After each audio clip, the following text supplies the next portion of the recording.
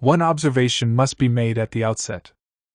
The history of relations between the Bolsheviks and the moderate socialist parties does not begin in October 1917. Even without going back to the pre-revolutionary period, it must be kept in mind that divergence between the Leninists, on the one hand, and the SRS and Mensheviks, on the other, marked the entire evolution of events in Russia between February and October 1917. It was a complete divergence, bringing the two camps into conflict on all the problems of the revolution, and, in the last analysis, on the fundamental question, was it or was it not necessary to trust the bourgeoisie, allowing that class to establish its authority, and, indeed, encouraging it to do so? It was because the Bolsheviks and the moderate socialist parties disagreed on this vital point that the October Rising took place against those parties, and because of this that they did not content themselves with holding aloof from it, but denounced it, and would have crushed it if their weakness had not been as great as their disapproval and anger. Hardly had the sovereignty of the Soviets, as the source of state power, been proclaimed, during the night of October 25-26, 1917, then the Mensheviks and SRS refused to recognize it, and walked out of the All-Russia Congress of Soviets, most of them never to return. It might be concluded that this refusal and this walkout, confirming a disagreement that related to the very nature of the new regime, must make impossible any collaboration between parties that were thenceforth each other's adversaries, despite the similarity of their titles.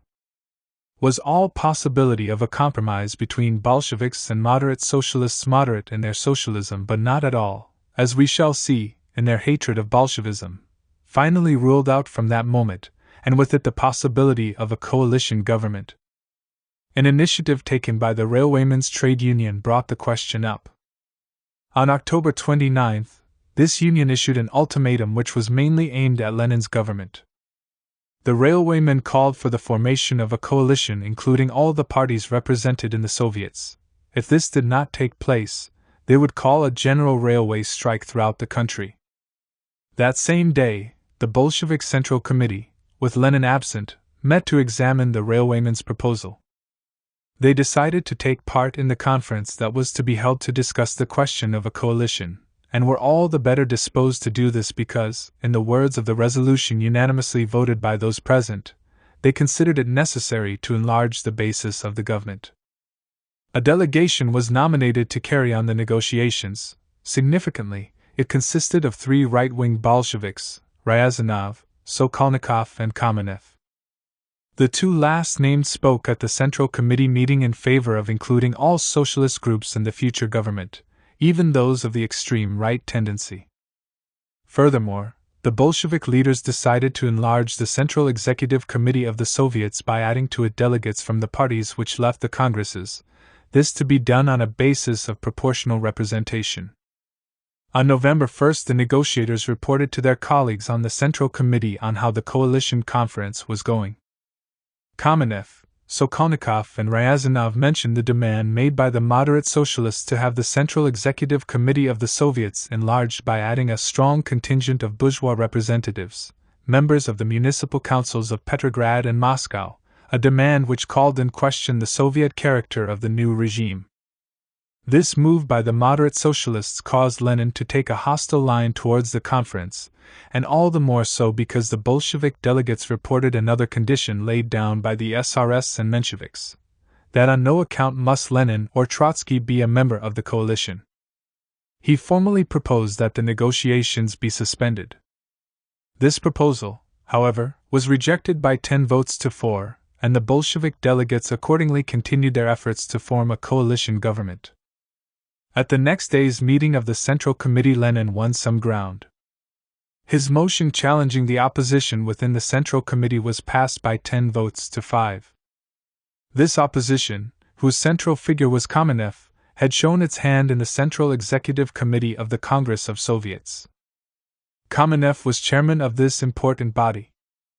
Anticipating the course of the negotiations, he had proposed that the Council of People's Commissars resign and be replaced by a coalition government. He was supported by a strong contingent of leading Bolsheviks, including Nagin, a member of the party's Central Committee and People's Commissar for Industry and Commerce, Rykov, also a member of the Central Committee, Milyudin, People's Commissar for Agriculture, and Teodorovich People's Commissar for Food, not to mention Zinoviev, once more allying himself with Kamenev. The moderate tendency was thus still strong among the party's leaders. When Lenin put down a motion declaring that to yield to the ultimatums and threats of the minority in the Soviets means finally rejecting not only Soviet power but democracy itself, for such concessions signify fear by the majority to make use of its majority, the discussion led to an indecisive battle. The first vote showed 6 for Lenin's motion and 6 against. The second vote showed 7 for and 7 against.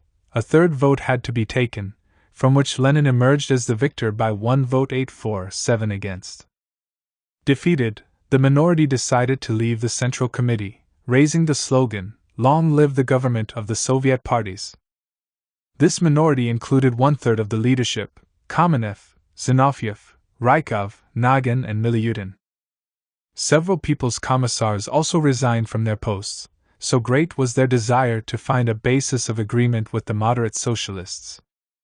Although this hope of theirs was nothing extraordinary, for, as the American historian R.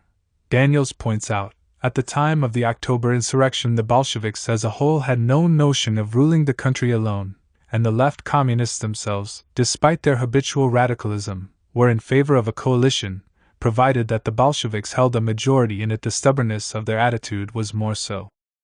The agreement they wanted would have been possible only if the mood of the Mensheviks and SRS had been similar to that of most of the Bolsheviks.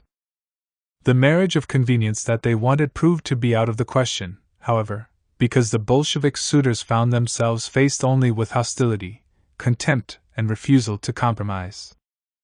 Speaking in the name of his party, a socialist revolutionary declared, "For us a government with Bolsheviks participating is unthinkable."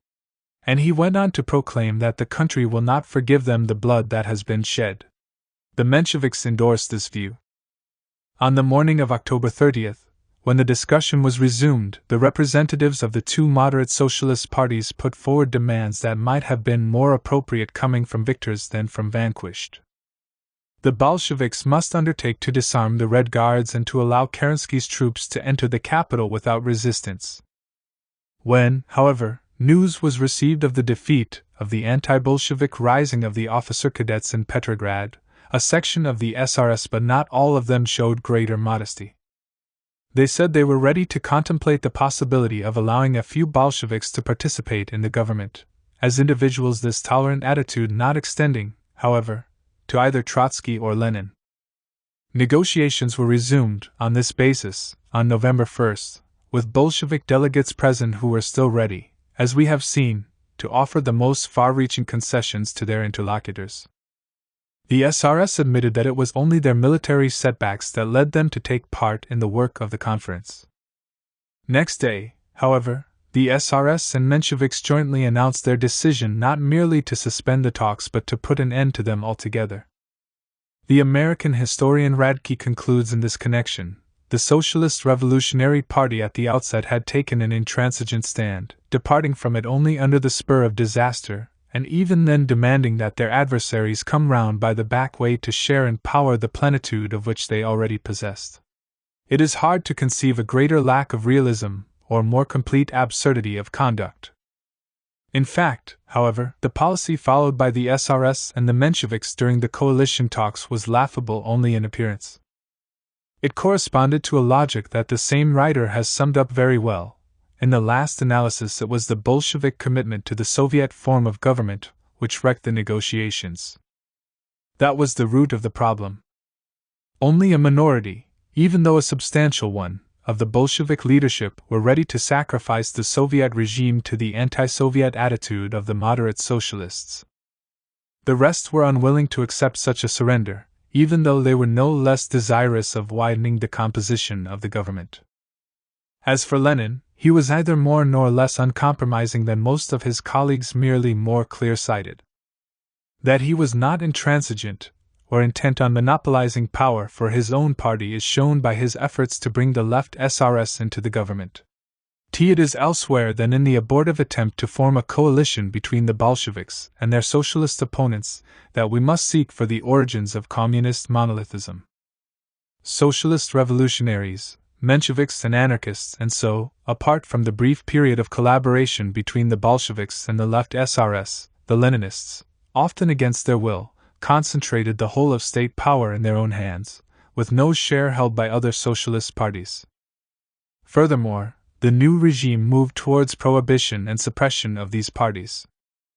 This attitude on the part of the Bolsheviks towards their socialist opponents, as also towards the anarchists who in some circumstances acted as their allies, seems, indeed, to show a culpable desire for power, a fatal tendency towards monolithism. The case of the socialist revolutionaries is at first sight the most disturbing, since Lenin had expressed concern to base himself on the majority of the population and needed, therefore, to obtain the support of the peasantry, whose political spokesman was, traditionally, the SR Party.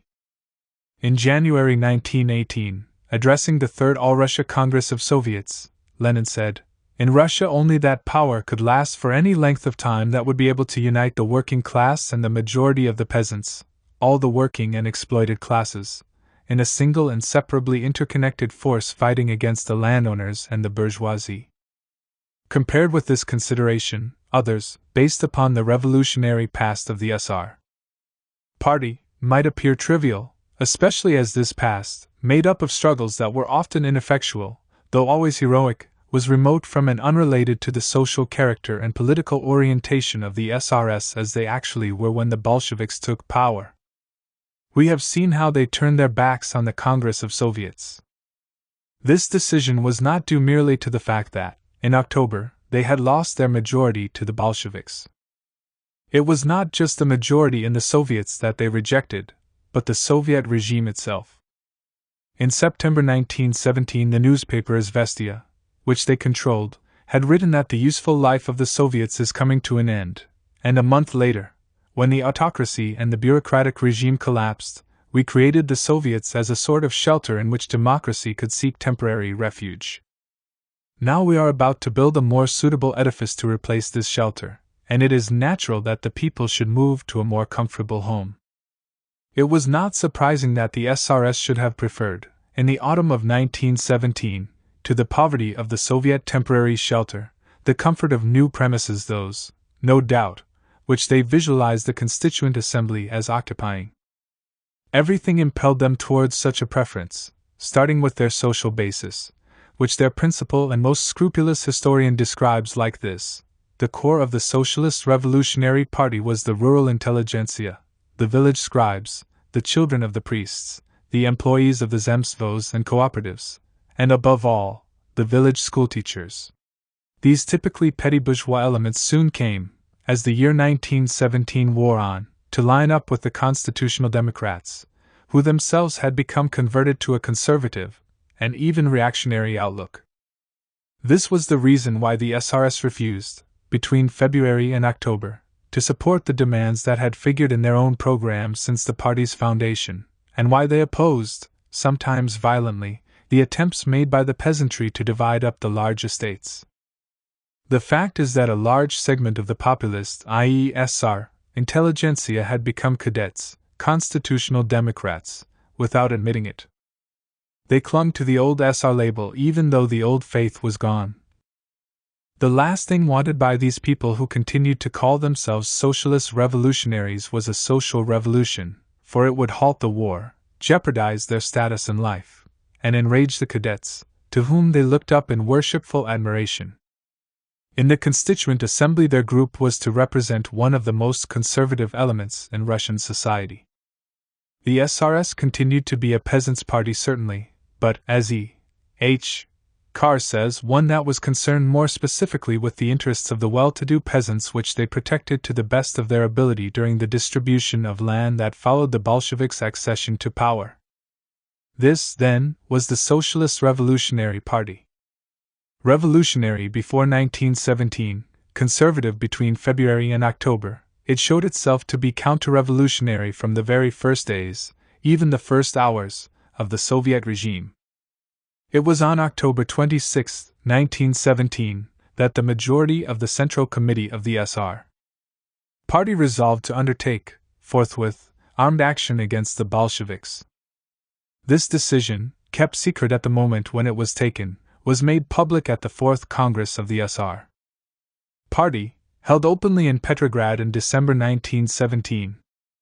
The carrying out of the plan was entrusted to the party's most influential figure, Abraham Gotz, who had received more votes than anyone else in the election to the party's Central Committee. It turned out very soon, however, that Gotz could not count on the SR activists in order to put his counter-revolutionary plan into effect. He therefore turned, first, to the Cossacks stationed in the capital, and then, when they refused to commit themselves, to the training schools of the Junkers, the officer cadets, who were well known for their conservative loyalties. The cadets accepted the assurances of the monarchist Purishkevich, with whom Gotz had made a pact that was doubtless decisive in rendering armed action possible.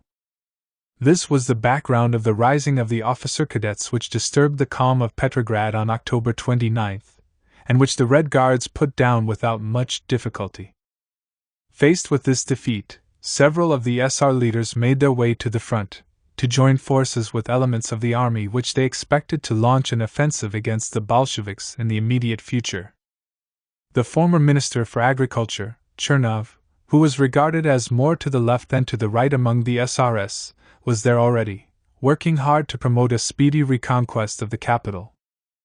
I shall not trace in detail the counter-revolutionary activities of the SRS before and after the dissolution of the Constituent Assembly, but it is certain that the SRS were pioneers on the counter-revolutionary side in the launching of the Civil War. In November 1917, their military commission planned to kidnap Lenin and Trotsky, entrusting this scheme to a group of officers. And if the demonstration in support of the Constituent Assembly which they organized in January 1918 in the streets of Petrograd was peaceful, this was not because the SRS had wanted it to be an unarmed one, but merely because they had not been able to obtain arms.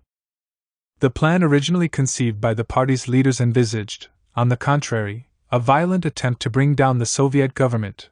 For weeks all preparations had been made with this end in view. But by the new year it was evident that a strictly military coup could not succeed. After the dissolution of the Constituent Assembly, the SRS decided to supplement their methods of action with a weapon taken from their party's old traditions, that of individual terrorism. In the spring they hatched a plot to assassinate Lenin. In June 1918 one of their men killed the Bolshevik leader Volodarsky, and a month later, another killed Uritsky, also an important figure in the government camp. Altogether, in the civil war that ravaged the country from July onwards, the SRS played a very prominent role. Already in May, at their 8th conference, they had resolved to overthrow the Bolshevik dictatorship and to establish a government based on universal suffrage and willing to accept Allied assistance in the war against Germany. The SRS took part on a large scale in all the anti-Bolshevik governments that were set up in Russia, often predominating in them. They took part in such governments even when these proclaimed and carried out a clearly reactionary program. This was the case, for example, with the Provisional All-Russia government formed in the autumn of 1918, whose program was to develop the productive forces of the country with the help of private Russian and foreign capital, and to stimulate private initiative and enterprise. What was left of the socialist and revolutionary past of this organization, in which its old leader Kemov, despite his hatred of the Bolsheviks, was horrified by the progress made by the monarchists and by the weakness of the moderate ones among us in consenting to a coalition with the anti-democratic forces. This conversion of numerous SRS to monarchism was nothing new in the autumn of 1918. Jacques Sedul, in a letter sent from Moscow in April of that year, summed up in these words what had emerged from his talks with SR leaders, without so far admitting it publicly. Many of them affirm, in private conversation, the need for a restoration of the monarchy. It is true that a change took place in February 1919, after months of civil war, in the attitude of certain SRS in Moscow and in Samara, where they had participated in an anti-communist government. They decided to seek a rapprochement with the Soviet regime, but their party's 9th conference, held secretly in the capital, replied by denouncing these conciliators, who thereupon left the SR Party. Meanwhile, the Bolsheviks had responded to this turn on the part of a minority of the SRS by relegalizing their party, which they had banned in June 1918, This gesture of toleration was to remain without a future, however, for the waverings and hesitations of a few individual SRS, amid the tumult of civil war, did nothing to alter the basic fact that, in the conflict between classes that preceded and followed the October Revolution, the SR Party chose the banner of counter-revolution, and fought for it with all the violence that was typical of the period. The intolerance the Bolsheviks showed in relation to the SRS was a reply to this decisive choice made by the latter. The case of the Mensheviks differs considerably from that of their SR allies. They were no less anti-Bolshevik than the SRS, but their opposition had necessarily to take other forms, owing to their weakness and also to the very nature of their party. At the moment when Soviet power was established, the Mensheviks looked quite discredited. A party of the towns, the election results showed that they had lost all their popularity there. A working-class party, they had lost the support among the proletariat that they had enjoyed in the first months following the February Revolution. In October 1917, the Mensheviks seemed to be a political formation without any social basis. A grouping that included some eloquent politicians and brilliant intellectuals, they seemed, in their almost pathetic weakness, like ghosts from a world that had passed away. Besides this weakness, which contrasted with the still firm roots possessed by the SRS in the countryside, another point of difference between the SRS and the Mensheviks was the political character of the latter.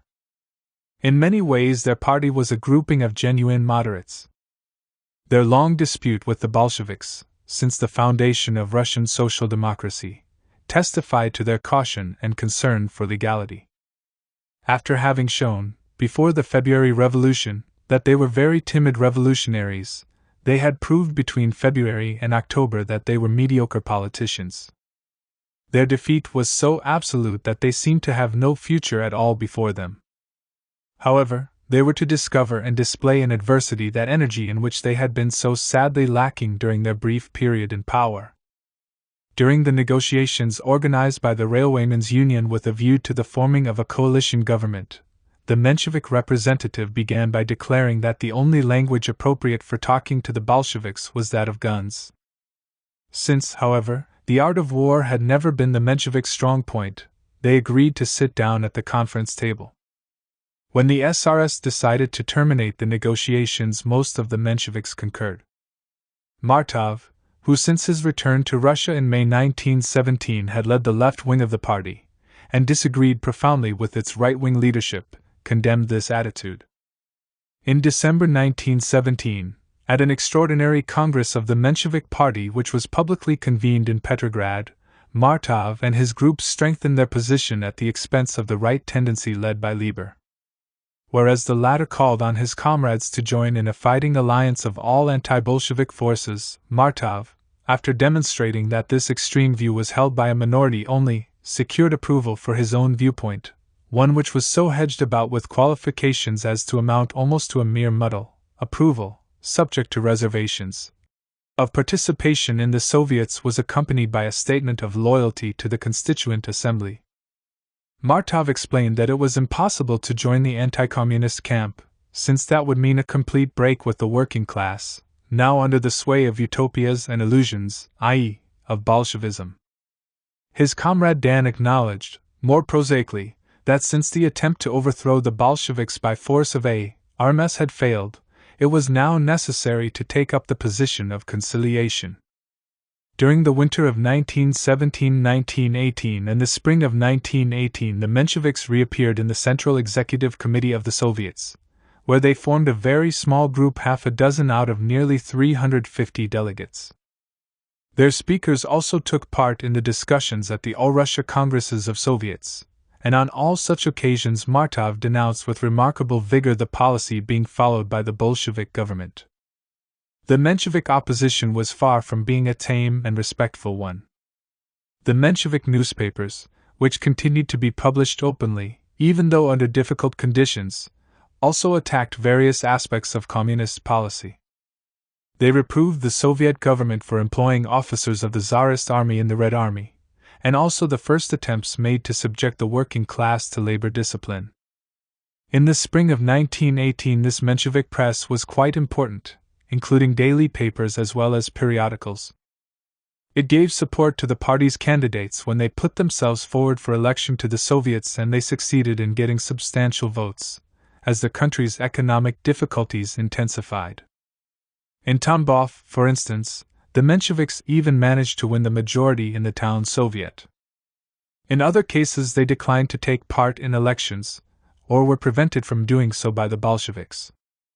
In May 1918, the Menshevik Party held a new conference officially and openly at which they condemned the Allied intervention in Russia, a step to the left, but also confirmed their devotion to the Constituent Assembly, a step to the right.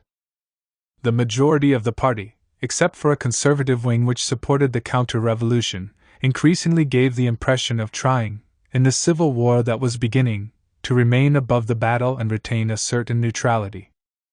Thus, when, at the end of May, the Czechoslovak Legion in Russia, which was being transferred to the Western Front in order to continue fighting Germany, became involved in an armed clash with the Bolsheviks, the Mensheviks, on being asked by trade unionists among the railwaymen what attitude they should take up, advised them to stay neutral. When this advice was felt to be too vague, the Menshevik Central Committee explained that the neutral attitude to be maintained should be friendly to the Czechs and hostile to the Bolsheviks. Whatever the difficulties experienced by Martov and his friends in deciding on a coherent policy that could rally the support of all the different tendencies among the Mensheviks, the Soviet government took a decision of major importance in relation to them and to the SRS. On June 14, 1918, a decree was issued expelling the representatives of these two parties from the All-Russia Congress of Soviets and from its Central Executive Committee, and calling on all local and regional Soviets to follow this example. Communist monolithism, favored by the waiting policy of the Mensheviks and provoked by the frankly counter-revolutionary conduct of the SRS, had taken a decisive step forward. After the summer of 1918, with the rapid development of the Civil War, the Mensheviks found it very hard to form themselves into a comparatively homogeneous group. A series of divergences appeared among them which it was not easy to reconcile, and which their traditional lack of organization and discipline prevented them from overcoming. There were the minorities at the two extremes. One of these, led by Liebman, stood for armed struggle against the Bolsheviks, and in some cases actually participated in this struggle. The party's Central Committee expelled those members who took an active part in the counter-revolution, but this decision seems either to have been applied to all the Mensheviks concerned nor to have been made effective, since the counter-revolutionary Mensheviks in outlying parts of the country continued to regard themselves as members and representatives of the party. On the extreme left was another minority, which advocated and practiced rapprochement with the Soviet government and even with the Communist Party. In the center, the majority of the Central Committee gathered around Martov, who recovered, after 1917, the stature as a leader that he had lost in the pre-October period. Martov's attitude towards the Soviet government, and by implication that of the majority of the Mensheviks, has been described by a perceptive and well-disposed biographer as surly loyal. Paradoxically, it was after the party had been banned that their leader drew closer to the communist regime. His attitude, and that of his party, during the Civil War period, were defined at a conference held by the Menshevik Central Committee in Moscow during 5 days in October 1918. By the final resolution, the Menshevik leaders undertook to support Lenin's government in so far as it was defending the gains of the revolution, but to oppose its policy of immediate socialization, the dictatorship of the Bolshevik Party, and the exercise of terror. This conversion was subject, however, to reservations so subtle that it is uncertain whether everyone concerned was capable of grasping what they implied. Thus, the conference stated that the party was obliged to take the Soviet regime as point of departure in its struggle, accepting it as reality and not as a principle, while at the same time remaining faithful to the idea of popular sovereignty, universal suffrage, and the Constituent Assembly. The resolution expressed the hope that the situation would evolve in such a way as to make possible in the near future resumption of the struggle for the Constituent Assembly. Despite its subtlety and contradictoriness, this document, when made public, produced a good impression on the Bolshevik leaders, and they were not long in responding to it. On November 30th, a decree of the CEC, of the Soviets, actually, of the government announced the relegalization of the Menshevik Party. It was at this period, but only at this period, that the Menshevik Central Committee definitively separated itself from the party's extreme right element, who were still actively participating in the counter-revolution. In 1919, especially in the second half of that year, the Mensheviks were thus able to make their appearance once more in the Soviets, even though in small numbers only, and to defend their ideas, even though with very limited resources. As a constitutional opposition, they developed their policy in three directions: defense of Soviet legality and struggle against the Red Terror, demands for measures of economic liberalization, and support for the restoration of independent trade unions and the rights of the working class. On economic matters, the Mensheviks called in July 1919 for a relaxation of war communism. The Mensheviks chiefly made their mark, however, during 1919 and 1920, by their defense of the rights of labor and the independence of the trade unions. The comparatively strong position they held before 1918 in certain trade union organizations and their concern to maintain this position in face of pressure and coercion which, in many instances, emanated from the new rulers, account for their policy of defense of the trade unions, which was accompanied by a striving to safeguard the working class from a worsening of its standard of living, both being concerns that accorded with the traditional Menshevik line. Undoubtedly, as a result of the government's increasing unpopularity, and the loosening of revolutionary tension as the Civil War drew towards its close, the Mensheviks recovered a certain basis among the workers. This was reflected in the gains they made in some elections to the Soviets. In 1920, for example, they won 46 seats in the Moscow Soviet, 205 in that of Kharkov, 120 in Yekaterinslav, and 50 in Tula. They had an official headquarters in Moscow and published several papers legally, and at public meetings Menshevik speakers sometimes took the floor to oppose the representatives of the Bolshevik Party. At the same time, the spirit of toleration shown by the Communists must not be exaggerated. Even during the time when the Mensheviks were legal, their freedom was highly precarious and subject to vexations, discriminations, and methods of intimidation, in the form of arrests for brief periods. Nevertheless, in the words of Martov's biographer, outright repressions, arrests, and expulsions from Soviets were the exception rather than the rule. This toleration, with occasional lapses, was subjected to a severe test in May 1920, when Menshevik trade unionists organized a meeting in honor of a delegation from the British trade unions which was visiting Moscow. The speeches made at this meeting were critical, of course, of the government's policy. That was in order, but what was perhaps not, and certainly looked like an act of provocation, was that the organizers of the meeting allowed their platform to be used by the SR leader Chernov, that veteran leader of the counter-revolution, who was wanted by the police. The authorities took a month to react to this, but when they did, they reacted with vigor, arresting many Mensheviks, especially those active in the trade unions. It will be noted that this repression coincided with the Polish invasion and the renewal of the Civil War, events which, in general, had a disastrous effect on the attempts to revive Soviet democracy. Even so, it was not until the winter of 1920 to 1921 that the Menshevik Party was suppressed in a systematic way.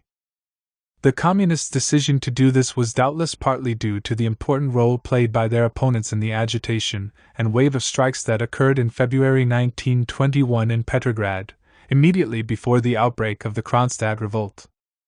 But although this activity on the part of some Mensheviks was bound to anger and even alarm the government, it was not the chief cause of the hardened attitude of the Communist Party.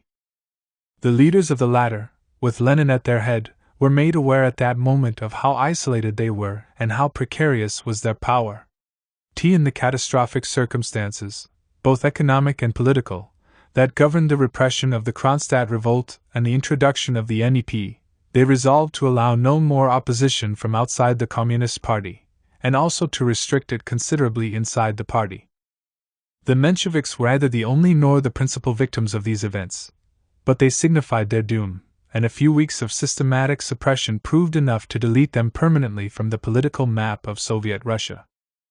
While, in principle, coexistence between the Leninists, as Marxists, and the anarchists, as anti-Marxists, was subject to serious obstacles. The evolution undergone by the Bolsheviks, and especially by their leader, during 1917, had brought about the rapprochement between them which has already been mentioned. How would the relations thus established develop once the Bolshevik party had come to power, and thus embodied in the eyes of the anarchists the principle and reality of that state authority which they rejected, root and branch?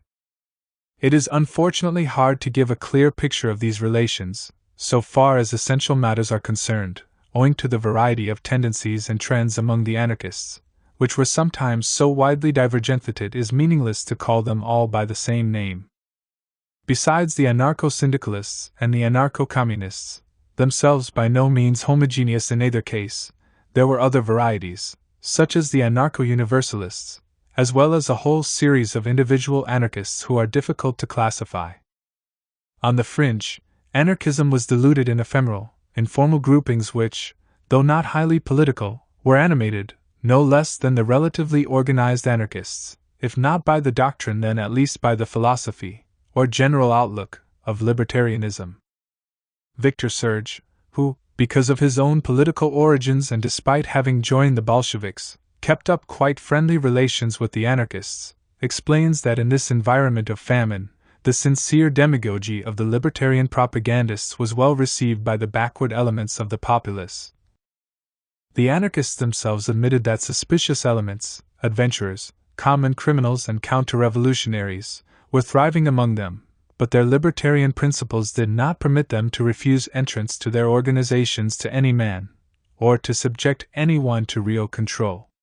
So anarchical a situation was not one to facilitate making the distinction the Bolsheviks claimed to observe between ideological anarchists and others.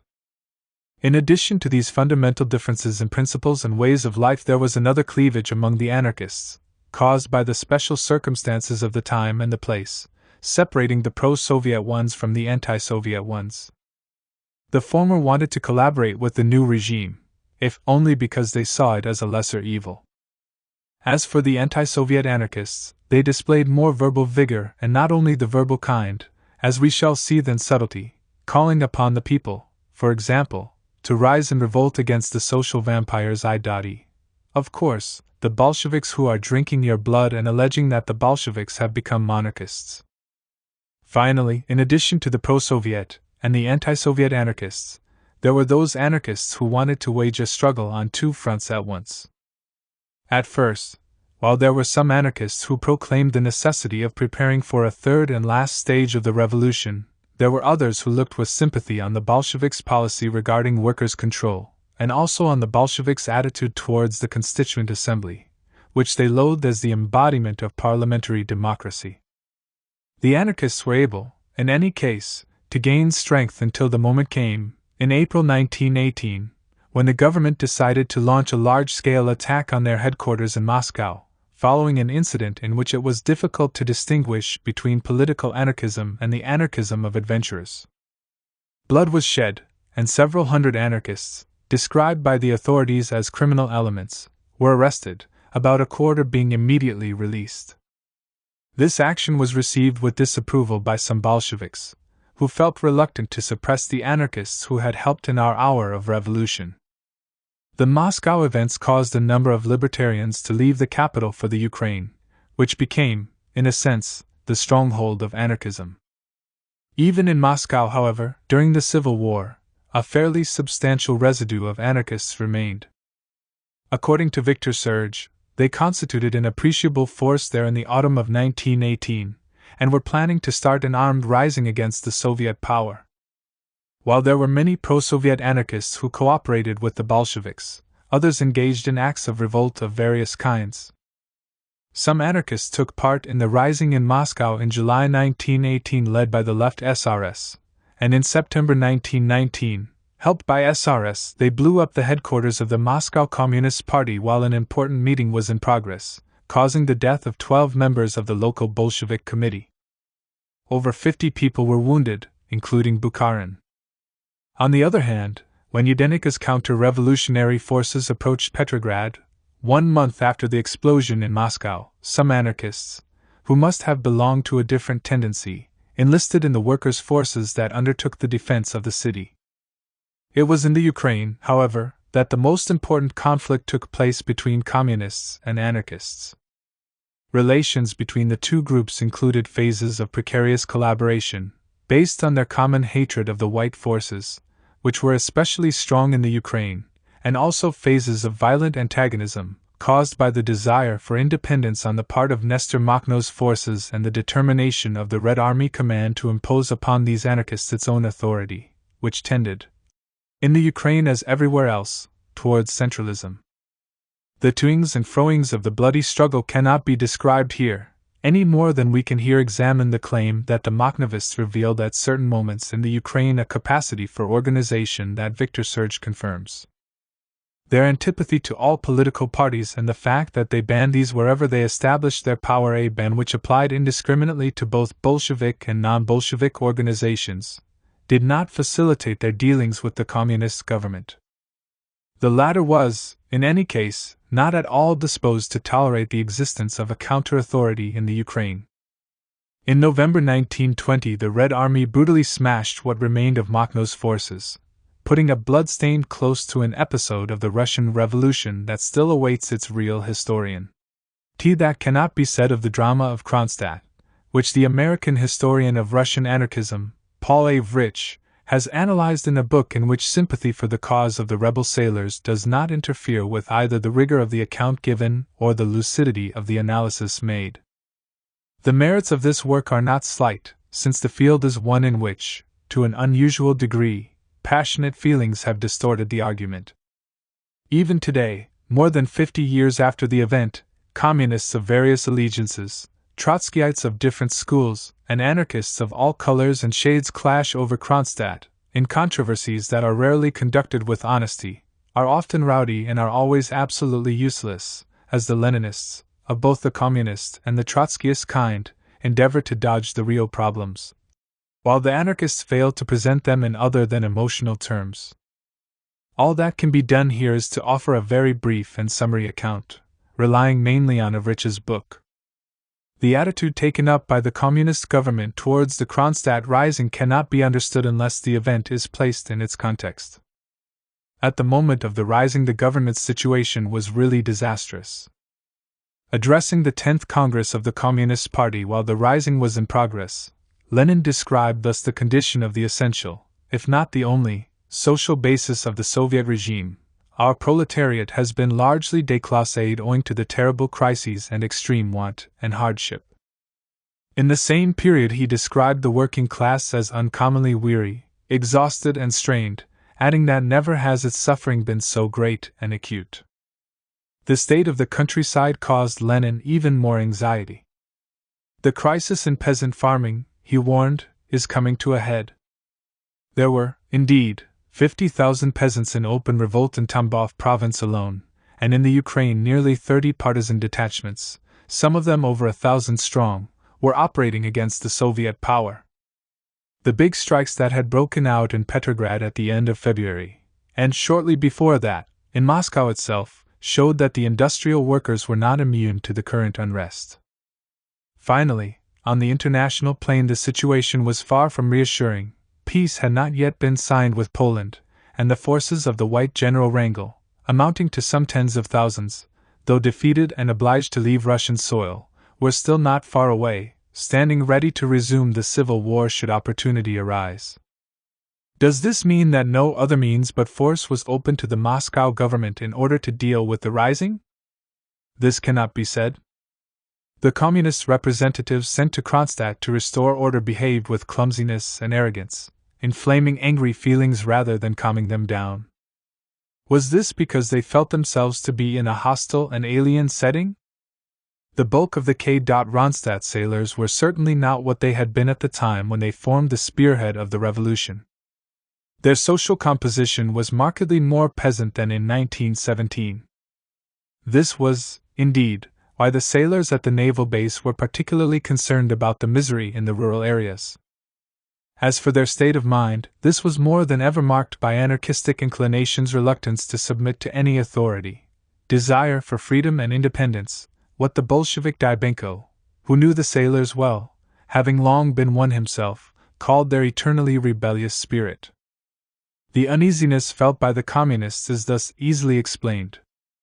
Nevertheless, the charges they leveled against the rebels, whom they presented as counter-revolutionaries linked with, or manipulated by, the Mensheviks, the SRS and the émigré whites, had little connection with reality.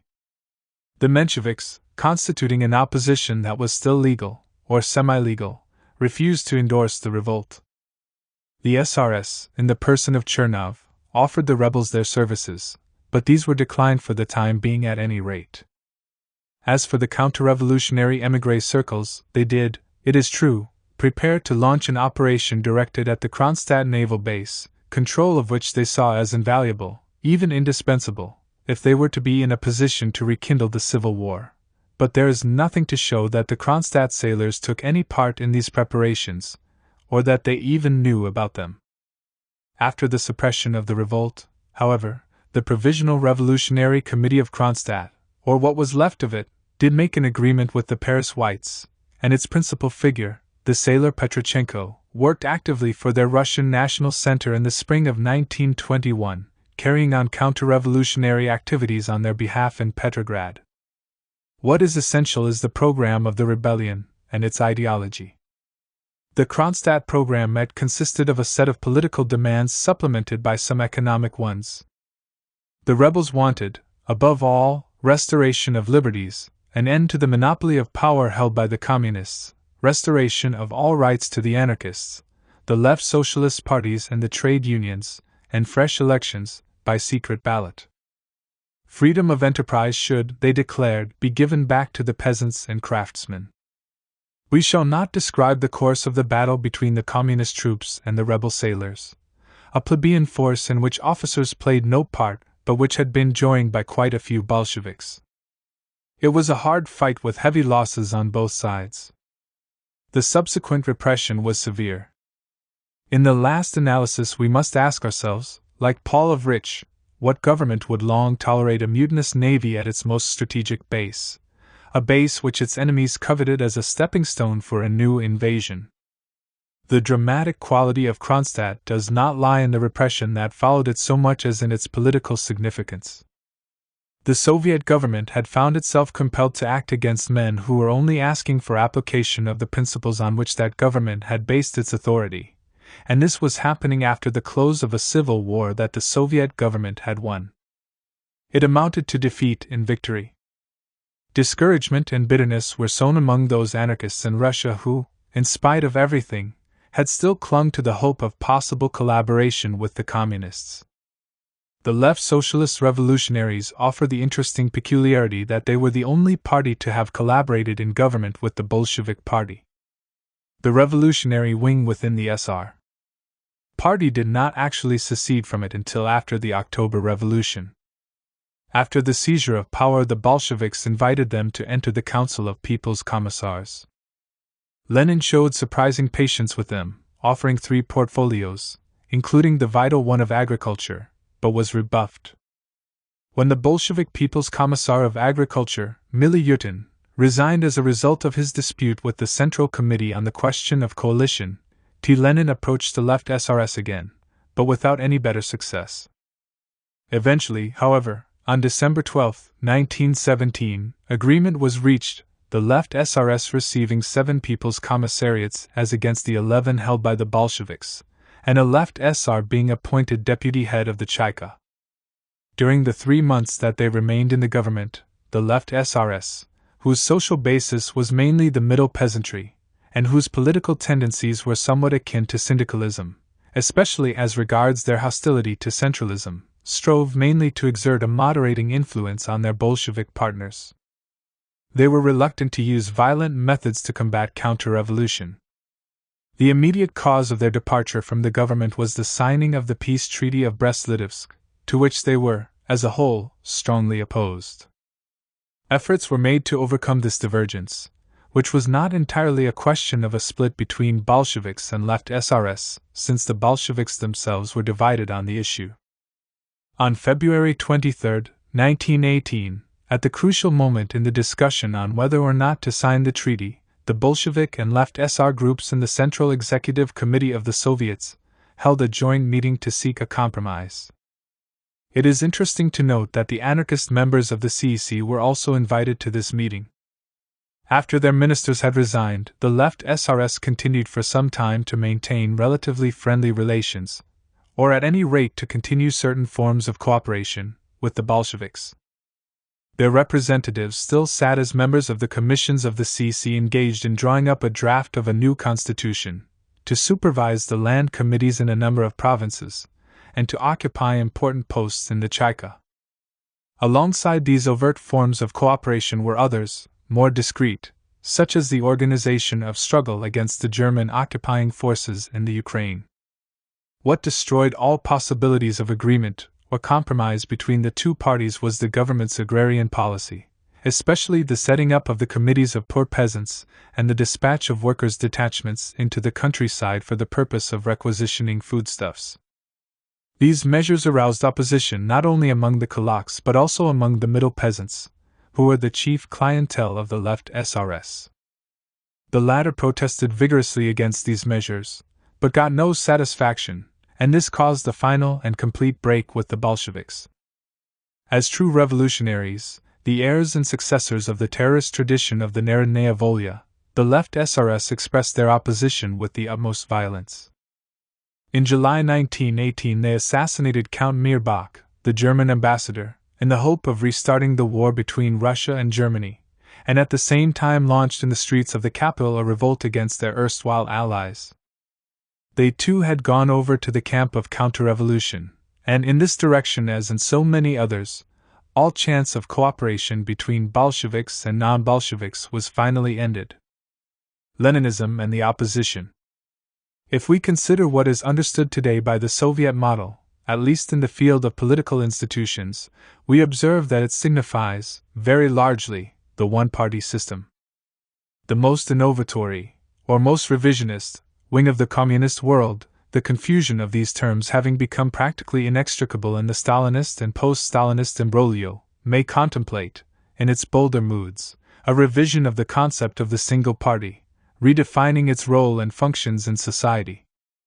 Never, though, does it question, in the countries where the communists are in power, the idea, which has indeed become sacrosanct, that state power must be identified with, or at least based upon, a political organization that knows no rival.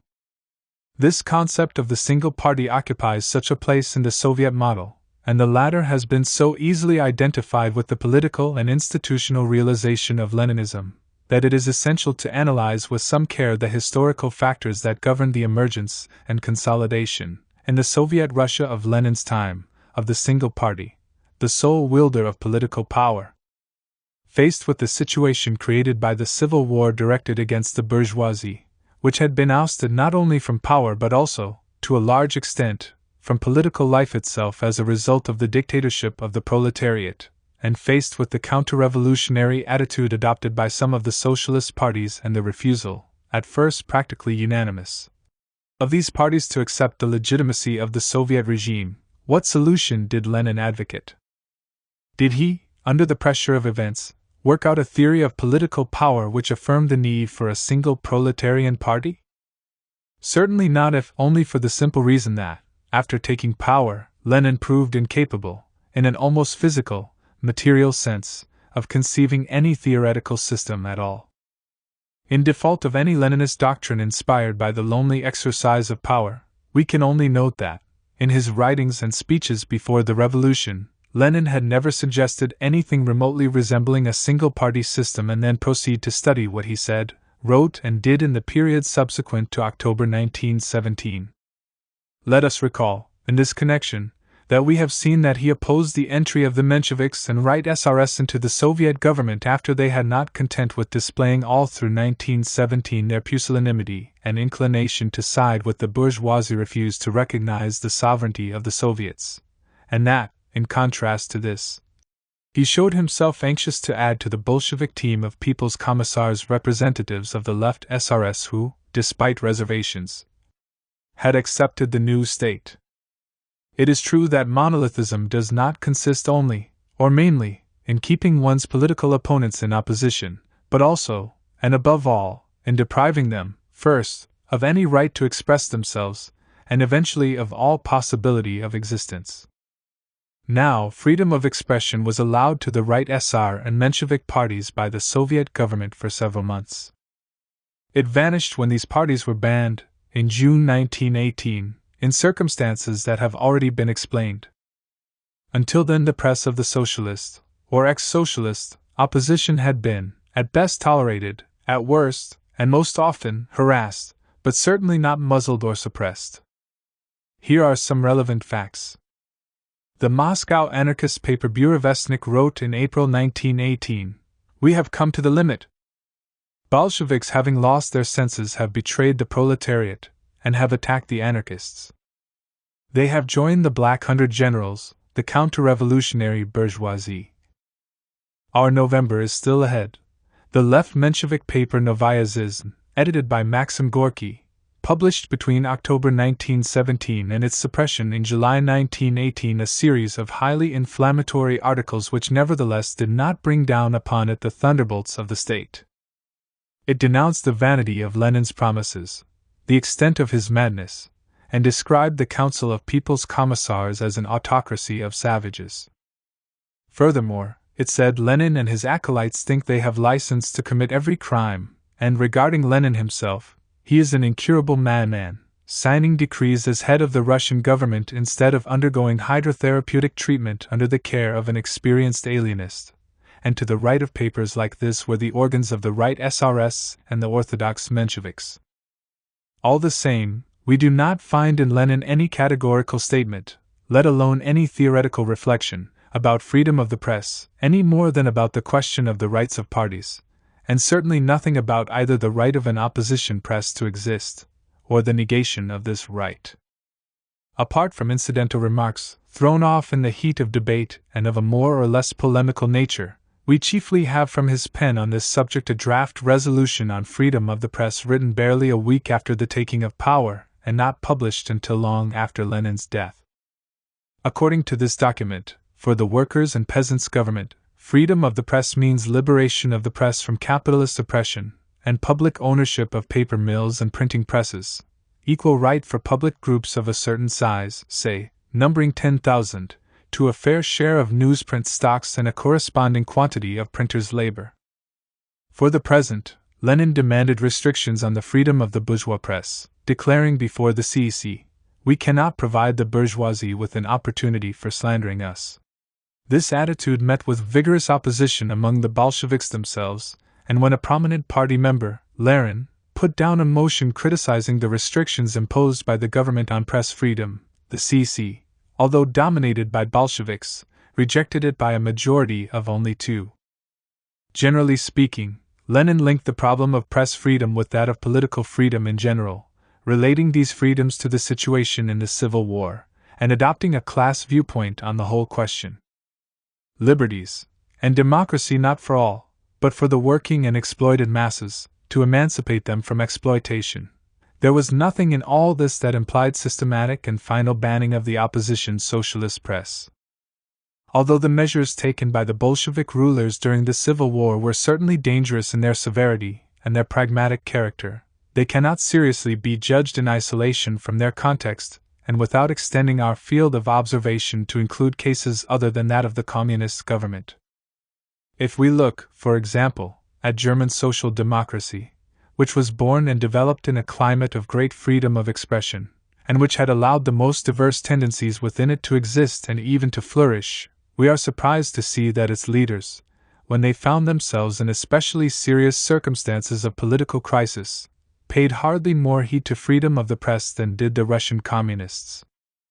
During the First World War, even before they came to power, Ebert and his colleagues of the German party leadership deprived the left tendency, by a veritable act of violence, of the papers that it had long been in control of. Once installed in state power in November 1918, these same social democratic leaders did their best, during the development of the revolutionary crisis, to prevent the Spartacist and independent left socialist papers from being published. The case of the German Revolution of November 1918 deserves attention from the angle of this problem of freedom of the press and its use in a revolutionary period. It illustrates, indeed, the disastrous consequences for the socialist cause that can result from the existence of the big de facto press monopoly enjoyed by the bourgeoisie and made use of by it in crisis situations, not to mention more normal ones. As Pierre Bru observes, in his book on the German Revolution, after November 1918, thanks to the watchword of freedom of the press put about by the Social Democrats and the forces behind them, the supplying of information remained in the hands of the enemies of the working class. While the Vossische Zeitung, Berliner Tageblatt, Kreuz Zeitung and the rest, the very papers that were to applaud the murder of Karl Liebknecht and Rosa Luxemburg, depicting this as the providential elimination of criminals pure and simple, ML, continued to appear, backed by substantial funds, the revolutionary workers' organizations, which could count on nothing but the workers' contributions, were obliged to remain silent, or to express themselves only with very inadequate means in face of the coalition that was crushing them. It is easily appreciated that, under these conditions, almost the entire press joined in orchestrating a systematic campaign to discredit the workers' and soldiers' councils. The measures of prohibition and intimidation adopted by the Bolsheviks, and recommended by Lenin, certainly do not provide a solution to the very real problem posed by freedom of the press in a revolutionary period. To represent them, however, as proof of a deliberate striving for totalitarianism is to close one's eyes to the reality of a revolution. This amounts to advising revolutionaries to answer the massive pressure exerted by the bourgeoisie, not to mention its violence, with the Franciscan virtues of renunciation, resignation, and humility. The press is only a vehicle of opinions and interests, the means of expression of organizations, notably of political bodies, and it is Lenin's attitude to the latter that is of fundamental interest in our present context. In this connection, Lenin's attitude to the anarchists constitutes a special case. E.H. Carr considers that from the time of state and revolution onwards Lenin always showed a certain tenderness for anarchists. Though Professor Carr's formulation is questionable, his opinion is basically quite justified. To be sure, reiterating his previously expressed views, Lenin declared in the spring of 1918, in the immediate tasks of the Soviet government, that anarchism and anarcho-syndicalism are bourgeois trends, irreconcilably opposed to socialism, proletarian dictatorship, and communism, but this statement surprises us if we compare it with numerous indulgent, complaisant, or even favorable references that he made to anarchists, if not to anarchism. In January 1918 he had already spoken of the new, fresh trend in anarchism, which was definitely on the side of the Soviets. It was above all in August 1919, however, in a letter to Sylvia Pankhurst, that Lenin revealed his sympathy for a certain form of anarchism. Very many anarchist workers, he wrote, are now becoming sincere supporters of Soviet power, and that being so, it proves them to be our best comrades and friends, the best of revolutionaries, who have been enemies of Marxism only through misunderstanding, or, more correctly, not through misunderstanding but because the official socialism prevailing in the epoch of the Second International, 1889 to 1914, betrayed Marxism. In left-wing communism, an infantile disorder, Lenin, again referring to the attitude of the anarchists towards socialism before 1914, admitted that the anarchists rightly pointed to the opportunist views on the state prevalent among most of the socialist parties. Acknowledging that the old division between socialists and anarchists had proved to be outdated, since the working class movement in all countries followed a new line, not the line of either the anarchists and i.e. or the socialists, but one that could lead to the dictatorship of the proletariat, Lenin quite logically called upon the anarchist workers to join the ranks of the Third International, even considering that the measure in which genuinely communist parties succeed in winning mass proletarian elements, rather than intellectual and petty bourgeois elements, away from anarchism is a criterion of the success of those parties. This unconcealed sympathy towards anarchism, shown in a period when clashes with other Marxist socialist trends were, on the contrary, becoming sharper, did not, however, suffice to ensure relatively harmonious cooperation between the Bolsheviks and the various libertarian tendencies. This failure resulted from the variety of such tendencies and the very pronounced contradictions that led some anarchists to take up a certain position within the Soviet order while others, as we have seen, opposed it violently. Faced with these divergences, Lenin could only make a distinction between the ideological anarchists and the rest. Lasting cooperation between communists and anarchists was also hindered by the contrast between the strength of the former and the comparative weakness of the latter. As has been said, the Kronstadt revolt and its suppression was to draw a line of blood between them. It is to be observed, however, that, even in Kronstadt, the rebels showed a certain sympathy with Lenin, whereas they felt violent hatred for Trotsky. After the revolt had been crushed, when the communists recovered possession of the base, they discovered, for instance, that in the offices the rebels had occupied, though portraits of Trotsky had been torn down, those of Lenin had been allowed to remain. Lenin took the trouble, in September 1921, to arrange for all the better-known anarchists who had not committed acts of violence against the state to be released from prison, on condition that they left the country at once. Moreover, Lenin met Nestor Makhno during the summer of 1918, and showed himself conciliatory and even friendly towards him, saying that if only 1/3 of the anarchist communists were like you, we communists would be ready, under certain well-known conditions, to join with them in working towards a free organization of producers. No less significant is the fact that Lenin kept in touch with Kropotkin, although the latter had taken up a patriotic attitude during the war and supported Russia's participation in that conflict alongside the Entente countries. The two men met from time to time and corresponded. Lenin showed considerable respect for the great anarchist leader. The latter said that our aims seemed to be the same but that their methods differed greatly, and proposed that he supply Lenin with reports on the injustices committed by the Soviet authorities. Lenin agreed to this, and Kropotkin sent him such reports, until his death in February 1921. Let mention finally be made of a number of attempts that were pursued during the Civil War to bring communists and anarchists together, with a view to complete legalization of the libertarian movement. Kamenev and Alfred Rosemeyer took part in these moves. The anarchists were called upon to check their ranks and carry out a purge of the unbalanced and uncontrollable elements that were so numerous among them, along with some actual counter-revolutionaries. As Victor Serge records, however, the majority of the anarchists gave a horrified refusal to this suggestion of organization and enrollment. Rather than that, they would disappear, and have their press and premises taken off them. Thus, whereas Lenin's attitude towards the anarchists, immediately after the October Revolution and in the first years of the Soviet regime, showed more goodwill than sectarianism, his policy in relation to the moderate socialists was one of great sternness. Here we touch upon a question of major importance: whether it was possible for the communists to coexist with a socialist opposition that accepted the essential foundations of the Soviet regime, as did the Mensheviks, in contrast to the SRS. That such coexistence would inevitably have been very difficult is obvious. The Civil War, and the exacerbation of relations between classes and parties was bound to cause a strengthening of the extremes and threaten to ruin any tendency favoring conciliation. This was what happened with the Mensheviks. That their heterogeneity, with the presence inside the complex Menshevik family of trends that were rightist and sometimes counter-revolutionary, made worse by a long tradition of toleration and indiscipline, must have intensified these difficulties is not to be denied.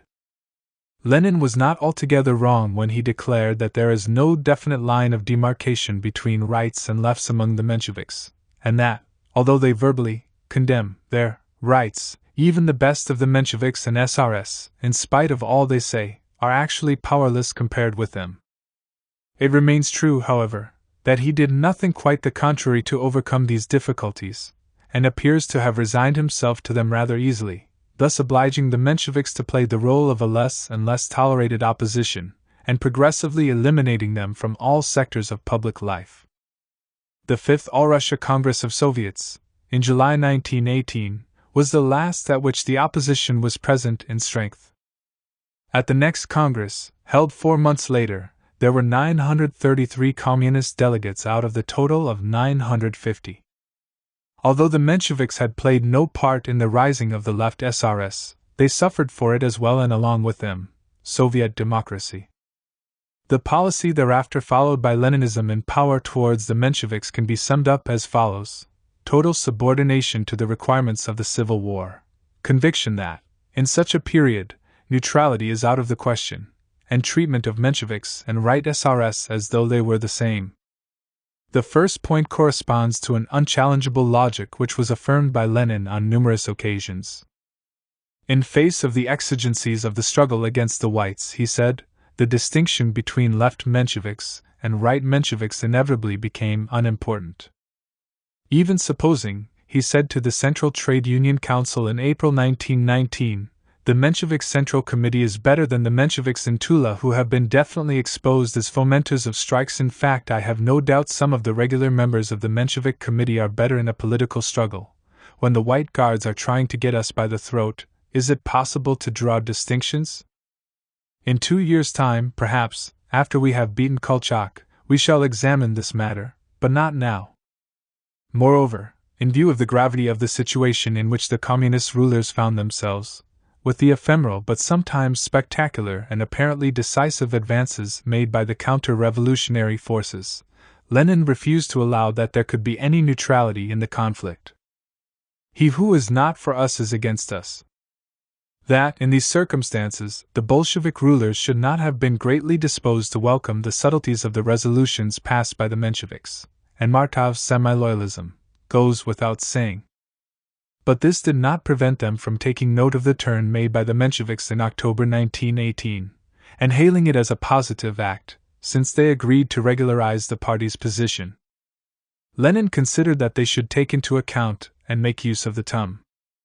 He stressed that many of the slogans of this struggle, against the SRS and Mensheviks, ML, have now become frozen and petrified and prevent us from properly assessing and taking effective advantage of the new period, in which a change of front has begun among these Democrats, a change in our direction.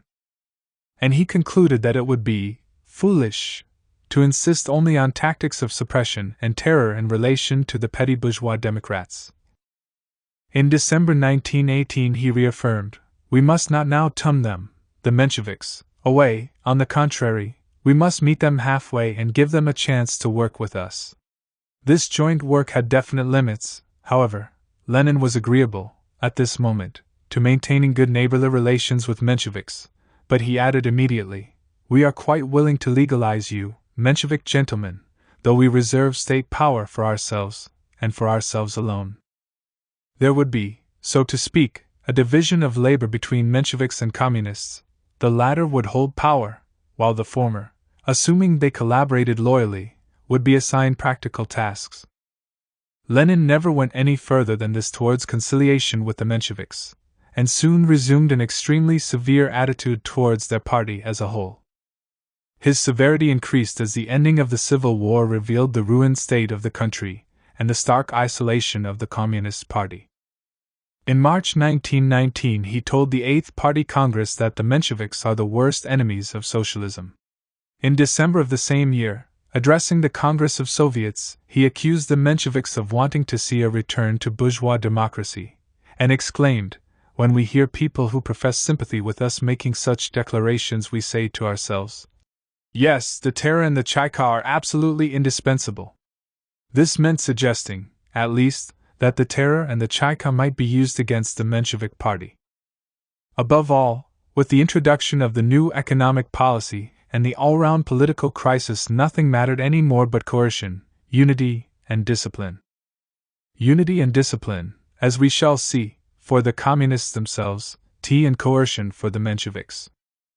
In and after 1923 Lenin frequently instructed his colleagues, especially in the People's Commissariat for Justice, to intensify repression against the Mensheviks, calling on the political bureau to wage a relentless struggle against what he called the most dangerous decto accomplices of the White Guards, and recommending that the application of the death sentence should be extended, commutable to deportation, to all forms of activity by the Mensheviks, SRS, and so on. What accounts for the almost entirely negative, and occasionally terroristic, attitude taken up by Lenin towards the Mensheviks is the hostility, almost repulsion, that their principal activities inspired in him. He blamed them especially for their legalism and their condemnation of the use of terror when only ruthless struggle against reaction could save the regime, and more generally, their continual uncertainty, the spineless vacillation bringing them to serve Kolchak, the zigzags of an unstable and wavering policy which Lenin attributed to the fundamentally petty bourgeois character of the Mensheviks' social basis. More concretely, the Mensheviks exasperated Lenin by their social agitation and their readiness to encourage the workers to go on strike to protect their immediate interests. The successes they achieved in this field testify to a recovered popularity that made them more dangerous than they had ever been since October 1917. Their activity, carried on during a phase of retreat and setbacks, threatened to intensify the crisis of the regime.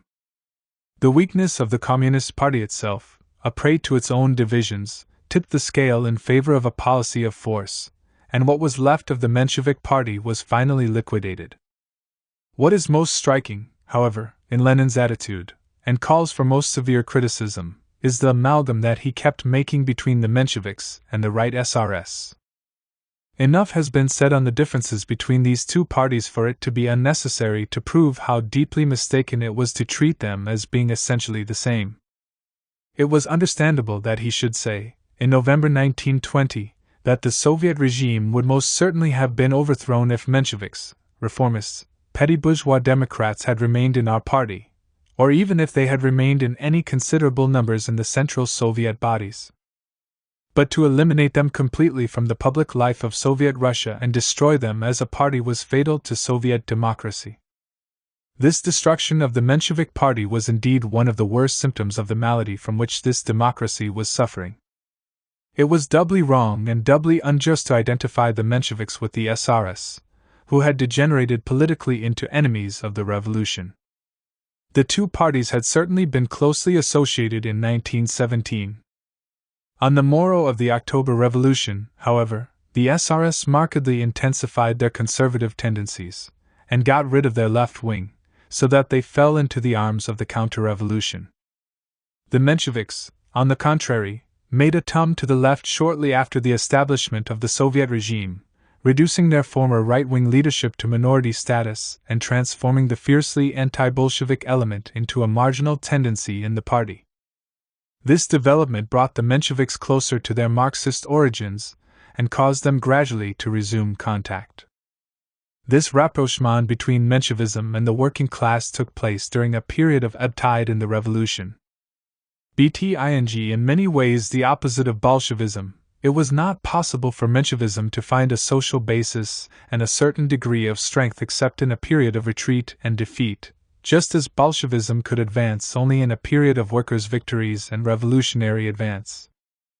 The corollary applies, also, that Menshevism found an echo, from 1920 onwards, only in a working class that had been largely declassed and was in any case weakened and demoralized.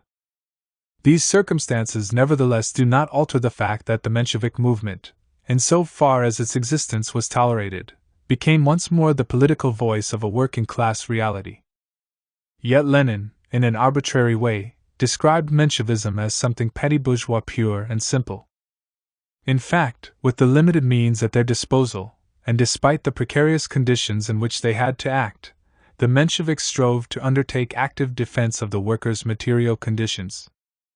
They were behind a number of strikes that occurred, including the very big one in Petrograd shortly before the Kronstadt Rising. Lenin considered that these strikes were against the interests of the proletarian state. Even so, during the great debate about the trade unions that was held in the Communist Party, he admitted that the degree of bureaucracy that prevailed in the regime justified a policy of pressure by the workers' own organizations. The Mensheviks, while endeavoring to defend the poor remnants of trade union independence that still remained, came forward to take the place of the trade unions, now enfeebled and much bureaucratized. Their old familiarity with trade union activity helped them to play this role. Lenin sometimes denounced the demands raised by the Russian workers as evidence of an egoistic attitude at a time when the Soviet power, or what was left of it, could be saved only by sacrifice. Faced with the rising wave of discontent, the reaction of the communist leaders, headed by Lenin, was often to denounce the petty bourgeois mentality which had evidently not disappeared, and was still doing harm. However, this argument was facile and dangerous. The Leninist rulers, backs to the wall, never made a serious attempt to introduce any mechanism of social defense apart from the institutions of repression that operated during the Civil War. They did not really permit the working class to develop any autonomous activity in pursuit of its own demands. In this sphere, Lenin opted for an authoritative and even authoritarian line. There is, however, one reservation to be made, and it is a serious one. Lenin never depicted what he considered to be a necessity, as being either a virtue or as a really lasting system. On the contrary, some remarks of his incidental certainly allow us to assume that the existence of a plurality of parties accorded better with his political plans. In March 1919, addressing the party congress, he said that for a long time these petty bourgeois (ML) parties are bound to take one step forward and two steps back, and appeared to be resigned to this. Even more clearly, he acknowledged during the discussions at the 10th Congress of the Communist Party, in 1921, the Congress that placed restrictions on freedom within the Bolshevik organization, that the choice before us is not whether or not to allow these parties to grow, they are inevitably engendered by petty bourgeois economic relations. The only choice before us, and a limited one at that, is between the forms of concentration and coordination of these parties' activities. The formulation is vague and far from satisfactory, but it certainly does not suggest a desire to eliminate the opposition parties once for all. One cannot discern any totalitarian or monolithic scheme here. Nevertheless, what Leninism actually did contributed to bring such a development about.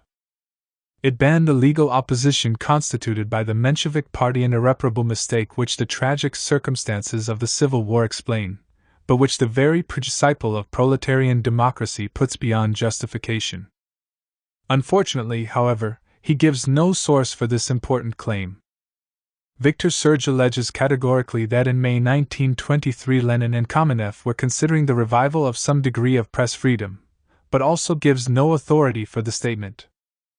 It would seem, on the contrary, that Lenin was in favor of strengthening repression of the Menshevik Party. Did he perhaps as a result of the illness that kept him away from the exercise of state power, and gave him the opportunity to discover the latter's grave imperfections, become aware, belatedly but clearly, of the defects of increasing monolithicity? Nothing in Lenin's last writings gives grounds for claiming this, at least so far as what has been published is concerned, despite the considerable interest and almost prophetic quality of some of these writings. At most, one may observe that in an instruction addressed to his secretaries in February 1923, Lenin asked for information on the present situation, the election campaign, the Mensheviks, suppression, national discord. There is not enough here for the slightest conclusion to be drawn, and any assumption based upon it, in the present state of our knowledge, is entirely conjectural and unwarranted.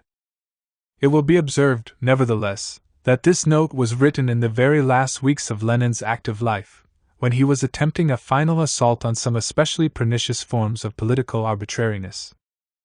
To this must be added certain facts regarding the relations between Martov and Lenin and how these developed during Lenin's illness.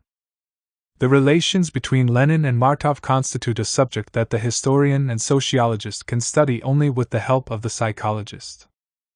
We know for certain that the Bolshevik leader felt for his Menshevik rival a degree of admiration and a friendship that was unusual for him.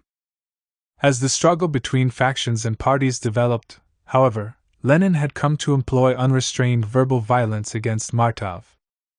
Even the internationalist attitude taken up by the latter during the war, centrist in character, to be sure did not suffice to shelter him from attack after attack, and neither did his opposition to the conservative policy followed by the Menshevik leadership during 1917.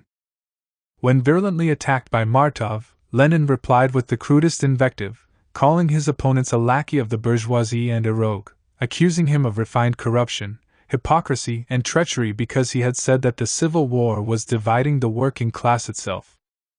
And yet Lenin's incredibly hard attitude was compatible with some ambiguous feelings. Lunacharsky, writing in 1923 at a time when the expression of any sort of sympathy with Martov was not calculated to bring approval in Soviet Russia, said that in the spring of 1917, Lenin dreamed of an alliance with Martov. What is certain is that Lenin showed in his last years definite solicitude for his old opponent. In October 1921, Martov, suffering from the tuberculosis that was to kill him 2 years later, asked permission to leave Russia in order to attend the Congress that the Independent Socialist Party of Germany was to hold at Halle, to decide whether or not to join the Third International. Although Martov intended to speak, in the name of the Mensheviks, against joining the Comintern, he was given his passport. The Communist Party's political bureau had favored refusal, but Lenin's personal intervention had reversed their decision. Martov never returned to Russia, but settled in Berlin, laid low by his illness. In the winter of 1919 to 1920, Lenin had sent him the best doctor obtainable in Moscow. Martov's biographer relates, on the authority of the memoirs of Svidersky, a former People's Commissar for Agriculture, that during Lenin's last illness he showed an obsession to get together with Martov. Paralyzed and having lost his speech, Lenin would point at Martov's books on his shelves and demand that a driver take him to Martov. The testimony of Krupskaya is doubtless more reliable, though the freedom of expression she enjoyed after her husband's death was also more limited.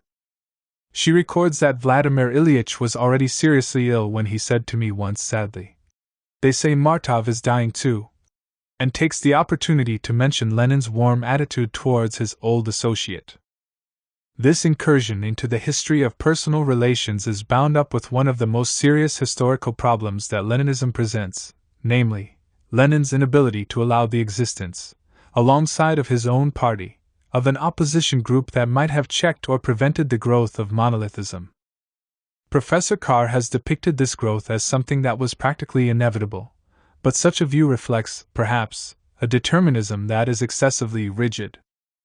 It is true that the possibility of coexistence between a revolutionary ruling power and a diversified and flexible structure that would enable a legal opposition to the Communist Party to express itself must be subject to very grave difficulties that an historian may confuse with irresistible fatality. But Lenin had shown on a number of occasions that he did not resign himself to any fatalities. If he had realized, between 1918 and 1923, the need for a proletarian democracy to preserve, as an essential constituent, the right of opposition, would he not have striven to overcome even those obstacles that were apparently most refractory? In the last analysis, Victor Serge is right when he says that if the revolution is to be well served, it must be constantly on guard against its own abuses, excesses, crimes, and reactionary elements. It therefore has a vital need for criticism, opposition, and civic courage on the part of those who carry it out. Actually, the complete suppression of Menshevism by the Leninist ruling power had two victims: Russian social democracy, with its ambivalent nature, bourgeois democratic in ideology, proletarian in its basis, and also Bolshevism itself, the vitality of which proved unable to resist the ravages of orthodoxy and monolithism. Leninism and the nationalities.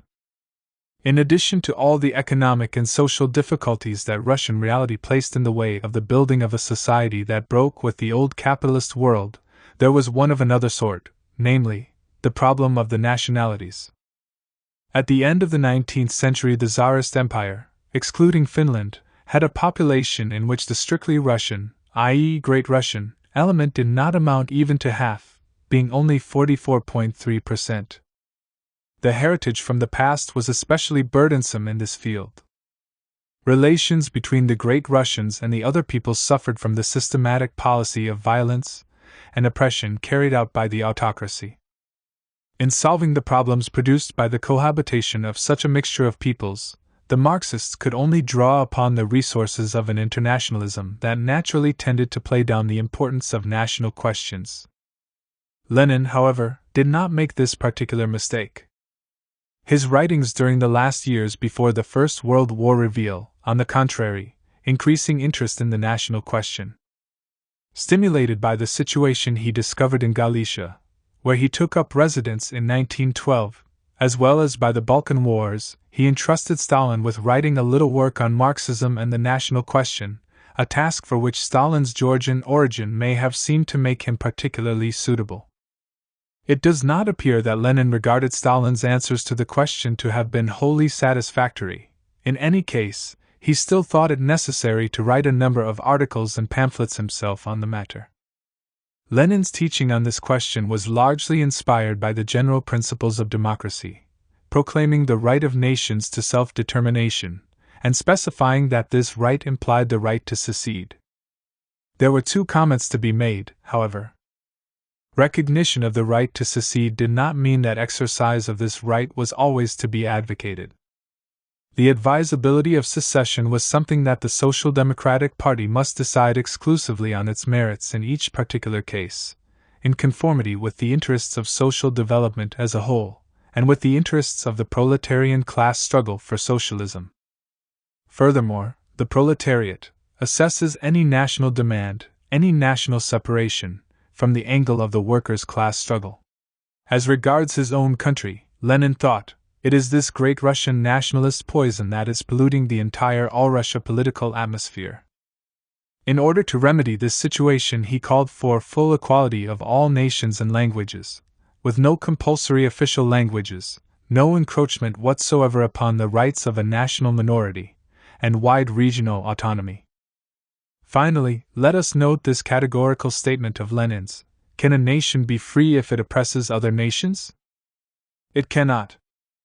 The outbreak of the World War and the ravages of chauvinism among the socialists themselves had the effect of strengthening Lenin's internationalist convictions, together with his hatred of nationalist excesses. Already before the war he had noted the defect common to the socialists of the dominant nations, the English and the Russians' failure to understand their socialist duties towards the downtrodden nations. At the same time, while stressing the importance of national demands and national rights, Lenin reaffirmed their conditional nature.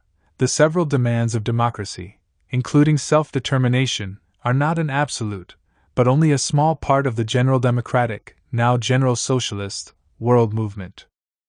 In individual concrete cases, the part may contradict the whole. If so, it must be rejected. These were the principles which, in the difficult circumstances of 1917 and then of the Civil War, Lenin tried to put into effect, clashing, in this field as in so many others, with the different outlook of a number of other Bolsheviks. The provisional government had shown itself no more effective where the national question was concerned than in the fields of social reform or foreign policy. It had turned a deaf ear to the demands of the Ukrainians and Finns, and its liberalism towards Poland was due less to goodwill on the part of the ministers in Petrograd than to the German armies which had torn that country from the Russian Empire. The failure was complete. As a representative of one of Russia's eastern peoples put it, the February Revolution had brought no changes. The victory of the October insurrection entailed a complete break with this attitude based on great Russian nationalism. On November 2nd, 15th, 1917, only a few days after the Bolsheviks' triumph, a declaration of the rights of the peoples of Russia proclaimed the right of nations to self-determination, including the right of secession. Explaining this policy and answering critics, Lenin said, "We are told that Russia will disintegrate and split up into separate republics, but we have no reason to fear this. We have nothing to fear, whatever the number of independent republics. The important thing for us is not where the state border runs, but whether or not the working people of all nations remain allied in their struggle against the bourgeoisie, irrespective of nationality." Such democratic arrangements were not enough, however, to solve the problem of relations between now Bolshevik Russia and the non-Great Russian nationalities. The case of Finland provides an example. That country's independence was immediately recognized by the People's Commissars, although a bourgeois and even anti-socialist government was in power there. A revolt of the Finnish workers, near neighbors of Petrograd, brought about a civil war situation, with very soon the appearance of two opposing authorities, one bourgeois and the other proletarian. Soviet Russia could not but accord recognition to the latter, despite the Finnish bourgeoisie's protest against interference which they treated as incompatible with the right of nations to self-determination. The intervention of German forces in support of the Finnish bourgeoisie and their suppression of the Finnish workers put an end to this ambiguous situation. Degree conflict between classes had disturbed the application in a pure and simple way of the bourgeois democratic principle of self-determination. This difficulty was confirmed and aggravated by what occurred in the Ukraine. Ukrainian nationalism had borne an almost exclusively bourgeois and intellectual character before the revolution, and between February and October 1917 the Rada, the Ukrainian Central Council, never demanded anything beyond autonomy in a decentralized Russia. As soon as the Civil War began, however, the Rada showed partiality in the struggle between Reds and Whites, the latter being helped while the former were subjected to systematic hostility, and workers armed by the Ukrainian Soviets were attacked by the troops of the Rada. The Rada negotiated with a French military mission with a view to an agreement that caused the Bolsheviks concern. The worsening of relations between the nationalists of Kiev and the Soviets, both Russian and Ukrainian, caused Stalin to propose an important amendment to the principle of self-determination. Addressing in January 1918 the Third All-Russia Congress of Soviets, he said that this principle ought to be interpreted as the right to self-determination not of the bourgeoisie but of the laboring masses of the given nation. The principle of self-determination should be a means in the struggle for socialism and should be subordinated to the principles of socialism. Since nationalist Ukraine owed its precarious existence only to the protecting presence of German forces, and, after the armistice of November 1918, to that of French ones, since the Georgian Republic, proclaimed independent in May 1918, in a sense, had come into being on German initiative and accepted the protection, successively, of German and of British imperialism. And since this tutelage from outside linked these non-great Russian nationalities with states that were intervening in Russia on behalf of the counter-revolution, it was inevitable that the entire nationalities policy of the Soviet government should be profoundly affected. It must be added that in a number of cases the demand for independence was more a reaction against Bolshevism than an expression of genuine nationalism. The Georgian Mensheviks, for example, had been opposed before the October Revolution to the idea of independence for Georgia, and between February and October had ignored the affairs of their own little country, preferring to devote themselves to the problems of Russia as a whole, in the ministries and streets of Petrograd. The solving of the problem of the nationalities was further complicated, during the first years of the Soviet regime, by other considerations, related to the outlook of the Bolsheviks themselves. Lenin's principles had not been accepted without resistance by a number of his followers.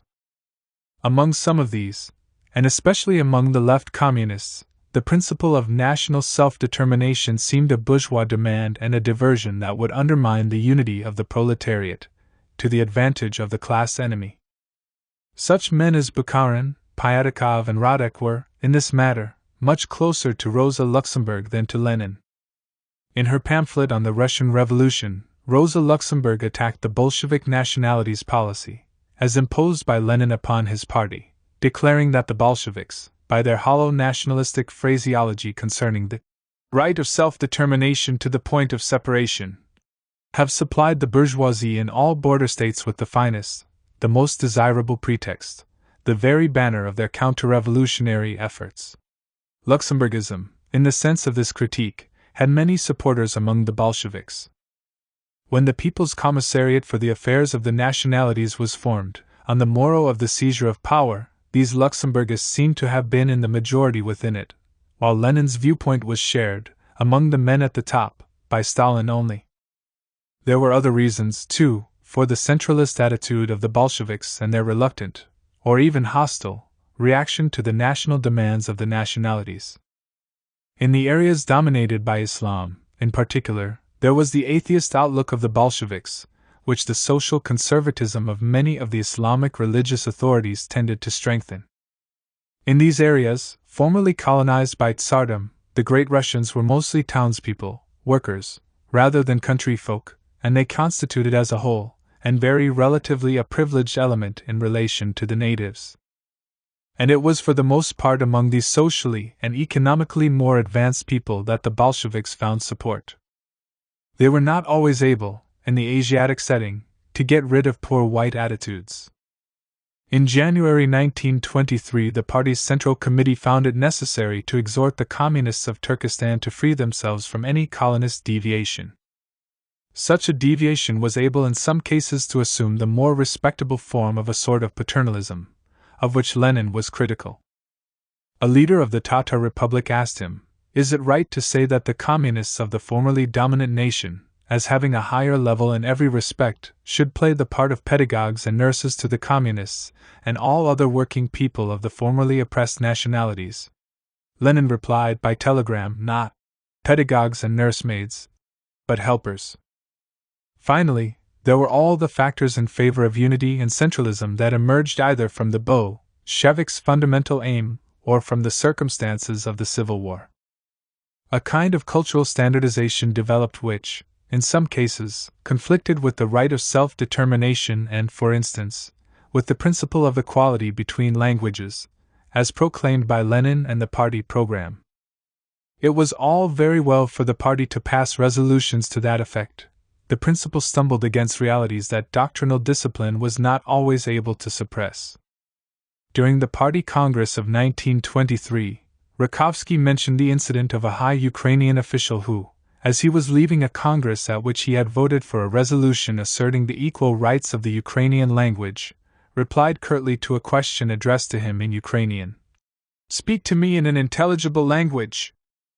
The existence of a mentality like this, in conjunction with sometimes unfavorable objective conditions, explains why the decentralizing projects of the Soviet power were regularly hindered by the ill will of the communists of the non-Russian areas. It was against the centralist views of the local Bolsheviks that, for example, the autonomous Soviet Socialist Republic of the Crimea was established in 1921. A year earlier, the communists of Kazan had tried to dissuade Lenin from setting up an autonomous Tatar republic. The communists of Bashkiria had similarly sought to prevent an autonomous regime being formed in their region, and it was the Moscow government that obliged the Soviet authorities in Turkestan both to form an autonomous republic and to adopt a policy of collaboration with the native peasantry. Lenin's conduct in all these circumstances was to urge upon his followers the virtues of patience, moderation, and understanding. In a document prepared for the discussion of the new party program of 1919, he wrote, "It is, therefore, necessary to exercise special caution in respect of national feelings and to ensure the pursuance of a policy of actual equality and freedom to secede so as to remove the grounds for this mistrust and achieve the close voluntary union of the Soviet republics of all nations." Addressing the communists of the Ukraine, he said, "Since the many centuries of oppression have given rise to nationalist tendencies among the backward sections of the population, Russian Communist Party members must exercise the greatest caution in respect of those tendencies." He told them that they must in every way counteract attempts at Russification. Furthermore, steps must be taken immediately to ensure that in all Soviet institutions there are sufficient Ukrainian-speaking employees. Lenin showed a similar attitude in connection with the problem of relations between Soviet Russia and independent Georgia. Despite well-founded grievances against the Menshevik regime in that country, the Soviet government recognized Georgian independence in May 1920. In February 1921, however, the Red Army occupied the country and put an end to this independence. The invasion of Georgia was decided on behind the backs of Lenin, Trotsky, and the Political Bureau. Shortly before the invasion began, Lenin had expressed his opposition to any such move. It was Stalin who overruled him. Once the occupation of Georgia was a fait accompli, Lenin sought to mitigate the consequences of a policy that he regarded as harmful. Writing to Ordzhonikidze, who was in charge of Soviet Georgia, he said, "It is of tremendous importance to devise an acceptable compromise for a bloc with Jordania, the former president of the Georgian Republic, ML, or similar Georgian Mensheviks, who before the uprising had not been absolutely opposed to the idea of Soviet power in Georgia on certain terms." In a telegram to the Soviet Army of Occupation, he called on them to observe particular respect for the sovereign bodies of Georgia and display particular attention and caution in regard to the Georgian population. Later, when the brutal and chauvinist attitude of Stalin and Ordzhonikidze brought about a crisis between the Russian and Georgian communists, Lenin intervened with desperate insistence on behalf of the latter. It was through this episode that Lenin, who, though already incapacitated by illness, hurled his last reserves of energy into the battle, became aware of the extent to which the policy of Russification had developed. It was then that he launched his last anathemas against that really Russian man, the great Russian chauvinist, in substance a rascal and a lover of violence, and wrote that disillusioned sentence: "If matters had come to such a pass, we can imagine what a mire we have got ourselves into." Can we sum up as a mire the national achievements of the Communists during their first years in power? At the end of the Civil War, they had brought together in the Russian Socialist Federative Soviet Republic about a score of autonomous entities inhabited by non-Russian populations. They were also linked by bilateral treaties with a series of republics whose independence was doubtless more formal than real, since all the Soviet structures were in fact governed by the party, which was one and undivided, rather than by state institutions. Drawing up a balance sheet of the national policy pursued during the first years of the Soviet regime, Isaac Deutscher wrote, "None of these Eastern Soviet republics was or could be really independent, but all enjoyed a high degree of self-government and internal freedom, and under the guidance of Stalin's Commissariat of Nationalities, all tasted some of the benefits of modern civilization. Amid all the material misery of that period, the Commissariat helped to set up thousands of schools in areas where only a few score had existed before. Schemes for the irrigation of arid land and for hydroelectrical development were initiated. Tatar became an official language on a par with Russian.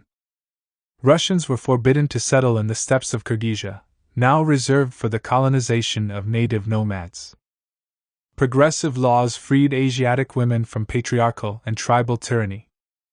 All this work, of necessity carried out on a modest scale, set a pattern for future endeavors, and even in its modest beginnings there was an elan and an earnest concern for progress that captivated many an opponent of Bolshevism.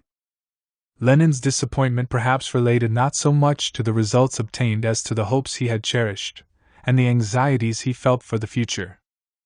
The regime established by the October Revolution guaranteed respect for the rights of the non-Russian groups remaining within the Soviet system and encouraged their languages and culture, and the development of their educational system.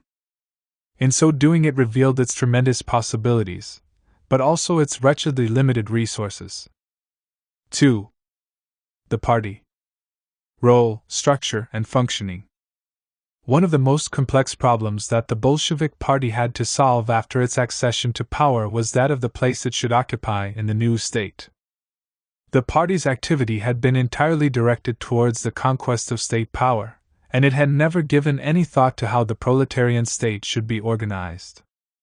There is nothing to show that Lenin ever thought of endowing the party with any sort of political sovereignty. When the new regime was established, nothing had been foreseen, and everything remained to be decided. To begin with, there were great difficulties, not the least of these being the weakness of the Bolshevik Party's organization. In a pragmatic and improvising way, this had to be found someplace among the new Soviet institutions. A member of the Petrograd Bolshevik Committee, Yevdokimov, observed, not long before the insurrection, we say, "All power to the proletariat and the poor peasantry."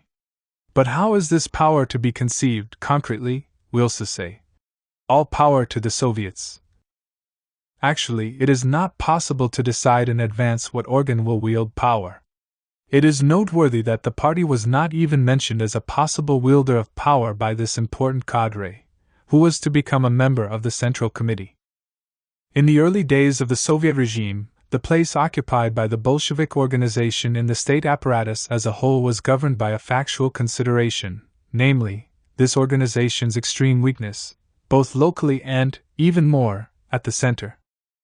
In the first few weeks, the Military Revolutionary Committee formed by the Petrograd Soviet, which had been the chief organizer of the armed insurrection, enjoyed greater authority than the party, and sometimes gave the impression of seeking to rival the Council of People's Commissars.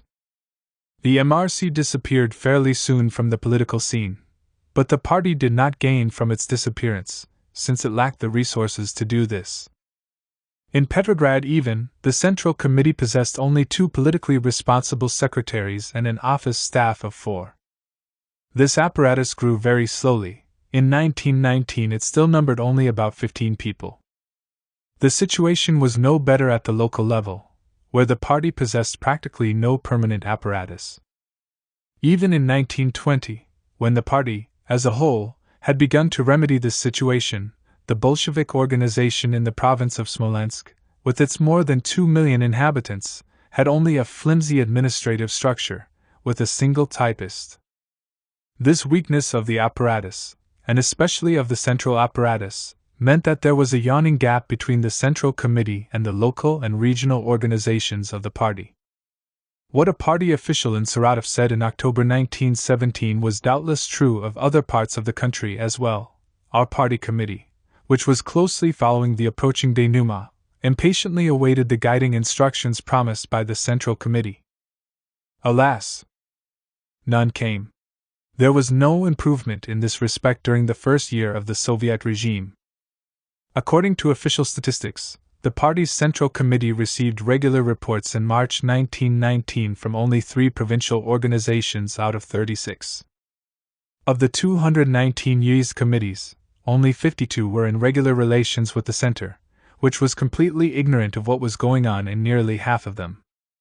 Lenin, commenting on this state of affairs at the 8th Congress of the party, attributed it to our Russian lack of organizational ability, in all its shameful wretchedness.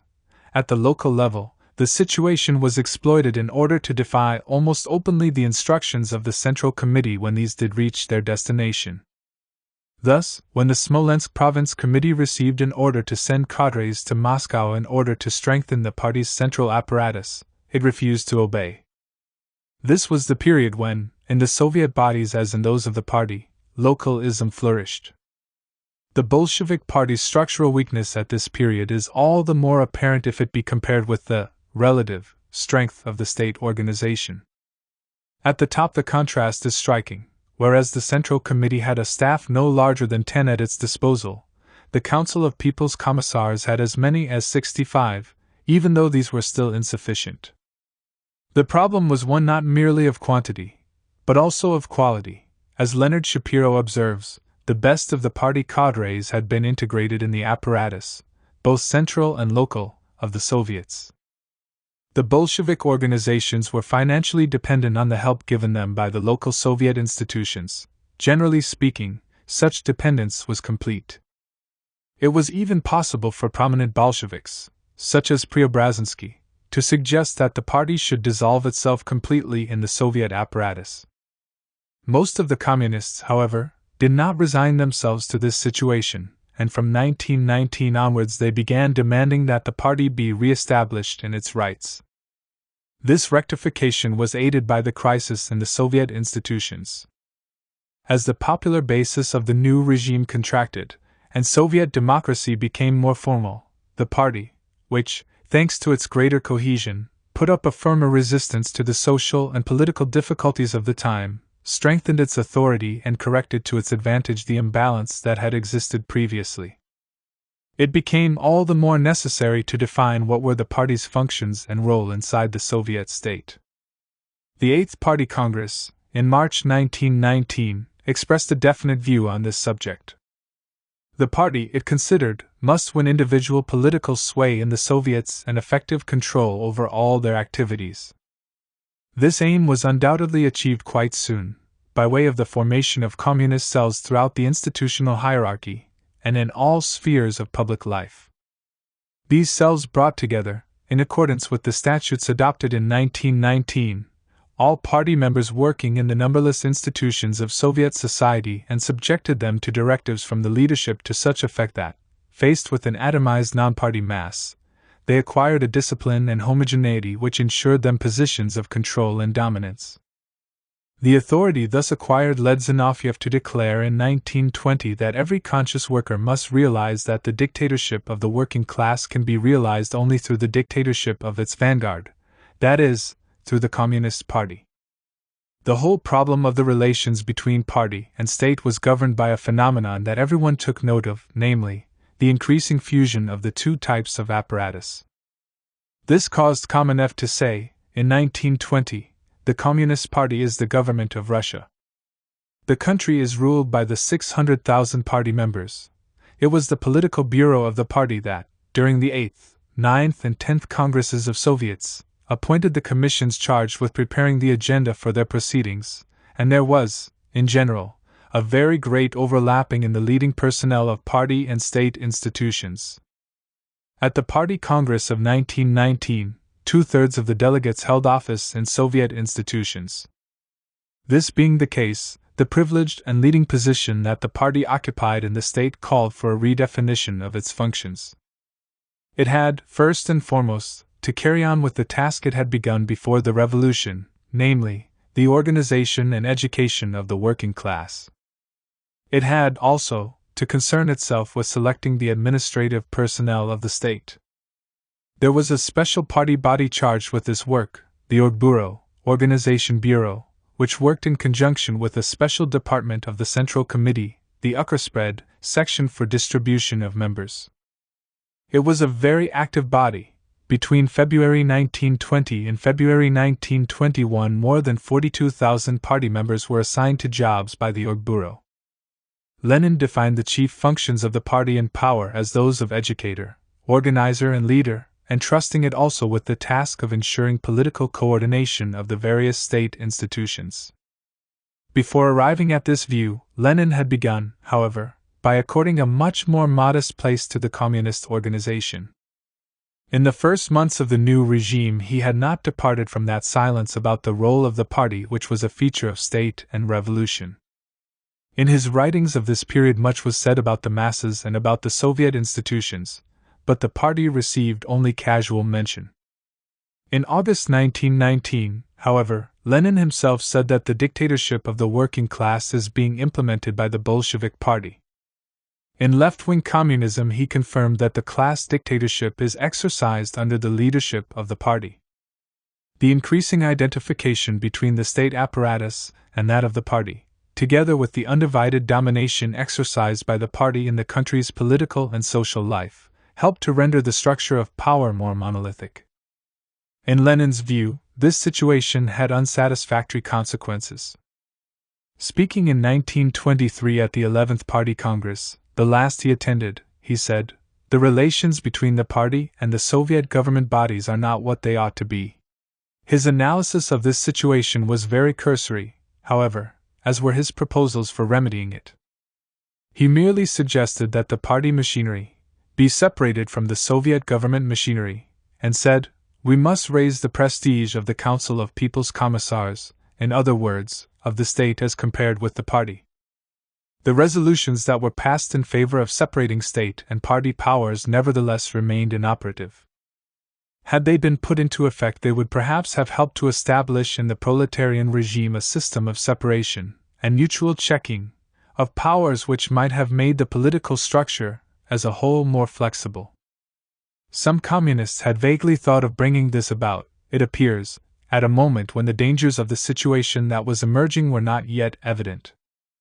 During the discussion that the Central Committee devoted to the signing of the Treaty of Brest-Litovsk, Trotsky, replying to Bukharin, said that the state has been obliged to do something that the party would not have done. In 1919, the left communists expressed a desire to stress the distinction between state and party. The latter, it seemed to them, had a greater concern than the former with internationalism, in accordance with their own inclinations. The party ought, so to speak, to play the role of conscience to the government and the state. This conscience could make itself heard, and listened to, however, only if it possessed a certain degree of independence of the state, and also some mechanisms of control over the latter. Nothing of the sort came about, however. Concentration of power became total, since there was no real institutional counterweight. The Bolshevik Party's accession to power confirmed the principle of centralization that was fundamental to its functioning before the revolution, even though, in fact, the local organizations had long enjoyed wide autonomy. It was to remedy that de facto situation that the Party Congress of 1919 stressed the need for the strictest centralism and severest discipline to prevail in the party. Whereas the state was given a federal structure, the party remained one and indivisible, throughout all the Soviet republics. Furthermore, although the Bolshevik organization maintained the Party Congress and the Central Committee, at least in principle, in their sovereign prerogatives, at the same time it set up, under pressure of necessity, a series of leading bodies, some of which were to acquire such substantial powers as to eclipse the theoretically sovereign organs. The Political Bureau was created by a decision of the Eighth Party Congress, in March 1919. Its task was to take decisions on questions not permitting delay. Consisting of 5 members, it was to report on its activities at the 2 monthly meetings of the Central Committee, to which it was statutorily, but only statutorily, subject. In fact, its powers rapidly increased. At the Party Congress of 1920, Lenin noted that the Political Bureau adopted decisions on all questions of foreign and domestic policy, adding that the Political Bureau should deal with policy, while the Orgbureau was to conduct the whole organizational work of the party and in particular to concern itself with the selection, appointment, and transfer of administrative, and especially political, cadres. The party secretariat, created, like the Orgbureau, in 1919, was to become an organ of prime importance.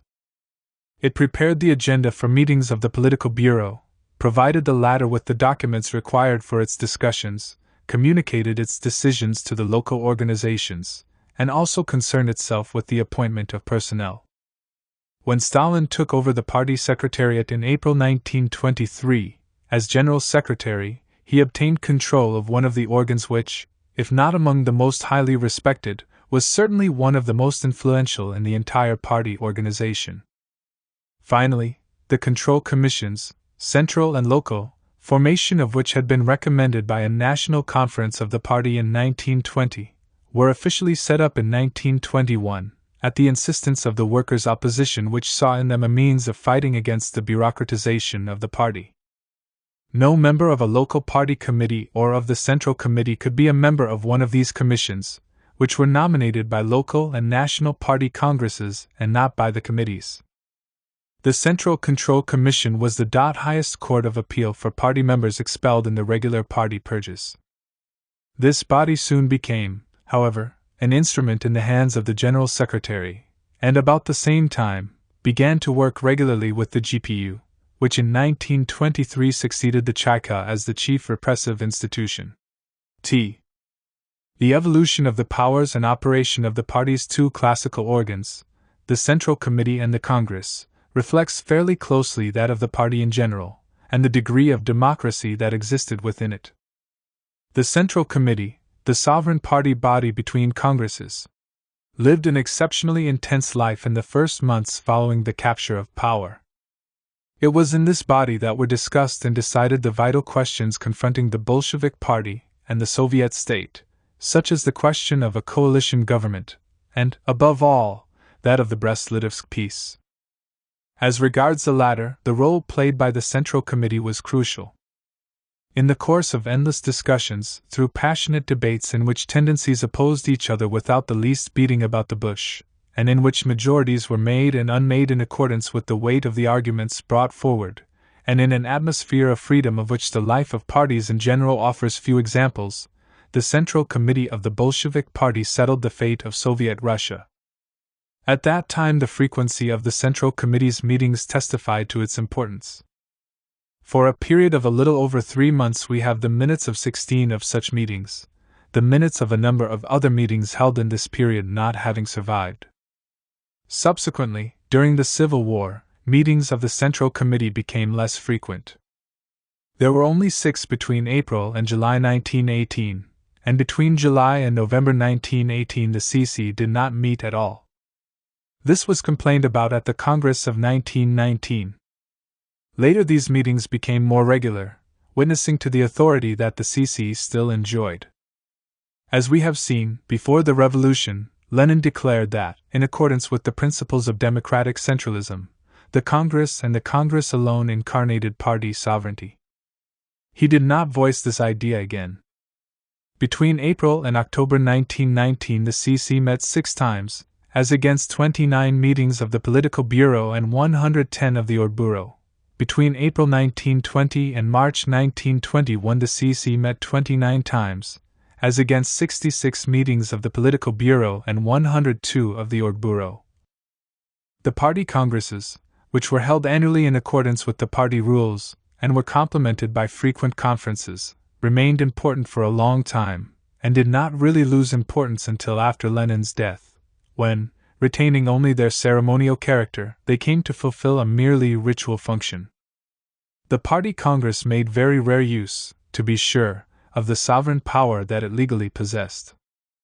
Decisions were taken elsewhere, in the Central Committee and the Political Bureau. Nevertheless, since the Central Committee was elected by the Congress, the influence of the latter continued to be effective until the Secretariat succeeded in filling it with delegates that it had itself chosen. That situation did not come about until after 1923 or even 1923. Down to that time, the Congresses of the Communist Party continued to live up to the best traditions of the socialist movement. There was open discussion and free criticism of the party leadership, including Lenin himself. Delegates challenged each other fearlessly, and the classical procedures of party gatherings were followed: meetings of commissions and subcommissions, presentation of majority and minority reports, drawing up of composite resolutions in which shrewd editorial subtleties and wise compromises endeavored to reconcile majority and minority, forming of tactical alliances between different trends in the organization. The atmosphere of freedom that reigned at these gatherings had lost none of its intensity when, at the last Congress Lenin attended, in March-April 1923, Antonov attacked the Bolshevik leader, accusing him of encouraging the kulaks and showing too friendly a face to foreign capitalism. Stukov also challenged Lenin personally: "We must give other comrades the possibility of speaking freely within the party without threatening them with damnation for saying today what Lenin said yesterday." Kozier followed up this attack, criticizing the rule of force, which has nothing in common with real discipline and which is practiced among us. Ryazanov, head of the Marx-Engels Institute and n/terrible of the party, an oppositionist par excellence, was applauded, and not only in a humorous spirit, when he said, "The English Parliament can do anything except change a man into a woman. Our Central Committee is more powerful. It has already changed more than one extremely revolutionary man into an old woman, and the number of these old women has increased incredibly." At the 12th Party Congress in 1923, the last one held in Lenin's lifetime, Zinoviev, who saw himself as the destined successor of the paralyzed leader, opened the discussion in a style that was at that time unusual but had a great future before it. Every criticism of the party line, he declared, even a so-called left criticism, is now objectively a Menshevik criticism. He was unable, however, to intimidate the delegates. Preobrazhensky denounced the aggravation of the authoritarian regime that the leadership was trying, he said, to impose upon the party rank and file. Kozier pointed to those responsible for this regime, namely, the clique around the General Secretary, and described its dishonest and bureaucratic methods. A leader of the workers' opposition, Litovinoff, criticized the papal infallibility claimed for itself by the party leadership. The most systematic criticism, however, concerned the attitude of a number of communist leaders towards the national question. Rakovsky spoke of the harm done by the policy of Russification, alleging that Stalin was reviving Tsarist policy in this sphere. Bukharin himself said that the General Secretary's denunciation of Great Russian chauvinism was mere hypocrisy. Here, as in some other situations of the same period, the critics and oppositionists lacked a leader who could have given greater weight to their intervention. Throughout these lively debates, however, Trotsky remained silent. The party congresses were never again to know such an atmosphere. Instead, they became occasions dominated by ritual of an increasingly liturgical nature. Realities and limits of internal democracy, and its disappearance. The tendencies in the party, the left communists and opposition trends during the first years of the Soviet regime. The Bolshevik Party gives the curious impression of being a political organization that is somehow mutilated, having a left wing but no right wing. This feature was not due to any repressive surgery but, on the contrary, resulted from a kind of evolution which made Lenin, the leader of the left trend throughout 1917, the principal spokesman of the new order and, in a sense, the though only in a sense, the leader of a moderate wing, a right trend that was not actually right-wing. The genuine right, that trend which, consciously or not, assumes the task of defending privileges and safeguarding a social regime from any changes other than measures of a conservative character, hidden in so far as Bolshevism included such a trend at all in the background of the political scene. It had not vanished but, huddled in the shadows, no longer dared say its name or put forward its program. Its last public and coherent expressions were made at the time of the dissolution of the Constituent Assembly, when it condemned this action which thrust the revolution on to the proletarian path. Once the Soviet regime had been set up, and still more, once its isolation had become apparent and the civil war had broken out, the Bolshevik right rallied to the defense of the regime. Thereafter it became almost impossible, during Lenin's lifetime, to define and distinguish a right trend in the party, and this situation continued as long as no one openly undertook to defend the interests of the well-to-do peasantry and the bureaucracy. Though without a right wing, the Communist Party had in this period a left wing that was represented successively by different factions and groupings. May one not, then, define the right in the party, a contrario, as that trend, the majority trend, which opposed the left tendencies? In this case, Lenin could be seen as the leader of the right, but only with some important reservations. First, he did not always fight against the left communists. In one field in particular, his program, or at least his aspirations, were the same as those of the left in the party. Like them, Lenin wanted to make the country's political and social institutions increasingly proletarian. He wished, like them, to ensure that an ever greater, and even a predominant, position should be given, at all levels and in all fields, to the industrial workers. A second reservation relates to the profoundly dialectical character of Lenin's policy, which was thus preserved from the dangers of sclerosis and conservatism. This dialectical approach is seen, for instance, in Lenin's attitude to bureaucracy, and in connection with the introduction of the NP. Nobody called more strongly than Lenin did for the recruitment of technicians and specialists, those bourgeois inherited from the old regime, and for the granting of social privileges to these strata. At the same time, however, nobody showed greater concern to prevent these elements from acquiring political power. Nobody was so anxious as Lenin to check and block the process of bureaucratization. One last comment needs to be made in order to qualify Lenin's right-wing attitude, as shown in his frequent and vigorous attacks on the left communists. The terms right and left are equivocal when applied to certain situations that existed in Russia on the morrow of the revolution. A single example is enough to illustrate this.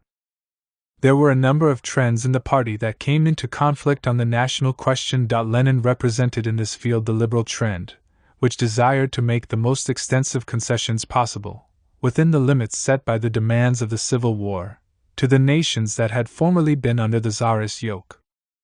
This policy came up against opposition from an influential and intellectually articulate tendency whose leaders included Bukharin and Preobrazhensky, and which shared, broadly speaking, the ideas of Rosa Luxemburg on the national question. Like her, they thought that Lenin's moderate line encouraged petty bourgeois nationalist tendencies and, more fundamentally, that the right of self-determination was a concept void of revolutionary content in the industrialized Europe of the 20th century.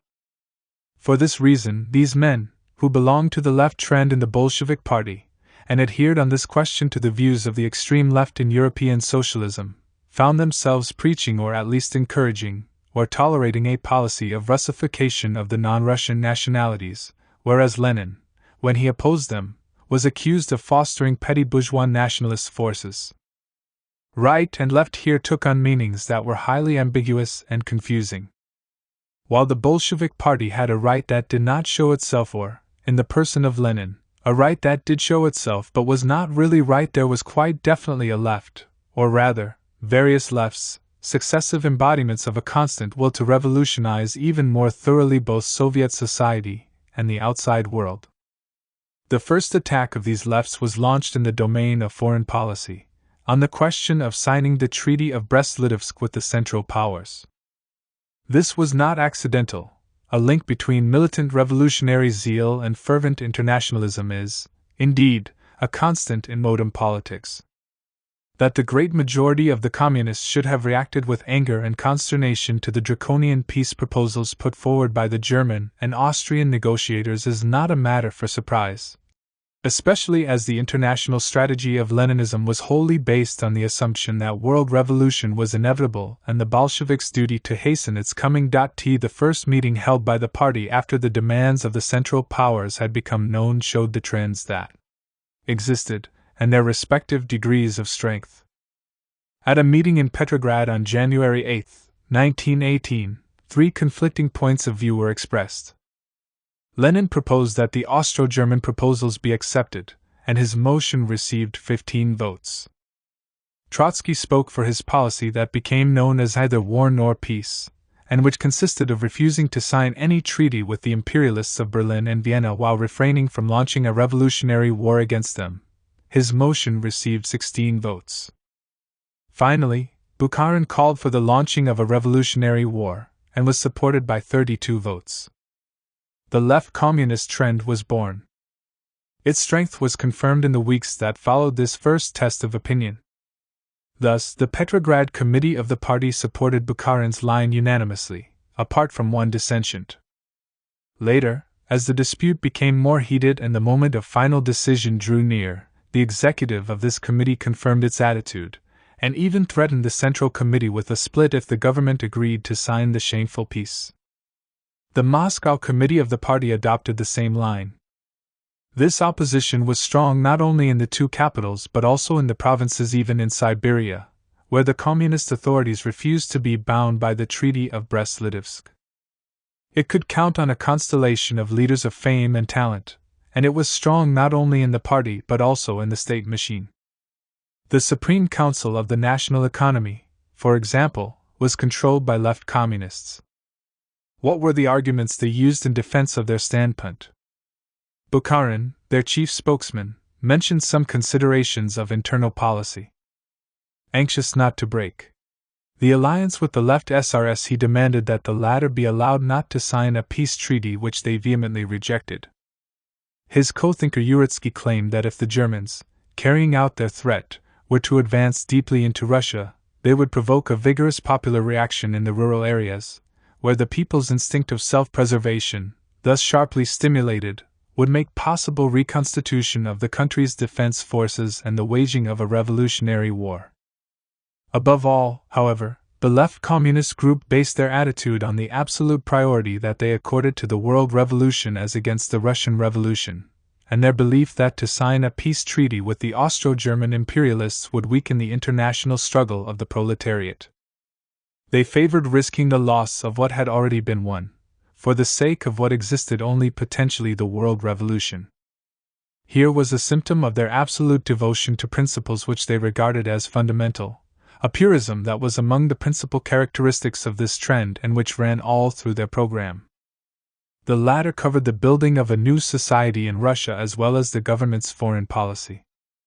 In general, the left communists were for as rapid an achievement of socialism as possible, through nationalization and workers' control. They were violently hostile to the bourgeoisie, whose complete ruination they called for, and, showing indifference to the wishes of the peasantry, they demanded collectivization of farming. Socialism was the cause of the industrial proletariat, and it was on that class alone, on the creativity of the workers themselves, that reliance must be placed for building the new order.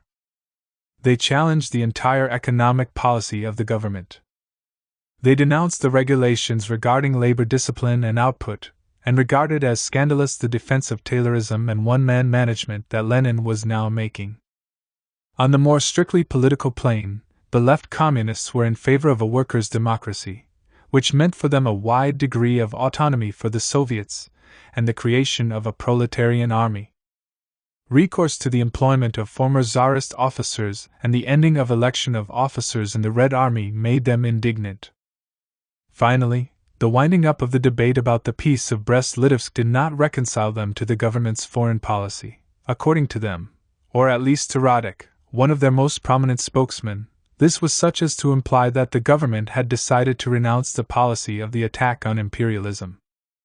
For their part, They called for a fearless foreign policy which is based on class principles, which unites international revolutionary propaganda both in word and in deed, and which aims to establish organic connection with international socialism, and not with the international bourgeoisie. As one of them observed, the left communists revived a number of ideas that Lenin himself had formerly upheld. They could claim to be the true Leninists. The agitation organized by the left communists was intense, enough to shake the party's unity to a serious degree. Nevertheless, a few months sufficed to calm the uproar. The left communist trend disappeared, but not as the result of any disciplinary or administrative measure. Its death was more or less a natural one. The outbreak of the German Revolution put an end to the controversy about Brest-Litovsk and proved that Lenin's policy had not, after all, paralyzed the efforts of the German proletariat, while the introduction of war communism, as a result of the Civil War, satisfied the left to some extent. Since Russia now seemed to be advancing with giant strides towards socialism, or even to have achieved it. Even during the Civil War there were tensions inside the party that were sufficiently strong to give rise to an opposition trend. The military opposition, which criticized the policy followed by the leadership, and by Trotsky in particular, in army affairs, attacked this policy openly at the Party Congress of 1919, and proved strong enough to extort concessions to its members, who, united by a common enmity to the Tsarist officers serving in the Red Army, were moved by contradictory feelings, partly democratic but partly corporatist in character. However, the activity of this opposition was the exception rather than the rule. Faced with the threat from the Whites, the Bolsheviks responded with a reflex in favor of unity which helped to give their party a homogeneity and strength that contrasted with the divisions in the counter-revolutionary camp.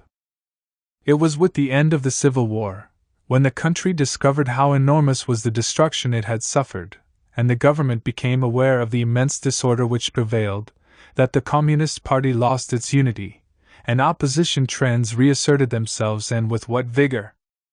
Besides the Ukrainian opposition, which rose up against the Russifying tendencies of the central authority and shared Lenin's helpless hostility to all forms of Great Russian chauvinism, there were two groupings which attracted large numbers of discontented party members, the one called Democratic Centralism, and the Workers' Opposition.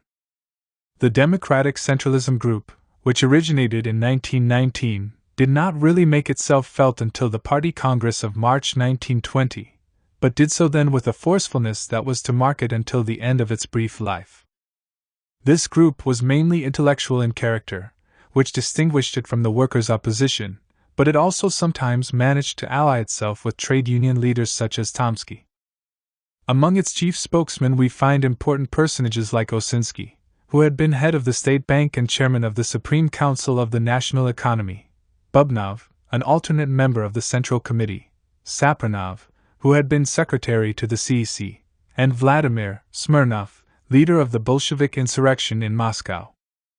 At the Congress of March 1920 the Democratic Centralists made numerous and lengthy contributions.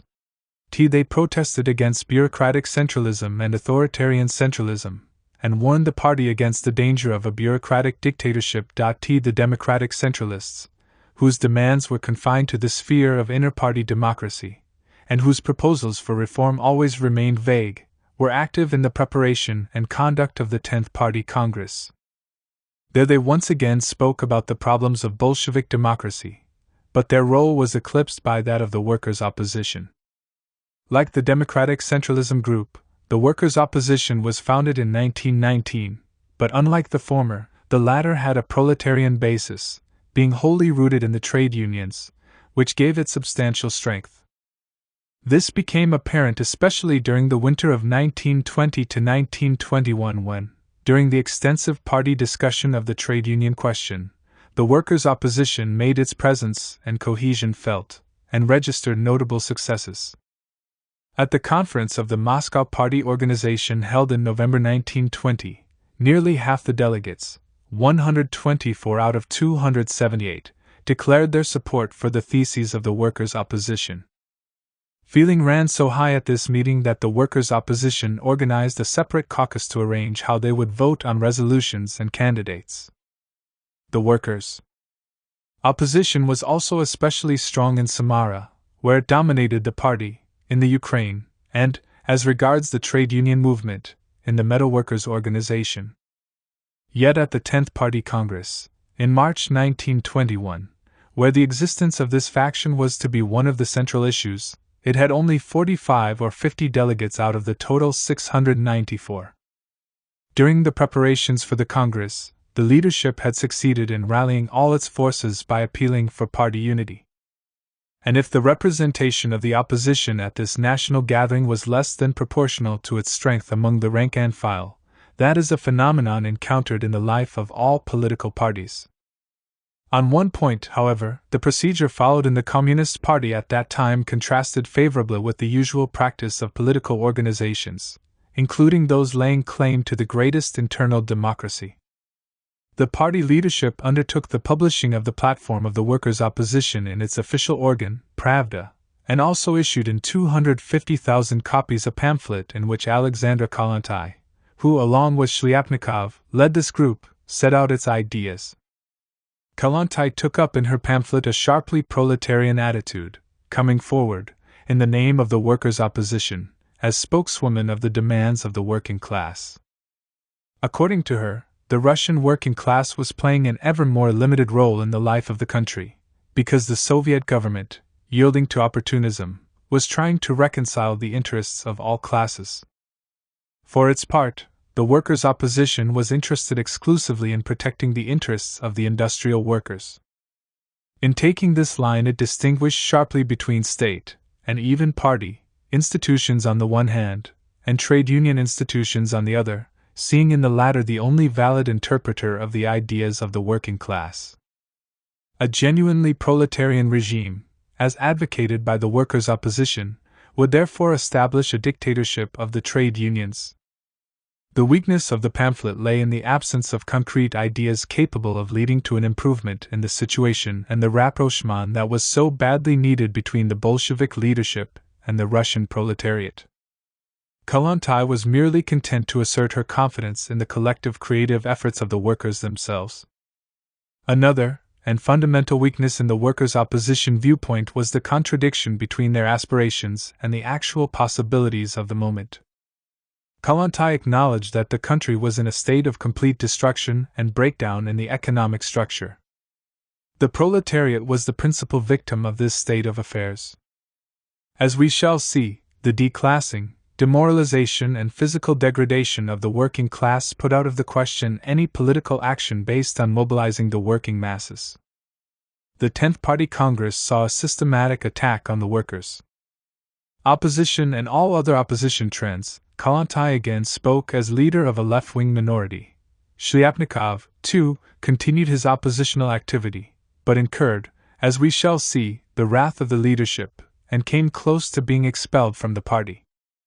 Several of the leaders of the workers' opposition, who were joined in this approach by some other prominent activists, appealed in 1923 to the Communist International, setting forth their grievances regarding the repressive treatment to which they were subjected. They called on the International to bring about a return to democracy in the Russian Communist Party. Needless to say, nothing could come of such an approach. The Comintern executive did not question the legitimacy of the action taken by the 22, or the existence of grounds for some of their statements, but advised them to submit to the discipline of their own party. We must now consider how Lenin reacted to these challenges to his policy. In the early months of the Soviet regime, the controversy about Brest-Litovsk gave him occasion to level certain charges against the left communists, which became constant features recurring throughout the dialogue between Lenin and the extremist elements, rebels and impatient persons of all kinds that appeared in the Communist Party. The left communists, ferocious opponents of any sort of agreement or truce with imperialism, were guilty, in Lenin's view, of an intolerable romanticism. He said that theirs was the point of view of the Polish nobleman who, dying in a beautiful pose, sword in hand, said, "Peace is disgraceful, war is honorable," and in this way allowed themselves to be carried away by a flash slogan. The reproach was not groundless, if we are to judge by the attitude of some of the most prominent leaders of the group in question, such as Alexander Kollontai, in particular, who confided to Jacques Sedul that it would be very fine to make a beautiful end, to die fighting. Yes, that should be the line, victory or death. This romanticism found expression, almost inevitably, in a taste for the revolutionary phrase, which Lenin repeatedly denounced. He defined what he meant by the revolutionary phrase as the repetition of revolutionary slogans irrespective of objective circumstances at a given time of events, the content of the phrase consisting of sentiment, wishes, indignation, and resentment. The mistakes of the lefts caused them to be accused of objectively helping the imperialists to draw us into a snare. Lenin was not afraid to polemize against them, especially as he saw in Bukharin's tendency a grave danger against which relentless struggle must be waged. He, personally, would carry on ruthless war with it. He accused the lefts of going to monstrous lengths of self-deception, and of complete renunciation of communism in practice, and referred to their journal, Communist, as pseudo-left. At the same time, however, and despite the liveliness of the dispute, Lenin acknowledged that he was 9/10 in agreement with Bukharin. This is an important element in the debate between Lenin and the left communists which Soviet historians regularly ignore. Lenin frequently stressed that, unlike the left SRS and the Mensheviks, the left communists stood on common ground with him, the ground of revolutionary Marxism, and that this circumstance gave great interest to a discussion with them. He did not fail to pay homage to them as men who were inspired by the best, the noblest and loftiest impulses. When their leaders resigned from the Central Committee, Lenin put down a motion at the Seventh Party Congress calling on the left opposition to resume its place in the leadership, and when he accused them of completely disloyal and impermissible violation of party discipline, this was not because of the ideas they defended but because they stubbornly refused for some time to take their seats in the Central Committee. Until the discussion about the trade unions, during the winter of 1920 to 1921, and the development of the influential workers' opposition within the party, Lenin showed no further interest in left-wing communism except as it made its appearance in the Communist International. He then attacked its anti-parliamentarism, or, rather, the form that this assumed, and its anti-trade unionism. As for the workers' opposition in the Bolshevik party itself, Lenin took up an attitude to this which in some ways resembled that which he had shown in relation to the left communists of 1918, sharp criticism, but at the same time a call for joint action and solidarity. Since the Brest-Litovsk period, however, times had changed. The deviation of Bukharin and his friends had shown that the revolutionary movement was going through a crisis of growth, but this could not be said in 1920 and 1921. The debate with the workers' opposition therefore took place in a quite different climate, and Lenin hardly took the trouble to analyze the ideas of Kollontai, Shliapnikov and their associates, but confined himself to depicting their program as smelling of syndicalism and anarchism, or semi-anarchism. Such a program, said Lenin, constituted an obvious deviation from communism and the party. He explained why he brought such a charge against it. The workers' opposition sought to deprive the party of important prerogatives, in particular as regards administrative appointments, and to transfer these to the trade unions. Furthermore, whereas Lenin had shown himself both sharp and at the same time conciliatory in his treatment of the left communists of 1918, he made the workers' opposition the first victim of the anti-democratic regulations introduced into the party at its 10th Congress, in March 1921. Even in this case, however, Lenin never depicted his opponents on the left as enemies to be struck down or to be driven out of the party.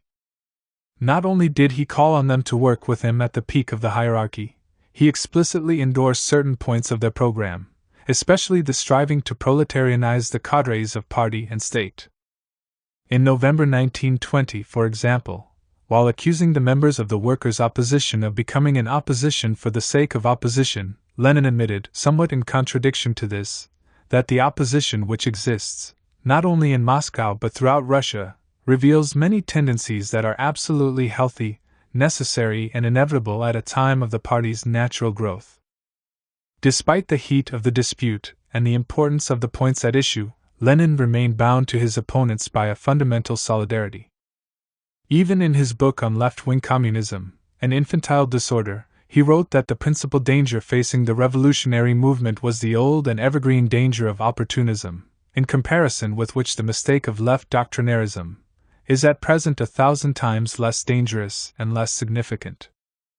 The struggle that Lenin often waged, after the conquest of power, against all these leftists was, and remained to the end, a struggle carried on with comrades who were in error, but were never seen as enemies. There were important disagreements on tactics involved, but, in the last analysis, all concerned in these disputes were engaged in one and the same fight.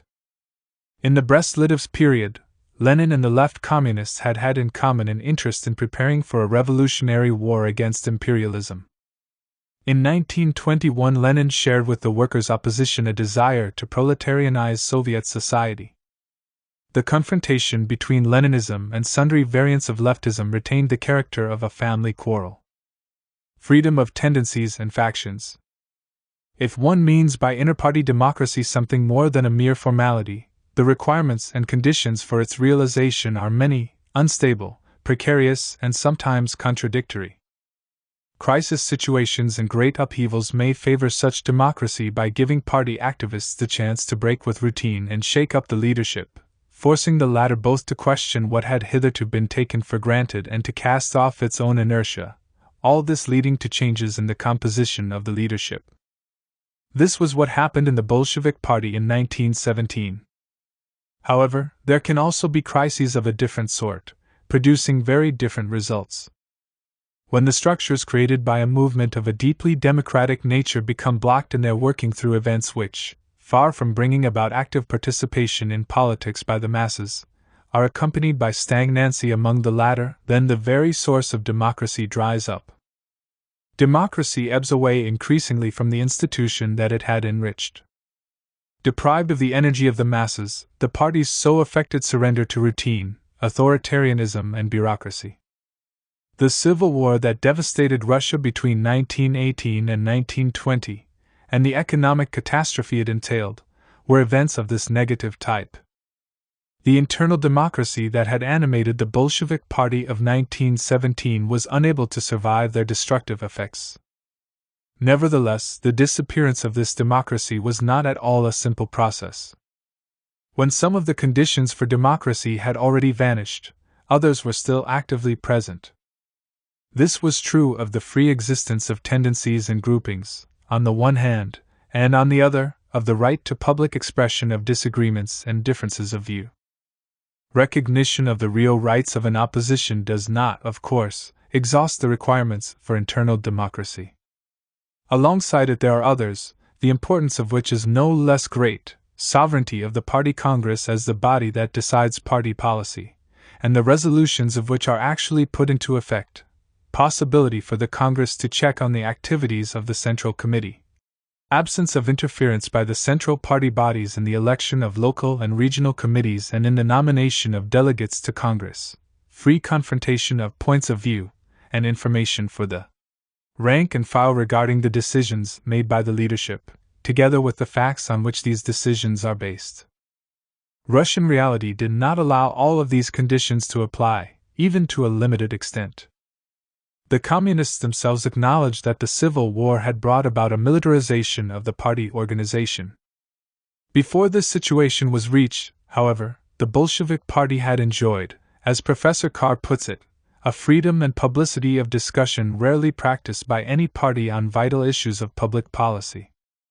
This was true of the discussions about the Brest-Litovsk question, when, despite the importance of the issue and of the divergent views, the Central Committee, at Lenin's request, gave the left communists the right to make their views known through Pravda and to carry on agitation in the party. When the central authorities of the Soviet state discussed the drawing up of a constitution, the opposition trend was given a share in this work, the result being clashes between the centralizing tendency led by Stalin and those who favored an extensive degree of autonomy for the Soviets.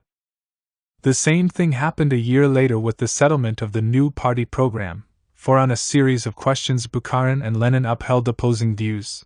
They were both appointed rapporteurs, and a commission eventually succeeded in drawing up a document that synthesized these views.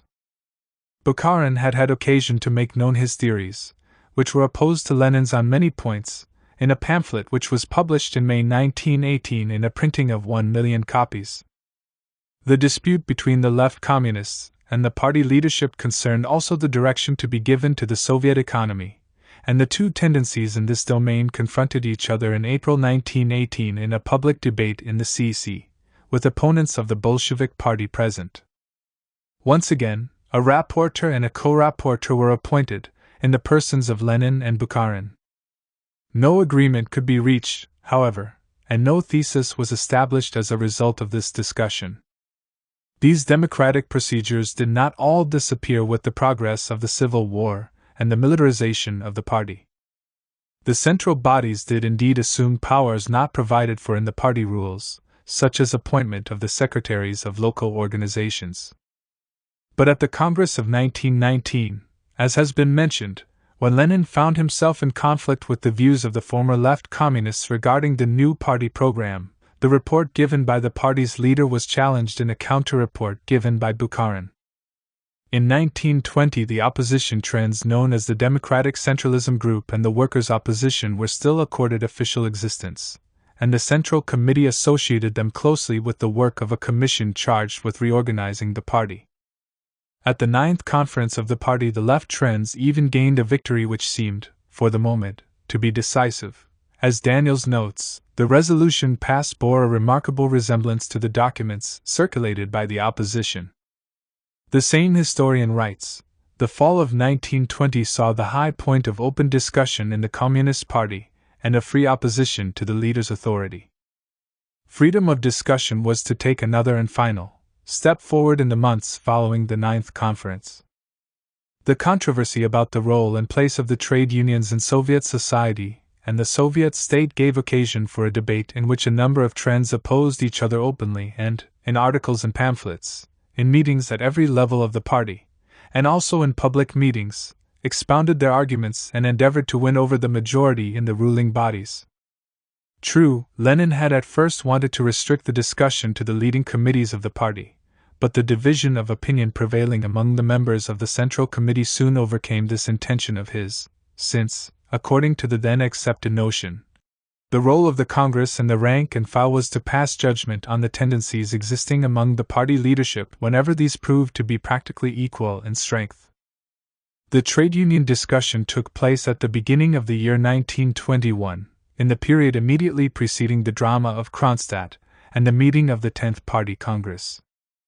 The latter, in an atmosphere of crisis and defeat, agreed, however, to restrict the exercise of freedom inside the party, to reduce the rights of the opposition, and to suspend the working of internal democracy. Before analyzing the mechanism of this decline, let us look at the attitude taken up by Lenin himself towards the problems involved in inter-party democracy. Always willing to enter into a vigorous argument with the opposition, Lenin did not deny the latter, throughout the period down to the 10th Congress, either the right or the means to defend its views.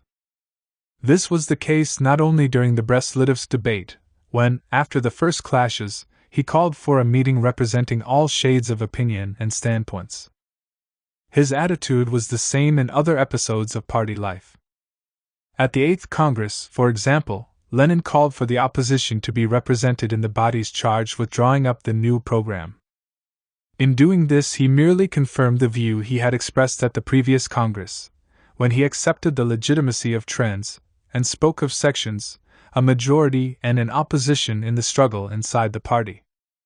Representation of tendencies was regarded as normal not only in the party Congress but also in the Central Committee, in which Lenin called for an opposition presence the left communists in 1918 and the workers' opposition in 1921. Representation of tendencies was also to be observed when the trade union organizations chose which of their leaders should be delegates to the Central Committee. In November 1920, addressing the Italian communists, Lenin again spoke of the correctness of allowing all tendencies to express themselves. He expressed the view, at this same time, that tendencies had a natural and legitimate propensity to form themselves into factions, and listed the rights of the latter, election to the party's leading bodies on the basis of grouping into two trends or factions, with votes cast being counted in the presence of scrutineers from both groups.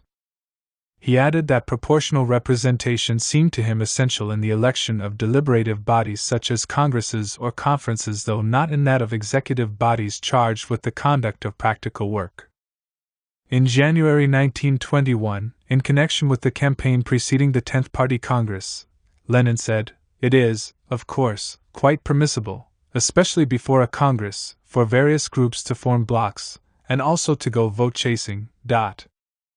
It seems clear that this attitude of Lenin's was bound up with his conviction that the ideological struggle constituted a major necessity in party life.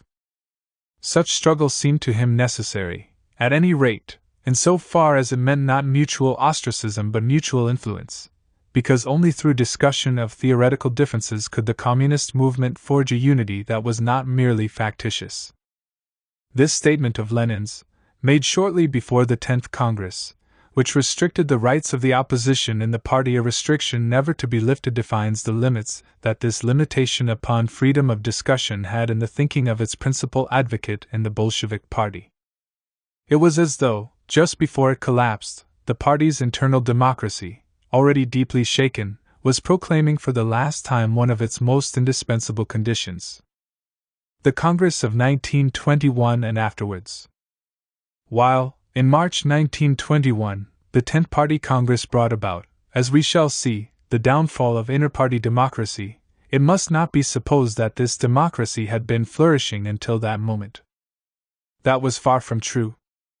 As has been said, the communist organization had suffered, as a result of the Civil War, a process of militarization. Cases of arbitrary behavior, breaches of the party rules, acts of coercion, and, in general, irregular conduct by the party leadership were not wanting. At the 9th Congress, in March 1920, a long and formidable list of them had been drawn up by opposition speakers. They had denounced transfers of party members carried out for political reasons, and cases of internment which in some instances involved entire committees. More frequently, local organizations had seen their own executive committees replaced by political departments directly appointed by the party's central authorities. A member of the Democratic Centralism group alleged that the Central Committee had sent Shliapnikov out of Russia, finding an excuse to entrust him with a mission abroad so as to prevent him from adding to the strength of the opposition in the Congress. Lenin rejected this charge, adding that, if such a measure had indeed been taken, it would have been infamous. In this particular instance, Lenin's denials were probably justified, but the system of political exile, even if only very temporary exile, did certainly exist.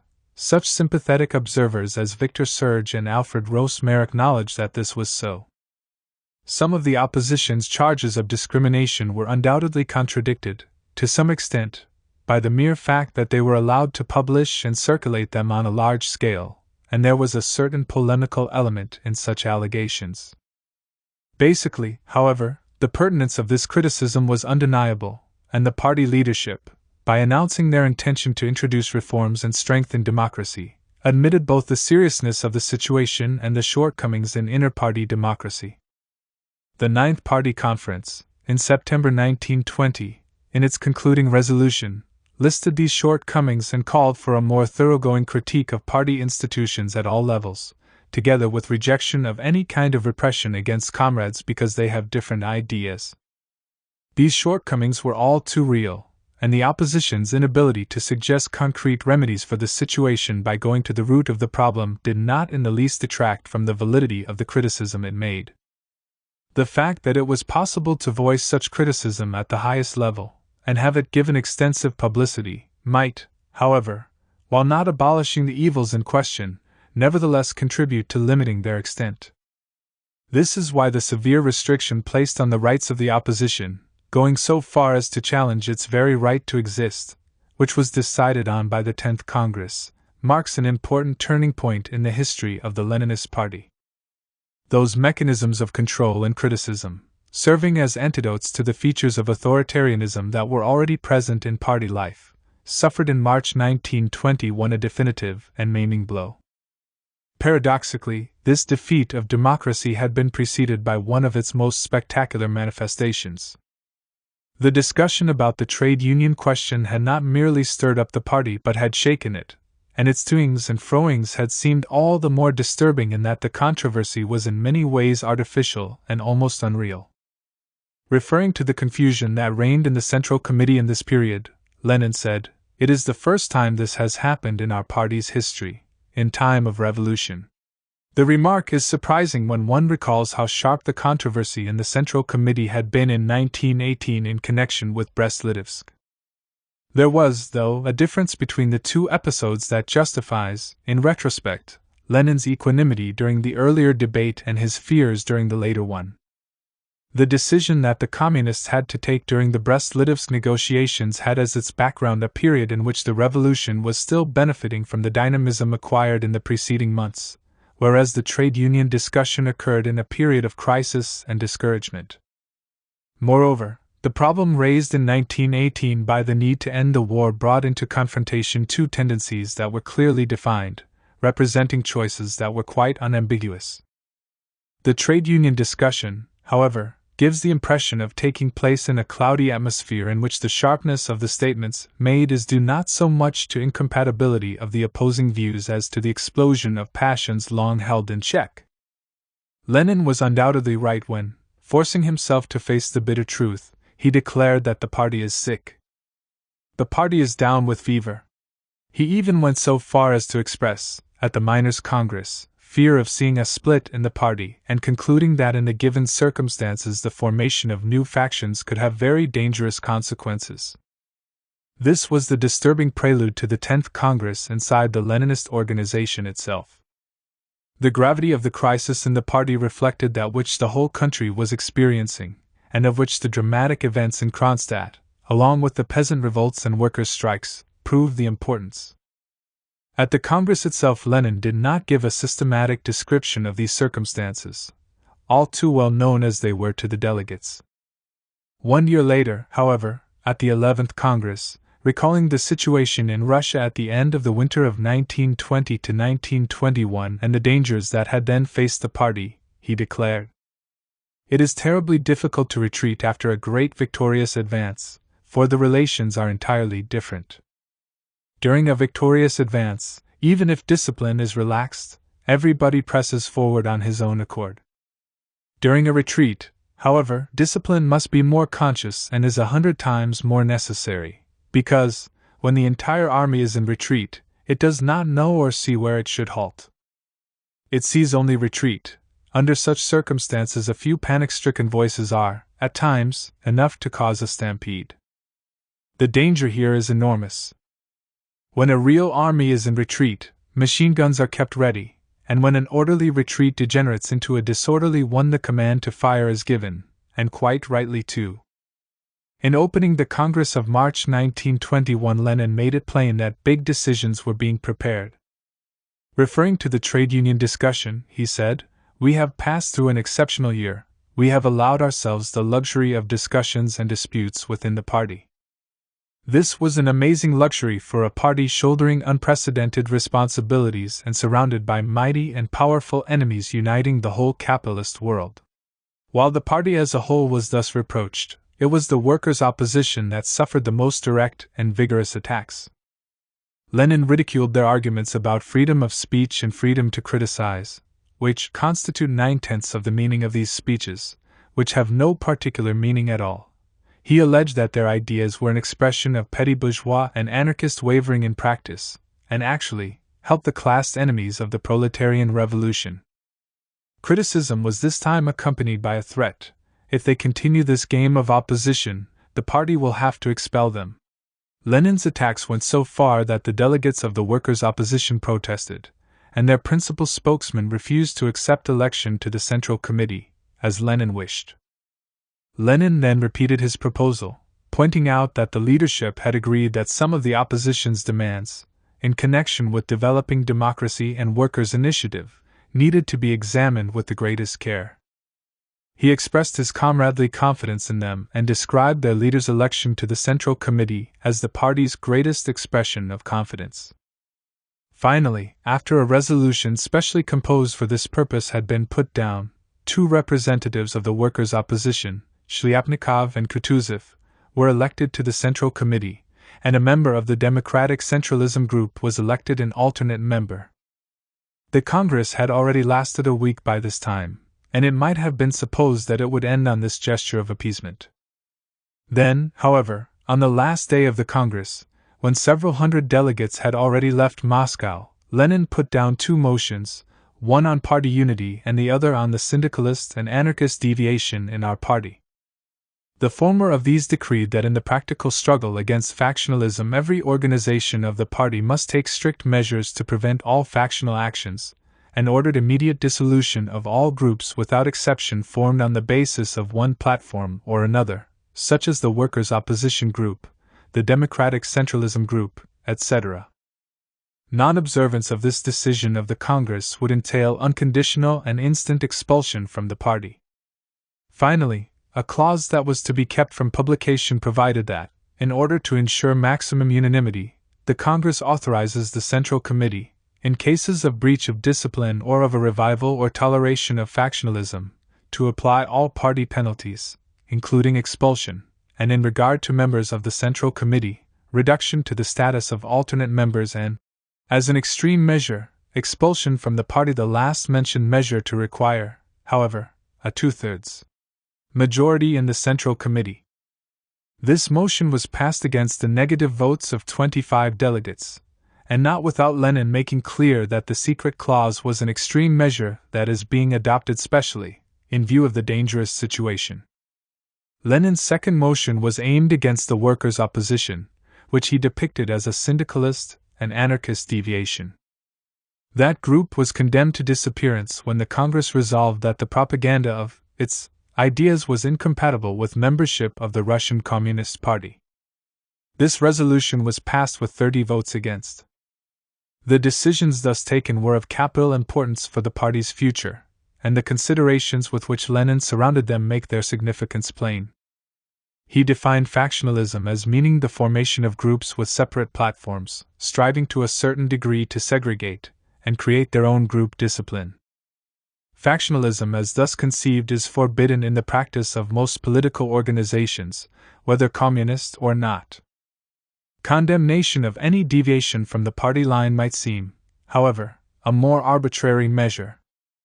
Lenin appears to have been aware of this, and he explained that by saying, deviations, we emphasize that we do not as yet regard them as something that has crystallized and is absolutely and fully defined, but merely as the beginning of a political trend of which the party must give its appraisal, adding that a deviation is something that can be rectified. These explanations having no doubt proved insufficient, Lenin sought to give further reassurances, saying, if we find a milder term, I would propose that it be substituted for the word deviation, and also that other parts be modified, and even addressed this proposal directly to Shylapnikov. On the other hand, Lenin's speeches included passages which, far from reassuring, were bound to arouse the liveliest apprehensions. Not only did the resolution on the workers' opposition go beyond the ban on factions by subjecting to the most severe sanctions the mere defense of certain opinions that were arbitrarily described as non-communist, but Lenin even said that the political conclusion to be drawn from the present situation is that the party must be united and any opposition prevented, adding, we want no more oppositions. Soon afterwards he added that the White Guards strive, and are able, to disguise themselves as communists, and even as the most left-wing communists. The fact that the voting of these measures was accompanied by ringing promises about re-establishing inter-party democracy was not so much a proof of hypocrisy as a sign of incoherence and thoughtlessness. The resolution on party unity itself spoke of criticism of the party's shortcomings being absolutely necessary. But Lenin, by adding that every critic must see to it that the form of his criticism takes account of the position of the party, surrounded as it is by a ring of enemies, discouraged in advance any party members who might be tempted to follow that advice. Does this mean, and it is a question of great importance for the analysis of Leninism, that the anti-democratic measures taken in March 1921, at Lenin's request, were definitive in character? This claim cannot be maintained. Lenin was not really explicit, to be sure, except about the clause providing for expulsion of members of the Central Committee by a 2/3 vote, which he presented as an extreme measure that is being adopted specially, in view of the dangerous situation. In addition, though, in his speech closing the debate on the Central Committee's work, he said, "Comrades, this is no time to have an opposition, and comrades, let's not have an opposition just now." Moreover, Lenin had emphasized too strongly the objective conditions in which the Congress met, with his continual references to the enemy, and these conditions were too serious for anyone to doubt that the decisions of the 10th Congress were anything but a response, inadequate in itself, to a particular situation. This situation had been defined, as we have seen, explicitly and at length, as an operation of retreat which must necessarily be regarded, unless the prospect of revolution was to be renounced forever, as only temporary. Additional proof of this can be found in Lenin's reply to a speech by Ryazanov.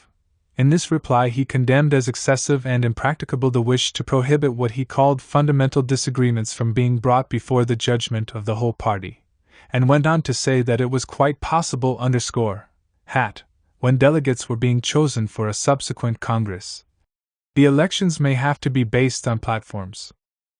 This question resembles that relating to the origins of the single-party system.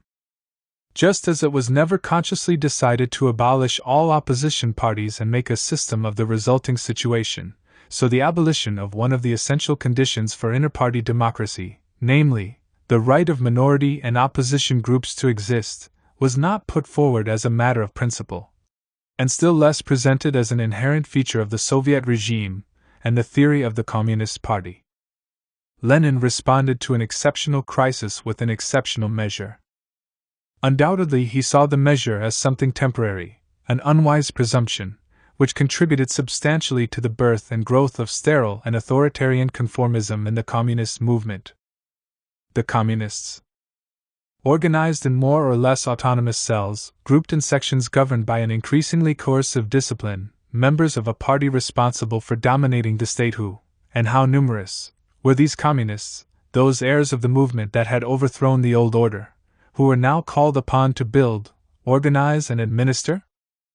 Estimates of the size of the Communist Party vary from one source to another, at least as regards the first years of the Soviet regime, when the inadequacies of the party secretariat and the independent character of many local organizations rendered any centralization of statistics impossible.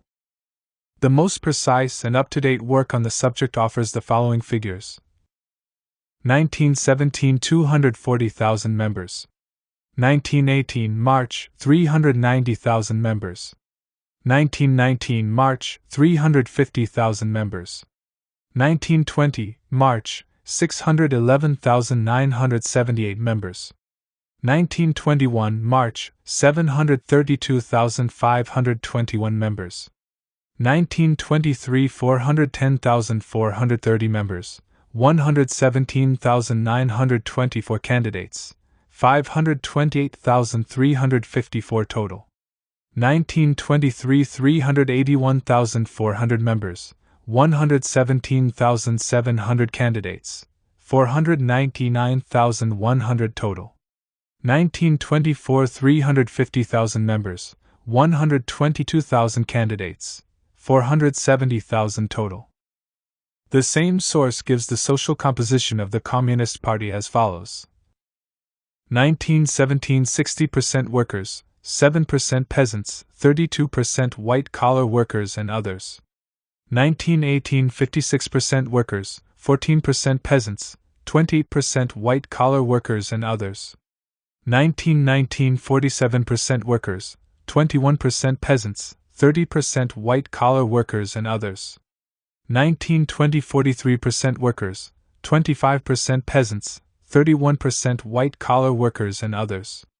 1921 41% workers, 28% peasants, 30% white-collar workers and others. The purges of 1923 increased the proportion of workers who, in 1923, made up 45%, with 26% peasants and 29% others. These statistics show the mass-scale entry of workers into the Communist Party. A comparison of the two tables demonstrates that there were 200,000 working-class members of the Bolshevik Party in 1917. This figure acquires its full significance if one appreciates the small size of the industrial proletariat of Russia, which numbered only about 3 million. After 1917, the statistics of the percentage of workers in the party are subject, however, to reservations. Generally speaking, the data collected were based on the members' original occupations and not their actual occupations. Thus, for the year 1919, the statistics show 47.8% of the members as workers.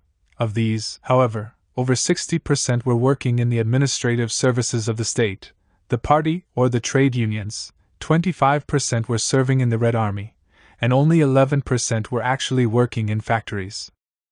Some party members, moreover, strove to conceal their non-proletarian origins, or forged a proletarian background for themselves. Nevertheless, the proportion of workers continued to be very high among the members of the party in a period when, as we shall see, the number of workers in industry suffered a steep decline.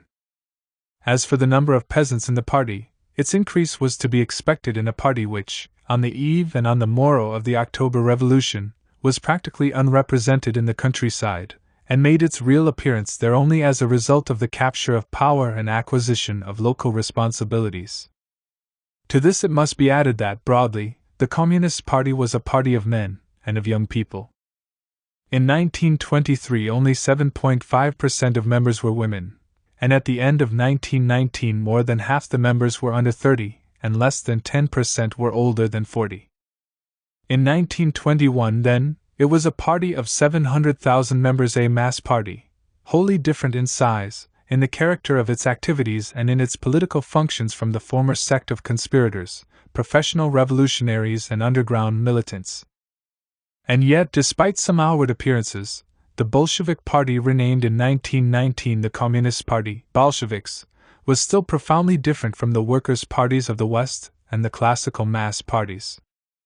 The numerical aspect was irrelevant, in fact, for the Bolsheviks, after coming to power, remained loyal to certain fundamental conceptions of Leninism regarding the nature and function of the vanguard party. A distinctive feature that followed from this was mentioned by Lenin in an article published in Pravda in October 1919.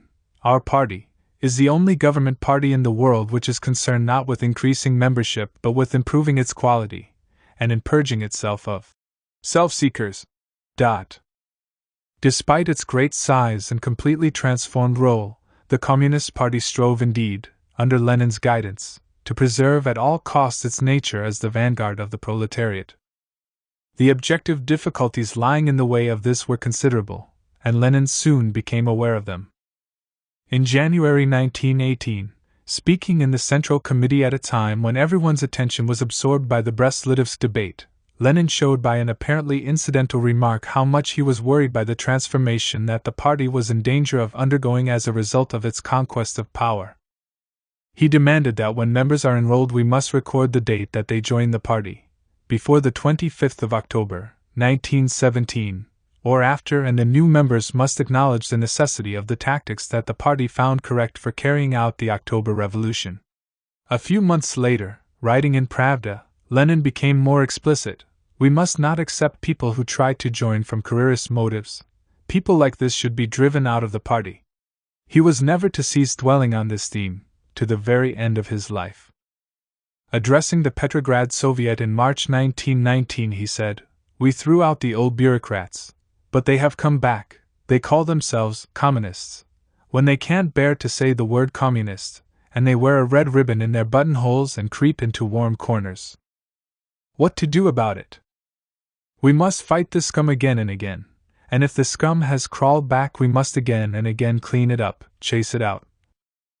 Clean up, chase out these unclean elements."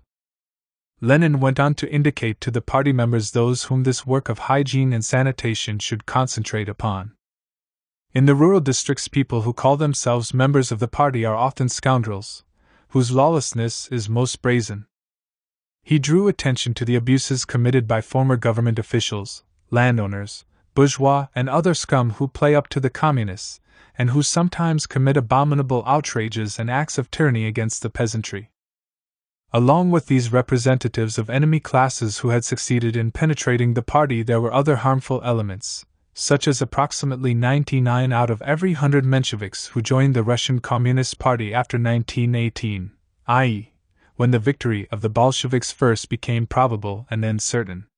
There were also the bureaucratic communists, as well as all members of the RCP who are in any way dubious, unreliable, or who have failed to prove their stability. These should be purged, too, although, in their case, with the right of readmission upon further verification and test.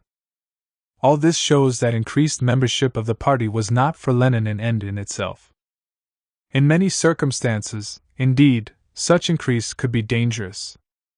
At the Ninth Party Congress, when the military situation seemed stabilized and the Soviet power consolidated, he said that the huge membership our party has attained gives rise to a certain apprehension, because the rapid growth of our party has not always been commensurate with the extent to which we have educated this mass of people for the performance of the tasks of the moment. This desire to limit the size of the party was not turned into an absolute rule, however. Thus, when in the autumn of 1919 the victories of the counter-revolutionary armies threatened the downfall of the Soviet regime and it seemed possible that Petrograd would be taken by the Whites, the party opened its gates wide to new members. In these circumstances, a party card meant something approaching a candidature for Denikin's gallows. In Moscow alone, in a single week, 13,600 new members were enrolled. Lenin commented, "This is a huge, quite unexpected success." During these difficult weeks, when the precariousness of Soviet power was revealed, the party made no less than 200,000 new members. It was not only scoundrels, opportunists and former officials seeking influence who joined the party. And yet the evils of which Lenin complained and the dangers he warned against were only too real. The day-to-day hardships, the continual tension, the impossibility of relaxing an effort that had been kept up for years, the gnawing hunger, the want that never loosened its grip and the doubt that from time to time took hold of even the best, all this could not but bring about consequences that caused indignation among austere and idealistic communists. At the Party Congress of March 1919, Nagin had expressed the horror he felt at the drunkenness, debauchery, corruption, cases of theft and irresponsible behavior to be found among many party officials. "Really," he said, "at the sight of such things your hair stands on end. As for the careerism of the more ambitious, the opportunism of the more mediocre, and the simple realism of the average citizen, they were the unavoidable price paid for political success, a price that other parties, with a less prestigious record than the Bolshevik Party, have had and still have to pay, without too many scruples or too much revulsion." For the Bolshevik revolutionaries, though, these characteristic features of human weakness were a source of surprise and concern, as in the case of Zinoviev, who told the Congress of March 1918 of the experience of a Communist Party official who, receiving a newly joined member of the party and asking him to come back the next day to collect his membership card, was given this reply: "No, comrade. Let me have it today, I need it at once in order to get a job in an office." Neither the party nor Lenin viewed this state of affairs with resignation. They sought cures that would do away with it, or at least reduce its effects.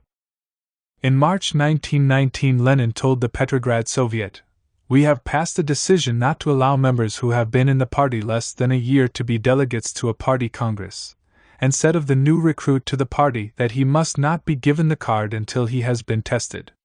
This procedure was to be introduced officially in December of that year, the procedure of candidature and of probationary periods during which the new member was obliged to learn the program and tactics of the party, and the leaders concerned had the opportunity to form an impression of his personal qualities. Also advocated was re-registration of members who wanted to stay in the party, a formality which enabled the organization to re-examine their cases, and checking on party members by non-party workers.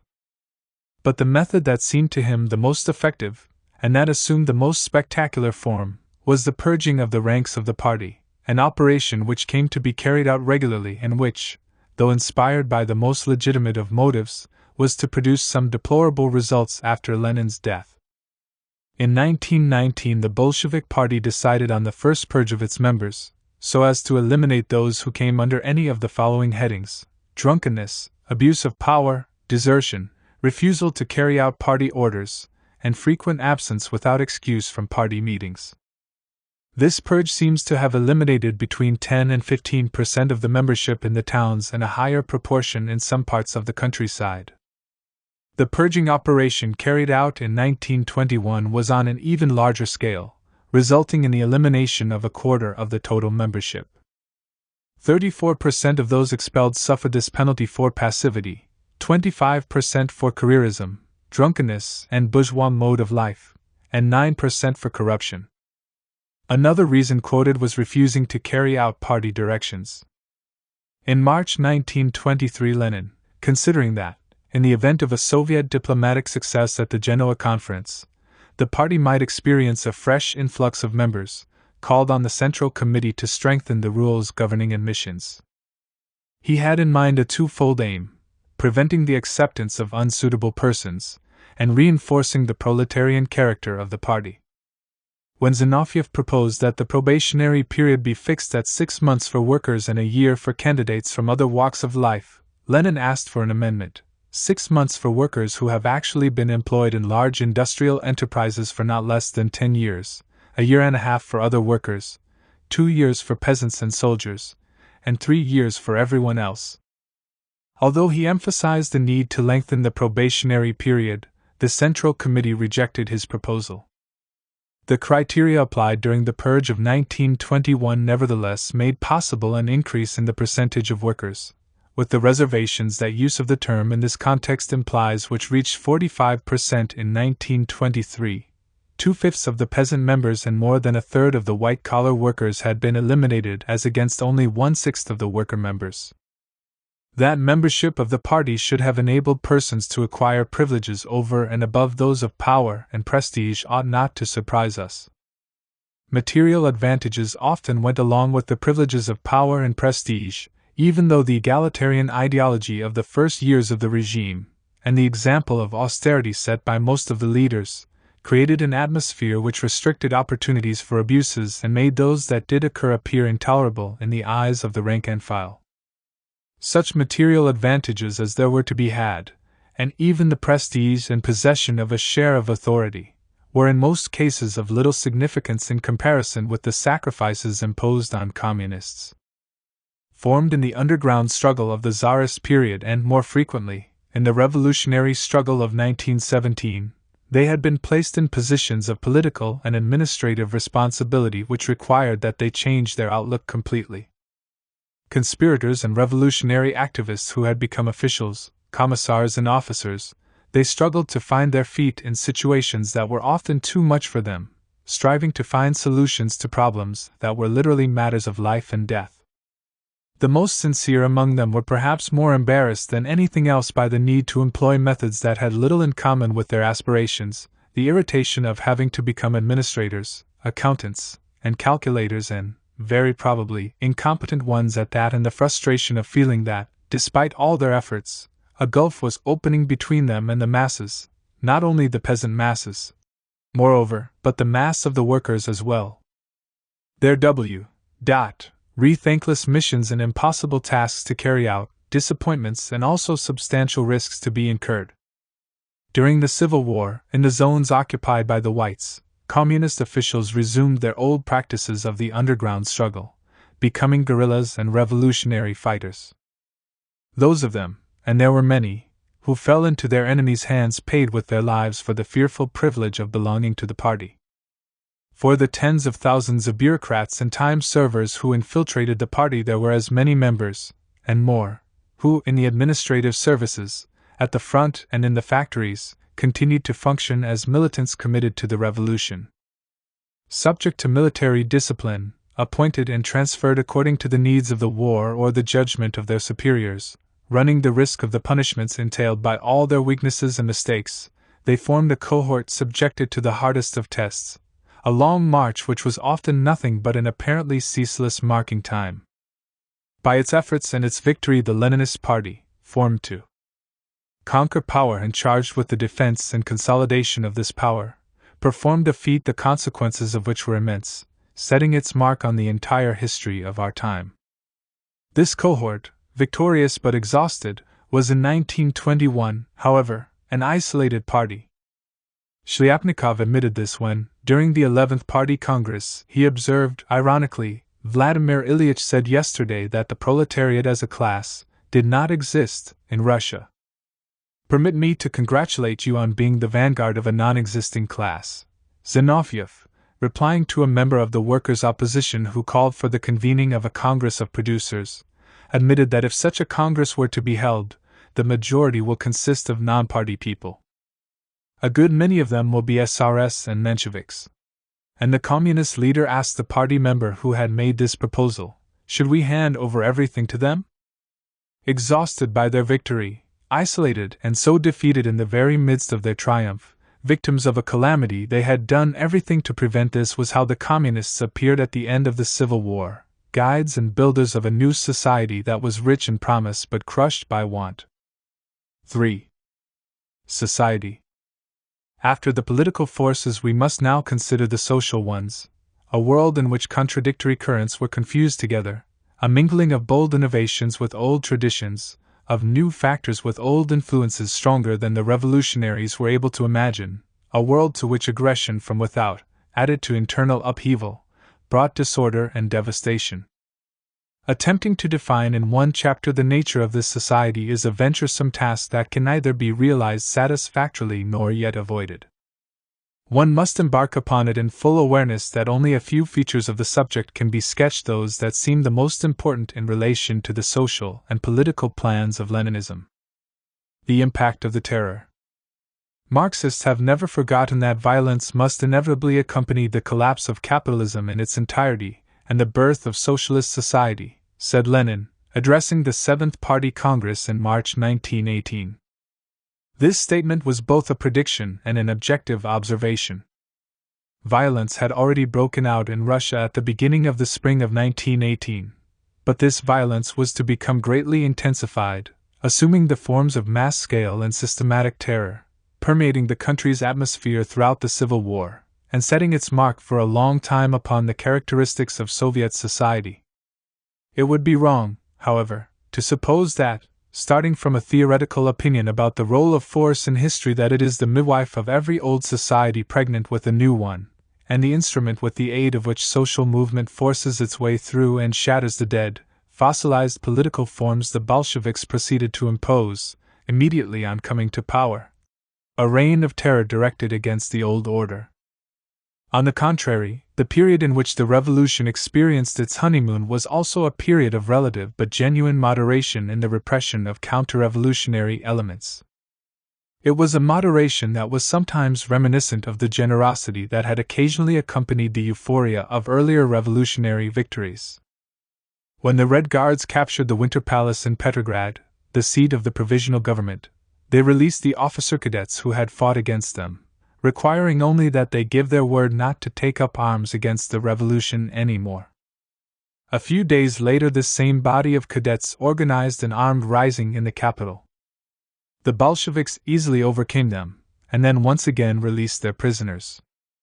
General Krasnov, commanding the counter-revolutionary forces that were brought up to reconquer Petrograd, also obtained his freedom in return for a promise not to fight against the Soviets again, and almost immediately joined the anti-Bolshevik forces gathering in the south. In Moscow, where the insurrection had been much bloodier, the Whites were treated in the same easygoing way, despite the massacre of prisoners of which they had been guilty. In the provinces, the taking of power by the Bolsheviks occurred, generally speaking, with very little violence. Moreover, the members of the provisional government who had been arrested on October 26, or at least those of them who belonged to the Socialist Partyists, were released, at Martov's request. There were indeed, in the first months after the conquest of power and before the beginning of the Civil War in the strict sense, some violent incidents in which both revolutionaries and counter-revolutionaries suffered. But the Bolsheviks endeavored on a number of occasions to calm the fury of the crowds and restrain their excesses. Thus, in Saratov, when the members of an anti-communist Committee for Salvation were seized by demonstrators and roughly handled, the Soviet authorities succeeded in rescuing them. Among the lynchings carried out by the masses, those of General Dukhanin, commander-in-chief of the army, and of the Constitutional Democrat former ministers Shingarev and Kokoshkin, the latter murdered in their hospital beds, were particularly sensational. Dukhanin was killed despite the intervention of the Bolshevik People's Commissar, Krylenko, who implored the sailors involved to show clemency. The murder of the cadet ministers was condemned by Zestia, the official organ of the government, as a blot on the honor of the revolution, and Lenin demanded, in a telephone message to the People's Commissariat of Justice on the very day of the murder, that the authorities begin a rigorous investigation and arrest the sailors guilty of this murder. Maxim Gorky wrote in his Revolt of the Slaves, "A people brought up in a school which dwells vulgarly on the terrors of hell, tutored with blows of the fists, with rods and whips, cannot have a tender heart. A people who have been trampled down by the police will be capable in their tum of trampling on the bodies of others." Babeuf had said the same thing during the French Revolution. Instead of civilizing us, our masters have made barbarians of us, because that is what they are themselves. They are reaping, and will continue to reap, that which they have sown. During the first months of their rule, the Bolsheviks, far from inflaming the anger and vindictiveness of the masses, sought to set bounds to the manifestation of such feelings. Official repression, moreover, assumed comparatively benign forms. No death sentence was pronounced during the first 3 months of the Soviet regime, and no official execution took place. Indeed, one of the first decrees of the new government abolished the death penalty, which Kerensky's government had restored in September 1917. As Professor Carr notes, the revolutionary tradition of opposition to the death sentence weakened and collapsed only after the outbreak of the Civil War and open insurrection against the Soviet regime. In July 1918, after suppressing the armed revolt of the left SRS, the Bolsheviks showed such moderation in their measures of reprisal that the German government, whose ambassador had been killed by the rebels, protested to the Soviet authorities. The moderation of the Bolsheviks is all the more remarkable in that it contrasted in this period with the first outbursts of white terror, both on a small scale, like the massacre of their red prisoners by the officer cadets during the Moscow insurrection of October 1917, and on a grand scale, as in Finland, where between 10 and 20,000 workers were slaughtered by the counter-revolution, not including the more than 2,000 prisoners who died in internment camps. In Suvarin's words, the Cheka seized hostages. Its repressive measures were still moderate, while the whites, by their mass shootings and hangings, were sowing the seeds of inexpiable hatred and ensuring severe reprisals for themselves. With the beginning of the Civil War and foreign intervention, the Bolshevik government, yielding to the spirit of the time, itself resorted to terror. Undoubtedly, it was the numerous attempts on the lives of some of their leaders that helped to overcome their last hesitations in this matter. The attempt to kill Lenin on January 1918, the murder of Volodarsky in June, the unsuccessful attempt on Trotsky's life at the beginning of August, and, at the end of that month, the murder of Uritsky and the attack on Lenin that nearly killed him, immobilizing the head of the government for several weeks. In August 1918, Zinoviev announced in Petrograd the beginning of the Red Terror. The attempted murder of Lenin and the actual murder of Uritsky evoked an immediate response. The newspaper Krasnaya Gazeta wrote, "Each drop of Lenin's blood must be paid for by the bourgeoisie and the whites in hundreds of deaths. The interests of the revolution demand the physical extermination of the bourgeoisie. They have no pity. It is time for us to be pitiless." Like Paris during the French Revolution, Petrograd had its September massacres, the statistics of which are hard to determine. According to official sources, 800 counter-revolutionaries and white guards, otherwise described as hostages, were executed in Petrograd, and there were also many victims in Moscow and in the provinces. The authorities sought merely to organize the terror, in other words to keep it within certain bounds. Serge writes, however, after the September days the terror does not die away, it slackens and becomes systematic. N.E.H. Carr confirms that September 1918 marked the turning point after which the terror, hitherto sporadic and unorganized, became a deliberate instrument of policy. Two features were characteristic of the Red Terror, as it was applied during the Civil War. In the first place, the forms and extent of repression were closely dependent on the military situation. When, in January 1920, the Soviet government took account of the end of hostilities and learned that the Western powers were lifting the blockade of Russia, they immediately announced the abolition of the death penalty. A few months later, however, the military aggression by Poland led to its reintroduction. In the second place, the Red Terror, like the White, bore a distinct class character. Latsis, one of the heads of the Cheka, wrote on November 1, 1918, "Do not ask for incriminating evidence to prove that the prisoner opposed the Soviet either by arms or by word. Your first duty is to ask him what class he belongs to, what were his origin, education, and occupation. These questions should decide the fate of the prisoner." This is the meaning and essence of Red Terror. It is true that Lenin condemned, in a document not published at the time, the absurd lengths to which Latsis went, the practice of taking hostages, systematically chosen from among the bourgeoisie and the aristocracy, and their execution in moments of extreme tension, or as a reprisal for measures taken by the whites, was, all the same, inspired by the principle that the Cheka chief had propounded. This philosophy determined not only the selection of victims but also, inversely, the choice of suspects to be released. Thus, in the daily report prepared in September 1918 by one section of the Cheka we find the following entry: Shustov, Edekim, a store employee, arrested for having a false permit to carry arms. Decision: because he belongs to the proletarian class, Shustov is to be released from arrest. The same report mentions numerous executions of lawyers, officers, and, in general, members of the bourgeoisie. In other cases, the Chekists were ordered to re-examine their prisoners' dossiers and give preferential treatment to those who were found to be of working class or peasant origin. In the opposite camp, where justice was no less expeditious, its targets were regularly chosen from among the laboring classes. One white military commander, for example, ordered his subordinates not to arrest workers but to either hang or shoot them. In one of his dispatches he wrote, "The orders are to hang all arrested workers in the street. The bodies are to be exhibited for 3 days." What was Lenin's attitude in face of this outbreak of violence? Soon after the seizure of power he thought it possible to say, "We have not resorted, and I hope will not resort, to the terrorism of the French revolutionaries who guillotined unarmed men," although according to Trotsky he also sharply criticized the decision of the Congress of Soviets to abolish the death penalty. Nonsense. How can one make a revolution without firing squads? Trotsky's report is probably correct, for during the first months of the new regime, Lenin did, we know, urge the Soviet authorities to show ruthlessness towards counter-revolutionaries. He reproached the workers and peasants with not yet breaking down resistance firmly and ruthlessly enough. He complained that in many cases the Soviet government has had the appearance not of iron but of jelly, from which socialism cannot be built.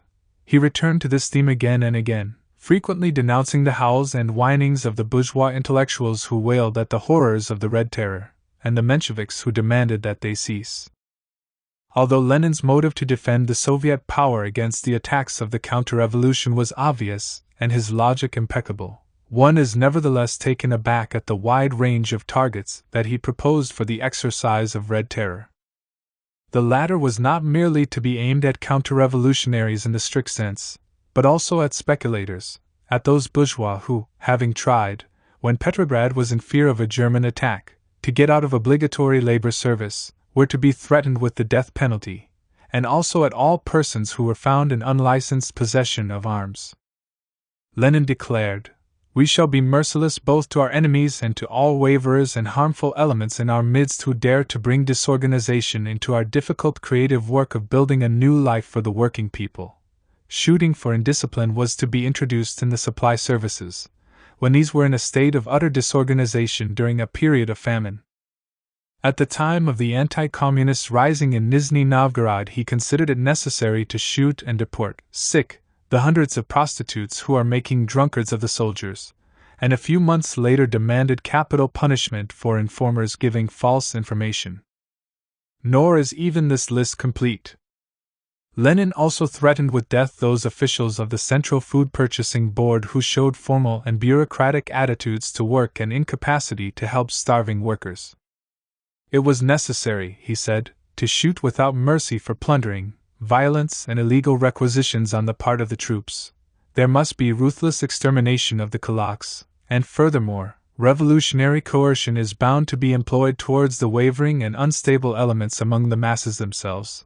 Looking back over that period of revolutionary terror, Lenin was to epitomize its logic in these words. In April 1920, this is the way unity of will was expressed.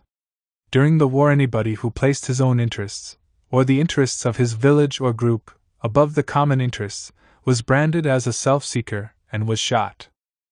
In the face of such an apocalyptic roll of victims, there is reason to ask oneself whether Lenin always weighed his words with sufficient precision. The question is more pertinent and less apologetical than may appear at first sight. There are a number of Lenin's writings in which it is obvious that some of the expressions used are not to be taken literally. Here are some examples.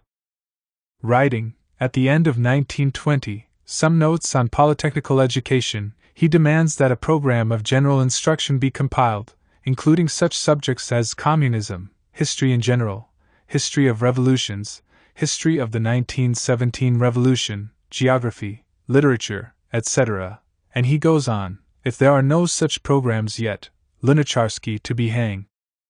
Lunacharsky being the People's Commissar for Education. In a communication of July 1921 he warns two officials, another quarrel between you two, and we shall dismiss and jail both. Other examples of such verbal ferocity could be given. Even so, allowing for the possibility that Lenin may have permitted himself stylistic excesses that exaggerated his meaning, the responsibility he bears for the development of terror and counter-terror cannot be lightly disced.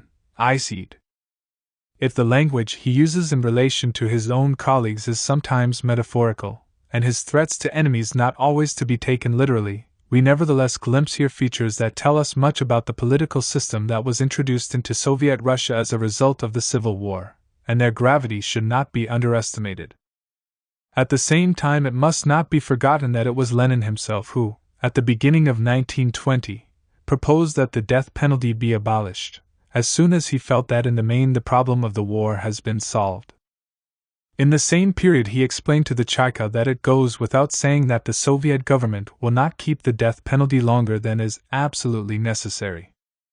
It was Lenin, too, who in December 1921, addressing the Congress of Soviets, spoke of the need to reform the Cheka, define its functions and powers, and limit its work to political problems while at the same time, as we have seen, advocating the most severe repression of Menshevik activity. "What do you want?" he would ask, astonished and cross, Gorky tells us. "Is it possible to act humanely in such an unusually ferocious fight? Is there a place for kindness or magnanimity?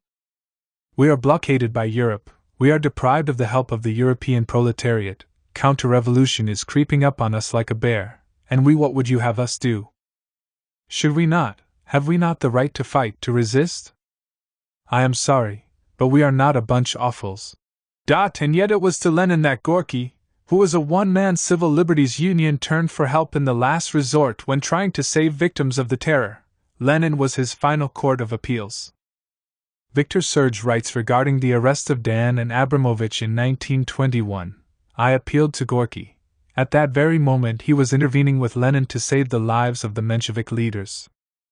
Once Lenin was alerted they were absolutely safe, and it was at Lenin's request that Kropotkin undertook to keep him regularly informed about excesses committed by the repressive organs."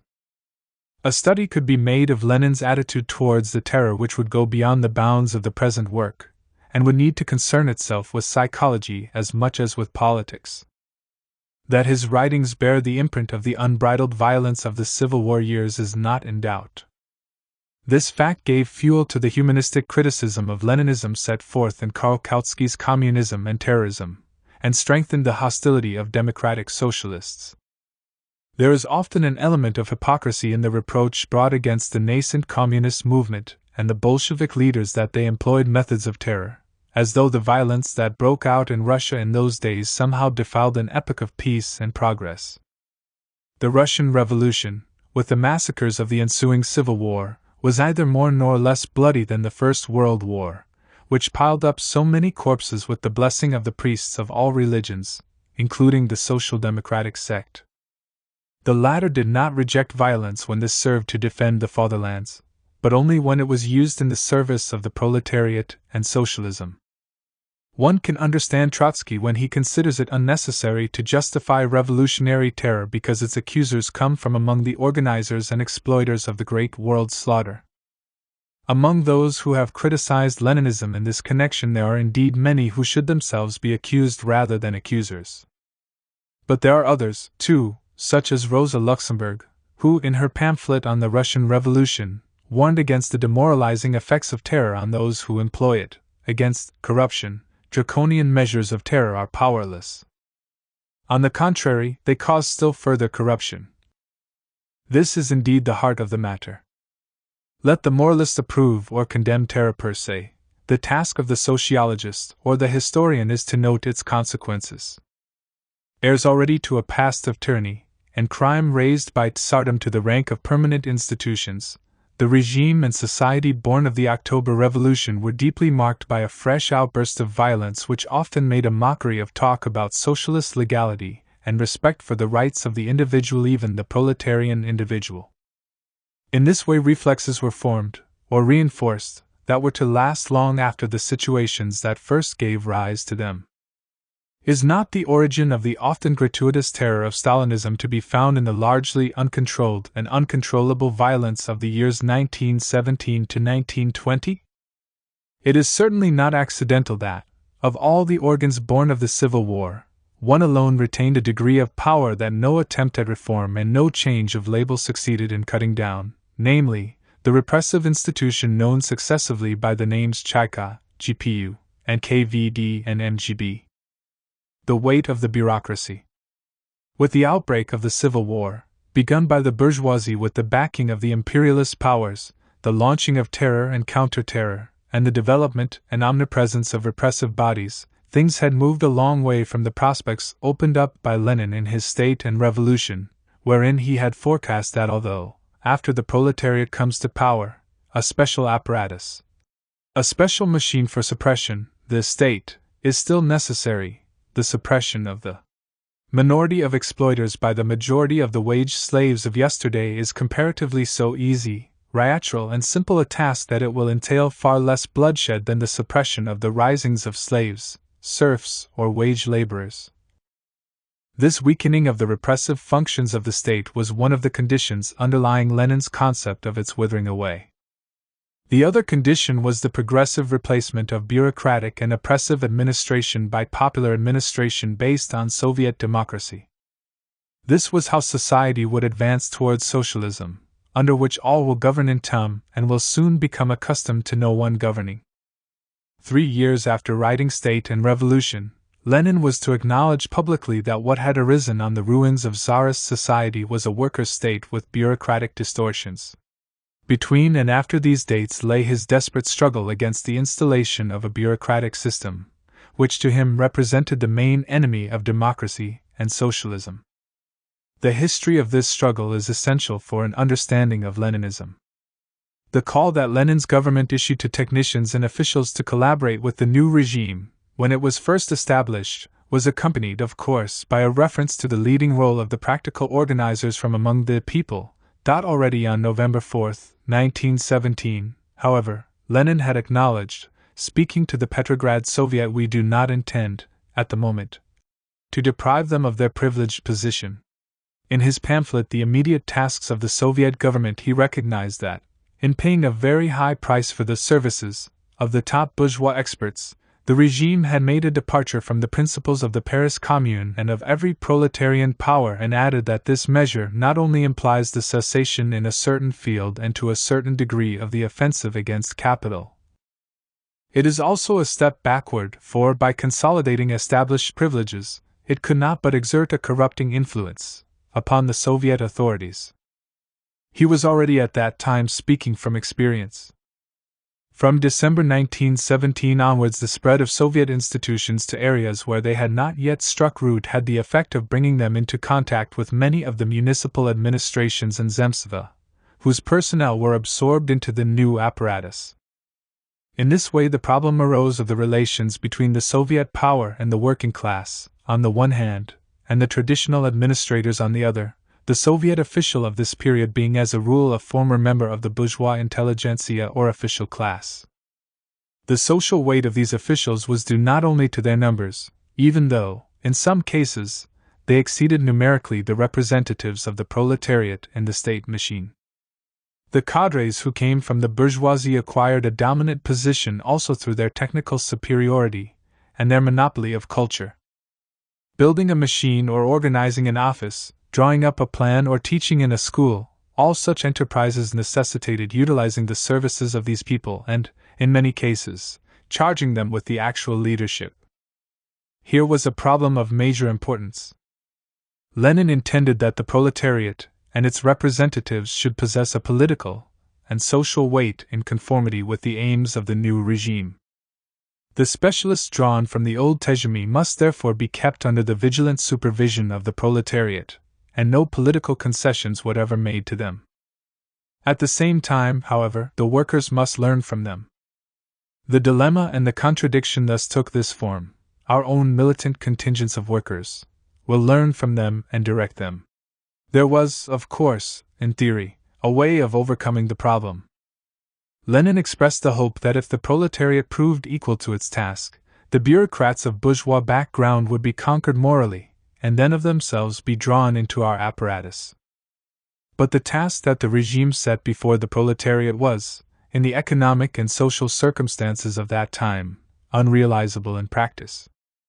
It was therefore necessary to face the facts. What Lenin called at the end of 1921 the Soviet bureaucrats did not believe in the new regime and had no confidence in it. 9/10 of the military experts, wrote Lenin in the Tax in Kind, are capable of treachery at every opportunity, and the position was no better with the non-military ones. An inquiry carried out in the summer of 1923 among 270 engineers in the service of the Soviet state confirmed Lenin's opinion. These officials were divided into two categories, the first comprising those who had belonged before the revolution to the higher ranks of the administration, and the second embracing those who had been only ordinary engineers under the regime. To the question as to whether they were in sympathy with the Soviet state, 9% of the first category and 13% of the second answered in the affirmative.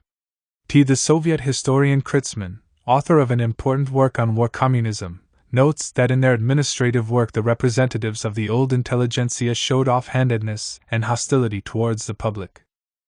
Preponderant as they were both in numbers and in relative competence, the bulk of the bureaucrats of bourgeois origin were unwilling to accept the proletarian leadership that the Bolsheviks at first tried to impose upon them.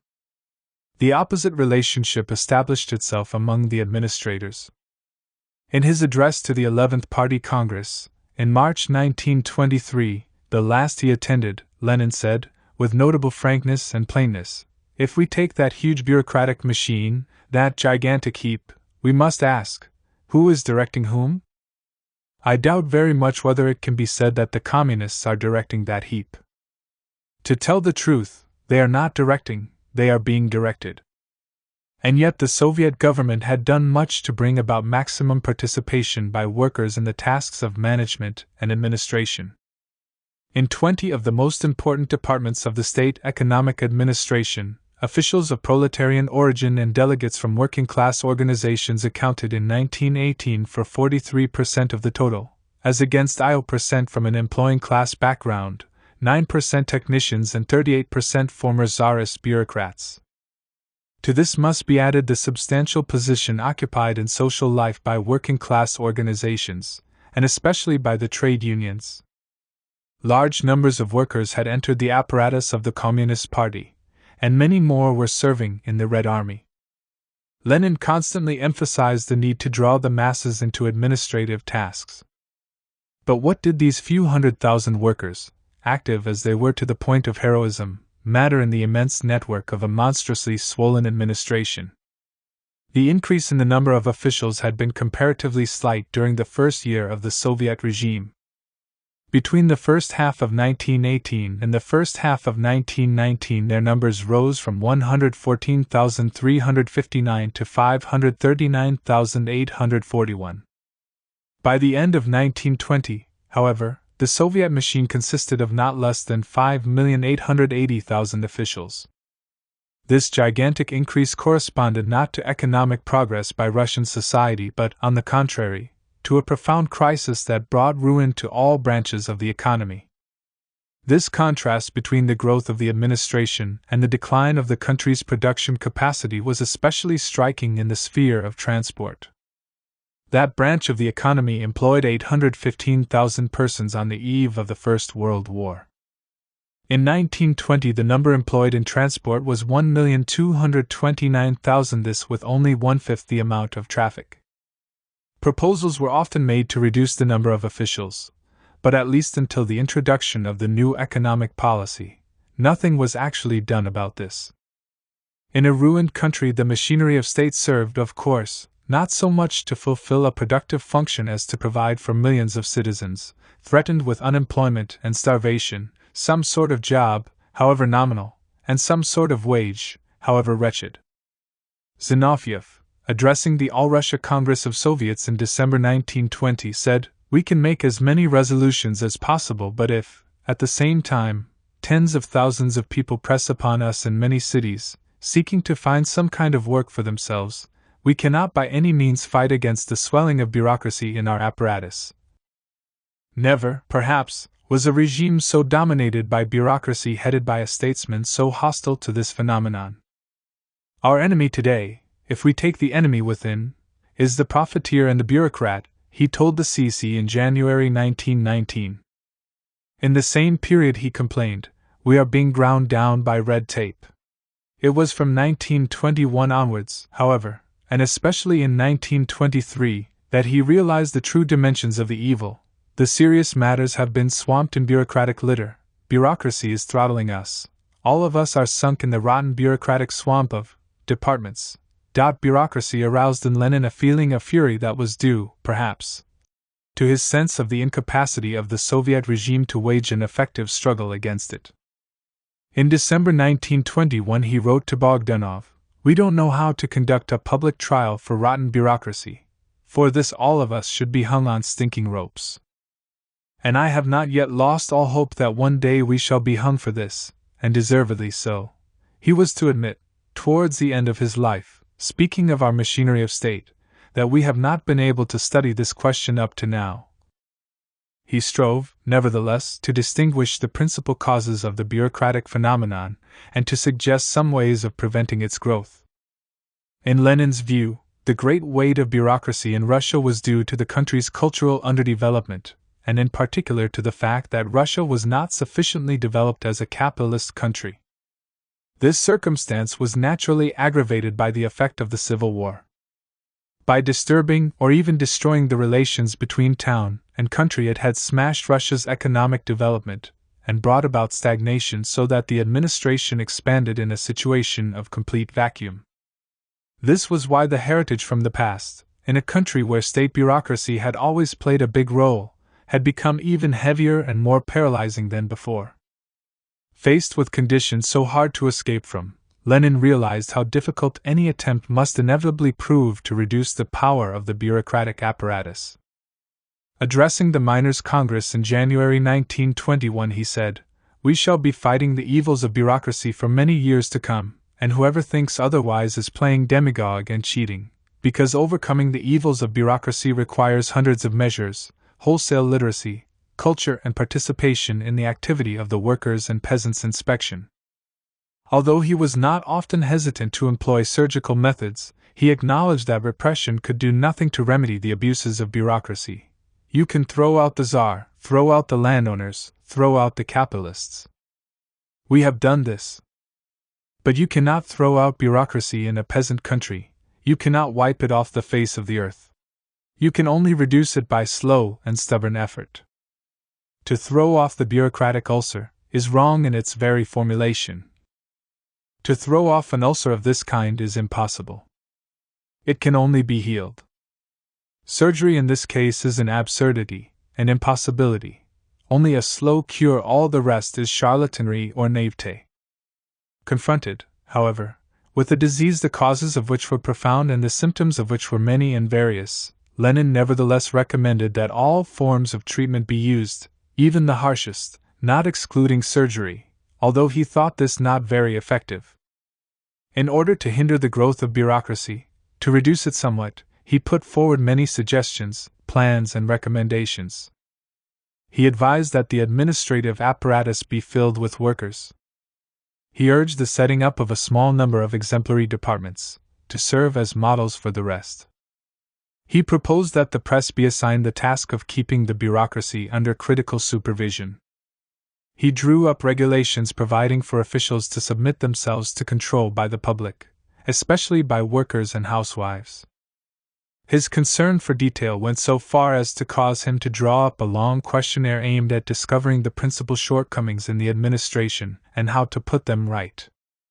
Finally, and most important, he took the initiative in creating RAPTRIN, the Workers' and Peasants' Inspection, an institution inspired by his constant preoccupation with making the administration more popular in character, or at least ensuring popular control over it. The members of the Workers' and Peasants' Inspection were to be elected, and were to work in it for short periods only, so as to ensure that everyone was in turn drawn into this work. Despite the hopes he had built upon the functioning of this body of people's inspectors, Lenin admitted its failure already at the end of 1920. In the document known as his testament, he returned to the subject. The Workers' and Peasants' Inspection, on whom this function, checking, improving and remodeling our state apparatus, devolved at the beginning, proved unable to cope with it. At that time RAPTRIN's staff numbered not less than 12,000, and it had become merely an extra cog in the bureaucracy that it was supposed to combat. This example is typical of the methods that were often used by the Soviet state in order to correct its own faults. When attacked by the apparently incurable disease of institutionalitis, it tried to deal with the defects of the existing bodies by creating new ones, which did not always abolish the old bodies, but merely took their places beside them. I am in mortal fear of reorganizations, Lenin acknowledged in January 1923. We are always reorganizing things, instead of getting on with the practical business. He seemed, however, like his colleagues, to suffer from a mania for setting up commissions. Trotsky, describing his last conversation with Lenin, during the latter's illness, tells us, Lenin summoned me to his room in the Kremlin, spoke of the terrible growth of bureaucratism in our Soviet apparatus, and of the need of finding a lever with which to get at that problem. He proposed to create a special commission of the Central Committee. His helplessness was the greater, and probably he was the more consciously aware of it, in that he came up against the inertia and incompetence of a particular type of bureaucrat, the communist bureaucrat. Those who should have got rid of the evil contributed, on the contrary, to worsen it. Lenin pursued them with his obloquy. At the 8th Party Congress he denounced the czarist bureaucrats who began to assume the coloring of communists, and, to succeed better in their careers, to procure membership cards of the Russian Communist Party. These Soviet bureaucrats, the pampered grandees of the Soviet Republic, were distinguished by their communist conceit, their intellectualistic and bureaucratic complacency. This attitude was capable of causing a member of the Communist Party, who has not yet been combed out, to imagine that he can solve all his problems by issuing communist decrees. Degree and Lenin urged that such communist mandarins be punished with triple sentences as compared with non-party people. He did whatever he personally could to counter this communist conceit. Louis Fischer tells us, in a dispute between a communist poorman with no knowledge and an expert with no power, the latter lost unless the matter came to the attention of Lenin or another high-ranking unconventional party officer. From January 1923 onwards, in the last months of his political activity, Lenin discovered that bureaucracy meant not only the conceit, complacency, abuses and authoritarianism that he had condemned, but also, on a scale he had hitherto not dreamed of, the slowness of that all-conquering red tape which led Rykov to remind Soviet officials that labor is the relation of man to nature, and not to paper. Lenin became aware of this incompetence in one sector of the administration after another. In January he noted, "The Central Committee apparatus is not working." In February he found that the State Bank's trading department was just as bureaucratic as everything else. And he concluded, "All of us are sunk in the rotten bureaucratic swamp of departments. The departments are shit." In March 1923 he wrote that complete anarchy reigns in the Commissariat of Finance. At the end of 1923, during a few weeks of respite from his illness, he had occasion to observe the crying anarchy existing in the administrative arrangements of the Comintern and the Profintern, the Red International of labor unions. Lenin described the impressions he formed during a journey that he made, becoming aware of the dilapidated state of the railways and the muddle in their administration. This was the first time I traveled along the railway lines not as a dignitary, getting all and sundry to hustle with dozens of special telegrams, but as an unknown person. I found the railway trolleys in the worst state possible. I saw utter neglect, semi-ruin, very many things have been stolen, total disorder, the fuel appears to have been stolen. There is water in the kerosene. The engine running excruciatingly, stoppages on the way every minute, the traffic wretched. And he insisted that this was no exception. The whole organization was incredibly disgraceful, with complete dislocation and clumsiness. He confessed that the experience had filled him with a sense of depressing hopelessness. What made Soviet bureaucracy so absolutely intolerable was the lack of interest in their work shown by the officials. Let us consider Max Weber's description of the Prussian civil service, whose qualities constituted for him the model of an ideal bureaucracy: precision, speed, unambiguity, knowledge of the files, continuity, discretion, unity, strict subordination, reduction of friction and of material and personal costs. These are raised to the optimum point in the strictly bureaucratic administration. It was Soviet Russia's misfortune that whereas her officials sometimes shared the arrogance of their German colleagues, they rarely possessed their characteristic efficiency. Thus, a regime born in a struggle for freedom and amid hopes for a libertarian society acquired, in the shape of a burdensome and authoritarian bureaucracy, what was to be one of the most lasting features of the Soviet scene: the wave of reforms, law, culture, teaching. While Leninist society was marked by violence, and bureaucracy bulked big in it almost from the start, it was nevertheless too close to its revolutionary origin and its ideal of human emancipation not to show a rich diversity of achievements wrested from the old world. In a great variety of fields it demonstrated that the relation between reform and revolution was the opposite of that conceived by social democracy. It was not the fight for reforms that led up to and prepared the way for the revolution, but the revolution that opened the way to the most thoroughgoing reforms. The capture of power by the Russian working class in October 1971 led to numerous and substantial changes, sometimes to tremendous upheavals in the country's social life. The Soviet regime was hardly 1 month old when it issued a decree that the provisional government had proved incapable of issuing throughout its 8 months' existence, the law introducing the right to divorce, and, in particular, to divorce by mutual consent. About the same time, civil marriage replaced religious marriage. The Family Code of 1918 laid down divorce procedure, simplifying it to a very great extent. The purpose of this reform was, in the words of one of the leading legislators of the time, to transform an institution that must cease to be a cage in which husband and wife live like convicts. Furthermore, the 1918 Code proclaimed, in its article, the end of legal distinctions between legitimate and illegitimate children. Henri Chamber considers that in the 1918 Code the legislator was guided by two concerns, to which everything else was subordinated: the emancipation of women and the ending of the inequality of rights between legitimate and illegitimate children. Besides the numerous innovations in civil law, there was a complete recasting of criminal law. A decree of December 7, 1917, abolished all existing general legal institutions, and having thus cleaned the board of everything inherited from the past, proceeded to introduce a wholly new conception of penal law, some features of which merely implemented traditional democratic demands, while others were harbingers of a socialist organization of justice. Punishment was no longer to bear the character of the expiation of an offense, or an atonement. The concept of an objective offense was firmly ruled out. Among the sources of the new legal system, an important place was accorded to the ideas of revolutionary consciousness, the class consciousness of the working people, and socialist consciousness. Thus, when deciding what penalties to impose, the principles of Soviet penal law, ML, take into account the danger to society represented both by the offender, is he or is he not a member of the bourgeoisie, and by the offense, was it or was it not committed with a view to restoring the oppressor class to power? Heavier penalties will be imposed if the answers to these questions are in the affirmative.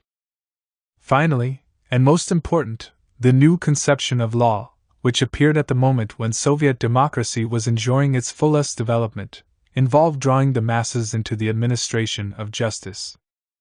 The popular courts, apart from those that arose quite spontaneously, were from December 1917 onwards made up exclusively of elected judges. In February 1918 it was decided that magistrates should be appointed by the local Soviets. Some features were, however, retained from the pure democracy that marked judicial practice in the earliest days of Soviet power, such as the selection of prosecuting and defending counsel from lists of volunteers from among the ordinary people. The value of such a system of justice obviously depended on the level of the citizens who were called upon to administer it. In the large towns the results appear to have been frequently satisfactory, with the accused able to count upon the indulgence of their judges. In the rural areas, however, the improvised courts handed down sentences the barbaric nature of which revealed the cultural backwardness of the peasantry. The death penalty was invoked for mere cases of theft, and sometimes carried out on the spot. The penal code drawn up in a little village in Tambov province laid down that if a man struck another, the sufferer shall strike the offender 10 times. Elsewhere, a village woman accused of adultery, and also, to be sure, of complicity with her lover in murdering her husband, was sentenced to be buried alive. Elsewhere again, a man condemned to death had his sentence commuted to 25 blows with a rod, thanks to the intervention of a priest. In the realm of justice as in others, the application of the Revolution's legislation showed the extent to which the regime established by the October Revolution could bear fruit only in advanced conditions, free from survivals of the Middle Ages. If we now turn to the domain of the arts, culture and education, there is a general observation to be made about the atmosphere in which they developed. As Alfred Meyer says, in this domain the Revolution carried with it maximal freedom of expression and experimentation. This was particularly true in literature and the arts, which flourished remarkably until quite late in the 1920s. The People's Commissariat of Education, under the enlightened direction of Anatole Lunacharsky, followed a policy of tolerance to the advantage of the widest diversity of schools and tendencies in the artistic and intellectual spheres, including the most contradictory. This liberal attitude aroused frequent protests among the more radical elements, the advocates of a new cultural October, who charged those responsible for this sector of public life with opportunism, on account of their easygoing and broad-minded approach. Lunacharsky, with Lenin's backing, strove to defend against Mayakovsky and other iconoclasts the classics of Russian literature, and of art in general. The paradoxical spectacle was seen of a state cultural department defending freedom of creation against attacks from certain left artists and writers. The latter described Lunacharsky as a reactionary in the columns of Pravda, which, thanks to Bukharin, were readily available to them. The People's Commissar replied that, whereas his detractors considered themselves called on to defend party discipline in the field of poetic creativity, he considered that one of his own functions, on the basis of the office which he held, was the defense of the rights of free culture against red sycophancy. Actually, the avant-gardist zeal of many of these artists was equaled only by their ingratitude. While Lunacharsky and his commissariat protected the various forms of classical and traditional art against revolutionary impatience and the intolerance of the modernists who wanted to consign to the dustbin of history these vestiges of a drowned world, they also showed at least as much indulgence, and gave as much support, to their denigrators on the left. Specimens of highly non-traditional art were freely displayed in the streets of Moscow. Arthur Ransome describes the decorations for the first anniversary of the October Revolution, still to be seen when he visited the capital early in 1919, where a hoarding ran along the front of a house being repaired. The painters had used the whole of it as a vast canvas on which they had painted huge symbolic pictures of the Revolution. And the British journalist goes on best, I think, were the row of wooden booths almost opposite the Hotel National. These had been painted by the Futurists or kindred artists, and made a really delightful effect, their bright colors and naff patterns seeming so natural to Moscow. The liberalism of Lunacharsky and the Soviet authorities was all the more praiseworthy because the modernism of such avant-garde artists did not always meet with enthusiastic approval on the part of the masses, as Ransom mentions. The relations between Lunacharsky's commissariat and the organization called Proletkult also illustrate the difficulties encountered by the non-sectarian policy that was followed by the Soviet power in the realm of literature and art. Grouped in a highly structured association, with its own central committee, the partisans of Proletkult, proletarian culture, considered that all culture of the past might be called bourgeois, that within it except for natural science and technical skills, and even there with qualifications, there was nothing worthy of life. The Proletkult organization, not satisfied with the autonomy it had been accorded, demanded for itself full power in the cultural field. Such a demand necessarily affected its relations with the government. The latter had at first been widely popular among the zealots of proletarian culture, so that they elected Lenin honorary president when they held the first All-Russia Congress of Proletkult organizations in Moscow in September 1918. However, while tolerating and even to some extent encouraging the activities of the group, the Soviet authorities sought to integrate them in the People's Commissariat of Education.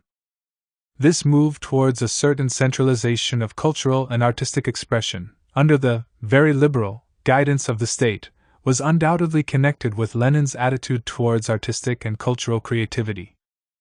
This was a mixture of lively hostility and relative tolerance. I am, he said, strongly opposed to all these intellectual fads and proletarian cultures.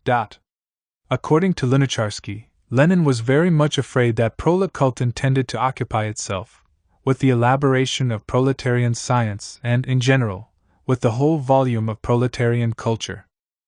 Firstly, that seemed to him premature and a task beyond its strength. Secondly, he thought that the proletariat shut itself off from study and the assimilation of the already existing elements of science and culture by such fantasies, which were naturally for the time being precocious. In a talk with Clara Zetkin, Lenin said, "I have the courage to show myself a barbarian. I cannot value the works of Expressionism, Futurism, Cubism and other isms as the highest expressions of artistic genius. I don't understand them. They give me no pleasure. We don't understand the new art anymore, we just limp behind it." Unappreciative of modern forms of art, and acknowledging that in this field he was not a competent judge, Lenin was not disposed to apply in the cultural field a rigorous line or a real censorship either. True, he wrote to Lunacharsky, "Aren't you ashamed to vote for printing 5,000 copies of Mayakovsky's 150 million?" But between the shameful tolerance that he deplored and the rigor he seemed to be advocating, the difference was not so very great, in a period when all publishing was beset with difficulties, since what he proposed was that such things be printed in no more than 1,500 copies. He put down a motion in the Political Bureau directed against the theses of proletarian culture, but faced with Bukharin's objections, he did not insist that it be voted on. He did, however, try to introduce some responsible communists into the art department of the People's Commissariat of Education, while at the same time defending the department against some party members who were calling for it to be simply dissolved.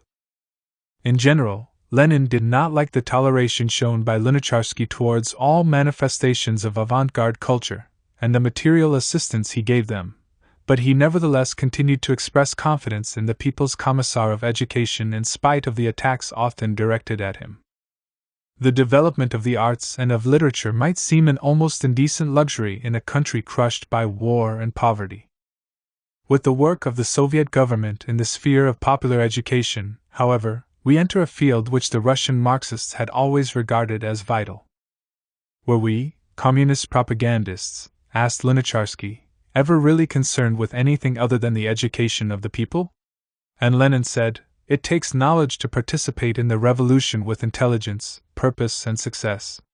This was how he justified his putting forward of a plan for reorganizing Petrograd's public library, in which he called for an increase in the staff, adding that the library's reading room must be open, as is the practice with private libraries and reading rooms for the rich in civilized countries from 8 a.m. to 11 p.m. daily, not excluding Sundays and holidays.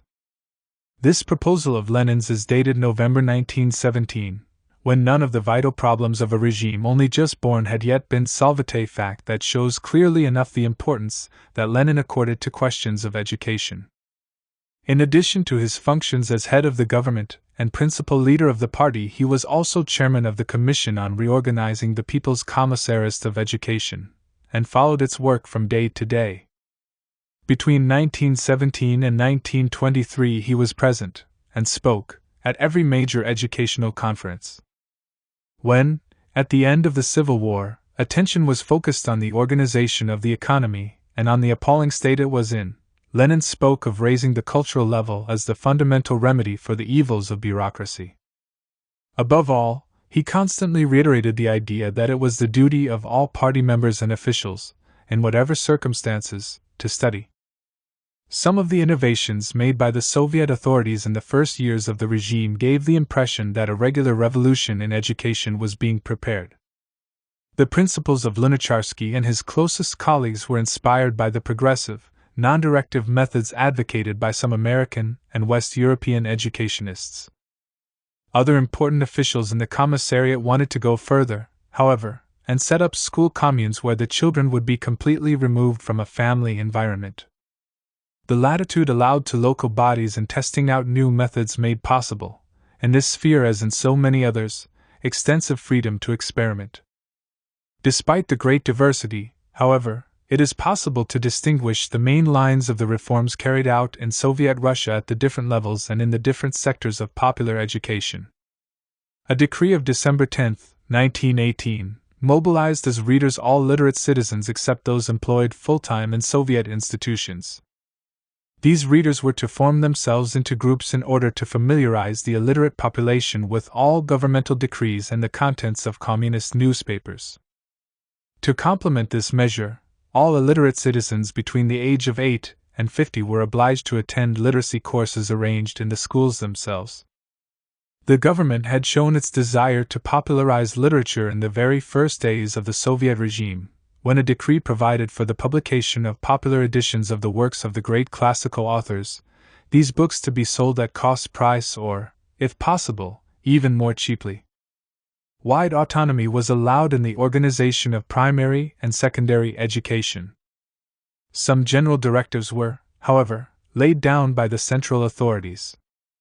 A decree of May 1918 introduced coeducation in all schools, and a few months later, other instructions were circulated that pursued the aims of combining schoolwork with productive manual work and of making education both polytechnical and collective, with the formation of groups for research and reading, as well as of ensuring wide freedom of creativity for the pupils. Anticipating demands that the events of 1968 were to popularize in France, and in some cases, reforms that are still revolutionary half a century later, the leaders of Soviet education decided in October 1918 to abolish the examination system, decreed that each school be governed by a collective including all workers employed in the given establishment, together with representatives of the local workers' organizations, and also of the pupils of 12 years of age and over, along with one representative of the People's Commissariat of Education, and proclaimed that the first aim of the communist nucleus in the school is to establish a political center, where students may undertake the study of various political questions connected with current world events. The study should aim to develop the class consciousness of every student. Homework was done away with, and teachers were called upon to avoid as far as possible all exercises that were mere tests of memory. The pupils were relieved of the obligation to show their teachers those marks of respect which, in the regimented educational system of Tsarist Russia, had been particularly numerous and burdensome. High school students were explicitly urged to come out openly and courageously in defense of their interests. A task of profound and serious liberation of the human spirit was thus inaugurated. At the university level, the People's Commissariat also undertook pioneering work. Anticipating the criticisms made in our own time, Lunacharsky expressed indignation that the universities were nothing but diploma factories, and sought to remedy this state of affairs. A decree of December 1918 abolished fees for university education and opened the universities wide to new students. This decree had the result of increasing the numbers enrolled at Moscow University, in one academic year, from 2,632 to 5,892. In October 1918, measures were taken to change the composition of the teaching body and to weaken the authority of the established mandarins. A decree attacked the privileges of professors by depriving them of their monopoly of chairs and by allowing anyone who had given proof of competence to offer himself as a university teacher. Academic titles were abolished, and an attempt was made to subject the teaching body to regular renovation, teachers who had held their positions for 15 years being obliged to resign, with the right to offer themselves for re-engagement. Besides the ill will of a teaching body that was mostly conservative in outlook, the chief obstacle in the way of the plans for educational reform was the general situation in a country where, while the government was publishing cheap books for the education of the masses, households were obliged to bum other books to keep themselves from freezing, and where civil war had in many respects destroyed the foundations of culture and civilization.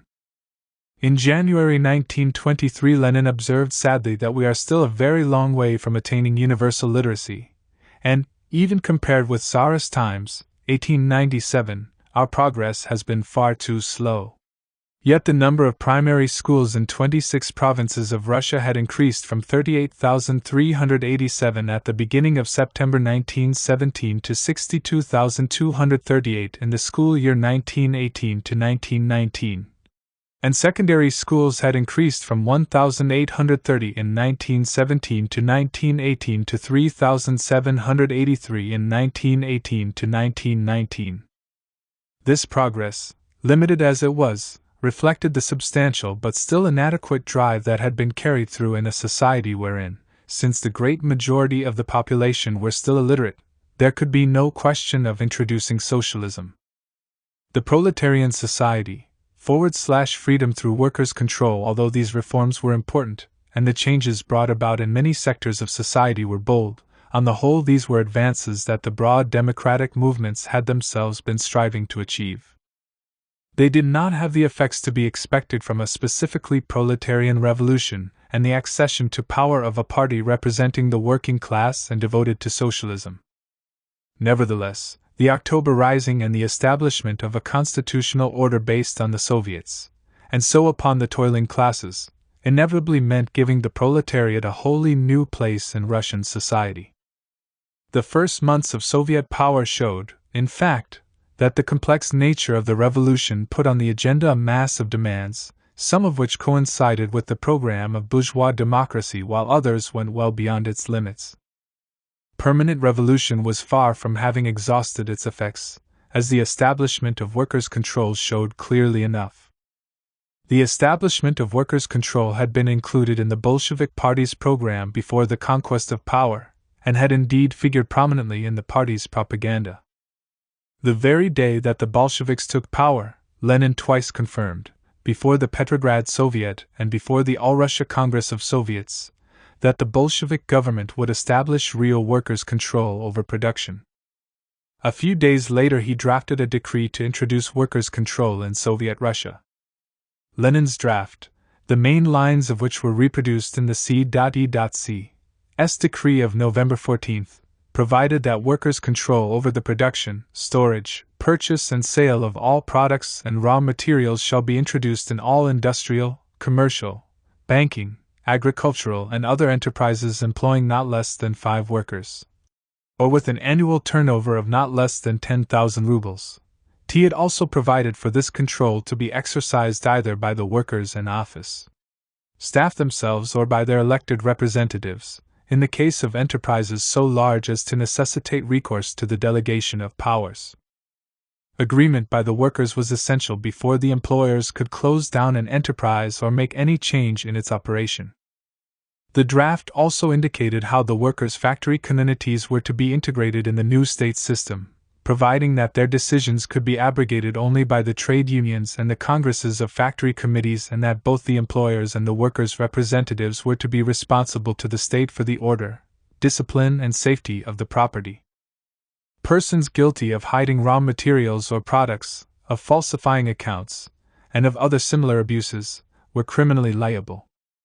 The final text of the decree arranged for a pyramid of committees to be erected, rising from the enterprises themselves to the All-Russia Congress of Factory Committees, with intermediate levels on the scale of cities, provinces, and industrial regions.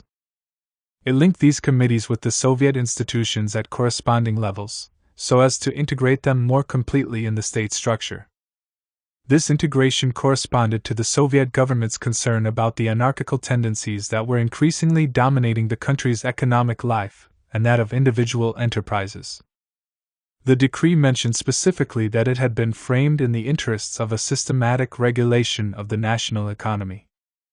While the employers' reactions could not be other than negative, and indeed were so, the attitude of the World Auflabor to the legalization of workers' control was far from uniform.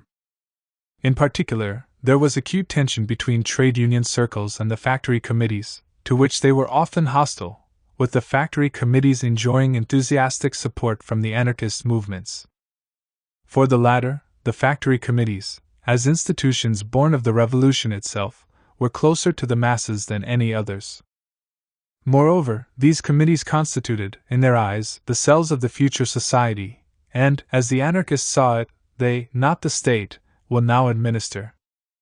The anarchists reacted favorably to the decree, being agreeably surprised to scent in a governmental document, of all places, a certain anarcho-syndicalist aroma that was to their liking. The attitude of the trade union leaders, Bolsheviks or not, was, on the contrary, very unfavorable, and their official spokesman in the CC, Lozovsky, abstained when the decree was voted on.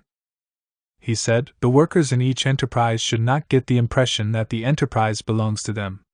The doubts felt by such men in relation to workers' control did not necessarily reflect authoritarian and anti-democratic tendencies on their part. Lozovsky was one of the trade union leaders who, coming close to Martov's position, most vigorously opposed the concentration of Soviet power in the hands of the Bolsheviks alone. For his continual breaches of discipline he was even, in January 1918, expelled from the party. He was readmitted in 1919. One of the principal economists among the Bolsheviks, Lenin, was no less critical of workers' control, and yet he was emphatic on the need to respect the freedom of the press. And Ryazanov, who, more than anyone else in these years, voiced the spirit of insubordination and desire for democracy among the communists, expressed the view that the factory committees represented the separatist opposition to the reorganization of the economy on a socialist basis.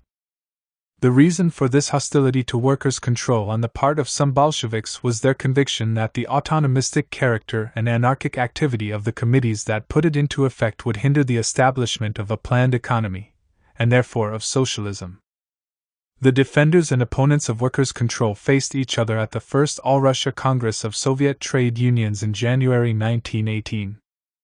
The trade unionists who advocated economic centralization won a victory that owed much to Bolshevik support. The resolutions passed called for the factory committees to be reduced to the status of mere agencies of the trade unions and the enterprises, and for their activities to be restricted to control in the sense of supervision, without any interference in management functions in the strict sense. However, the government did little to centralize the activity of the factory committees. There being no question of using force, it merely sought to operate through the trade unions, exercising persuasion in order to reduce the dimensions of economic anarchy. The actual achievements of the factory committees amounted to little or nothing. How, indeed, could it have been otherwise, given the conditions prevailing in Russia? Almost all of the skilled, educated workers available were working for the Bolshevik Party. So the most the factory committees could do was to use up the existing stocks. They managed to provide work, somehow or other, until the spring of 1918. Then, one after another, the factories closed down. There were certainly a few examples of successful activity, as, for instance, in the Moscow textile mills, where the workers, left to themselves, managed to carry on with the work and even to make profits. But these were exceptions. In general, the factory committees refused to obey the instructions they received, and, often showing a corporatist spirit, sought to form alliances with the factory owners. Sometimes even more glaring abuses were reported. The personnel of some enterprises sold off the stocks and plant and divided the proceeds among themselves. The workers frequently awarded themselves large wage increases. Some factories, resembling anarchist communes, lived a self-contained existence, while on the railways each station was a sort of republic, with the station master like the chairman of a Soviet, elected by his subordinates. Clearly, these conditions were not conducive to increased production. In her reminiscences, Krupskaya tells how she was visited one day by a working woman who wanted a certificate from the People's Commissariat of Education. During our conversation, I asked her what shift she was working in. I thought she was working in the night shift. Otherwise, she would not have been able to come to the commissariat in the daytime. None of us are working today. We had a meeting yesterday evening. Everyone was behindhand with her domestic work at home, so we voted to knock off today. We're the bosses now, you know. And Lenin's wife comments, for early 1918, this was a typical case. Such facts as these explain the efforts made by the government and the trade unions' efforts, which long remained ineffective, and in any case failed to prevent the phenomenon of workers' control from becoming widespread in the first months of 1918. The workers were certainly not always motivated by political or doctrinal concerns, but libertarian aspirations were occasionally to be observed among them. Some militants were indignant at the criticism leveled against workers' control, and upheld it in the name of the creativeness of the masses. In the last analysis, it is not on the planes of efficiency or output that one must judge this largely spontaneous phenomenon of the taking over of the factories by the workers themselves. Such preoccupations were, as a rule, remote from the thinking of the workers in 1917 and 1918. By opening the books of the enterprises where they worked and subjecting their employers' financial and commercial activities to supervision, by taking over the management of their factories and occupying them, the Russian workers sought to show, in everyday life and in the very places where they had been exploited, that their fate had been transformed, that they were the masters now. Productivity might suffer and the economy experience further setbacks. The new rulers might express their misgivings and the trade unions endeavor to bring order into this anarchy. The mass of the Russian workers clung to this control and this autonomy of their workplaces, identifying it with the conquests of October and the deep, living reality of the revolution. They clung to it, and thanks to the weakness of the central authority, they kept it alive for a long time. As late as 1920, some trade union leaders complained, referring to the factory committees that were supposed to be subject to their direction, of the dual power situation which was hindering economic activity. Workers' control, while technically inefficient, at any rate in the circumstances of that time, and sometimes disastrous in its effects, had such deep roots in the consciousness of the proletariat that it long remained out of reach of the government's attempts to encroach upon it. In the first months of the Soviet regime, as Paul McCartney says, the Russian working class enjoyed a degree of freedom and a sense of power unique in its history. The proletarian society, too, from freedom to compulsion, this explosion of anarchy, this sense of popular power, and this rejection of all constraint, while proving the reality of the victory that had just been won, were not calculated to consolidate it. Yet that was the task of the moment, and while awaiting the support that the international proletariat would bring to the Russian Revolution, it was necessary to overcome the economic crisis and ensure the country's food supplies, and to this end, re-establish exchange between town and country by increasing industrial production. Once the intoxication has swindled, I am dizzy, Lenin told Trotsky on the day of the seizure of power, and perhaps, too, the surprise of victory had passed off, practical tasks assumed priority. Since socialism was not applicable in Russia in the immediate future, Lenin's ideas about the organization of labor revealed rigor that was more in line with managerial orthodoxy than with revolutionary enthusiasm. What was needed, he declared, was to wage a ruthless struggle against the prevailing chaos. Every socialist revolution, Lenin said, after the proletariat has solved the problem of capturing power, there necessarily comes to the forefront the fundamental task of creating a social system superior to capitalism, namely, raising the productivity of labor, and in this connection, and for this purpose, securing better organization of labor. This was a gigantic task, and an extraordinary one to undertake in a society wherein capitalism had hardly shown its face, and so many sectors of public life still bore traces of the Middle Ages. Lenin called for the application of methods that were those of capitalism itself. The task that the Soviet government must set the people in all its scope is learn to work. And it was from the capitalists that the proletariat had to learn. This was not so paradoxical a situation as it might seem. Did not Marxism teach that socialism is built upon the foundation provided by the large-scale industry developed by capitalism? Implacable logic therefore led Lenin to call for recourse to be had to the methods which capitalist large-scale industry had introduced and which, by intensifying exploitation of the workers still further, had increased their discontent and rebelliousness. In the immediate tasks of the Soviet government written in early spring 1918, Lenin wrote, "We must raise the question of piecework and apply and test it in practice." He went even further, calling for the application of the tailor system, which aroused the wrath of the left communists and the opposition of many trade union leaders.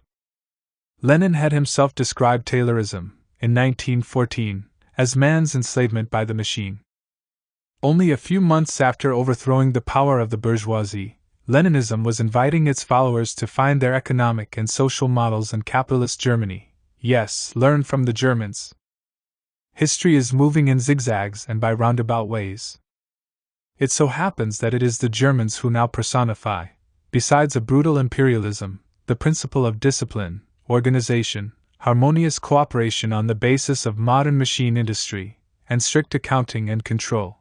Germany's war economy offered a model of efficiency which impressed Lenin and caused him to praise state capitalism as a system of transition to socialism.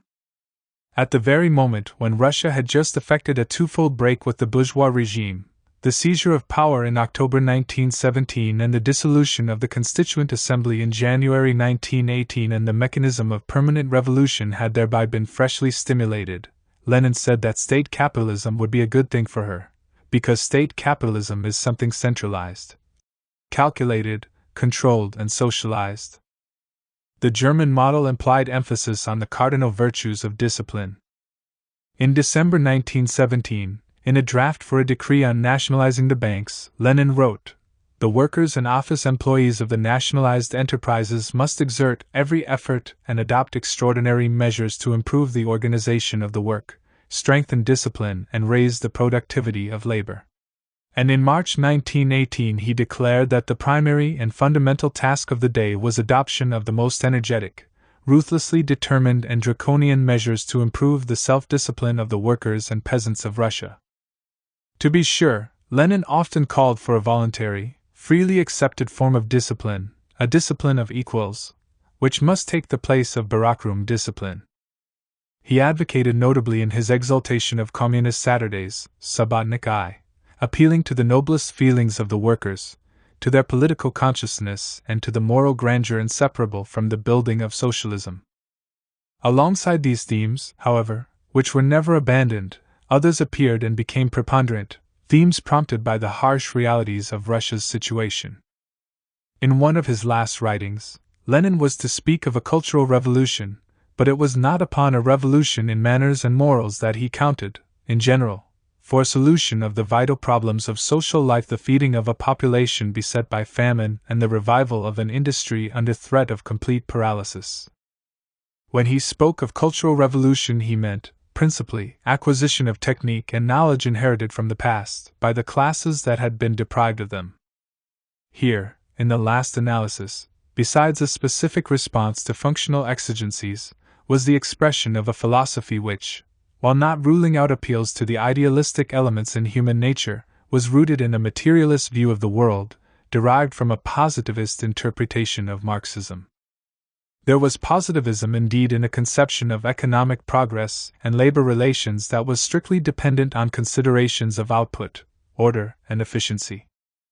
Resort to a scientific discipline such as Taylorism claimed to bring into the factory reflected a narrowly industrialist conception. Of course, the urgency of the problems to be solved, and the acuteness of the social and economic crisis that was gripping Russia offered no encouragement for experimenting with roads that were diametrically opposite to those laid down by industrial capitalism, the Communist Saturdays here figuring as an exception. Nevertheless, Lenin's views revealed a certain rationalistic short-sightedness and a lack of bold imagination which led to the deliberate rehabilitation of certain forms of culture engendered by capitalism. Advocates of cultural revolution, even Marxist-Leninist ones, will not find in Lenin any solution to the problems that interest them. The desire to put an end to anarchy and at all costs to get production going again, the stress on the need to establish labor discipline, rapidly led to measures of compulsion of increasing severity. For, although Lenin tended to think that iron proletarian discipline was a permanent and natural characteristic of the working class, that the proletarians seek discipline and expect order, the demoralization and declassing of the working class were to oblige him to rely less and less upon such considerations. In May 1918, at the Congress of the Supreme Economic Council, provincial speakers, one after another, denounced the pressure that was being brought to bear on the workers, especially the railwaymen. The government's representatives, on the other hand, complained of the anarchistic tendencies that were often manifested by the railway workers, and spoke of the need for Americanizing the railway administration. It was not so much an Americanizing as a militarizing of industry that took place, and this became one of the most characteristic features of the period of war communism. It was to a large extent imposed by circumstances, independently of the will of the Bolshevik leaders, and even encountered reluctance and opposition on the part of some of them. But how could it be avoided, when the organization of the economy, and in particular, of the labor market was being effected no longer in accordance with the laws of the market, and yet not on the basis, either, of rational, scientific planning, but, instead, under the direct compulsion of events, and by persons whose competence left much to be desired? Amid the general wretchedness and hunger, which the government succeeded in mitigating only for certain categories of workers, in a social climate in which egalitarianism was still the fashion, producers could be given little direct incentive, and appeals to goodwill were frustrated by discouragement and physical exhaustion. Under such conditions, resort to measures of compulsion proved unavoidable. Trotsky came forward as the leading advocate of such measures. In December 1919 he proposed that the working class be mobilized on a military basis. This signified, in the words of an article he wrote in Pravda at that time, that, in existing circumstances, transition to a regime of universal labor service can be accomplished only by means of coercion, that is, ultimately, by the armed force of the state. At an important gathering of trade unionists he put forward a series of draconian measures that he considered should be imposed upon the working class in order to combat chaos.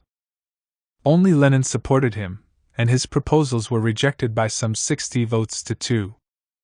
Finding himself unable to transform workers into soldiers, the organizer of the Red Army resolved to transform soldiers into workers. Thus arose the labor armies, charged with reviving production. The results achieved, however, did not correspond to the hopes that had been entertained. Willy-nilly, the trend was towards militarization of the working class. The workbook, or labor passport, so loathed by the workers in the West in the period when it was a means of subjecting them to employers' tyranny, now reappeared in Soviet Russia. The courts were called upon to punish breaches of labor discipline, and workers who left their factories were treated as deserters. They could be given sentences of internment in labor camps. Needless to say, methods of compulsion were resorted to most frequently in situations of urgency and distress. This happened with transport, which was in this period in a catastrophic condition. The engineers in charge forecast that unless a spectacular change for the better took place, railway transport would come to a complete standstill in the very near future. As frequently happened in such circumstances, it was to Trotsky's organizational talents that the task of recovery was entrusted.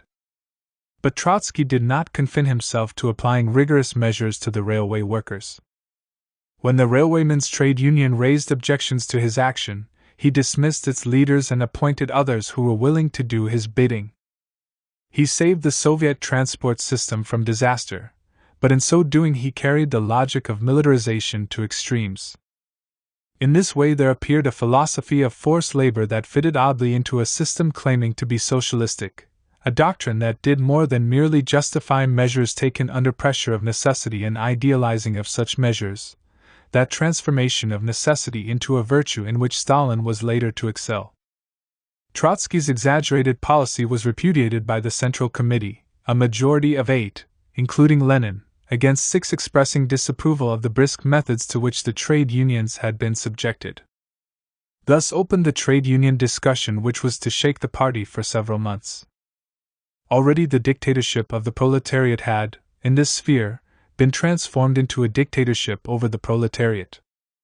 For, while the measures imposed upon the Russian working class can legitimately be depicted as due to inescapable necessity, to which the communist leaders were forced to submit in spite of themselves, the extent to which the working class was reduced to subjection can be fully appreciated only if it be realized that this class, made to submit to most rigorous discipline, and suffering from dreadful want, was also deprived of those means of defense that might have mitigated its woes. Means of defense for a working class which had come to power by defeating the bourgeoisie? Was this not an incongruous idea in itself? It certainly seemed so to many ideologists of the time, whose simplistic thinking seems, with the hindsight of history, to have been fatally ingenuous. The ABC of Communism, which served as a popular textbook during the first years of the regime, declared, artlessly or cynically, that the time for fine phrases is past, and the time for hard work has come. No longer does it devolve upon us to fight for our rights in Moscow or in Petrograd. The working class has secured its rights and is defending them at the front. During the first All-Russia Congress of Trade Unions, in January 1918, a delegate said, "It is impossible that we, the workers, present demands to ourselves. A fortiori, why should the workers take strike action when such action, illogical in a workers' state anyway, must add to the country's economic difficulties?" This was how the Metalworkers' Union saw the matter when, in January 1918, it decided to forbid its members to go on strike anymore.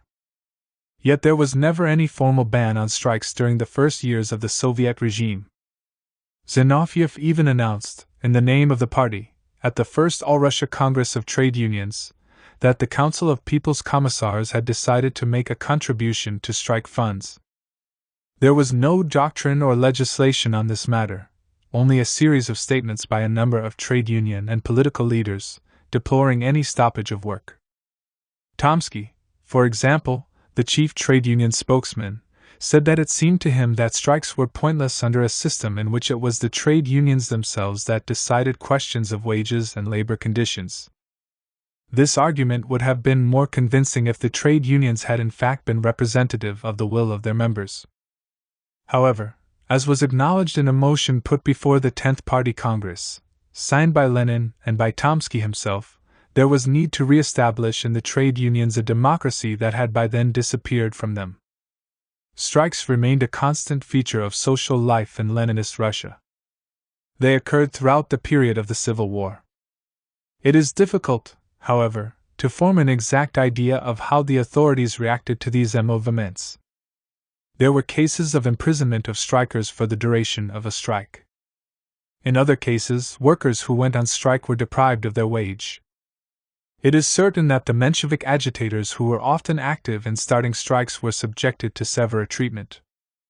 But it also happened that the trade unions decided to give financial support to workers on strike, and the government itself stepped in to suppress the abuses that had caused the strike, instead of crushing the strike itself. This occurred during a strike on the railways in June 1918, when the Council of People's Commissars published a communiqué in which it declared its intention to show no mercy to those agents of the Soviet government who by thoughtless and criminal acts intensify the dissatisfaction of the toiling masses, and spoke of the workers' just indignation. It was true, nevertheless, that the strike, that classic weapon of the proletariat, hitherto utilized and praised by revolutionaries, while not legally proscribed, was, as a rule, regarded as a form of sabotage of the economy, condemned by most of the country's leaders, and often suppressed, or at best tolerated. in a situation where its use was justified by the hardships of the workers and the tyranny of the bureaucrats. As for Lenin himself, he took no definite stand on the question of the legitimacy or otherwise of strikes. On 2 occasions only did he speak out at all clearly on the point. The first was in April 1919, at a moment when the Civil War was in a phase that was highly unfavorable to the Bolsheviks.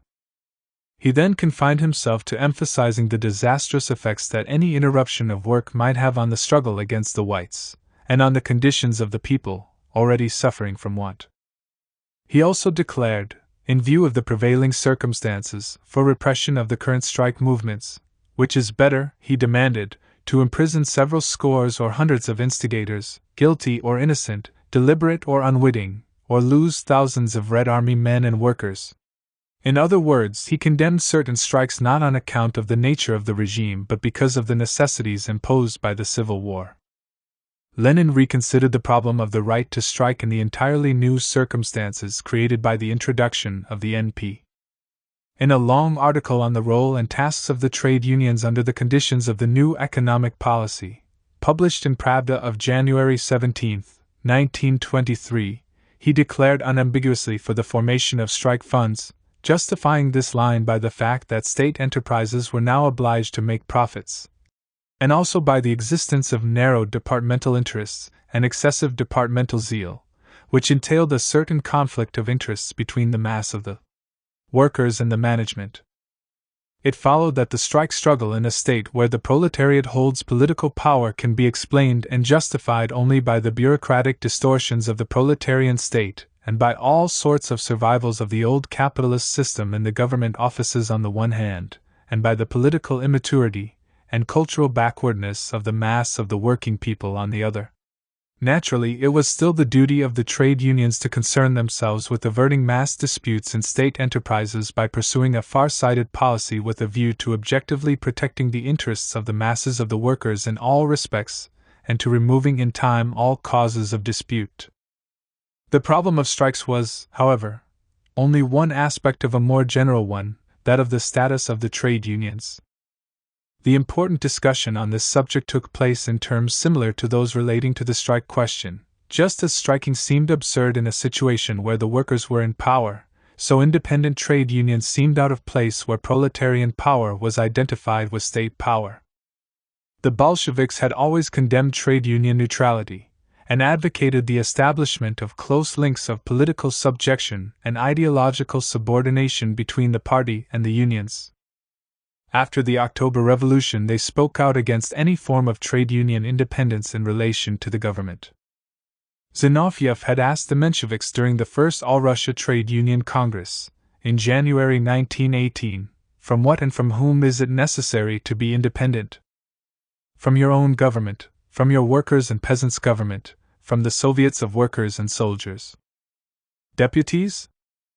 Independence from the Soviets of workers and peasants' deputies means independence in order to support those who fight against the workers' and peasants' government.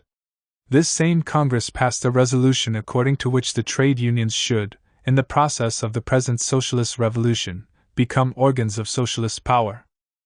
While the idea of independence was rejected, that of integration, pure and simple, of the trade unions in the state was thus seen as something for the future and aimed to be achieved rather than an established situation. The actual place of the trade unions, there and then, among the country's institutions, remained open to discussion. This first Trade Union Congress also concerned itself with defining the tasks of the trade unions in the new political and social setting. It listed a series of functions, such as ensuring respect for the laws on wages and labor conditions, and cooperative relations with the regulative organs of production. In this long list, however, no mention was explicitly made of defending the workers' interests. In the euphoria of the time, there doubtless seemed no need for such defense. Theoretical arguments about the trade union's place in the state ceased to seem relevant, in any case, during the Civil War. At that time, the trade unions were active above all in mobilizing the working class and determining wages. When, however, economic problems became topical again, the discussion on the nature of the trade unions in the Soviet order was revived, and divided the party. As we have seen, the discussion developed on the basis of disagreements that, as Lenin said, did not really exist, at least if account be taken only of the resolutions placed before the 11th Party Congress, which had to settle the quarrel. These resolutions, however, gave only partial expression to the real views of the opposing groups, tactical considerations having caused them to moderate their statements. Trotsky, on the one hand, and the workers' opposition, on the other, constituted the two extreme tendencies. Kollontai, Shliapnikov, and their friends demanded that the trade unions be assigned a fundamental role in administrative and economic decision-making and management. Trotsky, on the contrary, was, after his conflicts with the Railwaymen's Union, in favor of complete subordination of the trade unions to political authority. By calling for a shaking up of the unions, he had aroused strong feeling and angered Lenin. On the eve of the Congress of March 1921, after forming an alliance with Bukharin, Trotsky demanded that the trade unions be transformed into production organs, with the production point of view taking priority over the trade union point of view. In reality, this policy had been in force for a long time already, but without being proclaimed so frankly. The extreme tendencies were separated by a marsh in which people repeated generalities about the need to restore workers' democracy in the unions, while rejecting the idea of turning them into state institutions in the immediate future. Lenin was among the 10 signatories of a resolution expressing this cautious attitude, which was passed by an overwhelming majority at the 11th Congress. One might suppose from this event that Lenin's ideas on the trade union question were identical with the vague conformism of this majority resolution. But such supposition would be mistaken. He had, during the first period of the regime, expressed agreement with the view that the unions should be gradually transformed into state institutions. In the party program which he drafted for the 1919 Congress, he included a formula which the workers' opposition was to utilize in support of the granting of wider powers to the trade unions. According to Lenin, they were to become organs administering the economy. His ideas about the relations between the Pani and the trade unions contained nothing that had not been established doctrine before the revolution. Owing to certain reactionary features, a certain craft narrow-mindedness, a certain tendency to be non-political, the trade unions had to be led by the party, although, in practice, Lenin seems to have favored a flexible application of this rule. In general, the trade unions were to be regarded as a school of communism and to serve as a link between the party and the unenlightened millions. The evolution of the regime led Lenin, however, to put forward a personal and original conception of the role of the trade unions and their place in Soviet society. He made this known during the discussion about the trade unions at the beginning of 1921, but it was not given the form of a resolution during the 11th Congress, and indeed, Lenin's ideas were not embodied in any of the documents put before the Congress.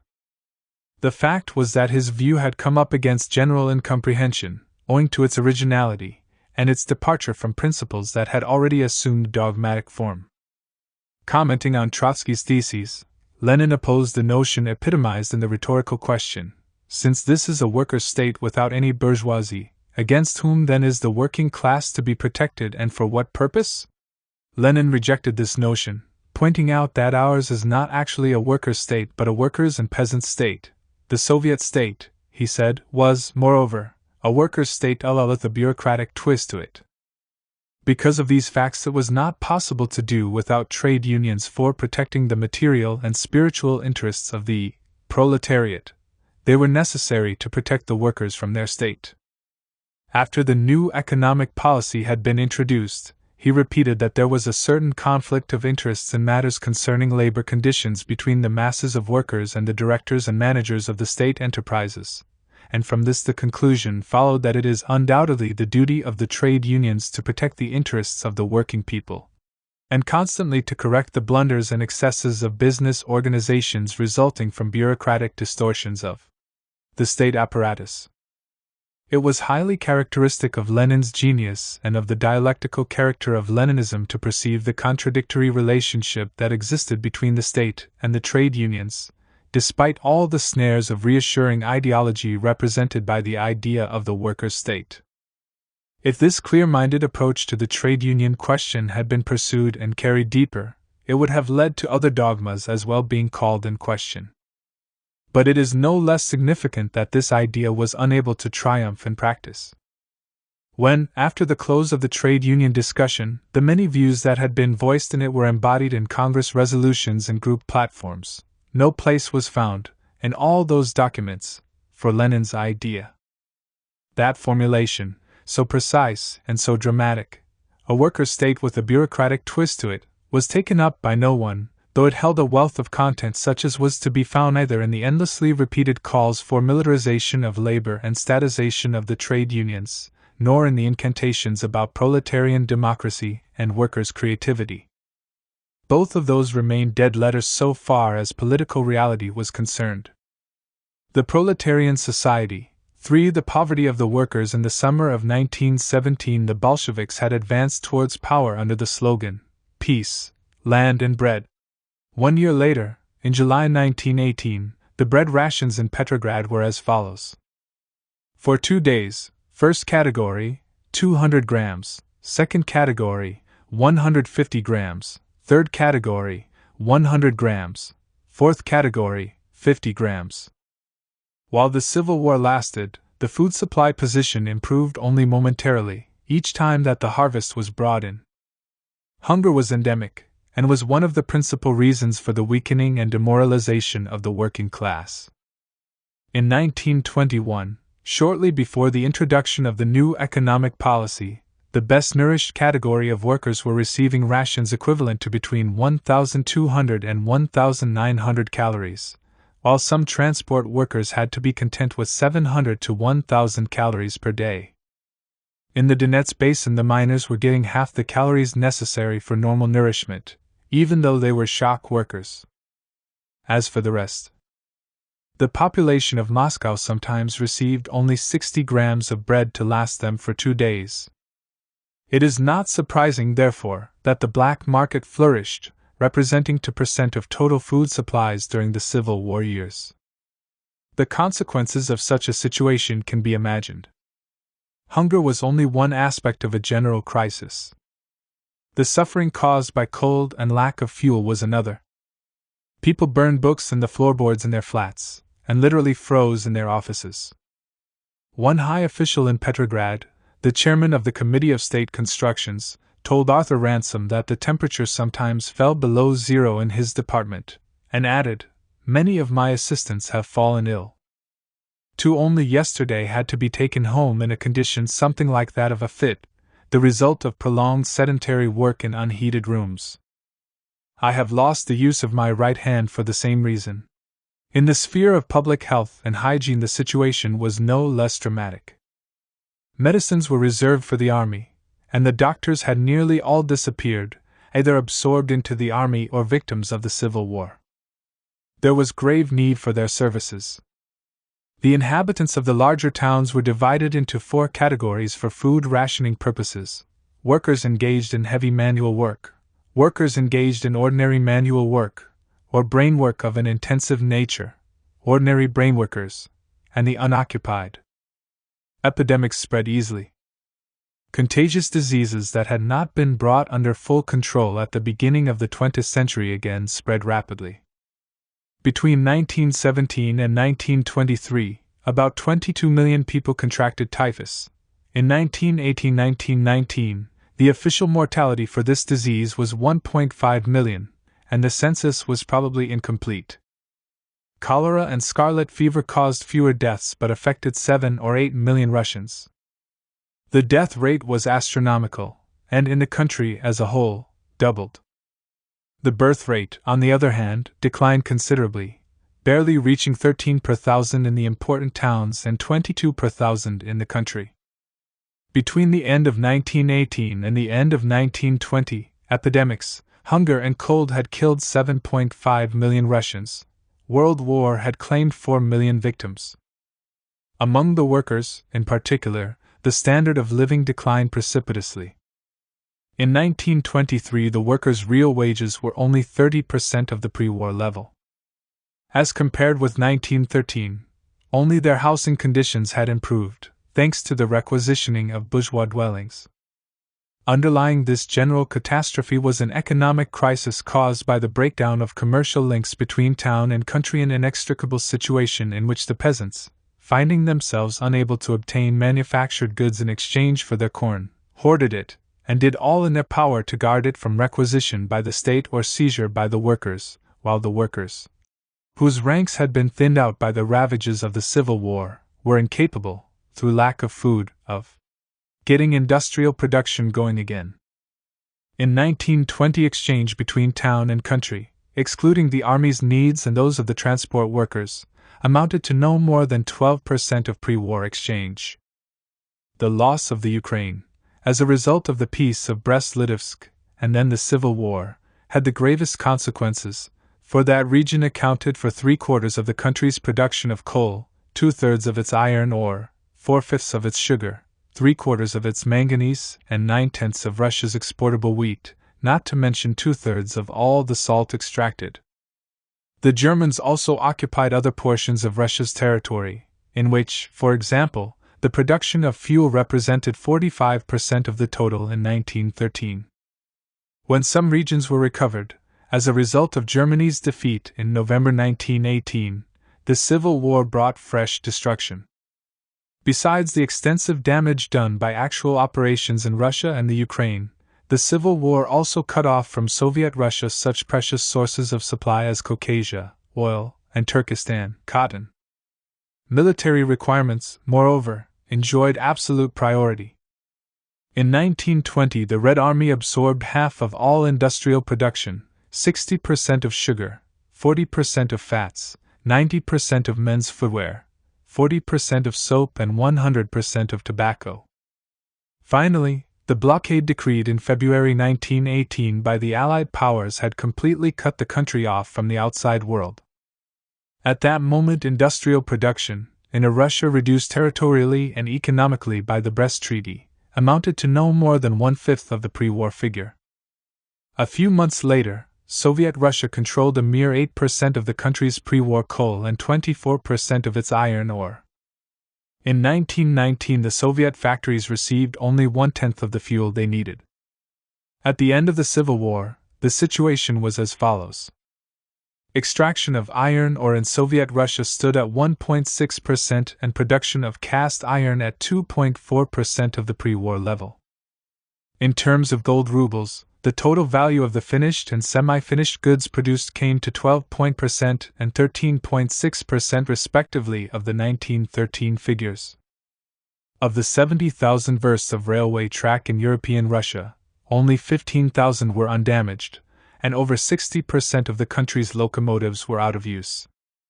In some branches of industry and some regions, productivity was down to less than 10% of its 1913 level, and for the whole country, it amounted to no more than 1/3 of that level. One of the reasons for this collapse of production was reversion to pre-industrial techniques. Whereas in 1916 timber represented only 14% of the fuel consumed in Russia, as compared with 67% for coal, in 1919 the corresponding figures were 88% and 3.5%, and in 1920 they were 50% and 36%. The peasants, clinging to their land and protecting their stocks of produce by means of fraud, sabotage, and armed resistance, were able to withstand this catastrophe, but the very existence of the working class was threatened. In 1917, Russia had 3,024,000 industrial workers. Between 1918 and 1923, this number declined as follows: 1918, 2,486,000. 1919, 2,035,000. 1920, 1921, 1,480,000. 1923, 1,243,000. Absenteeism, moreover, was rife in Soviet industry. A police report revealed that white-collar workers in Smolensk, demoralized by hunger and cold, often worked in their offices for only 1 or 2 hours a day. As a whole, absenteeism in 1920 was 6-fold what it had been in 1913. The Soviet worker, who thus often deserted the socialized factory, was sometimes reduced to pillaging it as well. This is how the Assistant Commissar of Labor described the situation in that regard in May 1921. An average worker, earning between 3,000 and 7,000 rubles a month, could not make ends meet. To do so, indeed, he would have had to earn 39,000 or 40,000 rubles a month. He was therefore obliged to supplement his income through robbery. He stole from his factory everything he could carry away, transmission belts, tools, nails, and sold it all on the black market. Faced with this menace, the trade unions could only pass indignant and ineffectual resolutions. One of their principal leaders, Lozovsky, calculated that thefts from factories amounted to 50% of production. Above these ruins rose the voice of Lenin. At the Second Congress of Political Education Departments in October 1921, he spoke of an industrial proletariat which in our country, owing to the war and to the desperate poverty and ruin, has become déclassé, and ceased to exist as a proletariat. And he concluded, the proletariat has disappeared. Was nothing left, then, of the dictatorship of the proletariat? Had the latter ever been anything but doubt first, a hope, and then a myth, or a mystification? Or did the frightful poverty, Russia's regression to a state akin to barbarism, cases of cannibalism were reported during the famine of 1921, the destruction of the economy and the apparent declassing of the proletariat did all these hide, but without suppressing, the shoots, sometimes timid, often awkward, but constantly renewed, of a new civilization, a workers' culture. A society made for the working people by their own hands? The proletarian society, for reality and limits of the dictatorship of the proletariat when, in October 1919, Lenin said that it was the peasantry as a whole who were the first to gain, who gained most, and gained immediately from the dictatorship of the proletariat, he was referring primarily to their material position. It is certainly true that the peasants suffered less than the workers from the economic crisis, which was principally due to the collapse of industrial production. If one considers only this fact, it is possible to see in the taking of power by the Bolsheviks in October 1917 a revolution carried out by the working class for the benefit of the peasants, whose long-cherished aspiration for division of the land was realized at last. Such a view would, however, be superficial. By many signs it was apparent after October 1917 that the working class, and the working class alone, had come to power. In the first place, there were the constitutional provisions whereby the All-Russia Congress of Soviets was to be elected on a basis of one deputy for every 25,000 inhabitants in towns and one deputy for every 125,000 in the country. This was one of the original features of the Soviet regime, contrasting with many other political systems in which the rural population is ensured overrepresentation at the expense of the urban masses. Over and above this feature of the Constitution, it was the social climate prevailing in Russia in the first years after the revolution that showed the position that the working class held in the new society. The workers were sunk in poverty, to be sure, but poverty was general. In itself, this did not contradict the social position won by the Russian proletariat, which brought about a reversal of values in many spheres of life. It was in Soviet Russia, and in Soviet Russia alone, that possession of a working-class origin became such an important advantage that people often invented it, so as to be able to secure good jobs in the administration or the privileges of Communist Party membership. Was it not the fact of being a worker, or, at least, of having been one, that protected a party member against purging, and also shortened his probationary period? The same social consideration applied, as we have seen, in the penal sphere, since the penalties imposed depended on the class to which the offender belonged, being just severe for the proletarian than for the former bourgeois. These few points are inadequate, however, to characterize the atmosphere that permeated Soviet society, in which the whole of ideology, propaganda and education, the leaders' speeches and the articles in the newspapers, the statements of government policy, and the laws themselves, whether or not these were actually enforced, all proclaimed the virtues of the proletariat, its historical mission, and its sovereign rights. When the Bolshevik rulers were still hoping to reach a temporary modus vivendi with the capitalists, the establishment of workers' control had shown where political and social power really lay. During the Civil War, When the government was grappling with the bourgeoisie and crushing its resistance, the Russian proletariat made use of its power at the expense of the bourgeoisie. Confiscation struck hard at the former ruling class, which was obliged to give up the houses it occupied, surrendering them to proletarians, and to hand over all those signs of comfort, luxury, and social prestige that had testified to its power, not only jewels, furniture, and works of art, but also linen, furs, and warm clothes. This was confirmation in everyday life, and in striking form, of what was proclaimed in the political and economic decrees that the government issued.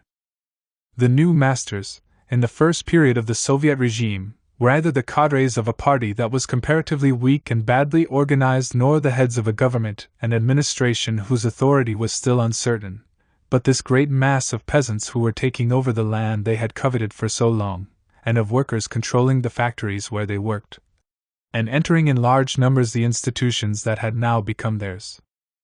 Though the crisis in food supplies aroused discontent and agitation among the workers, their protests and angry outbursts were not incompatible with a feeling of profound identification with the Soviet regime. So long as the struggle against the whites was going on, the Bolshevik rulers never failed to find among the workers harassed, worn out, hungry, and shivering with cold as they were a degree of support that often amounted to heroism. This identification between the proletariat and the Soviet regime survived initial defeats and many disillusionments, and found eloquent illustration in the Red Army. Once this had been formed, conscription soon replaced the voluntary principle, but the soldiers were taken, for preference, from among the working class, and this system gave results that were generally satisfactory, and sometimes better than the most optimistic had expected. The Red Army consisted mostly of peasants. Qualitatively, however, the role played in it by workers was greater than that of these peasant soldiers. In the officers' training schools, cadets of working-class origin were very numerous, constituting 37% of the total in 1918, whereas conscripts whose background was bourgeois were kept out of combatant units and relegated to the rear, where they carried out supply functions only.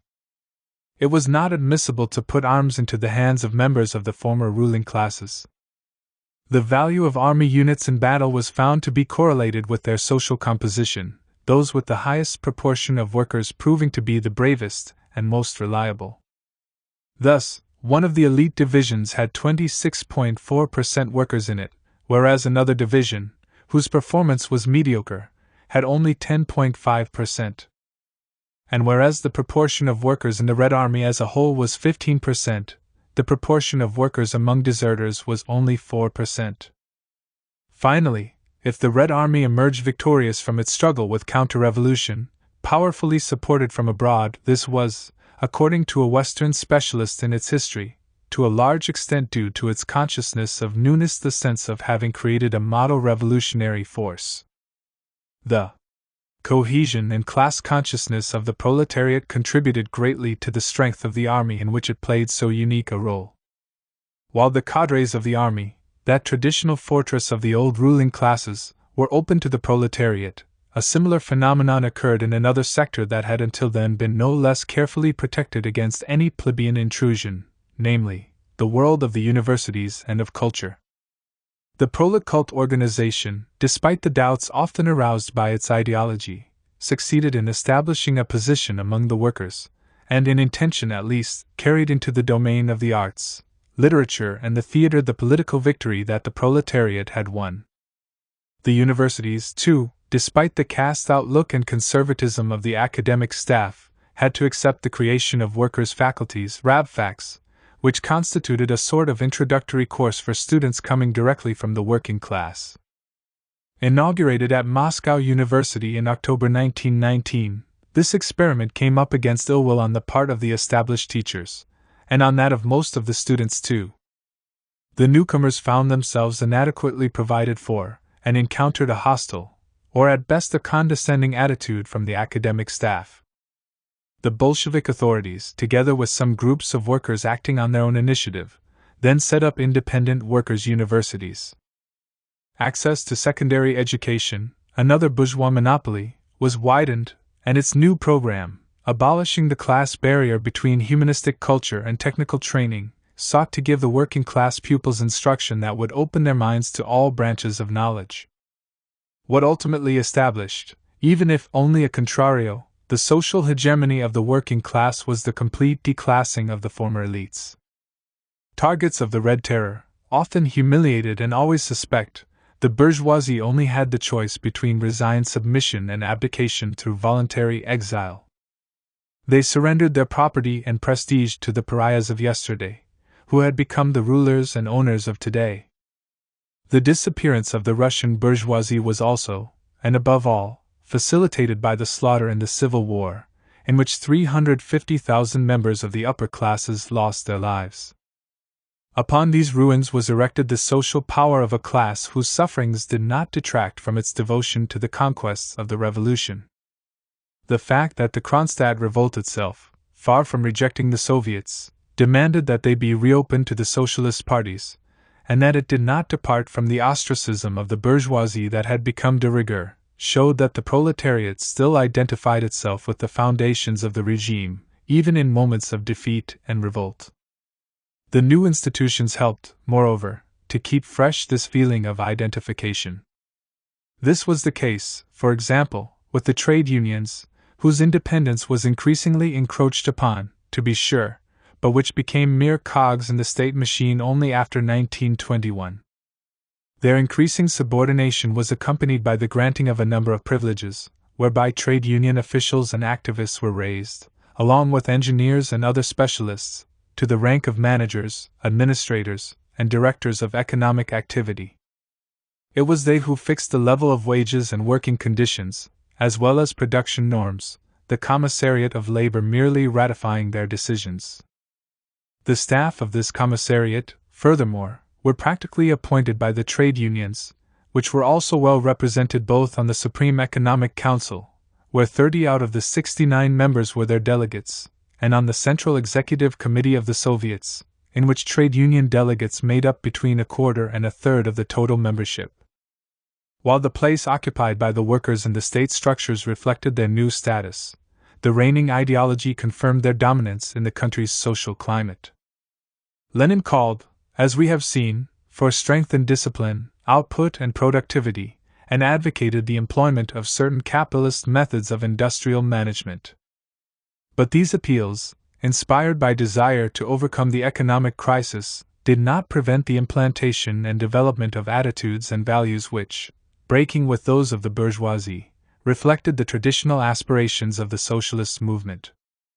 This was the case, for example, with the egalitarian tendencies that permeated the ideals and the social practice of Leninist Russia. In this matter, the example was set from the top by Lenin in particular, who took the initiative in fixing the monthly wage for the highest in the land, the People's Commissars, at 500 rubles, comparable to the earnings of a skilled manual worker. Party members were obliged to pay over to the party any income they received in excess of that figure. This was no mere demagogic gesture. When a decision was taken in May 1918 to increase the wages of People's Commissars from 500 to 800 rubles, Lenin wrote a letter, not intended for publication, to the office manager of the Council of People's Commissars, in which he protested against the obvious illegality of this increase, which was in direct infringement of the decree of the Council of People's Commissars of November 23, 1917, and inflicted a severe reprimand on those responsible. The specialists to whom the new regime felt compelled to make concessions were paid a wage 50% higher than that received by the members of the government. This pressure for equality was at first manifested in all parts of the economy. Whereas in August 1917 the ratio between unskilled and skilled workers' wages was 1 to 2.32, it had fallen by June 1, 1918, to 1 to 1.19, and by 1920 to 1 to 1.04. This egalitarianism clashed, however, with concern to stimulate greater production by all kinds of methods, including material incentives, and especially by introducing piece rates.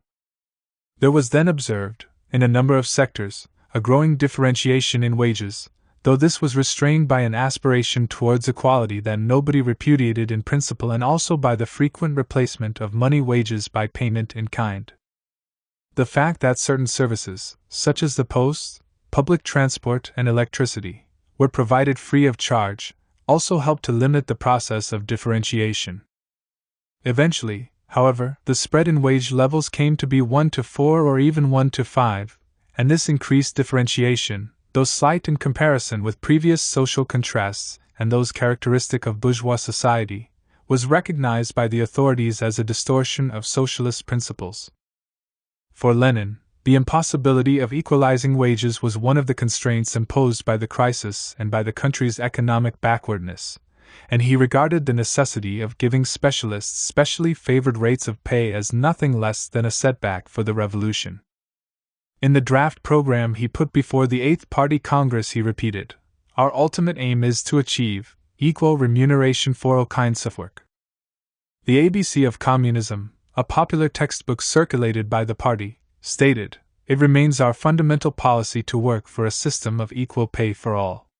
Only with the coming of NEP did a spectacular differentiation in wages develop, and only much later, in the Stalin period, was this phenomenon to be presented no longer as a regrettable necessity dictated by circumstances but as something required by the proletarian, as against the petty bourgeois, spirit. That the working class held a very important place in Soviet society is thus beyond dispute. Nothing of the kind had happened in the aftermath of the February Revolution. With the coming to power of the Bolsheviks, the dictatorship of the proletariat left the realm of abstractions to enter that of political reality. This was Lenin's view, at any rate. While speaking of a workers' and peasant state, he said in December 1917 that it could not be expected that the rural proletariat would be clearly and firmly conscious of its own interests. Only the urban, working class could be. The proletariat should become the ruling class in the sense of being the leader of all who work. It should be the ruling class politically. Was the proletariat actually the ruling class, though? Did Soviet Russia experience in that period a system that could properly be described as the dictatorship of the proletariat? Upon the answer to this question depends, ultimately, the view to be taken of the society that arose on the ruins of the old regime, that Leninism strove against all odds to shape to its wishes in the years following 1917. The answer is all the harder to give because the very concept of the dictatorship of the proletariat was never defined with any degree of precision. The mechanisms and structures of such a dictatorship were never described, either by Marx or Engels or by Lenin or other socialist theoreticians. Lenin confined himself, in state and revolution, to expressing confidence in the political and administrative capacities of the working class, and outlining a schema that made plausible the Marxist prospect of the withering away of the state. Nothing had been said about the methods of government that would make the proletariat itself the real wielder of state power, sparing it the need to resort to any delegation of authority. Again, in what way would this state power be dictatorial?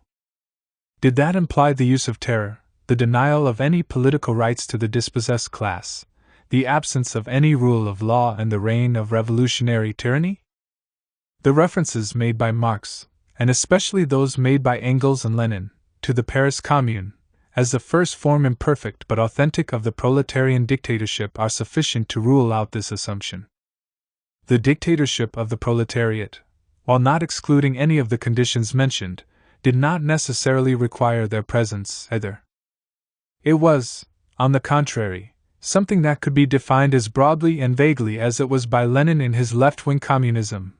The dictatorship of the proletariat means a persistent struggle, bloody and bloodless, violent and peaceful, military and economic, educational and administrative, against the forces and traditions of the old society.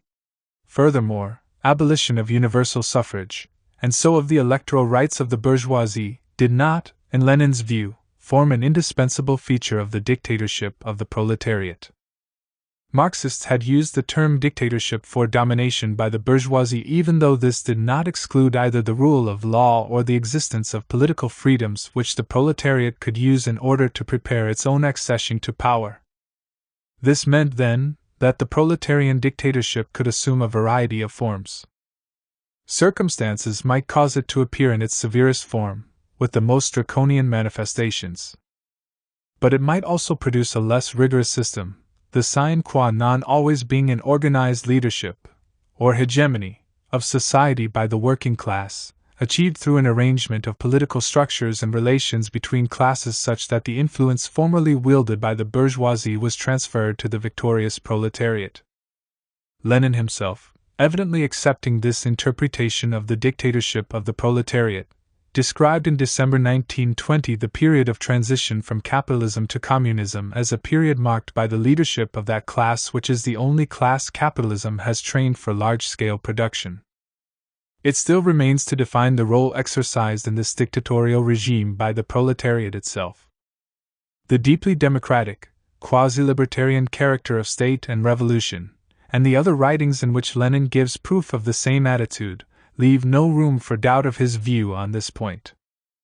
There should be between the class and power, and its exercise of power, neither the obstacle of an institutionalized system of representation nor the screen created by delegation of powers. The proletariat was actually to govern. Arguing with Kautsky, Lenin insisted that it is altogether wrong to say that a class cannot govern, and claimed that only a parliamentary cretin could say this. Was it because only reactionary stupidity could account for skepticism, or even doubt on this point, that Lenin never took the trouble to justify an opinion the obviousness of which is nevertheless not beyond question? Or was it because the first experiences of the Russian Revolution offered some support to the idea of direct exercise of power by the proletariat itself? It is certainly the case that intervention by the proletariat was, in that period, decisive and, in a sense, continuous, that the masses, paying little heed to institutional structures and mechanisms, exerted pressure, without any mediation, in the barracks and the villages, and in the factories, where workers' control appeared before the law that legalized it, and persisted without regard to official attempts to divert it. Finally, it is true that in 1917 and part of 1918 the masses constituted the most substantial force in politics, with more dynamism and effectiveness than any other factor in public life. There were too many examples of submission by the Bolshevik party to this elemental force for it to be deniable that, in a sense, government, if we ignore the formal significance of the word, was, in that period, in the hands of the proletariat itself. Amid the ruins of the provisional government and the bourgeoisie, in the vacuum created by the absence of a structured Soviet system and the organizational weakness of the Bolshevik party, there was no effective force in Russia apart from the proletariat, whose dictatorship, barely institutionalized as yet, was alone capable of smashing the last links that bound Soviet society to the old bourgeois world. This period did not last long, however. The dictatorship of the proletariat was an ephemeral thing that was unable to survive for long the exhaustion of the political, or even simply physical, energy of the proletariat. In August 1919, some little time after the event, we may think Lenin said that the dictatorship of the working class is being implemented by the Bolshevik party. Softening the implications of this statement, he added at once that the party had become merged with the entire revolutionary proletariat. The thesis of identification of the class with the party prevented the thesis of substitution from raising its head. Already before this date, however, Lenin had admitted implicitly that the dictatorship of the proletariat was a thing of the past. In a pamphlet of March-April 1919, after saying that the socialist revolution cannot be accomplished without the working class, he went on to say that only the advanced workers could lead the rural masses, and then to acknowledge that our best forces have been used up, they are weary and exhausted. At the 8th Party Congress, held in that same period, Lenin observed that the top layer of workers who actually administered Russia during the past year is an extremely thin one. He also acknowledged that the Soviets, which by virtue of their program are organs of government by the working people, are in fact organs of government for the working people, by the advanced section of the proletariat, but not by the working people as a whole. This admission was made in the spring of 1919. The reality it describes had, of course, come about earlier than that.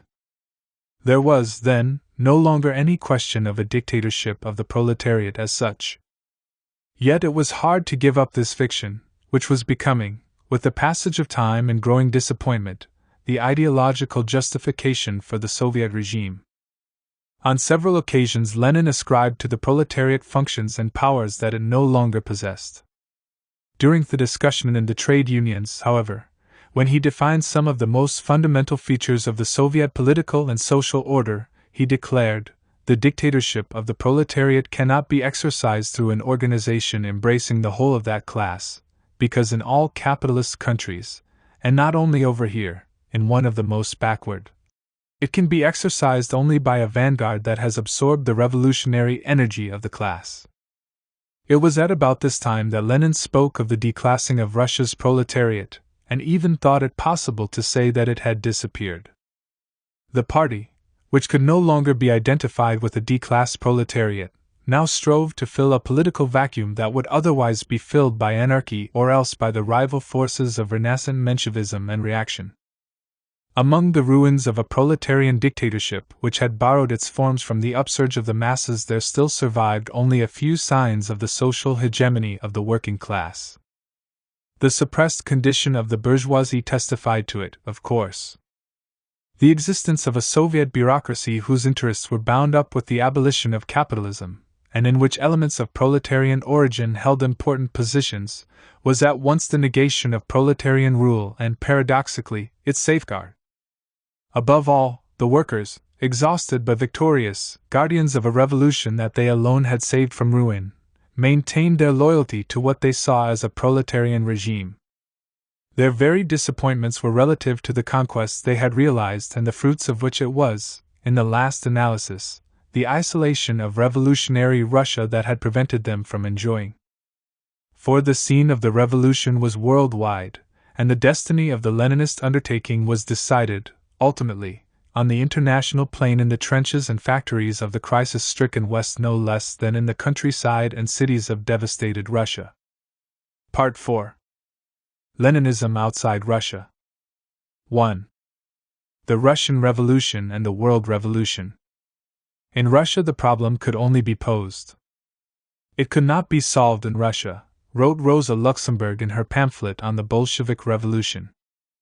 Lenin would have fully agreed with this formulation, for the Leninist conception of the revolution is inseparable from internationalism. Lenin said that only by a series of attempts, each of which, taken by itself, will be one-sided and will suffer from certain inconsistencies, will complete socialism be created by the revolutionary cooperation of the proletarians of all countries. The Russian revolution was thus only an episode in a larger operation, only the beginning, as Lenin put it in December 1917, of the world socialist revolution. We, the Russian working and exploited classes, have the honor of being the vanguard of the international socialist revolution. The Russian began it, the German, the Frenchman, and the Englishman will finish it, and socialism will be victorious. It is therefore not a matter for surprise that the activity of the Russian vanguard, its offensives, and the whole of its strategy, should have been subordinated to the situation of the international proletariat. The part depended on the whole, and the arguments that went on in the Bolshevik party as to whether the October insurrection was opportune related no less to the revolutionary readiness of the Western proletariat than to the mood of the masses in Russia. The right in the party justified their cautious attitude by the apparent apathy of the workers in the West, while Lenin denounced the hesitations of Kamenev, Zinoviev, and other leaders as amounting to refusal to bring help to the detachments of revolutionary socialism that were already active in Europe. The overthrow of the provisional government and establishment of the Soviet regime did not put an end to this discussion. The great decisions that the Bolsheviks had to take during the first months that followed the insurrection were also closely dependent on the overall situation of the revolutionary movement. This was obviously the case with the question of the Brest-Litovsk peace. But the controversy about forming a coalition government, apparently a matter of domestic politics alone, also had an international dimension. Supporters of the coalition idea argued from the isolated position of the Bolsheviks on the world scale, giving this as a reason for reaching agreement with the moderate socialist parties. This was the line taken, for instance, by Nagin, the People's Commissar for Industry and Trade, who aroused Lenin's anger by saying, "The West is shamefully quiet." Lenin, in replying, declared, after praising the struggle being waged by the revolutionary sailors of the German Navy and by the Spartacists, "We believe in the revolution in the West. We know that it is inevitable.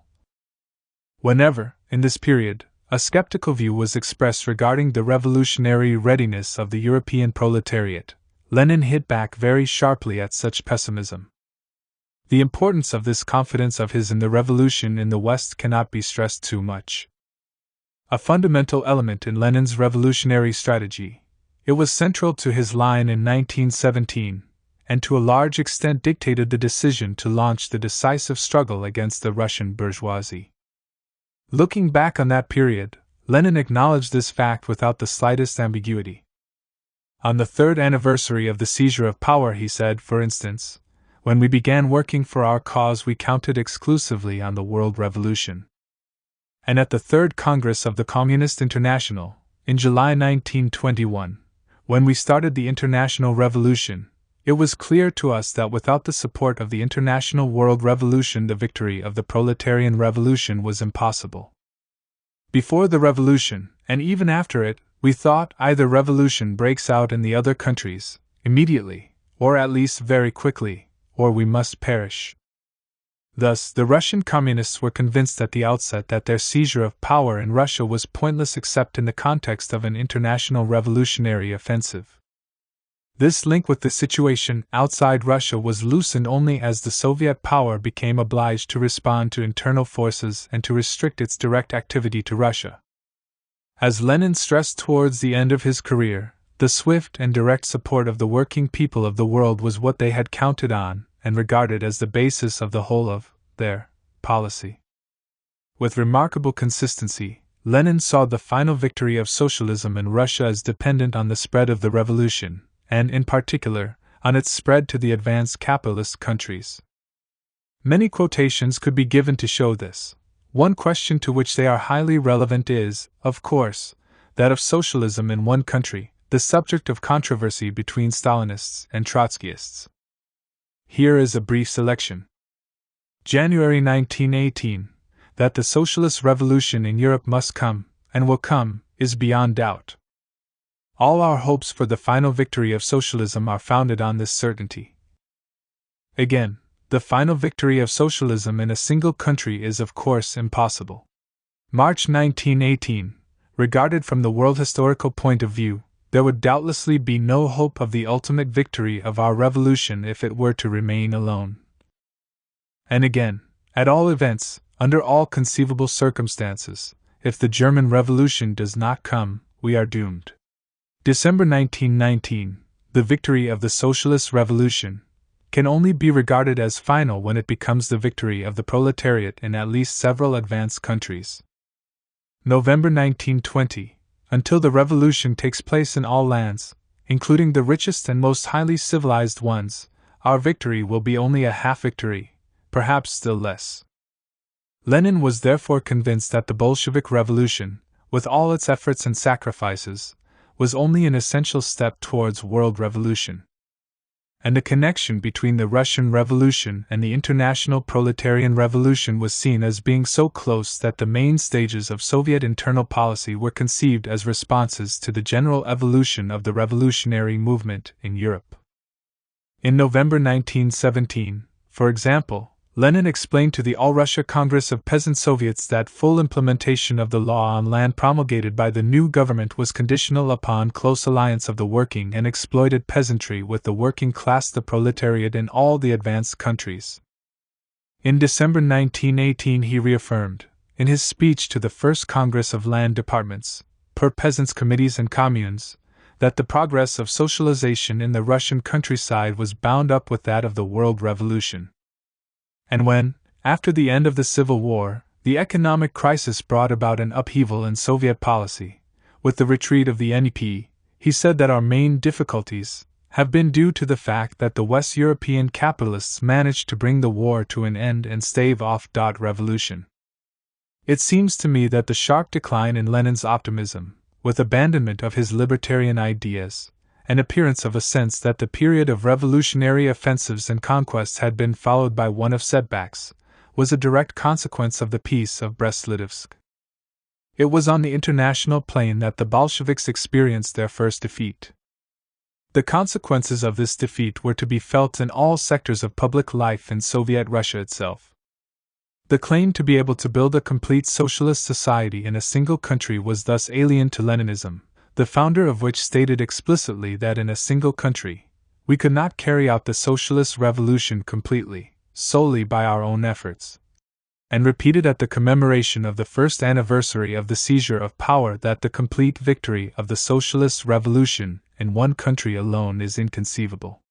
This proposition was all the more valid when history had made an isolated revolutionary stronghold of a country the cultural and economic backwardness of which Lenin never stopped emphasizing. He warned his fellow countrymen that if we behave like the frog in the fable and become puffed up with conceit, we shall only make ourselves the laughing-stock of the world. It is true that in his pamphlet on the tax in kind, published in the spring of 1921, he envisaged immediate transition from the semi-barbarism existing in Russia to a socialist society. If, he wrote, we transmit electric power to every village, if we obtain a sufficient number of electric motors and other machinery, we shall not need, or shall hardly need, any transition stages or intermediary links between patriarchalism and socialism. But he added immediately that it will take at least 10 years only to complete the first stage of this condition. And in his last article, Better Fewer, but Better, he wrote, we lack enough civilization to enable us to pass straight on to socialism. Actually, the criteria that Lenin defined as constituting the basis of socialist society and ensuring its superiority over capitalism, criteria relating to economic and cultural factors and also to the political process of the withering away of the state, were clear and imperative. They made sense only on a basis of those higher forms of civilization for which advanced capitalism constituted the necessary precondition. To imagine, moreover, that socialism in a single country was feasible was to suppose that some sort of wall could be built along the frontier, cutting the socialist country off from an international system in which every component was a part closely dependent on the whole. Only idealization of Soviet Russia's isolated situation, such as Lenin never indulged in, any more than he idealized the negative consequences of this situation, together with Stalin's contempt for theory, can account for the attribution to Leninism, after the death of its founder and the gagging of its best supporters, of an idea so utterly contrary to it. The optimism of the Russian revolutionaries who saw in the initiative they had taken the prelude to a worldwide conflagration was, indeed, refuted by what actually happened. In some ways, Stalinism is merely the ideology of this defeat and disillusionment. Lenin, however, never thought of resigning himself to it.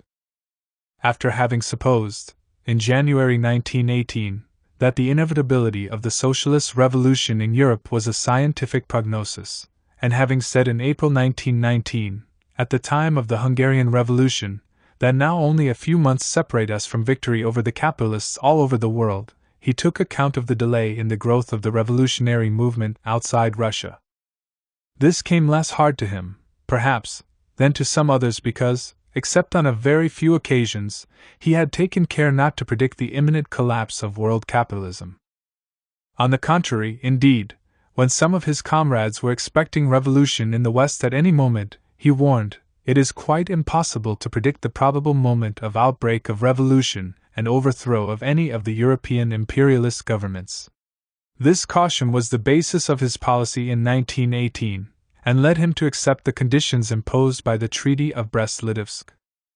Lenin realized that the proletarian revolution would be more difficult to bring off in Central and Western Europe than it had been in Russia because the bourgeoisie over there is stronger and cleverer than our Kerensky's, and also because over there the workers have a measure of prosperity.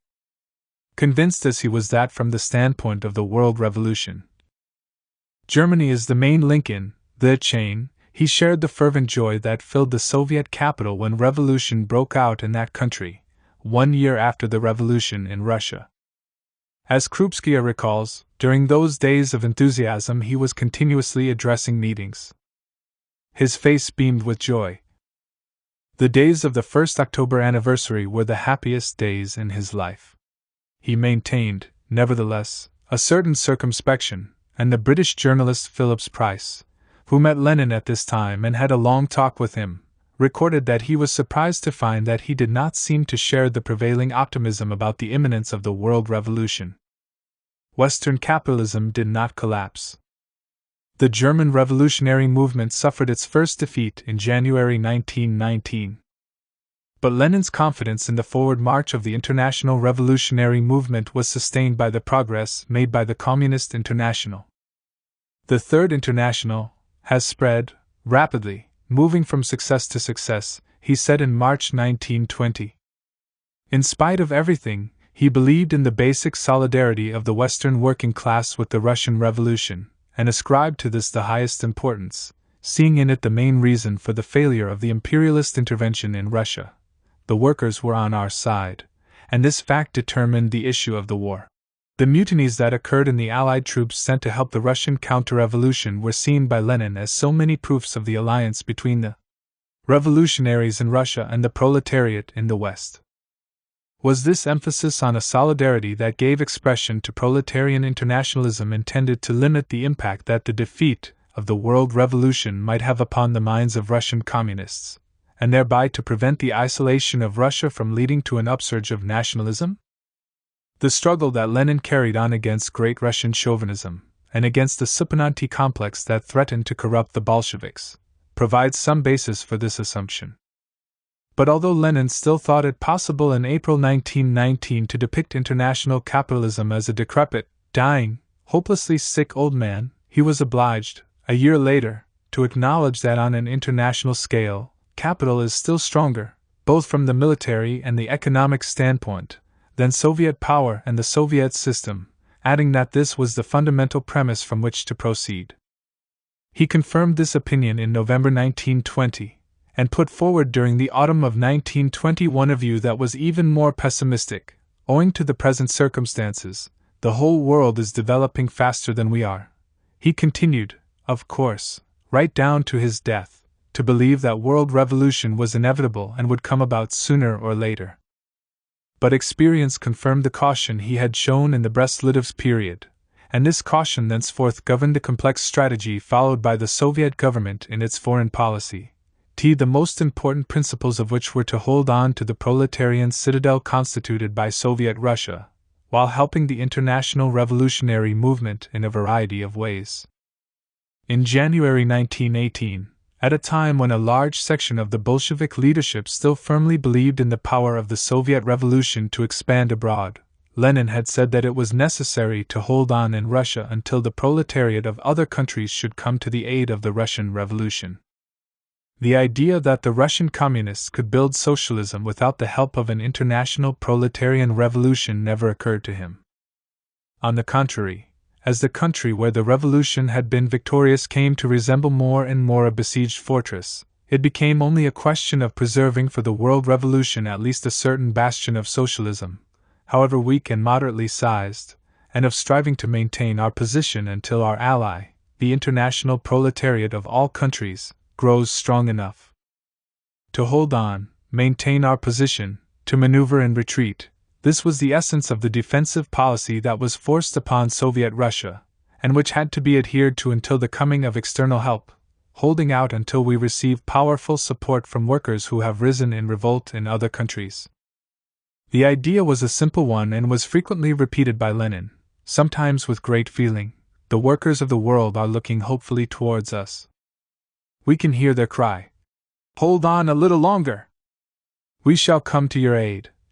What was needed was to gain time. While our foreign comrades are preparing thoroughly for their revolution, this was a less humble ambition, and one less easy to achieve, than it might seem. The difficulties involved were clear to Lenin. In his last article he wrote, "It is not easy for us to keep going until the socialist revolution is victorious in more developed countries." And he asked, shall we be able to hold on until the West European capitalist countries consummate their development towards socialism? Soviet Russia's response to the capitalist encirclement in which she found herself was the pursuit of a foreign policy that was flexible and cautious, but prepared to exploit all the weaknesses and contradictions in the enemy camp, together with renewed attempts to give concrete help to the revolutionary movement in Europe. The Soviet power, as a torch of socialism, was to scatter as many sparks as possible to add to the growing flames of socialist revolution throughout the world. declarations of support for revolutionary action by the European proletariat, and especially by the proletariat of Germany, were therefore made again and again. These were no mere rhetorical exercises. In a letter to Sverdlov and Trotsky dated October 1, 1918, Lenin wrote, "We are all ready to die to help the German workers advance the revolution which has begun in Germany." As we shall see, the help given did indeed take concrete and many-sided form, demonstrating the existence of firm and close bonds of union between the Bolshevik Revolution and the revolutionary socialist movement throughout the world. In the last analysis, the policy followed by the Soviet government towards the outside world, the hostile world of capitalism, and also the divided world of the international socialist movement, had no other aim but to carry further the chain of revolutionary offensive strategy, joining up with the other links in this chain that Russian link which had become for the moment detached from the rest. 2. Leninist diplomacy. Lenin's foreign policy. Talking to another party member soon after his appointment as People's Commissar for Foreign Affairs, Trotsky defined in these words the diplomatic tasks he saw before him. "I will issue a few revolutionary proclamations to the peoples of the world, and then shut up shop." This was in the heroic period of the Russian Revolution, when it was conceived as an international enterprise being carried forward by mass offensives and proletarian fervor. The traditional procedures of diplomacy seemed to have had their day, and even the very idea of international relations to be no longer valid. The socialist revolution was going to spread over the whole of Europe, bring about the collapse of capitalism, and give birth to that United States of the world, not of Europe alone, of which Lenin had written in August 1915. During the months leading up to the October insurrection, he had elucidated the main lines of a strategy that should draw the peoples of the world into the revolutionary struggle. The Soviet power, once established, would propose to the belligerent states a democratic peace. Since imperialism was incompatible with such a peace, the nations, and especially the proletariat of every nation, kindled by the Russian example, would take the path of revolution in order to put an end to the world's slaughter. As the moment of the insurrection drew near, Lenin, without basically repudiating this bold and linear schema, nevertheless seemed to make it less rigid, and when he had actually come to power, he had to define and improvise a foreign policy that was wholly centered upon the problem of peace. When he addressed the Second All-Russia Congress of Soviets, the considerations attached to the important decree on peace reflected Lenin's uncertainties and hesitations. Should revolutionary agitation be organized among the peoples in order to end the war, or should the Soviet government negotiate with existing governments for this purpose? Or should it try to do both things at once? The problem involved was one that was not confined to those particular circumstances.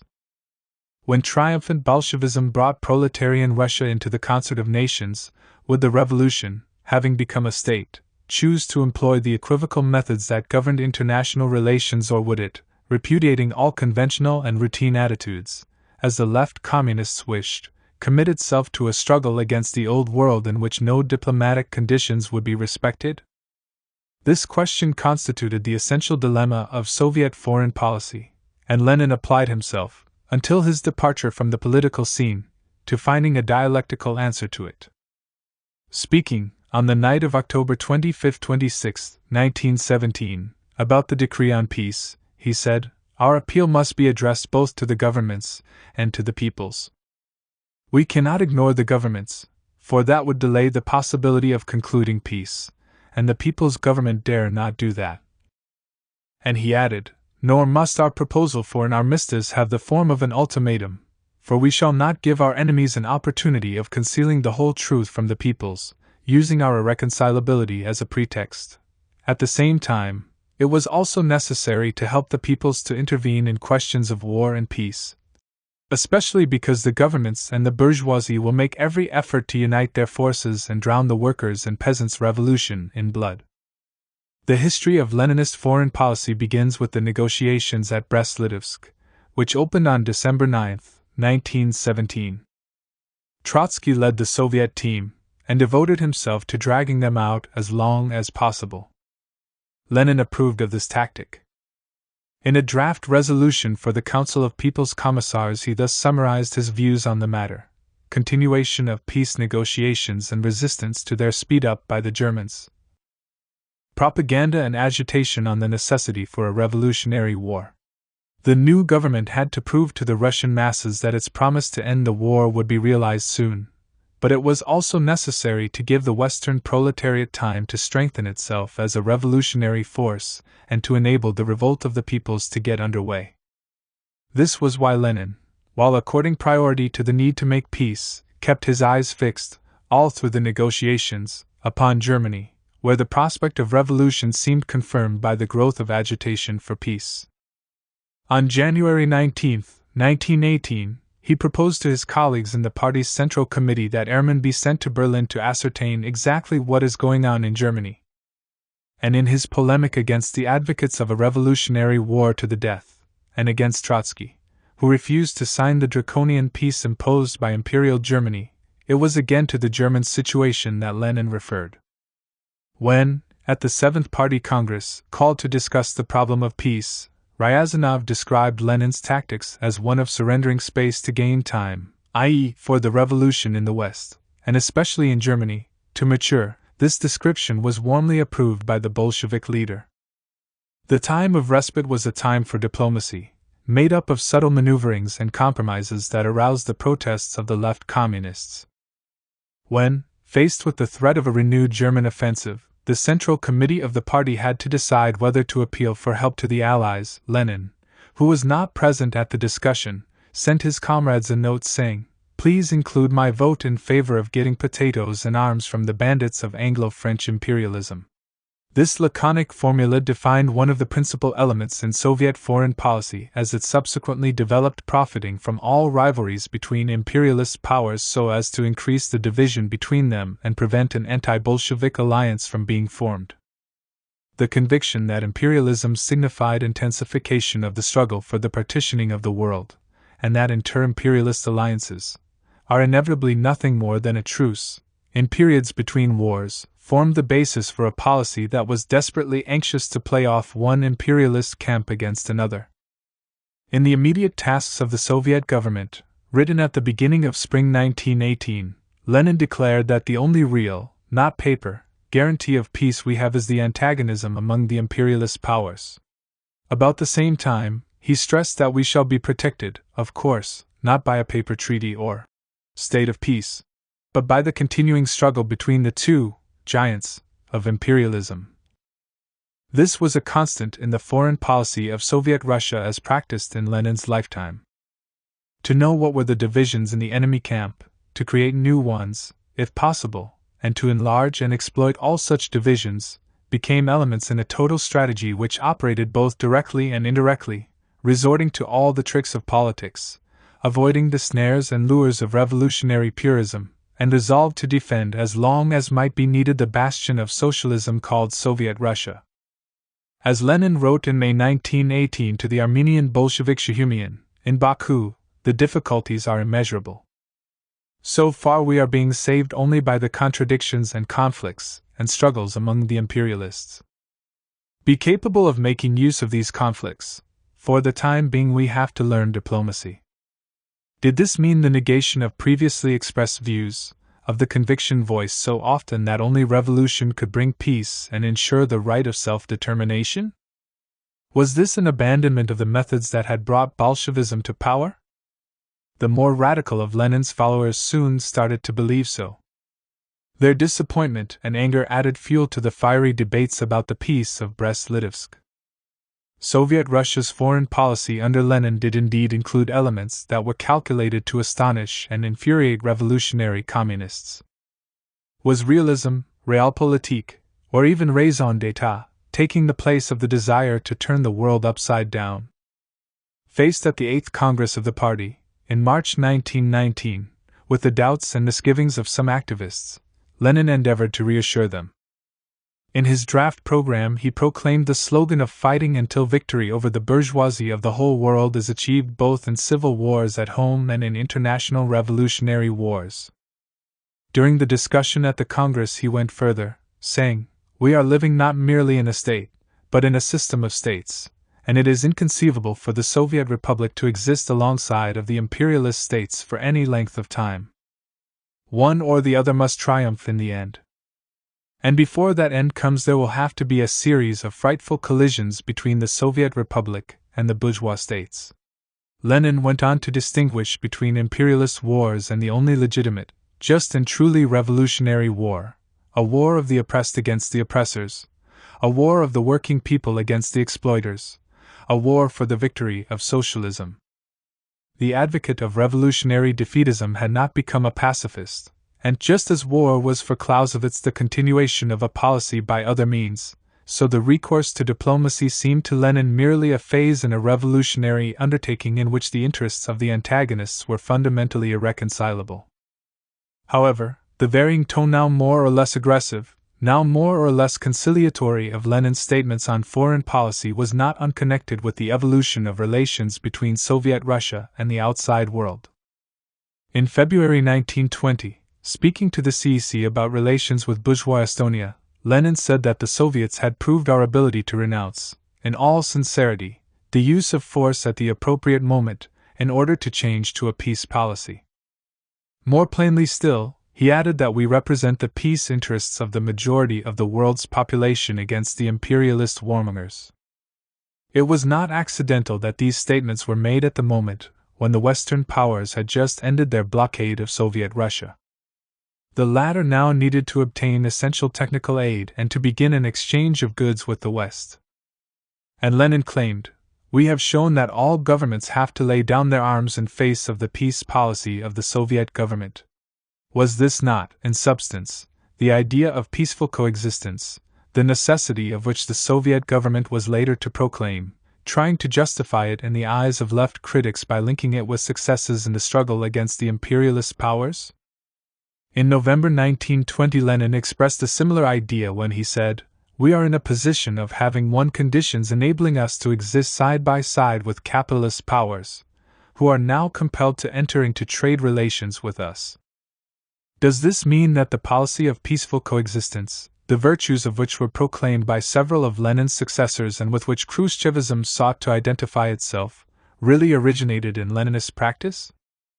This problem has figured in the controversy among the hostile brothers of the socialist family, and considerable attention was given to it at one stage of the Sino-Soviet conflict.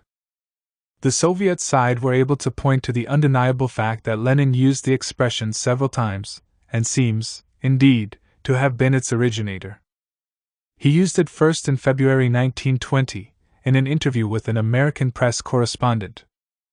On that occasion, however, he spoke of peaceful coexistence with all peoples, with the workers and peasants of all nations awakening to a new life.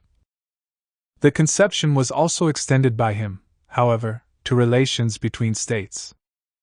Addressing the 9th Congress of Soviets in December 1921, Lenin said, "Is the existence of a socialist republic in a capitalist environment at all conceivable?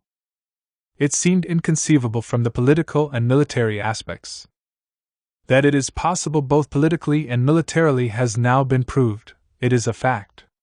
A year earlier, in November 1920, he had already said that, as regards relations between Soviet Russia and the imperialist powers, today we can speak, not merely of a breathing space, but of a real chance of a new and lengthy period of development. If the expression peaceful coexistence be taken to signify the idea that the securing of a certain balance of forces can make possible relations of a non-violent, or at least non-belligerent, character between Soviet Russia and the capitalist world, there can be no doubt that this does correspond both to Lenin's thinking and to his actual experience. It is no less certain, however, that the expression cannot be made to signify more than that, if it is to be used in the way that Lenin used it. In particular, Lenin never said that there was a serious possibility of establishing perpetual peace between the two camps. Hostilities could give way to periods of cooperation, and these periods could be more than a mere breathing space, and last for a relatively long time. Fundamentally, however, these peaceful interludes could only be precarious. The hostility between the two systems was ultimately irreconcilable. Speaking in December 1920 to a gathering of activists in Moscow, Lenin expressed himself in these words, I said that we had passed from war to peace, but that we had not forgotten that war will return. While capitalism and socialism exist side by side, they cannot live in peace. One or the other will ultimately triumph. This is only some respite from war.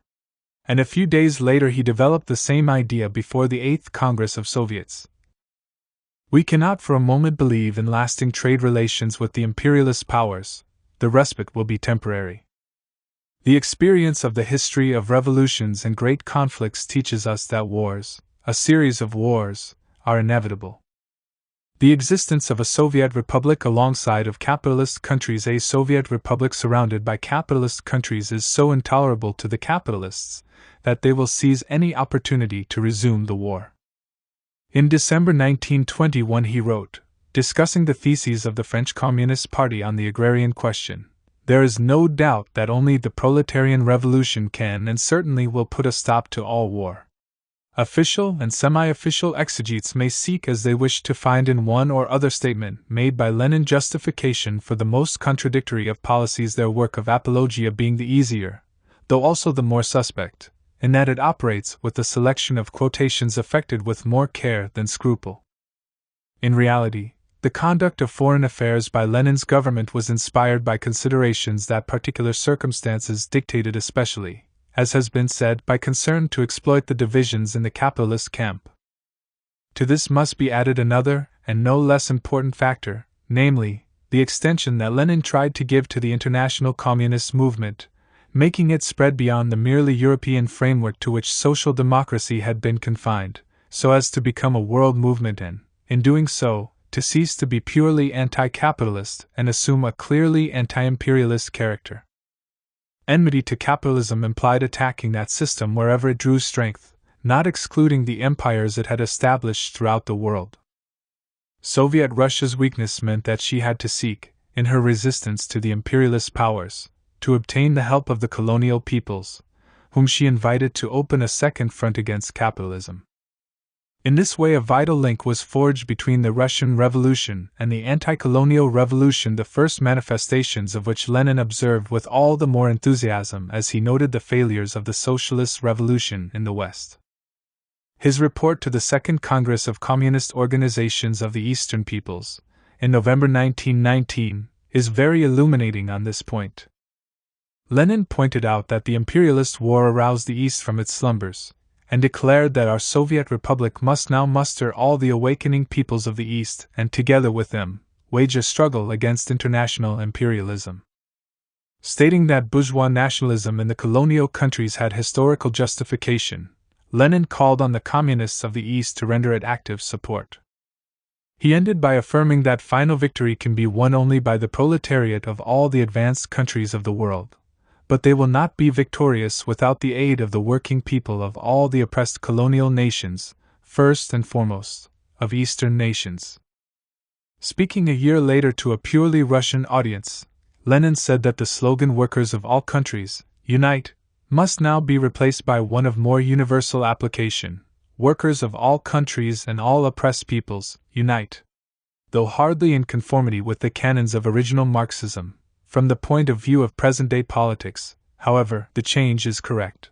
The enormous importance that Lenin accorded to the struggle against world imperialism and revolution in the colonial countries found its last expression in one of the notes that he wrote in December 1923, during the most critical phase of his illness.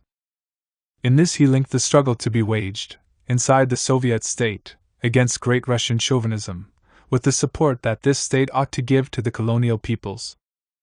The note concluded with these words: "The morrow of world history will be a day when the awakening peoples oppressed by imperialism are finally aroused and the decisive, long, and hard struggle for their liberation begins." There was something paradoxical in the circumstance that this new dimension acquired by the fight against capitalism, now, with imperialism, arrived, as Lenin supposed, at its highest stage, obliged Soviet diplomacy to come to terms with bourgeois nationalist regimes that were vigorously anti-communist. Such dealings constituted, in the Middle East and elsewhere in Asia, a kind of supplement to the policy followed by Moscow in relation to Imperial Germany and, after its collapse, the Weimar Republic. Nevertheless, in Lenin's time, the maneuvers and subtleties of Soviet diplomacy, while not unduly hindered by concern for socialist principles, never completely lost the imprint of the latter. If we understand these principles as meaning desire to encourage the outbreak and progress of the world revolution, and defense of Lenin's ideas on the necessary role of violence as the proletarian answer to bourgeois oppression, with the need to debunk humanist and pacifist ideology, it is noticeable that Lenin took great care never to sacrifice his doctrine to the demands of the diplomatic game. The event was one of substantial importance. The great powers seemed at last to have resigned themselves to the existence of a state based upon and devoted to revolution. Soviet Russia seemed, on her part, to have admitted that the world revolution had suffered defeat, and to be seeking, in consequence, a modus vivendi with the class enemy. Was not the period of harsh conflict and mutual refusal to compromise coming to an end now?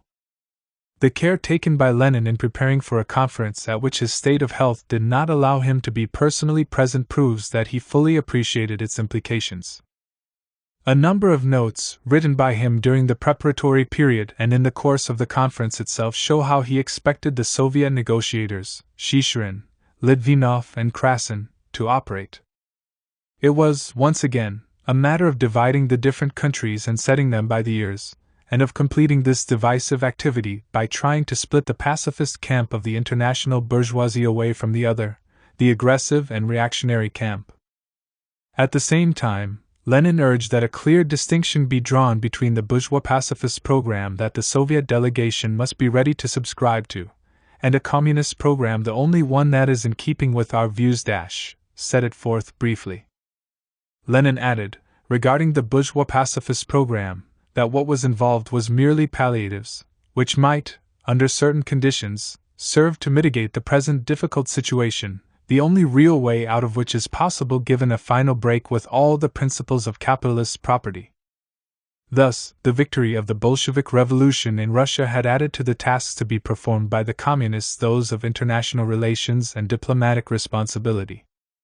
Despite their original hopes, they had not been able to shut up shop where foreign affairs were concerned, but were, on the contrary, obliged to strengthen their apparatus for dealing with these affairs, and to diversify their methods in this sphere.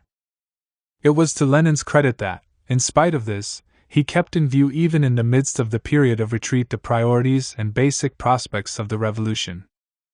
The conflicting pressures of momentary contingencies and permanent aims gave rise to a dialectical attempt on his part to reconcile diplomatic and constructive work with continued pursuit of the task of undermining and destroying the capitalist order. This endeavor governed the foreign policy actually followed by the Soviet government under Lenin.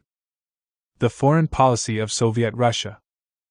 I shall not here undertake a full analysis of the foreign policy pursued by revolutionary Russia in the first years after the triumph of Bolshevism. My aim is a more limited one, to observe how Lenin and the Soviet government sought in their diplomacy both to safeguard what had been won and also to act in such a way as to add to the dynamic potential of the world revolution. In the first period after the October Revolution, the Soviet government was above all concerned to demonstrate to the outside world how utterly different it was from anything ever seen before, and its rejection of all conformism. There was then no question of submitting to diplomatic custom, and the need for recognition or the search for respectability had no place among the motives of the Soviet leaders. Publication in the official press of the secret treaties between Tsarist Russia and her Western allies, and exposure of the imperialist schemes underlying this alliance, made plain what the new government's intentions were. A gesture like this was more than symbolic, a breach with the best established usages. It was also and above all a political challenge which, by debunking the democratic rhetoric of the Entente powers, strove to strengthen the will of the masses in the Allied countries for peace and revolution. The attitude of the communist negotiators at Brest-Litovsk followed the same line. The Austro-German diplomats were amazed by the conduct of Radek when the Soviet delegation's train arrived at the Brest-Litovsk railway station. High imperial dignitaries were present, along with the leaders of the Austrian and German armies, and a guard of honor was drawn up on the platform. Radek, however, unwilling to waste his time, proceeded on descending from the train to turn his back on all those august personages and, in the most natural way possible, to distribute revolutionary leaflets among the soldiers of the Guard of Honor. Such behavior had a serious meaning which Trotsky made it his business to explain to the Germans. During the negotiations he said to them, "We members of the Russian delegation do not belong to the diplomatic school, but consider ourselves rather as soldiers of the revolution." The work of propaganda carried on by the Soviet delegation assumed a number of forms, and gave rise to vigorous protests by the leaders of the Austro-German delegation. Trotsky replied by inviting them to carry on propaganda for their point of view among the Russian troops. At every turn the representatives of the Central Powers found themselves up against the Bolsheviks' refusal to conform to diplomatic procedure. When the Germans put forward the first draft of the peace treaty, they included in it the traditional formula about the purpose being to establish peace and friendship between the contracting parties. Trotsky at once objected that his delegation had come to Brest not to establish friendship with imperialism, but only to make peace. As Ulam says, some of the requests submitted by the Soviet delegates would strain the patience of the most courteous and affable diplomat. Could the negotiations be delayed so that the chief of the Russian delegation could go to Vienna to confer with the Austrian workers? When he eventually threw into the debate the unorthodox formula, either peace nor war, Trotsky merely added one last incongruity to the many that the Bolsheviks had already contributed. The signing of the Brest-Litovsk Treaty, and the slowing down, and then stagnation, of the revolutionary offensive was not enough to convert the Bolsheviks to respect for normal usages. The exchange of ambassadors between Soviet Russia and Imperial Germany took place with more frankness than courtesy on the Soviet side. While the Bolshevik envoy refused to present his letters of credit to Wilhelm II, the German envoy was met on his arrival in Moscow by an editorial in Pravda depicting him as not the representative of the toiling classes of a friendly people but the plenipotentiary of a military clique which, with boundless effrontery, kills, rapes and plunders wherever it can. Nor was such treatment reserved for the Germans. When President Wilson sent to the Fourth All-Russia Congress of Soviets in March 1918 a message such as no other Allied power saw fit to address to the new regime, the Soviet reply took the form of a message addressed to the people and, first and foremost, to the toiling and exploited classes of the United States of North America, expressing confidence that the happy time is not far distant when the toiling masses of all bourgeois countries will throw off the yoke of capital and establish the socialist organization of society. It was, as Zinoviev is said to have boasted, a slap in the face for the American president. 4 years later, at Genoa, the communist delegates arrived at the conference in tailcoats and top hats. The exercise of power had taught some of them good manners, and above all, as a result of defeats and setbacks, it had taught the Bolshevik leaders the art of diplomacy and the practice of compromise. To be sure, this change was not due to developments on the Soviet side alone. The haughty attitude of the communists, backed by their revolutionary principles, often corresponded to the unconditional hostility shown by the Western powers towards the Soviet regime. If the year 1919 was the one in which Bolshevik Russia's foreign policy displayed its grimmest face, this was not only because certain events seemed to be bringing nearer the world revolution, but also because the great powers were then engaged in trying to crush the new regime in Russia. The communists' attempts to improve relations with the West were rebuffed. This happened, for instance, in January 1919, when, the Western powers having decided to summon a conference of all organized groups exercising or attempting to exercise power in any part of former Russian territory in order to study the situation, the Bolshevik government sought an invitation to this conference and showed a conciliatory attitude, particularly in the matter of recognizing the debts contracted by their predecessors. They were not even favored with a reply. It has often been alleged that the Bolsheviks' refusal to accept their financial obligations towards the creditors of the Tsarist government and holders of Russian shares and bonds explains the severe attitude taken up by the Western states towards Soviet Russia. Leonard Shapiro, among others, refers to their refusal to agree to any terms of settlement of the debts of the overthrown regime.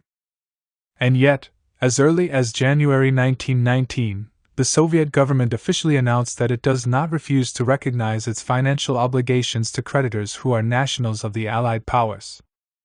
3 months later, when an American diplomat, William Bullitt, paid a secret visit to Lenin, the latter told him that if the economic blockade against Soviet Russia were lifted, the Bolsheviks would recognize their responsibility for the financial obligations of the former Russian Empire. When, however, on his return to the USA, Bullitt tried to report this conversation to President Wilson, the president declined to receive him, pleading a headache. Conciliatory financial offers were repeated several times subsequently, for example, at the Genoa Conference. The Soviets always linked the question of recognizing Tsarist debts and paying compensation to foreign sufferers from the changes in Russia with the granting of credits, since without these it would be impossible for them to meet the obligations they were asked to accept. They had moved a long way from the repudiation pure and simple of the debts and obligations of the old regime that was proclaimed soon after the seizure of power. The year 1920 saw the beginning of a détente between the two camps.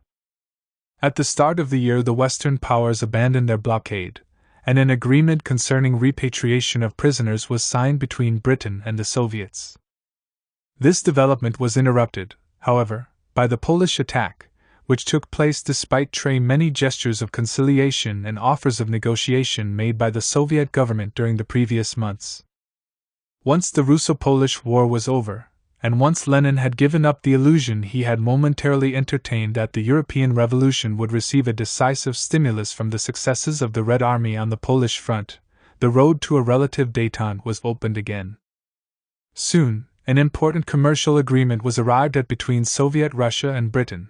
Signed in London on March 16, 1921, this bore more than merely economic significance.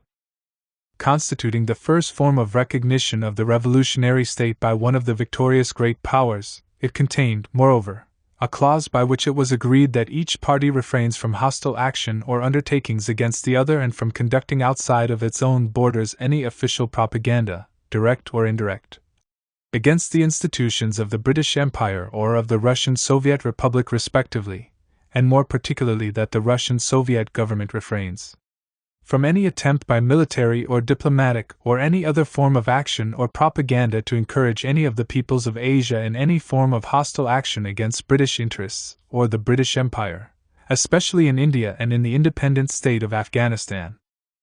Was it not the very essence of the revolutionary enterprise that was thus being repudiated, in one of its most important aspects, namely, the struggle against imperialism?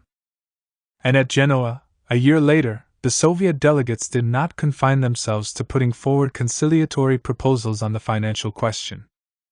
Abandoning their former diatribes against pacifist illusions, they declared themselves, in accordance with the petty bourgeois democratic program laid down for the occasion by Lenin, in favor of a disarmament conference.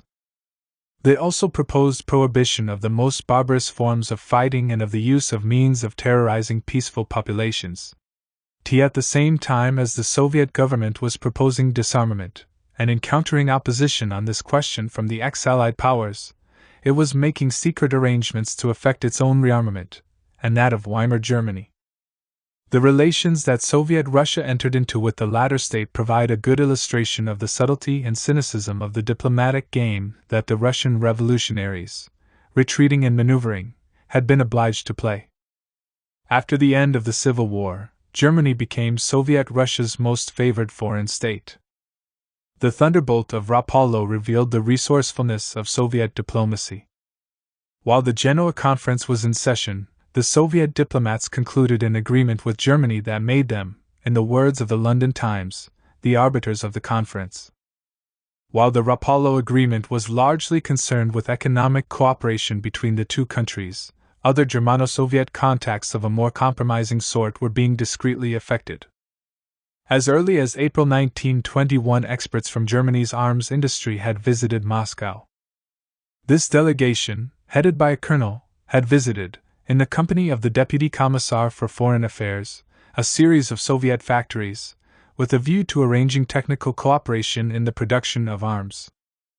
This first contact, which was approved by Lenin, produced no concrete result, but further negotiations brought together, from December 1921 onwards, Soviet and German military experts. Although the Berlin government itself appears to have been kept in the dark, the Reichswehr showed the greatest interest in these contacts. Endeavoring to escape from the restrictions imposed on the German army by the Treaty of Versailles, General von Seeckt and his colleagues had no hesitation in organizing technical and military collaboration with Soviet Russia. The latter engaged in this collaboration with equal enthusiasm. On July 29, 1923, a secret agreement was made in Berlin by which training schools for German officers were established in Russia, together with schools for airplane pilots, both German and Soviet.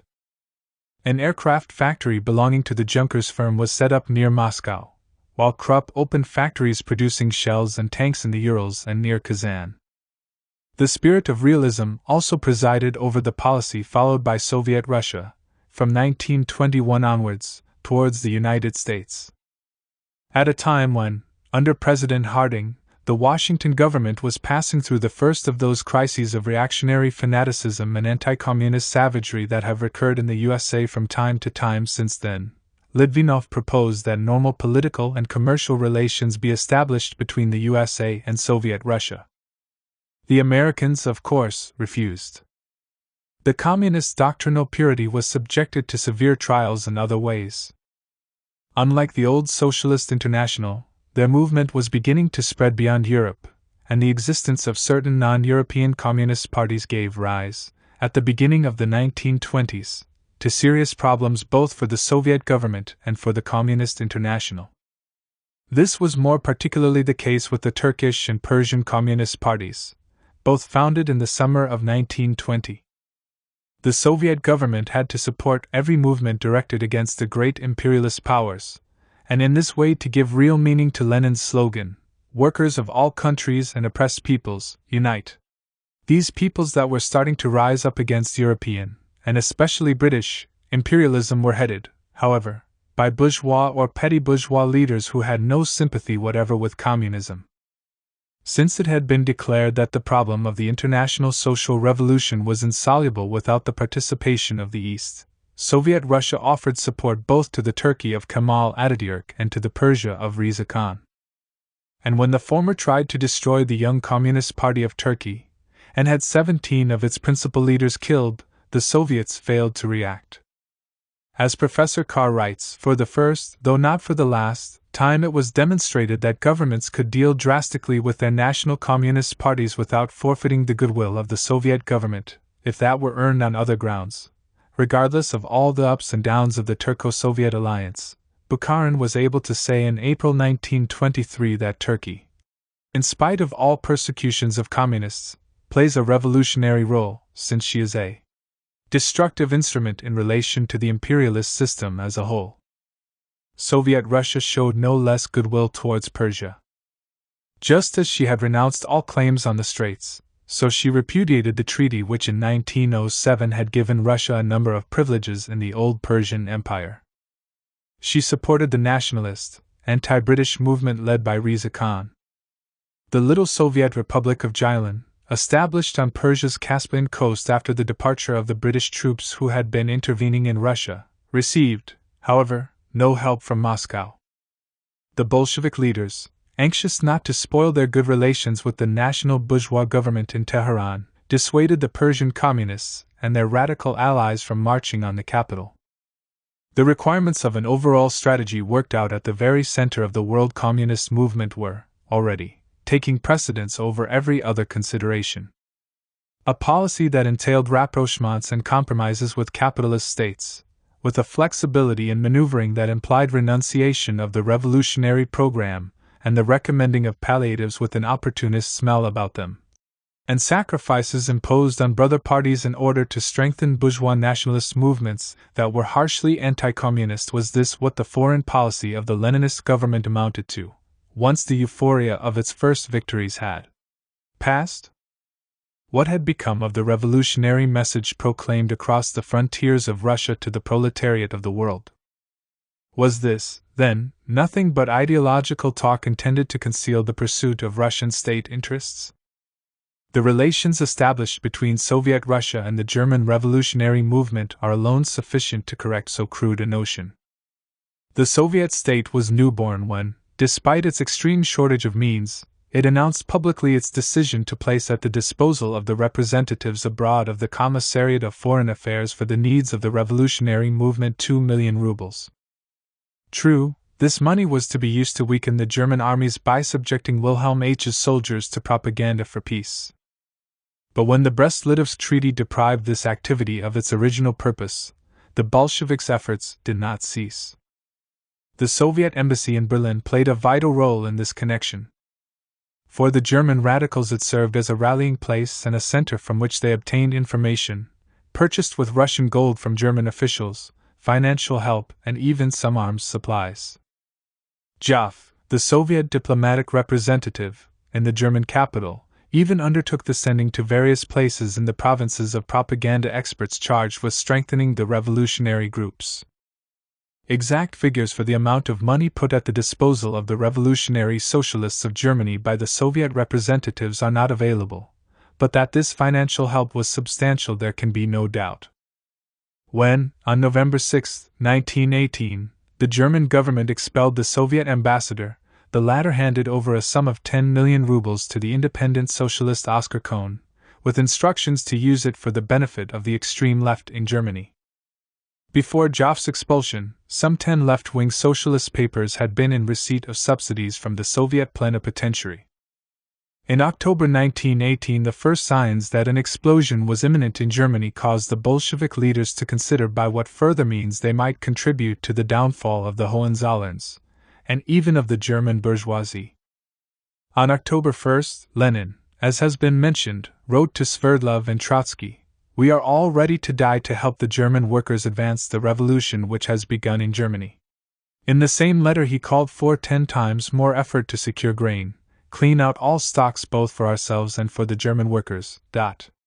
In the same period, addressing a joint meeting of the CC, the Moscow Soviet, and trade unionists, Lenin emphasized the same point: let us resolve that every large elevator will put aside some grain to help the German workers should they be hard-pressed in their struggle for emancipation from the imperialist monsters and brutes.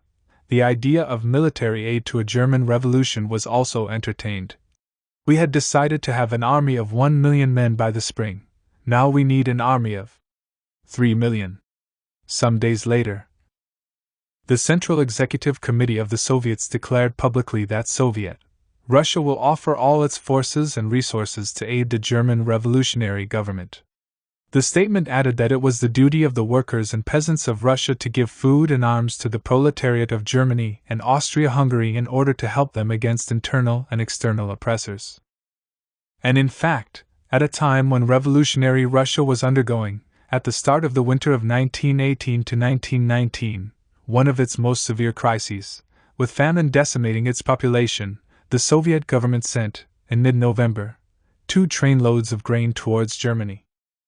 The new Republican rulers of Germany stopped the convoy at the frontier and declined to accept the delivery. While thanking the Soviet government for its gesture, they declined help which they considered compromising. For Radek this was a 2 August 4, 1914, betrayal committed by the Social Democrats of Berlin. A few years later, economic crisis and the progress of a German Communist Party determined to launch an offensive seemed to put revolution on the agenda in Germany once more. While the German Communists actively prepared for a confrontation they thought would be decisive, the feverish atmosphere that suddenly developed in Moscow, and the measures taken by the Soviet leaders to come to the aid of the Communists of Germany proved that the Soviet power was a great deal less sobered down than its diplomatic practice had suggested, and that it was, on the contrary, ready for a new campaign of the world revolution. In September 1923, a number of German Communist leaders went to Moscow to confer with the Soviet leaders and complete arrangements for an insurrection planned for the following month. They found a city transformed by the revolutionary enthusiasm aroused by the approach of the German October. The city is covered with posters calling on Russian youth to learn German, so as to be able to help the coming revolution. In factories, schools, and universities, meetings are held daily at which passionate speeches are delivered on the theme of aid to the German workers. Bukharin receives an ovation from the students when he calls on them to drop their books and take up rifles. As a historian of the communist movement in Germany has written, hard realists turned into sentimental dreamers. But these were dreamers who were ready to act.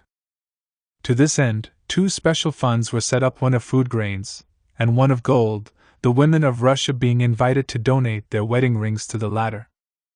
A survey was made to find all the members of the party with a knowledge of German. A politico-military organization was formed in which not only activists of the Comintern but also Soviet technicians took part.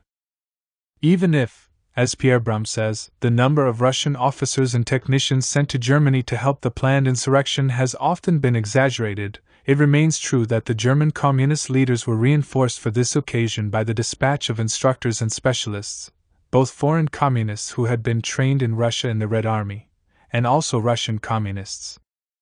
The Soviet ambassador in Berlin, Krestinsky, sat in on the committee which was in charge of the insurrection as a whole.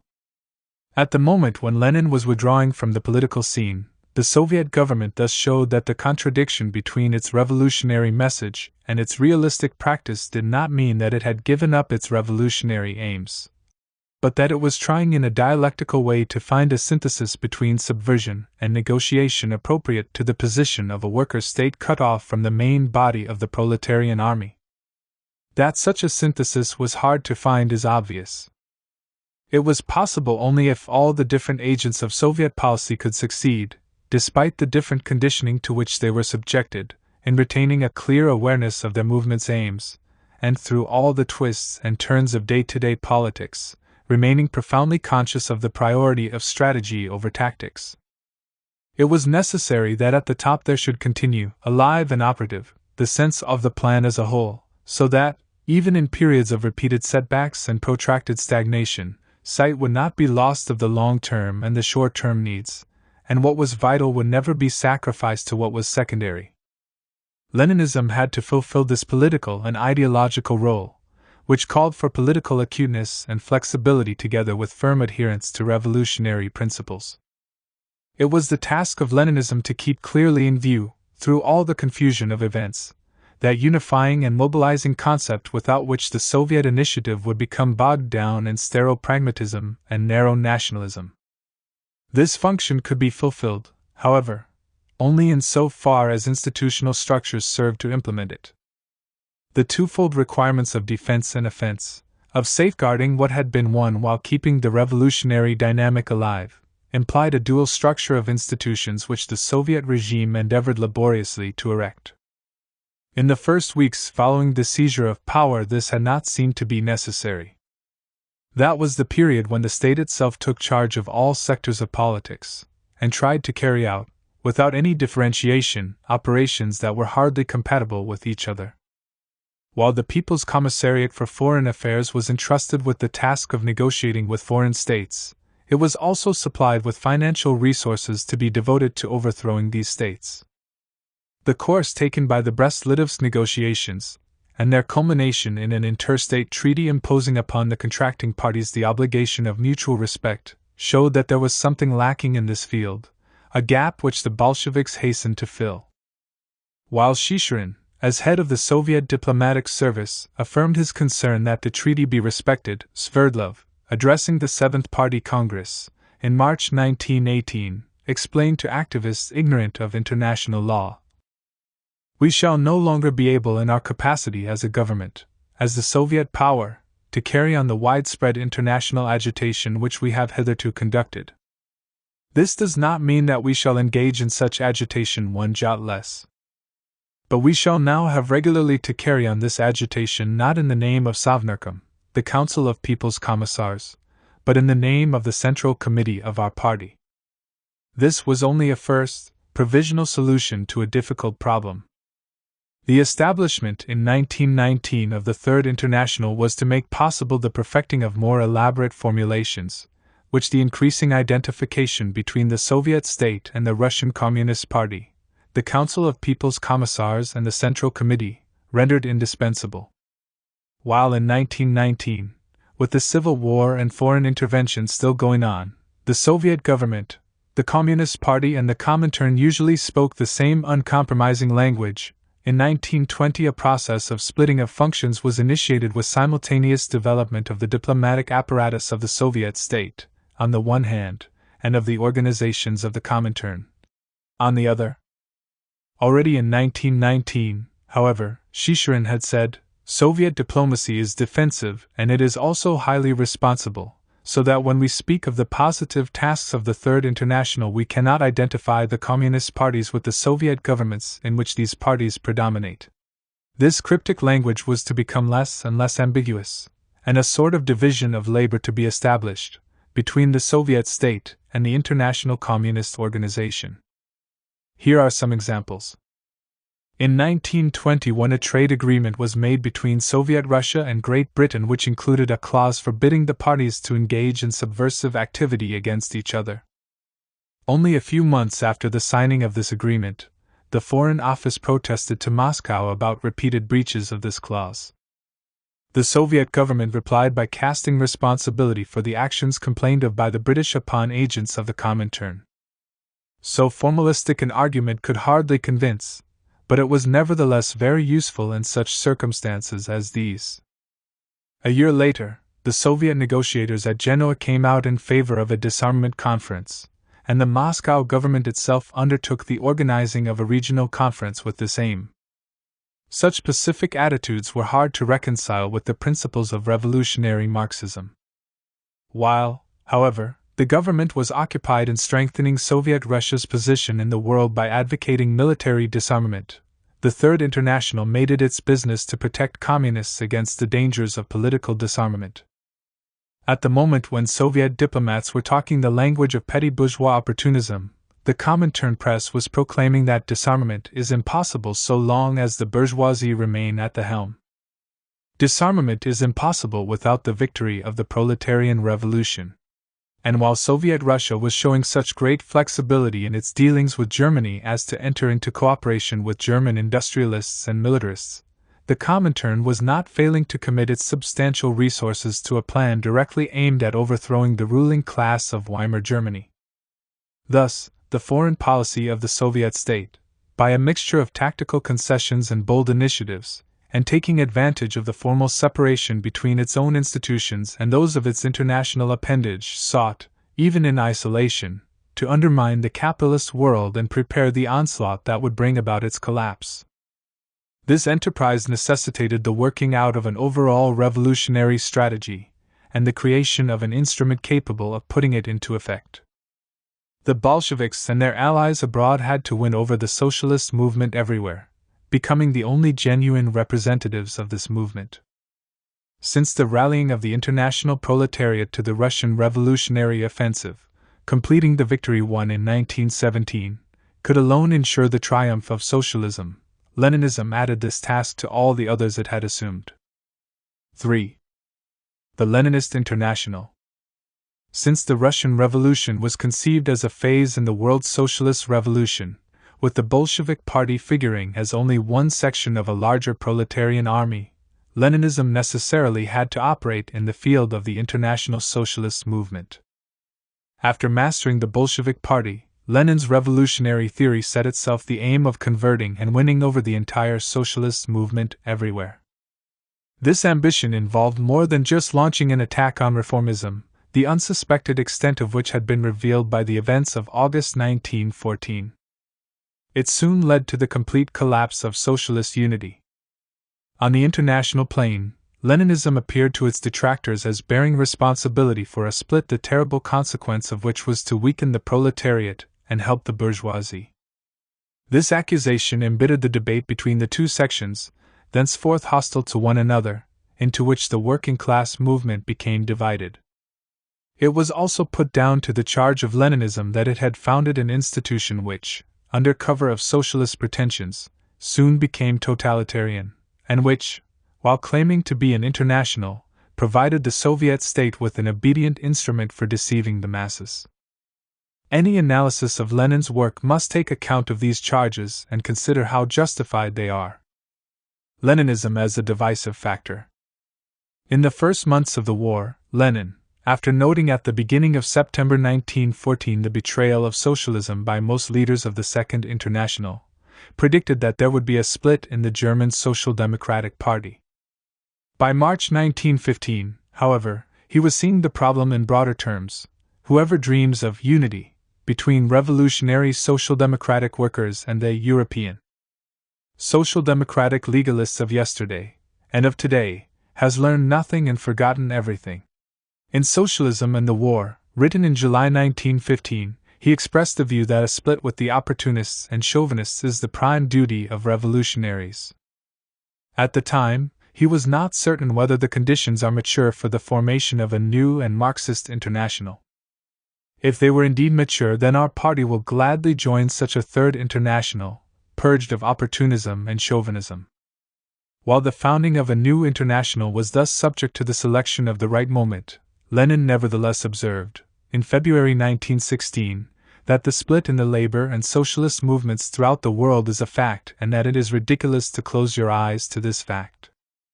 Almost at once on arriving in Petrograd, he told his supporters, "We must take the initiative in creating a revolutionary international," adding that it is our duty to found a third international without delay. Although he repeatedly stressed this point, even after the seizure of power, Lenin had to wait until 1919 before putting his plan into operation, because the continuing World War made it impossible for relations to be re-established between the socialists of the belligerent countries. A split in the international labor movement as it had existed before the war was thus regarded by Lenin as being, like the class struggle, both an objective fact and a necessity that would facilitate revolutionary activity in Europe. And while the latter view was subjective and open to discussion, the former was merely an observation forced upon Lenin by events to which the war had given rise. The outbreak of the war and the contradictory reactions it produced exacerbated the already difficult relations between the tendencies in the socialist movement. The right wing in European social democracy became more integrationist than ever and took decisive steps in that direction, while at the other end of the spectrum the radicals became even more radical. The sense of the state and their responsibilities to it expressed by the former was countered by the latter with an increasingly explosive mixture of impatience, indignation, and refusal to compromise. Even before 1916, well before the Russian Revolution and the advance of Bolshevism had intensified the division between reformist right and revolutionary left, splits had occurred in the Swedish and German movements. In the latter case, the split consummated organizationally a divorce that had grown more and more obvious as the war went on. Among the left socialists it became a matter of honor to hate one's own traitors the most, and as for the right-wingers, they did not shrink from joining with the conservatives in the Reichstag in voting for the withdrawal of parliamentary immunity from their own comrade Liebknecht, thus handing him over to the jailers of Wilhelm II. Everywhere, the tension between the opposing groups of socialists became intolerable. While fratricidal struggles were nothing new for Russian socialists, they assumed, with the outbreak of the war, an even more passionate form than previously. When the Bolshevik Krylenko, who was to distinguish himself in the October Revolution, attended a lecture in Switzerland given by Plekhanov, who had become a social patriot, he trembled all over and burst into tears at the exhibition of chauvinism given by the father of Russian Marxism, and exclaimed, "Our time will come, you blackguards." Plekhanov himself, who admitted that he would prefer a victory of Tsarist reaction in Russia to a victory of the Bolsheviks, told Angelika Balabanov soon after the outbreak of the war, "So far as I am concerned, if I were not old and sick I would join the army. To bayonet your German comrades would give me great pleasure." This was the state of affairs in the camp of international socialism when the events in Russia in 1917, together with the beginnings of the revolution in Germany, brought in new elements of hatred and division. The circumstances surrounding the fall of the Hohenzollerns and the birth of the Weimar Republic revealed the extent to which the unity of the socialist movement no longer possessed even the value of a myth. Since the social democratic press denounced the armed bandits of the Spartakusbund and presented them to its readers as madmen and criminals, it is not surprising that the defeat of the Spartacist insurrection led to a massacre of thousands of workers, during and after the fighting, and the murder of a number of prominent revolutionary socialists Rosa Luxemburg and Karl Liebknecht, Levin, Landauer, Jagisches, Igelhofer, Gandorfer, Mahler, Fernbach, whose killers enjoyed unlimited toleration under a regime in which the Social Democrats often held the levers of political command. There was thenceforth, between socialists and communists, divided members of a once united family, more than a mere political difference of opinion. There was the experience of a decisive test, in which the proletarian onslaught on capitalism had at last been attempted, and in which they had confronted each other across a ditch filled with blood. And to this must be added the attitude taken up by the majority socialists towards Bolshevik Russia. The Berlin Congress of Workers' Councils called on the socialist government headed by Ebert to restore diplomatic relations with Soviet Russia, which the now defunct imperial regime had broken off. They reckoned without the already virulent anti-communism of the new rulers. First, the latter informed the Soviet government that a resumption of diplomatic relations must be a matter for negotiation. One of the new ministers, an independent socialist, regarded as being on the left, urged a policy of delay. This was definitely the view of Karl Kautsky, who had become, thanks to a revolution he had not wanted, the Social Democrats' advisor not only in theoretical Marxism but also in practical diplomacy. In the end, they decided against re-establishing relations with the Soviet regime. Furthermore, the socialist government of Germany refused Rakovsky, the Soviet ambassador to Austria, permission to proceed via Berlin to Vienna. Later, the troops of General von der Goltz, engaged in crushing the revolutionary workers in Finland, benefited from financial aid which Ebert continued to send them. In the conflict between the capitalist West and communist Russia, the Weimar socialists, whom the humiliation of Versailles might have given an excuse for maintaining a certain reserve, preferred to neutrality the attractions of unlimited commitment against the Reds. This was, after all, logical enough. Having accorded active support to the bourgeois order in Germany itself, they followed a foreign policy inspired by the same principle. Speaking at the Second Congress, 1920, of the Comintern about the trend in socialism to which the majority socialists of Germany belonged, Lenin said that it was bourgeois socialism, not proletarian socialism, and consisted of better defenders of the bourgeoisie than the bourgeois themselves. While sociologically incorrect, his statement was politically beyond dispute. We shall see how unsatisfactory was Lenin's attempt to explain the social basis of right-wing socialism. But the fact that this trend had objectively and also subjectively chosen to defend bourgeois society at a moment when this was in peril necessarily caused it to line up, during periods of intense class struggle, with the enemies of the proletariat, and especially of the revolutionary proletariat. These were the terms in which the problem of socialist unity presented itself on the eve, and on the morrow, of the October Revolution. Nevertheless, one should not underestimate the boldness shown by Lenin when he advocated drawing definitive organizational conclusions from this obvious split that had come about among socialists. Although the class struggle had cut a line of division through the socialist movement itself, by no means everyone was resigned to ratifying in institutional form the death of working-class unity. Rosa Luxemburg, Karl Liebknecht and the German Spartacists hesitated for several years to take such action, although they felt not the slightest indulgence towards the German Social Democratic Party and its official leaders, whom Rosa Luxemburg described as the most infamous scoundrels the world has ever known, while she spoke of the Social Democratic organization itself as a stinking corpse. Even they shrank from consummating the split by taking the responsibility of creating a new revolutionary organization and quitting forever the old socialist movement. Among the most radical of the Spartacists there was such an attachment to the old institution and such a horror of a split that they hesitated to leave the Social Democratic Party even when the centrists left it, or were driven out, and were preparing to form the USPD, Independent Social Democratic Party of Germany. At first the Spartacists considered remaining within one or other of these parties. This attitude, expressing an ideology of unity that resisted even the most violent attacks, did not end in November 1918, with the revolution.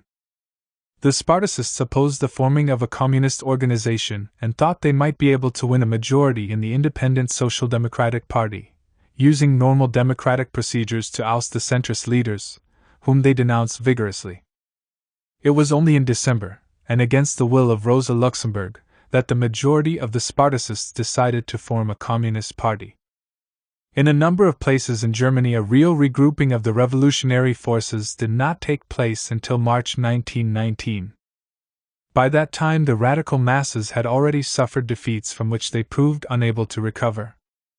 From Lenin's point of view, an organizational rupture of socialist unity was not only a matter of principle, but also one of functional necessity and timeliness. His desire to create a communist movement, free from any links with the old social democratic reformism, although nourished by a feeling of disgust and indignation, followed above all from a political judgment in which realism was not sacrificed to revolutionary purism. The establishment of the Third International expressed a strategic calculation governed by rigorous logic. As soon as the evolution of capitalism into its imperialist phase, the outbreak of the World War and the development of the crisis that it engendered, along with the first successes of the Russian Revolution, made it possible to suppose that the proletariat of Europe was being offered a historic opportunity that must be seized at once. The problem immediately arose of what instrument was needed for carrying out the revolution. Naturally, it was out of the question that the Second International, or the parties composing it, should act to destroy a bourgeoisie whose allies they had become. The events in Germany proved that the last efforts of which the social democratic leaders were capable would be directed against the proletariat in revolt. The twofold conviction that the class struggle on the world scale had entered a phase of extreme acuteness, and that the Russian Revolution was part of a wider offensive, necessarily gave rise to the desire to create an international revolutionary organization capable of really fighting the bourgeoisie to the bitter end. Justified from the functional standpoint, such an enterprise was found to be also historically possible. The old socialism is not yet buried, but it is already done for in all countries of the world. It is already dead, said Lenin in March 1918. In July 1919 he spoke again of the shameful death of the Second International. There was, of course, a certain element of polemical exaggeration in these statements. But that the international organization of social democracy had emerged greatly weakened from the war was shown both by the disaffection within its ranks and by the popularity of the Russian Revolution. The ending of hostilities had hardly enabled the restoration of relations between the socialist parties to be considered possible, when that party which, of all those in Western Europe, had suffered least from the ravages of nationalism, the Italian Socialist Party, decided to leave the Second International. Its example was to be followed by several others. Everywhere, the big majorities which had given a right-wing and chauvinist orientation to the social democratic parties were being encroached upon by the advance of the left and the center. These changes were symptomatic of deeper disturbances, to which above all the offensive of the masses bore witness. The great strikes in Vienna and Budapest, in January 1918, had what the social democratic historian Brontel, not disposed to exaggerate in such matters, called a grandiose revolutionary flavor. When the movement was renewed on the same scale, in Berlin, a situation existed that Borkenau, as disinclined as Brontel to exaggeration, described as the biggest political opportunity of any Western proletariat. The German Revolution broke out towards the end of that year. 3 months later the Third International was born in Moscow, a seat that was at first regarded as only temporary. Its foundation set the seal on a split that had appeared first in the realm of ideas and then had been brought to completion in fratricidal struggles. Leninism did not provoke this split, it took full responsibility for it, however, once it had occurred, and saw in it a condition for the final struggle that had at last begun, within the very citadel of capitalism, to be carried through to the abolition of capitalism everywhere. The International and the leftists. If the First International predicted the future course of development, and indicated the roads it would take, if the Second International rallied and organized millions of proletarians, then the Third International is the International of revolutionary realization, the International of action. Thus spoke the new organization, in the manifesto issued at the end of its first Congress, in March 1919. The International of Action would soon define itself, with still greater precision and ambition, as the party of the revolutionary insurrection of the world proletariat. With no less emphasis, the new International's first president, Zinoviev, declared at its Second Congress, in July-August 1920, "We are fighting against the international bourgeoisie, against foes armed to the teeth, and we need to have an iron organization of the international proletariat, with military discipline." The task before the Communist International was, then, to carry world revolution through to the end. Its style of action, structure, and mode of recruitment were determined by this task.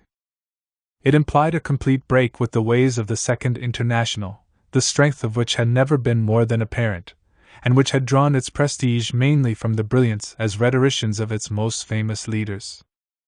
To the new tasks there necessarily had to correspond a completely new composition and recruitment. That there was no room for reformists in this fighting organization was self-evident. This obvious fact hid, however, a problem which the Third International was obliged to deal with soon after its foundation. As individuals, the right-wing leaders were certainly not tempted by the revolutionary activities in which the Third International proposed to specialize. As members, however, of parties that were becoming radicalized, they might be brought to join an organization the aims and spirit of which were utterly alien to them. In this way there arose a question which unleashed, from 1920 onward, the most lively of controversies, namely, that about the conditions for admission to the Third International with, as corollary, the conditions for exclusion from that body. The question was complicated by the fact that the very definition of reformism was unclear. If one had yielded to reformism during the war, did that constitute an irreparable fault? The case of Marcel, that apostle and missionary of French chauvinism who later rallied to communism, proved that this was not necessarily so. Again, reformism might assume a variety of forms. In the wide range of tendencies in the socialist movement, the unquestionably reformist, counter-revolutionary right and the unquestionably revolutionary, sometimes insurrectionary, left were separated by a vast marsh inhabited by what were called centrists. What was to be the attitude towards those numerous undecided elements the sincerity of whose socialist sentiments was not doubted, but whose aptitude for radical action was, to say the least, questionable?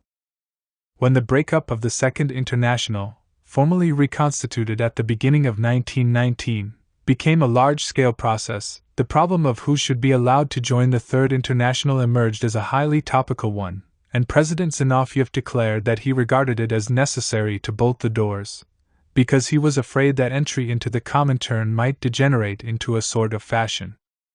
The famous 21 conditions, drawn up, as regards essentials, by Lenin himself, served the aim of preventing any such degeneration. Draconian as the conditions were that were laid down for entry into the international communist movement, they applied, nevertheless, to organizations, not to individuals. Aimed in the main at parties that might wish to join, they informed such parties that they were obliged everywhere to create a parallel illegal organization which at the decisive moment will help the party to do its duty to the revolution. Third condition, to carry on systematic propaganda work in the army, directed especially against intervention against Soviet Russia or action against the colonial peoples. Fourth, eighth and 14th conditions, to organize communist cells in the trade unions, to combat the reformist trade union international and strengthen that of the Red trade unions, the formation of which had just been decided on in Moscow. Ninth and 10th conditions. On the plane of principles, stress was laid on the obligation to propagate the idea of the dictatorship of the proletariat. First condition. Iron discipline was also required. 12th condition, together with application of the principle of strict centralization. Not only must the new programs of parties adhering to the International be submitted to the latter for approval, 15th condition, but more generally, all the decisions of the Congresses of the Communist International, as well as the decisions of its Executive Committee, are binding on all parties belonging to the Communist International. 16th condition. The problem of individuals was hardly touched upon, and the strictness of the conditions was, in this respect, not so great as it might seem at first sight. The document did indeed lay down that the Communist International is unable to agree that notorious opportunists, such as Turati, Modigliani, Kautsky, Hilferding, Hillquit, Longuet, MacDonald, etc., shall have the right to appear as members of the Communist International, 7th condition. Indirectly, however, the way the conditions were set out, far from rigidly excluding any and every reformist or centrist from the communist ranks, allowed it to be assumed that their continued presence in parties which had been renovated and transformed would, given certain safeguards, be permitted. The parties were indeed told that they must from time to time undertake cleansing, re-registration, of the membership of the party in order to get rid of any petty bourgeois elements which have crept in, 13th condition. At the same time, however, the parties were only to remove reformists and centrists from all responsible positions in the workers' movement, 2nd condition, which did not imply expulsion. And the 20th condition, providing that the central leaderships of the parties joining the Third International must be composed, to the extent of 2/3 at least, of leaders who had been in favor, before the Second World Congress, 1920, of their organization taking this step, allowed the Executive Committee of the International the right to make exceptions in the case of representatives of the Center. The acceptance of the 21 conditions by the Second Comintern Congress did not put an end to controversies about joining it. This was shown in December 1920 when, at Tours, the French socialists met to decide whether or not to adhere to the Third International. A large proportion of the debate was devoted to discussing the application of the 21 conditions. The attitude of Leon Blum, who invoked doctrinal considerations and the insuperable theoretical divergences between communism and the socialism of the Vieille Maison as grounds for his refusing to join Moscow in any case, so rejecting in advance the rule of the majority, was exceptional. Whereas the future head of the People's Front government frankly assumed, on doctrinal grounds, the responsibility of ending the unity of the French socialist movement, the great majority of the delegates who were hostile to communism used the 21 conditions as an excuse to avoid the basic issues. Instead of dealing with these problems, they declared that they had been barred from entry into the revolutionary organization. Even the celebrated telegram from Zinoviev did not, however, stop the supporters of joining Moscow from assuring their centrist friends that nothing in the 21 conditions implied excommunications based upon past errors. In an open letter to the workers of France and Germany, Lenin had emphasized that it would be possible to arrange for exceptions to the rules, even in favor of right-wing leaders, adding, "Since exceptions are expressly declared to be permissible, there can be no talk of an absolute bar against specific individuals. Consequently, there is full recognition of the need to take into account, not the past but the present, the change in the views and conduct of individuals, of individual leaders." Actually, Lenin, despite his extreme aversion to reformism and centrism, and his desire to make the Third International an organization for revolutionary combat, showed greater flexibility than Zinoviev, whose tendency was more leftist. The problem of exclusions arose, moreover, in terms of which the Soviet leaders were not the sole masters.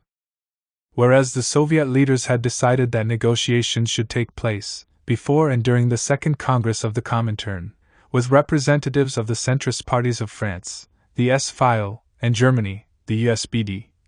Those in the countries concerned who had already joined the Comintern brought pressure to bear on its executive committee to refuse any kind of compromise with hesitant and conciliatory elements.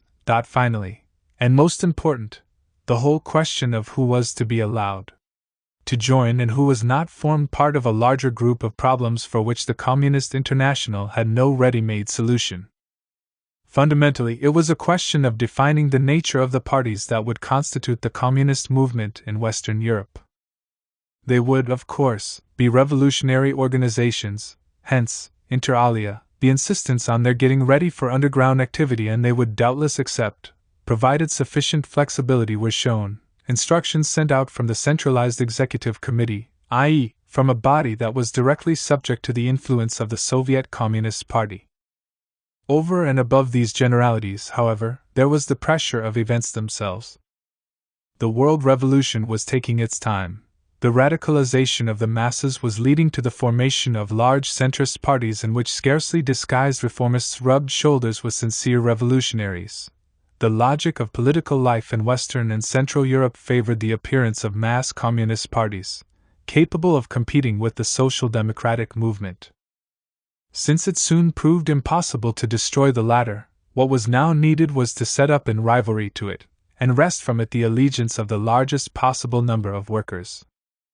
From this standpoint, the formation, after the Halle Congress in October 1920, of the United Communist Party of Germany, was a major turning point. Bringing together the tens of thousands of members of the Communist Party founded in December 1918 and the substantial body of former USPD members, the United Party constituted a mass organization with a strength of some 350,000. The sectarian spirit that threatened to overwhelm the first communist groups formed in the West was gravely shaken by this event. That sectarianism was limited by other factors as well, in particular by the heterogeneous makeup of the first communist parties, the ideological diversity existing among their members, and the broad freedom for tendencies that prevailed within them. Just as it is wrong to see in Leninism the cause of the split in the international socialist movement, it is wrong also to attribute to the Third International, as it developed in the first years following its foundation, the dogmatic rigidity and sergeant-major methods of Stalinism. The ideological diversity that marked the beginnings of the Communist International was due to the fact that, although inspired and led by revolutionaries of the Marxist school, whose first political experiences had been in the orthodox socialist movement, this organization succeeded in influencing a great variety of political elements. Alongside left socialists like the Spartacists, who had long been conducting a revolutionary struggle inside parties dominated by reformism, there figured, among the first recruits to the international communist movement, men with an infinitely less radical past, who brought with them the socialist tradition. As compared, however, with its predecessor, the Communist International showed a twofold originality. In respect of its fields of recruitment, it sought, and succeeded to a notable extent, in winning members from outside Europe, and it appealed to sections of the proletariat which had until then remained outside the socialist organizations, especially the groups belonging to the syndicalist, anarcho-syndicalist, and even simply anarchist families. When, at the beginning of 1919, invitations to the inaugural Congress of the Third International were sent out, the list of organizations whose presence was sought included the British, American, and Australian sections of the industrial workers of the world, who were anarcho-syndicalists, and the revolutionary element of the British shop stewards movement, which was influenced by tendencies of the same kind. A few months later, a circular from the Executive Committee of the Communist International declared that the new organization welcomes most cordially the anarcho-syndicalist groups, and the groups which just call themselves anarchists. The problem implicit in the presence in the International Communist Organization of these heterodox elements raised its head on the eve of the Second Congress, in July 1920. An invitation having been issued to all groups of revolutionary syndicalists, and the LWW unions, Radek, as secretary of the Comintern, questioned the correctness of this decision. Backed by the German communist Paul Levi and the Italian Cede, he expressed a preference for keeping these anarcho-syndicalist and anarchistic tendencies out of the Third International. Not only was his attitude not endorsed by the majority on the Executive Committee, but, as Alfred Rosemeyer tells us, he was reproved for it, his post as secretary being taken from him and given to Angelika Balabanov. Rosemeyer, who himself had a syndicalist background, says, regarding the non-Marxist revolutionaries of that period, that they were pleased with such writings of Lenin's as State and Revolution. In addition, besides these texts, in which they could find a language akin to their own, a conception of socialism which resembled their own, what particularly pleased revolutionaries from the anarchist and syndicalist traditions, and attracted them towards Bolshevism, was the merciless condemnation of opportunism. And this was not only condemnation of hardened opportunists, the social chauvinists who had backed up their imperialist governments during the war, but also of those who stopped halfway, who criticized government policies but did not dare draw the logical consequences of their criticism. It is therefore not surprising that close links were formed between the Comintern delegates sent into Western Europe and the syndicalist and anarcho-syndicalist groups. Jules Humberdraz, who was sent by the Communist International to Paris to act there for several years as Moscow's eye, was expressly instructed to make contact with these circles, with which, in any case, he felt, as he writes, a great deal of sympathy. In a country like France, possessing a strong syndicalist tradition, the contribution made by this element to the Communist Party was extremely important.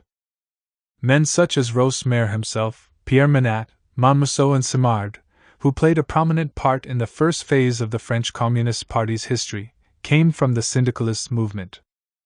In Spain, the Third International received in 1919 the support of the powerful National Confederation of Labour, CNT, the anarcho-syndicalist body. Even in Britain, the USA and Holland, many of the first sympathizers with and adherents of the young communist parties had similar doctrinal allegiances. The question of the anarchists, anarcho-syndicalists and syndicalists forms part, however, of a larger question, that of the leftists in general, and the place they held in the Comintern in Lenin's time. The example of German communism illustrates very well the variety of tendencies that was represented in the communist movement. At its foundation Congress, the K.P.D.S., the Communist Party of Germany, Spartacus League, immediately displayed originality both on the plane of principles and on that of organization. It took an independent line towards Bolshevik policy, Rosa Luxemburg saying plainly that the working-class revolution had no need for terror, and showed antipathy to the principles of organization advocated by Leninism and realized in Bolshevism. Inspired by Rosa Luxemburg's anti-bureaucratism, the founders of the party decided to restrict the power of full-time officials and keep their numbers small, and also to limit the financial resources at the disposal of the central leadership, and weaken its prerogatives to the advantage of the local organizations. The German party also showed at once how deeply it was influenced by leftist views that did not fit the canons of Leninism, by deciding, even against the recommendations of its best-known leaders, to boycott the elections to the Constituent Assembly, which were due to be held in February 1919. This leftism was destined to be a feature of German communism all through its first years. It led to the formation in April 1920 of a dissident group which, under the name of the KPD, Communist Workers' Party of Germany, brought together the anti-trade union, anti-parliamentarian elements of the extreme left. This development resulted from action taken by the KPD leadership. Paul Levi, angered by the strength of leftism in his organization, called for and obtained, at the party congress held in Heidelberg in October 1919, the expulsion of those delegates who were against participating in elections and also in the trade union movement, which they regarded as fundamentally and hopelessly reformist. The KPD, set up as a rival to the Orthodox organization, revealed features that marked it off very sharply from Leninism. Its activist tendency came close to adventurism, and sometimes went over the brink. Despite these divergences and incompatibilities, however, the Third International displayed for a long time great patience and tolerance in its dealings with the extremists of the KPD. Radek, who was the E.C.I.'s chief specialist on German affairs, had from the first urged Paul Levi to be cautious, and had tried to prevent the expulsion of the leftists. Lenin himself intervened in the quarrel, calling for reconciliation between the two organizations.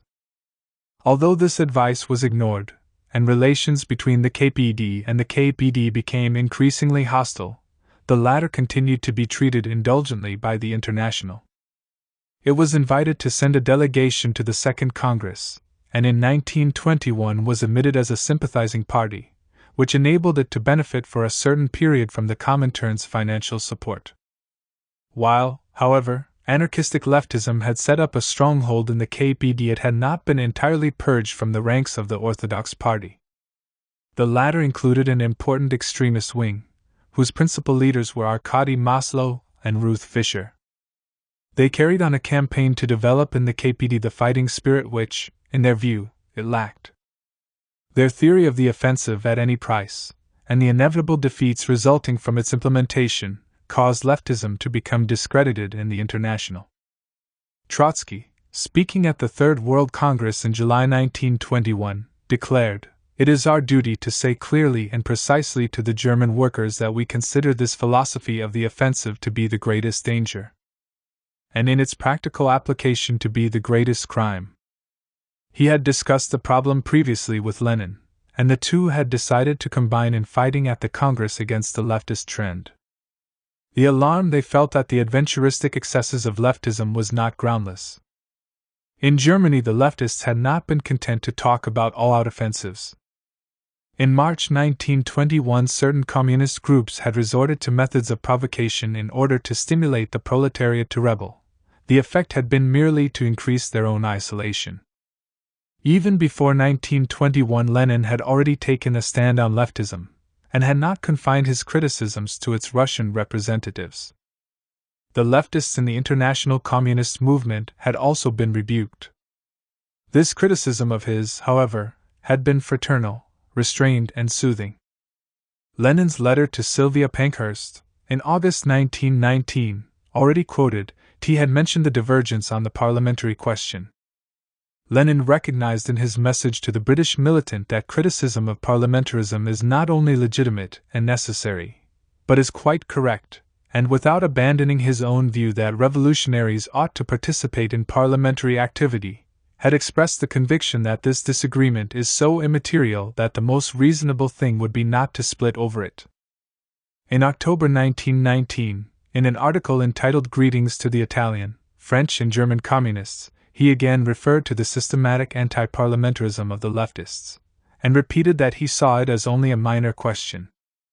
Even though it was giving rise to sharp controversy, he commented, "There is nothing terrible in that, it is a matter of growing pains."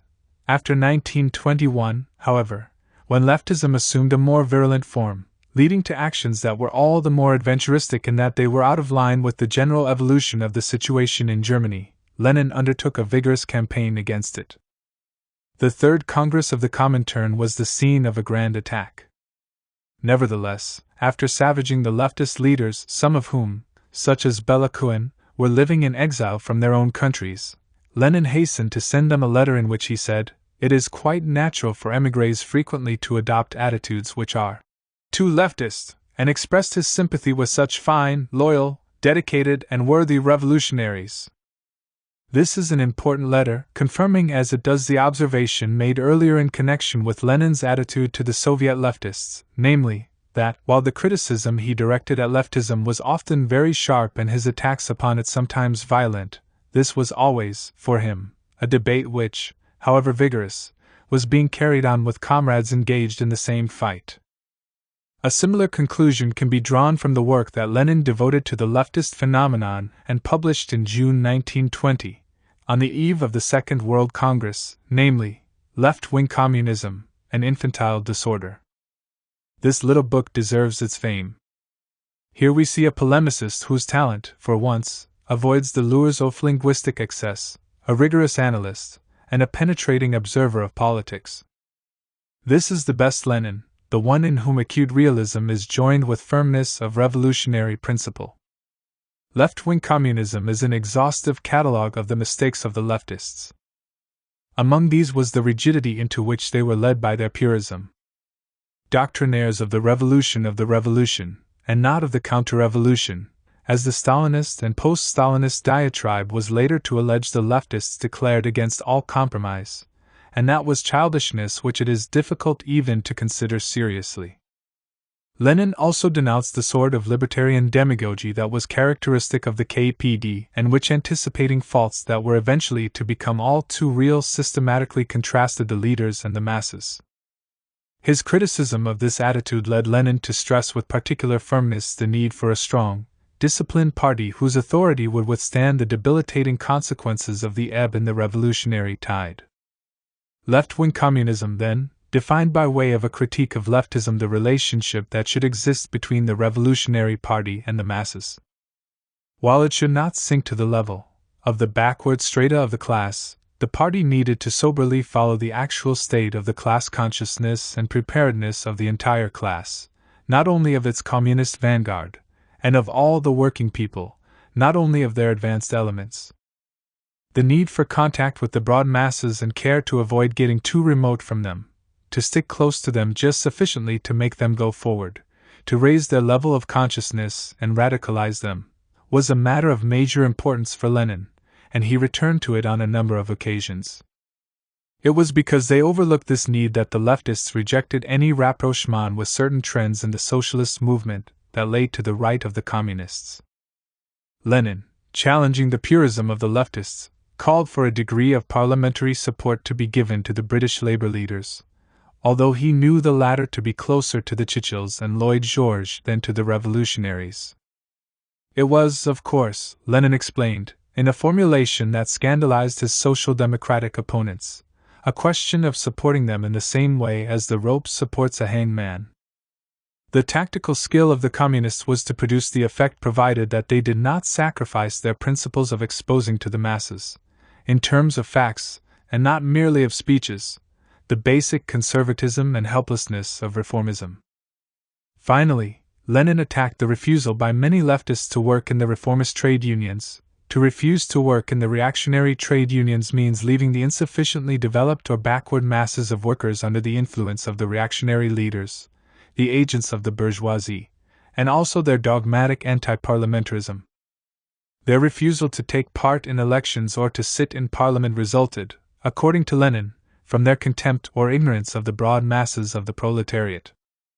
Thus, the communists of the KPD considered that parliamentary forms of struggle have become historically and politically obsolete. As Lenin remarked, the German leftists, yielding to an inclination that was typical of their kind, took their own wishes for reality. In fact, a substantial section of the proletariat still believed in the virtues of parliament and parliamentary activity. The difficulty, and the revolutionary duty, consisted in using parliament as a platform for agitation and propaganda. The Bolsheviks had managed to do this in the old Tsarist Duma without succumbing to any illusions. Lenin foresaw, however, that it would be far more difficult to create a really revolutionary parliamentary group in a European parliament than it was in Russia. This was, indeed, to prove very much more difficult. Although it lists his points of difference with the leftists, Lenin's left-wing communism never descends to diatribe. For him, the enemy was on the right, even if there might be error on the left. When he referred to the Bolsheviks who had been expelled from the party in 1908 as the predecessors of the KPD and the ultra-left trends, he acknowledged that among them there were many splendid revolutionaries. While criticizing the Italian leftist Bordiga, he did not fail to mention his merits. Nor did Lenin despair of those leftists whose extremism caused them to leave the communist movement. Practical experience will soon teach them. If leftism was indeed a disorder, it was one that involves no danger, and after it the organism even becomes more robust. In this work, which Stalinist and post-Stalinist orthodoxy has tried to take as its breviary, the spirit of excommunication was, significantly, quite absent. The sometimes glaring faults of leftism did not prevent Lenin from perceiving, along with the dangers inherent in it, which incomprehension and diatribe merely strengthen, the basically healthy attitude that inspired it. Writing about the British version of leftism and the state of mind of many young British communists, he said, "Indeed, this temper is highly gratifying and valuable. We must learn to appreciate and support it, for, in its absence, it would be hopeless to expect the victory of the proletarian revolution in Great Britain, or in any other country for that matter." The treatment inflicted on leftists by the official heirs of Leninism does indeed give grounds for feeling hopelessness in this connection. The use of sergeant-major methods was no more inherent in the Leninist Comintern than was monolithism.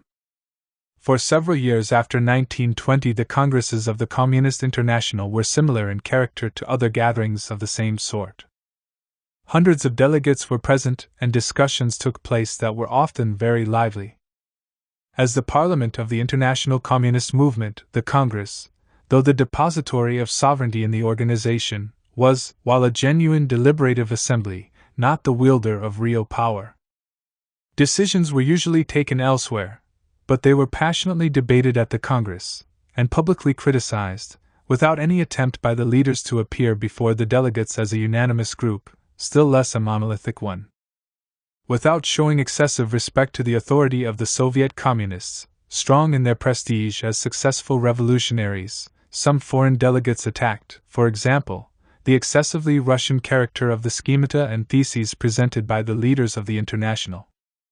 According to the Italian Bordiga, the Scotsman Gallagher and the Dutchman Wijnkoop, this tendency to analyze the problems of the world revolution by always referring back to the experience of the Russian Revolution meant distorting the strategy of the Third International. Supporters and opponents of the theses put before the Congress argued with each other freely. The report on the national question presented by Lenin was opposed, for example, by the counter-report presented by the Indian delegate Roy. Opponents of participation in trade unions and parliamentary activities set forth their views without constraint, and the platform of the opposition in the Russian Communist Party was circulated among the delegates by the Congress organizers themselves. A year later, and despite the measures taken by the Bolshevik Party against the opposition minority within it, Alexandra Kollontai was able to criticize from the rostrum of the Third World Congress the policy being followed in Russia by the Leninist leadership, and the general atmosphere of the gathering was no less free than in 1920. The German delegation, in particular, revealed its disagreements quite openly, and engaged in what Pierre Breux calls a real display of dirty linen. Controversy on the position of communism in Germany was resumed at the Fourth Congress, in 1923, which witnessed a verbal duel between Radke and Ruth Fischer. Freedom of speech and publicity of discussion existed to the same extent in the constituent national organizations. Especially forward in criticizing the executive bodies of the International and the policy advocated by the Soviet leaders were the Italian communists Bordiga and Gramsci. The former publicly attacked the decisions of the Fourth Congress, 1923, and announced his intention of circulating his views among the communist parties without going through the channels of the International Center.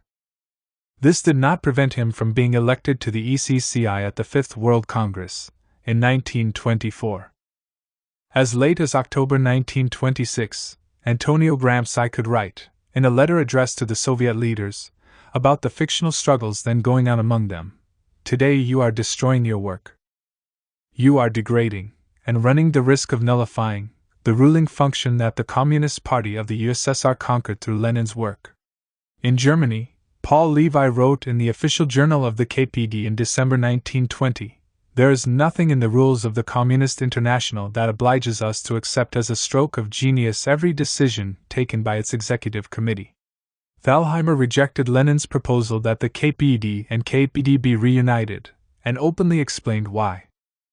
In 1924 he argued against Zinoviev in the columns of the International Communist Press, at a time when the president of the Third International was at the height of his power. Open criticism of the views, and even the decisions, of the Comintern leadership was in no sense audacity in a period when this leadership required of the leaders of the French Communist Party only that they refrain from publishing their criticisms of the decisions taken in Moscow in the form of unsigned editorials, thereby committing the whole organization. The internal life of the Communist parties presented similar features.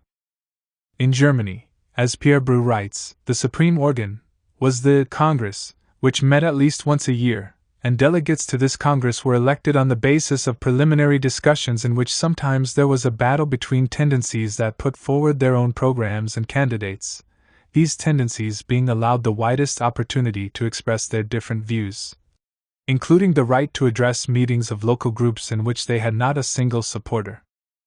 The KPD could boast of one exploit which, from the point of view of inter-party democracy, might well be envied by the majority of present-day political organizations.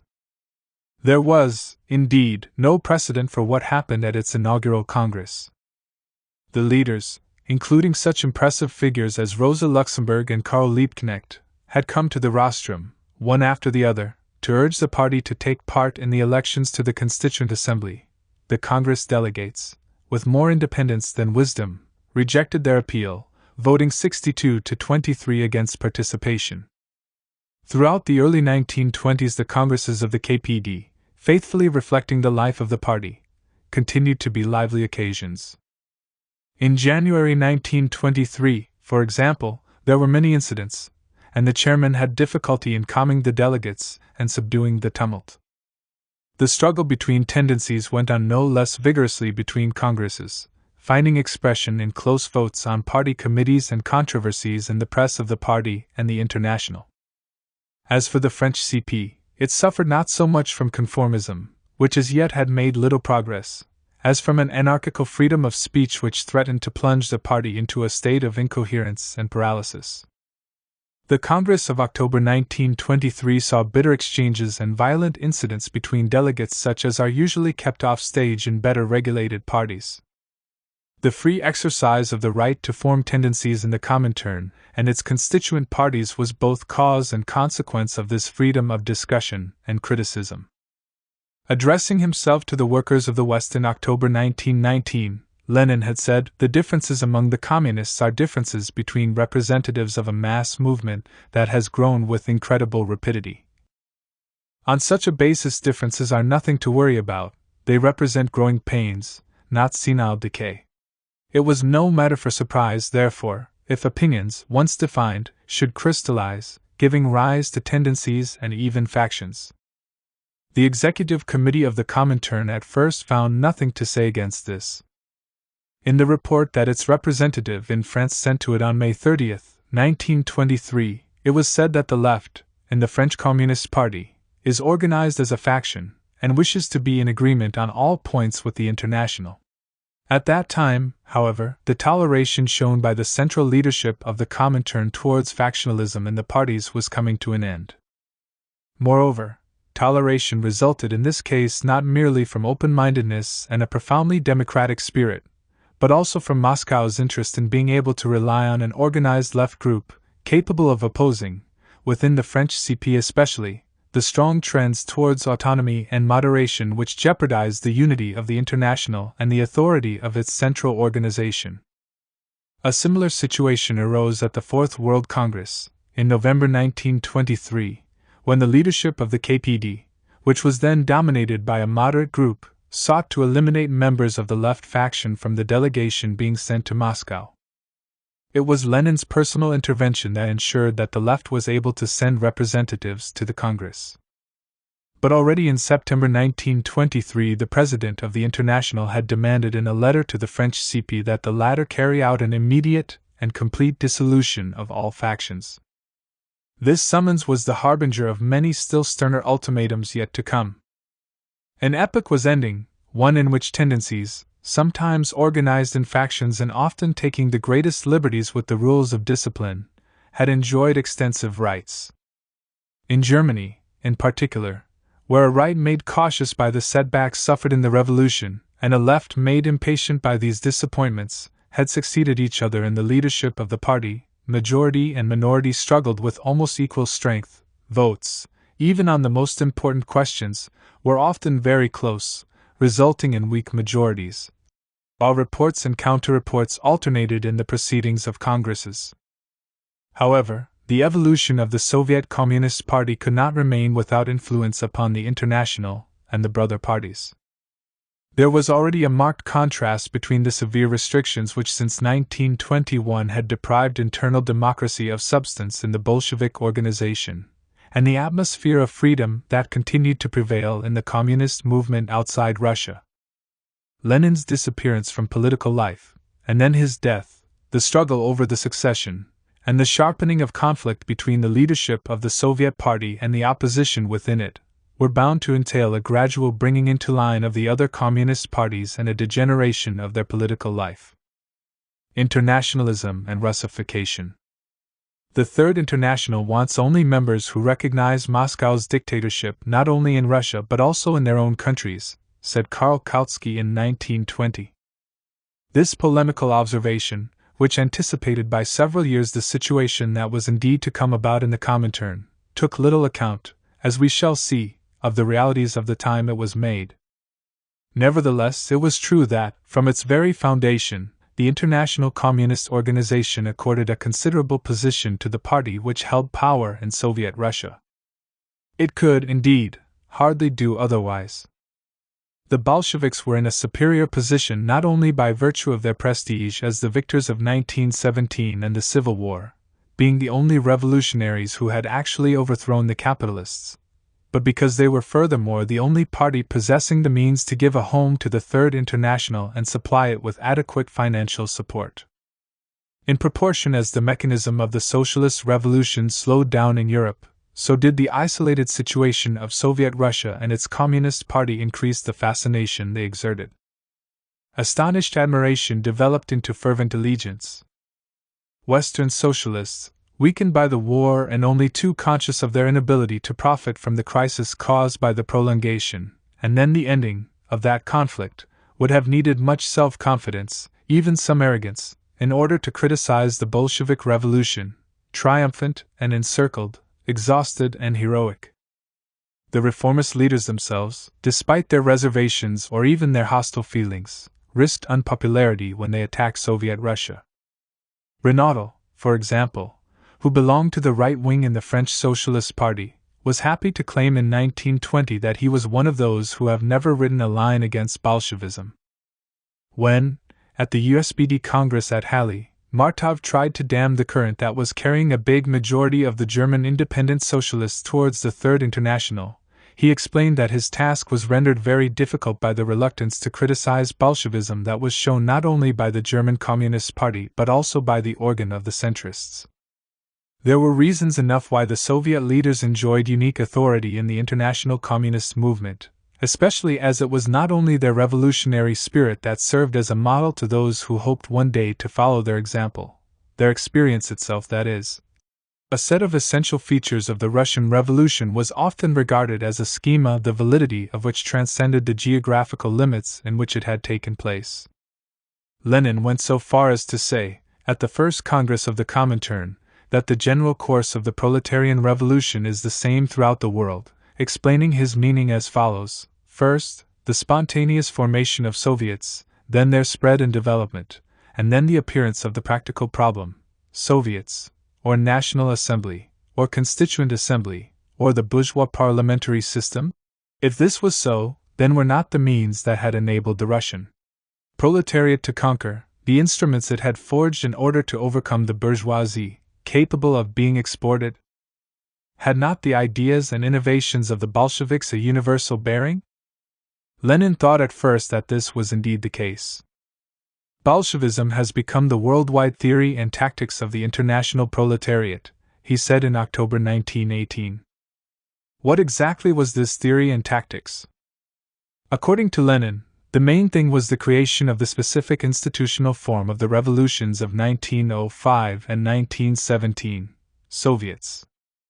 He told the Foundation Congress of the Third International that the Communists had to convince the masses in the West of the necessity of the Soviet system, and the Eighth Congress of the Bolshevik Party, meeting in the same period, that Soviet power was the international, world form of the dictatorship of the proletariat, while the necessity of that dictatorship was another Bolshevik principle of general application. It might assume a variety of forms. In particular, Lenin acknowledged that the question of restricting the franchise is a nationally specific and not a general question of the dictatorship. One must approach the question of restricting the franchise by studying the specific conditions of the Russian Revolution and the specific path of its development. Nevertheless, the basic forces and the basic forms of social economy are the same in Q.SIA as in any capitalist country, so that the peculiarities can apply only to what is of lesser importance. But what was basic, what was not of lesser importance? Lenin had mentioned that, among the specific conditions of the Russian Revolution there were some, of the highest importance, the link between the demands of the revolution and the problem of peace, the international conjuncture created by the war and the division of the imperialist powers into two hostile camps, the enormous size of Russia, and the presence of a peasantry ready, given certain conditions, to support the action of the proletariat, which explained why it was easy for Russia to start the socialist revolution, but more difficult for Russia than for the European countries to continue the revolution and bring it to its consummation. On the other hand, despite the very great difference between the situations in Russia and in the West, Lenin considered, at the end of 1920, that in the advanced industrial countries just as in Russia, the proletariat is still so divided, so degraded, and so corrupted in parts, that an organization taking in the whole proletariat cannot directly exercise proletarian dictatorship. It can be exercised only by a vanguard that has absorbed the revolutionary energy of the class. This meant, in fact, even if only implicitly, endowing the idea of the dictatorship of the proletariat with a significance that Lenin wanted recognized as universal and obligatory, that of a dictatorship wielded, as in Soviet Russia, by the Communist Party. Over and above such statements as these, sometimes contradictory and often vague, the tendency to confer an international significance upon the experiences of the Russian Revolution, and so upon the theories of the Bolsheviks, resulted from a series of analogies which did not fail to impress observers. First and foremost, there was this: when the revolution broke out in Germany, as spontaneous in its initial manifestations as had been that of February 1917 in Russia, the masses of workers and soldiers formed themselves into councils, very similar to Soviets, and made these voice their demands. Like their Russian predecessors, the German councils agreed to turn over their powers to a provisional government that was socially and politically bourgeois. Just as had happened in Russia after the October insurrection, Republican Germany had to decide whether to take the Soviet path or the constitutional one, power to the Rate or to the National Assembly. And the extreme left in Germany made the same choice as the extreme left in Russia. These analogies were completed by parallels that were never more than approximate, and were usually deceptive, but which offered the advantage of encouraging the illusion that what had ultimately occurred in Russia would repeat itself elsewhere. The German Social-Democrat leaders were so many Kerenskys, heralding a Lenin as yet not recognized but already present. The offensives of German reaction, such as the Kapp Putsch of March 1920, recalled those of the extreme right in Russia, especially Kornilov's attempted coup d'état, which, like its German version, was defeated by the countermeasures of the working class. Finally, and above all, history offered the parallel, rich in promise, between the events of July 1917, in Petrograd, an abortive offensive of the masses, to bring down the bourgeoisie, preceding the successful attempt made later by the Bolsheviks, and the outbursts of revolutionary fever in Germany, chronically as ineffectual as the July days had been in Russia. The Communists were thus able to feed themselves spiritually with comparisons that seemed to lend even greater weight to the Russian example, and therefore greater credit to the Bolshevik leaders. And yet, despite an apparently rigorous logic prestige of the Russian Revolution, moral authority of its Bolshevik makers, wealth of their experience, effectiveness of their strategy, credibility of their theories, and relative strength of their means, Kautsky's remark about the International being subject to Moscow's dictatorship was, in 1920, however accurately it may have anticipated the way things actually evolved later, in no way based on observed facts. On the contrary, it was contradicted by many of the facts of that time. The ideology of the Comintern was, in the first place, incompatible with Kautsky's allegation, that internationalist ideology which ran all through Leninism, and which implied, as we have seen, subordinating the Russian Revolution to the needs of the international revolution.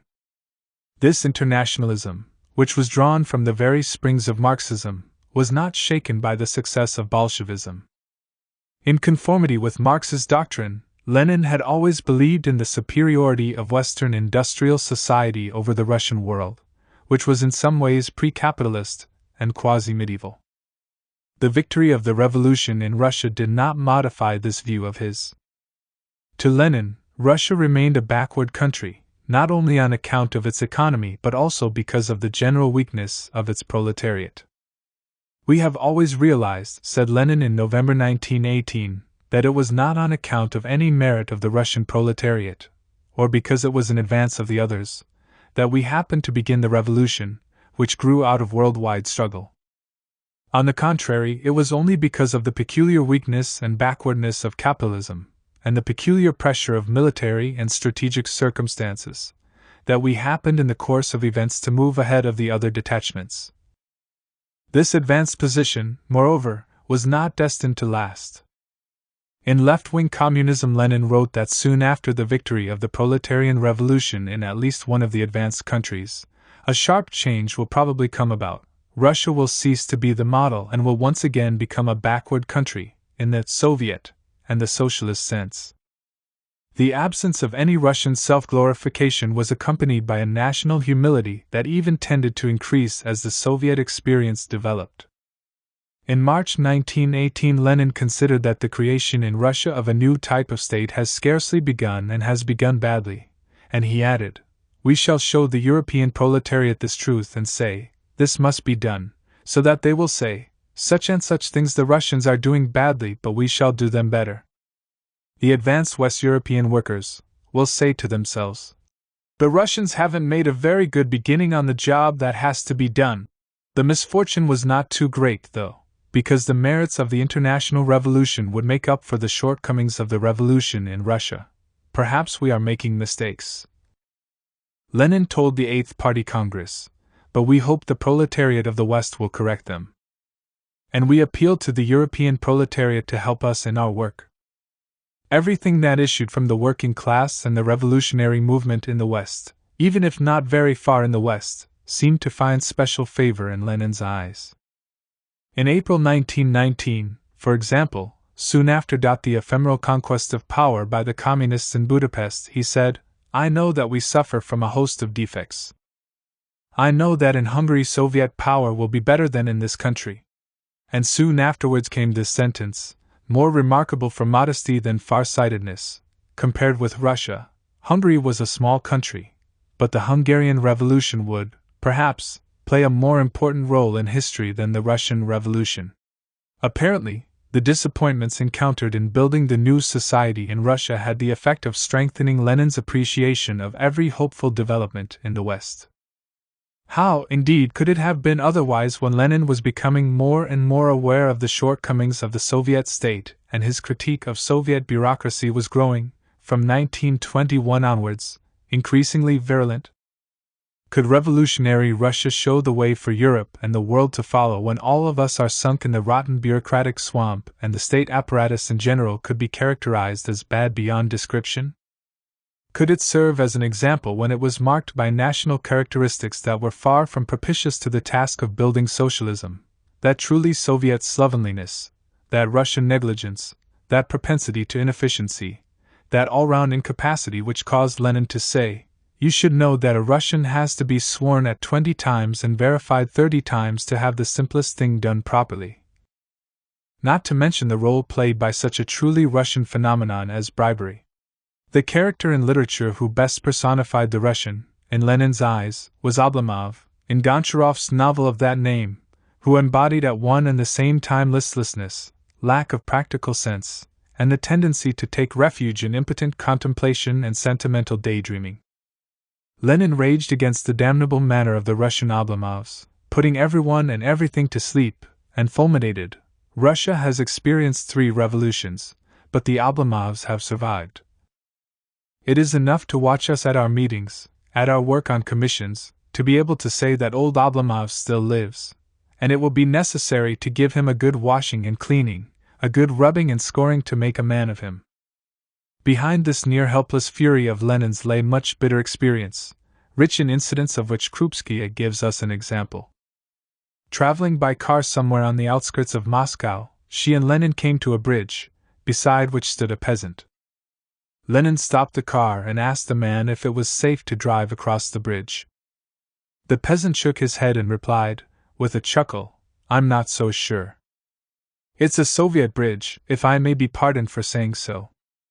Commenting on the achievements of the Bolshevik leaders, Rosa Luxemburg wrote, in her pamphlet The Russian Revolution, "By their determined revolutionary stand, their exemplary strength in action, and their unbreakable loyalty to international socialism, they have contributed whatever could possibly be contributed under such devilishly hard conditions.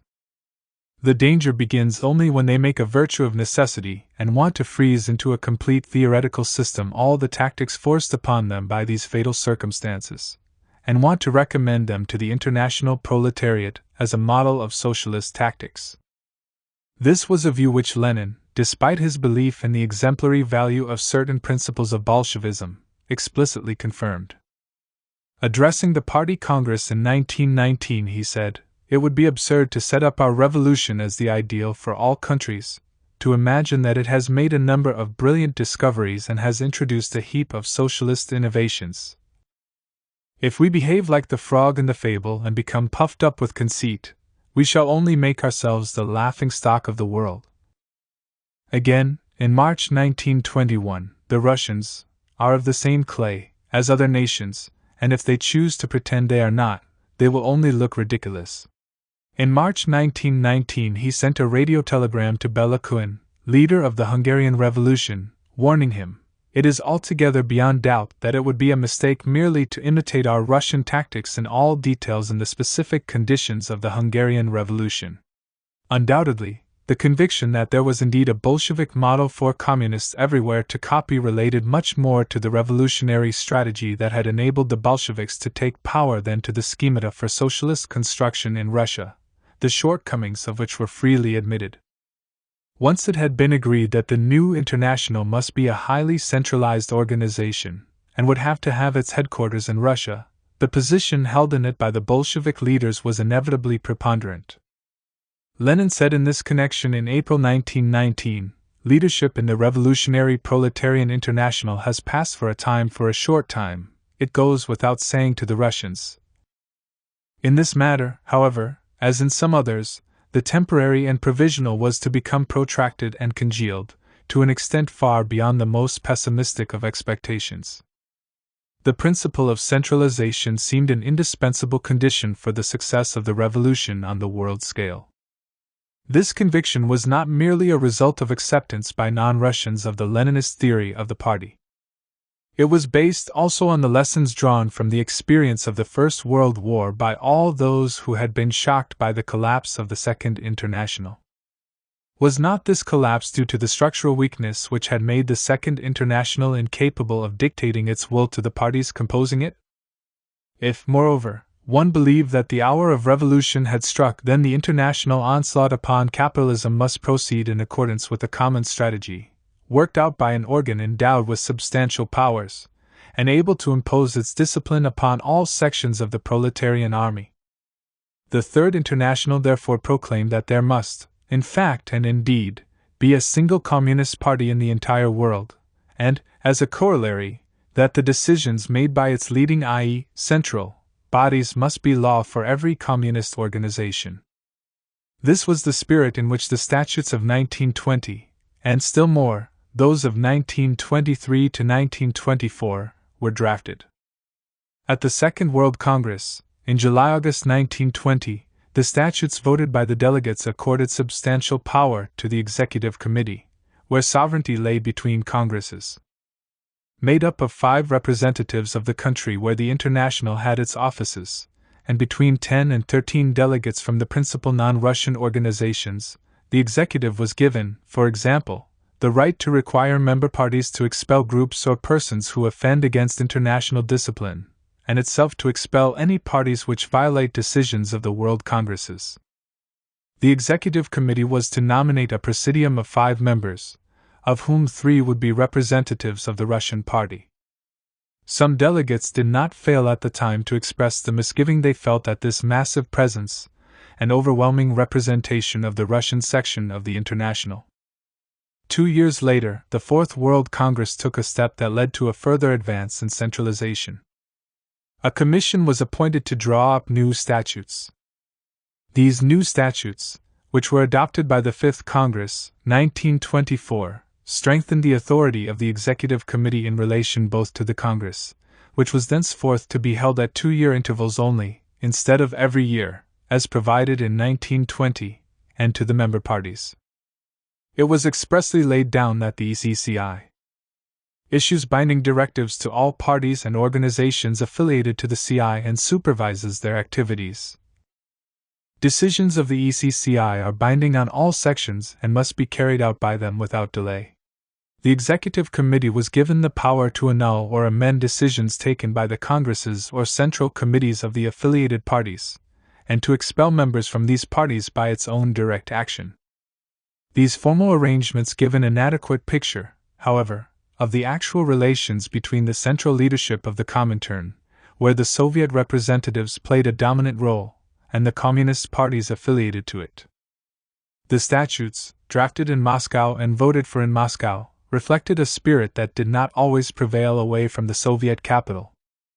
The reality was in any case very much more complex than documents and regulations suggest. The implementation of the executive committee's decisions depended to a large extent, for example, on the persons chosen to represent it at the headquarters of the brother parties.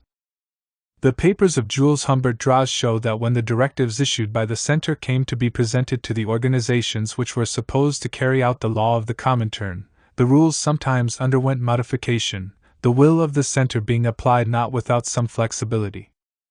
The Comintern representative in France found himself obliged, as Jacques Fauvet expresses it, to put a lot of water in the wine that he served to the French communists.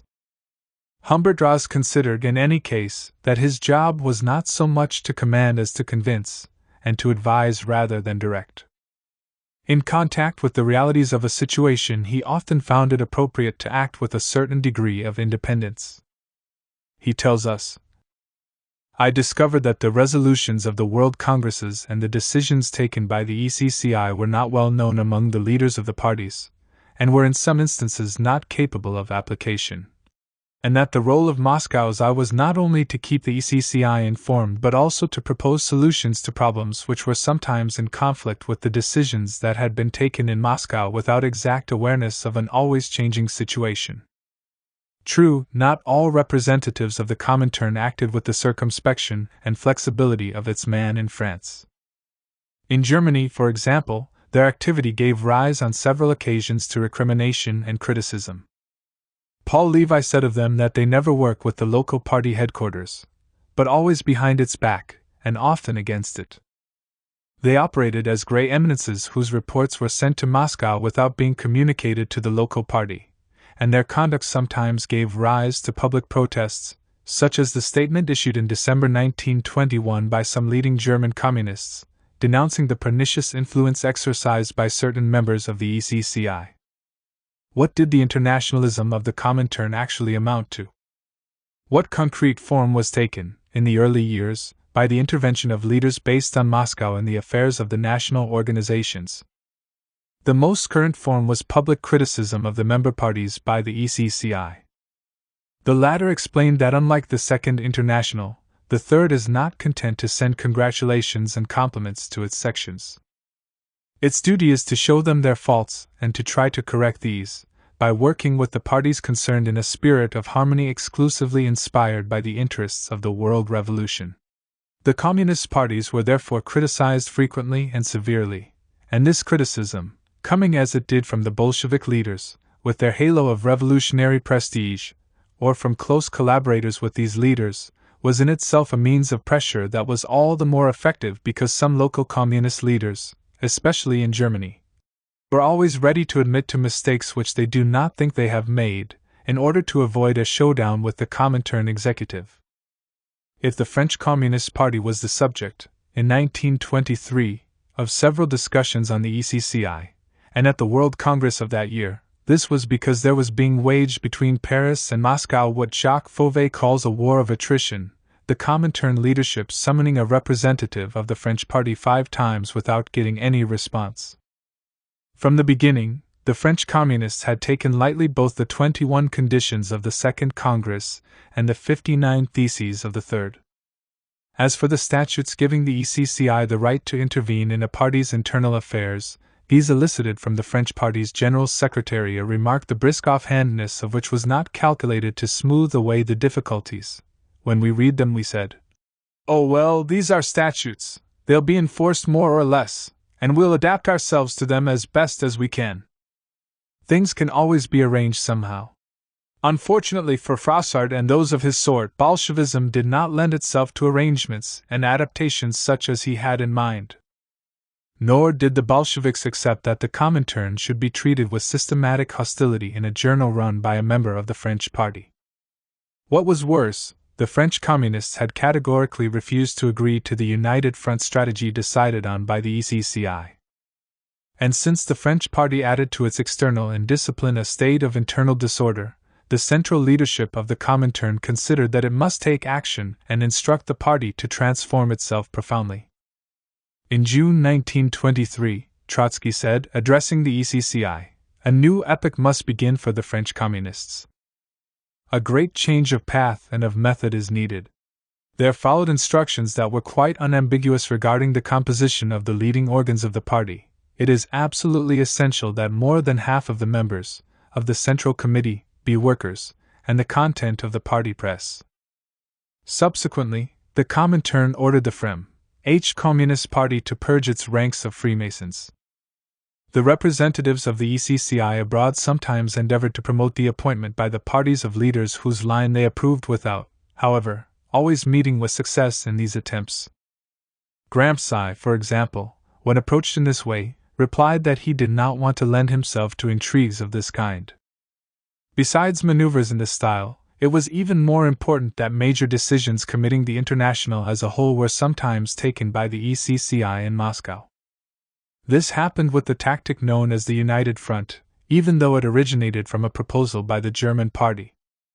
Similarly, when the German Communists had to decide on the conditions to be attached to the support they considered giving to the Social Democratic government of Saxony, it was in the Soviet capital that their hesitations were overcome, following a discussion in which Lenin, Trotsky, Radek, and Zinoviev took part. A year later, the decision to prepare for a workers' insurrection in Germany was made jointly by representatives of the KPD and members of the Soviet Politburo. Intervention by the Russian Communist leaders or by the central bodies of the Comintern was often directed at overcoming conflicts that broke out in Communist parties which fell victims to sectarianism. The German Communists were urged to find a basis of agreement with the leftists of the KPD and with the radical tendency among the independent socialists. An attempt was made to settle their conflicts amicably by arranging for the minority tendencies to be represented in the leading bodies. In France, the delegates of the International also sought to persuade the centrist leaders of the party to bring some left elements into the leadership. Sometimes, too, the Comintern had to damp down the ardor of communists impatient to have done with their local bourgeoisie. The Russian revolutionaries, so often accused of putschism by their social democratic adversaries, tried on several occasions to press counsels of caution upon Western communists. During the November Revolution in Germany, Joff and Bukharin, who were in regular contact with the Spartacists in Berlin, urged them to go carefully. Radek took the same line with them, but in vain, in January 1919. This was not a matter of a systematic attitude, but rather of concern to adapt tactics to circumstances. When, in autumn 1920, northern Italy, especially the Turin area, was shaken by a great wave of strikes and occupations of factories, the Comintern called on the Italian workers to arm themselves, and on the local communists to act as a party taking the road to insurrection. The role played by the ECCI in the action undertaken by the KPD in March 1921 is still unclear. That Bela Kun, acting as representative of the ECCI, and well known for his leftist tendencies, encouraged the most activist of the communist leaders is certain, but it is not known whether he was operating, on this occasion, with an explicit mandate from the ECCI, or if he was abusing the influence given him by his appointment. Lenin commented, soon after this unfortunate business, "I readily believe that the representative of the Executive Committee defended the silly tactics, which were too much to the left to take immediate action, to help the Russians. I think that in such cases you should not give in but should protest, and immediately bring up this question officially at a plenary meeting of the Executive Bureau." In this sphere as in others, there was a great deal of pragmatism shown in a situation that was still fluid. On the plane of strategy, the activity of the International Communist Organization, aiming at flexibility, sometimes came near to incoherence. On the structural plane, Russification was certainly increasing, favored by objective conditions, but it was not being deliberately promoted, and did not appear inevitable. Amid the uncertain conditions of a period and a movement rich in possibilities, nothing was as yet cut and dried. The Third International, installed in Moscow, was of course subject to conditioning by its location, but its leaders themselves had originally wanted to establish it in the West, even if this meant an underground existence. As Jane de Grasse says, it is clear from speeches and articles by the Russian leaders at this time, March 1919, that they had every hope and intention of transferring the seat of the executive to a Western capital, once conditions were favorable to such a move. It took several years for this hope to fade, even though, if it had been realized, the move would have meant a weakening of Russian influence in the movement. Russian influence was subject to other checks as well, such as the German Communist Party's ambition to play an important role in determining international revolutionary strategy. That Rosa Luxemburg, at the time of the foundation of the KPD, was thinking of setting limits to the spread of the Russian model is quite obvious. Nor was there anything heretical in that, since Lenin himself regarded the development of the revolution in Germany as a priority task for the whole International, and the success of that revolution as the most important condition for victory over capitalism. The German representative at the Foundation Congress of the Third International recorded that in conformity with Lenin's ideas concerning the Spartacus League, he was elected to all the Congress commissions and also to its presidium.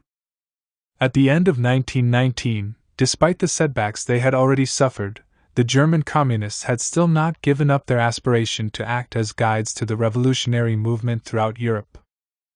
Thalheimer said openly that the historical setting of Germany is closer to that of the Western countries than Russia's is, and concluded that German experiences in the realm of tactics would be particularly valuable to Westerners. In order to be fully convincing, however, Thalheimer would have needed to have behind him some successes comparable to those achieved by the Russian Communists. Nothing, then, had been settled for good and all, so far, in an international organization in which discipline was often more theoretical than real and the most important decisions taken might encounter, as happened with the adoption of the United Front strategy, opposition from the Communist parties of France, Spain, Czechoslovakia, and Italy, and very marked reluctance on the part of an element within the German party. Nothing had been finally settled so long as the depth of internationalist feelings helped to slow down the march of Russification, and so long as Lenin still stood at the head of the movement, keeping a watchful eye upon this trend. His address to the last Congress of the International he attended, in November 1923, dealt with it. He deplored on that occasion the almost entirely Russian character of the resolution passed by the Fourth World Congress, in 1921, which he said the foreign comrades have signed without reading and understanding. I am sure that no foreigner can read it, he added, and even if they read it, they will not understand it. And if by way of exception some foreigner does understand it, he cannot carry it out. In the last analysis, Russification was a result of the isolation of the Russian Revolution. Leninism seemed to possess sufficient theoretical resources and internationalist vigilance to keep it in check while waiting for the only event that could really put a stop to it, namely, the ending of revolutionary Russia's isolation through a spreading of that movement which constituted the very raison d'etre of the Communist International. Epilogue. The end of Lenin. Although paying some attention to Lenin's individual characteristics, this book has hitherto avoided a biographical treatment of its subject. In this concluding part, however, the biographical method will take over, for reasons arising from the author's very purpose, namely, to distinguish what Leninism was really about. This stands forth in tragic relief in the last months of Lenin's life, which offer the political historian a source of highly significant observations. There is an air of tragedy about those last months which some writer or playwright ought surely by now to have sensed and given artistic form worthy of the greatness of the subject. Lenin's career was a victorious one, of course, and tragedy finds its material in defeats rather than in victories. But Lenin's career has seemed completely victorious only because of the silence that for so long surrounded the last months of his life. It is necessary to penetrate beyond appearances, however the familiar appearances of the founder of Soviet Russia, the victor of October and the Civil War, the successful revolutionary and builder of a new order. This picture has political implications. The idea of Lenin triumphant provides support not only for Marxist-Leninist orthodoxy but also for the views of bourgeois historiography, always disposed to see in Leninism merely a will to power. Lenin, having once conquered and consolidated his conquest, is supposed to have gone to his rest in an atmosphere of glory and self-satisfaction. That is the legend. Here are the facts. On May 25, 1923, Lenin suffered his first crisis of arteriosclerosis. His right hand and leg became paralyzed, and his speech impaired. After a long convalescence, he returned to work in the first days of October 1923. On December 13, another attack forced Lenin to retire definitively. On March 10, 1923, after an attack that occurred 3 days earlier, he finally lost the power of speech. He died on January 22, 1924. Behind these dates and details of Lenin's health, however, lies Lenin's last struggle, which was a struggle not only against illness but also, and above all, for Leninism and socialism.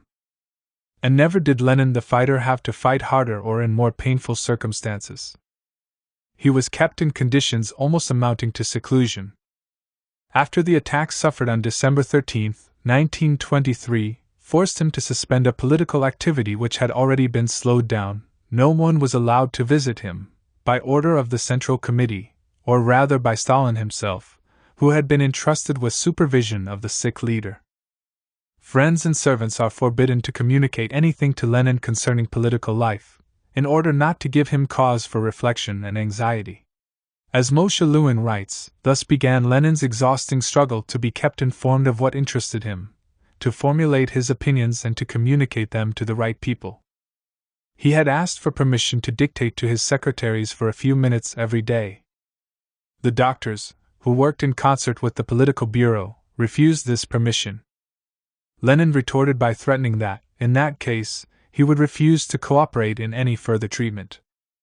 The doctors yielded, but the political bureau, in other words Stalin, specified that, although Lenin was to be allowed to dictate for 5 to 10 minutes a day, what he wrote ought not to have the character of a correspondence, and Lenin must not expect replies to those notes. It was under these conditions, laid down on December 24, 1923, that Lenin dictated the few pages that are known as his testament.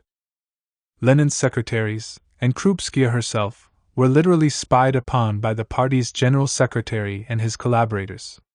And this led to an incident occurring between Stalin and Lenin's wife that will be referred to later.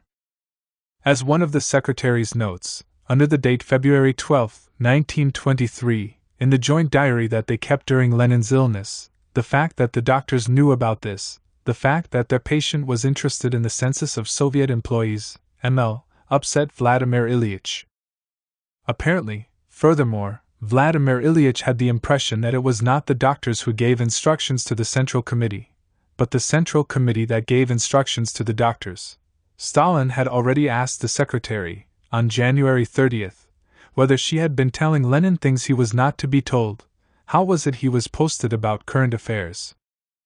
The current affairs in question concerned, inter alia, the development of the situation in Georgia, where the Georgian communists' desire for independence had clashed with the harsh centralizing policy of Stalin and his lieutenant Orjonikidze. In order to obtain the information on this matter that was being concealed from him, Lenin organized what he himself called a secret job for his secretaries. Having asked the political bureau to send him a number of files, he found himself up against a persistent refusal to cooperate. On January 30, 1923, one of the secretaries wrote in the service diary, "Today Vladimir Ilyich sent for me to learn the answer to his request for the files, ML, and said that he would fight to get the materials." He did indeed fight, wresting information and concessions from those in control of him, and preparing, bit by bit, an immense report, which he intended for the party congress that was soon to take place. When Lenin's secretary Fotiva gave Lenin some information, she had to do this as if by clumsiness, and when, by a miracle of effort, Lenin managed to dictate some articles and notes, he had to fight again to get the party leadership to publish the material that he sent to Pravda. In the political bureau they even discussed having a single copy of Pravda printed for Lenin's benefit, containing an article he wanted published but which they would have preferred not to make known to the general public. This was an article sharply criticizing Rabkin, the Workers' and Peasants' Inspection, which had been headed by Stalin himself, between March 1919 and April 1923.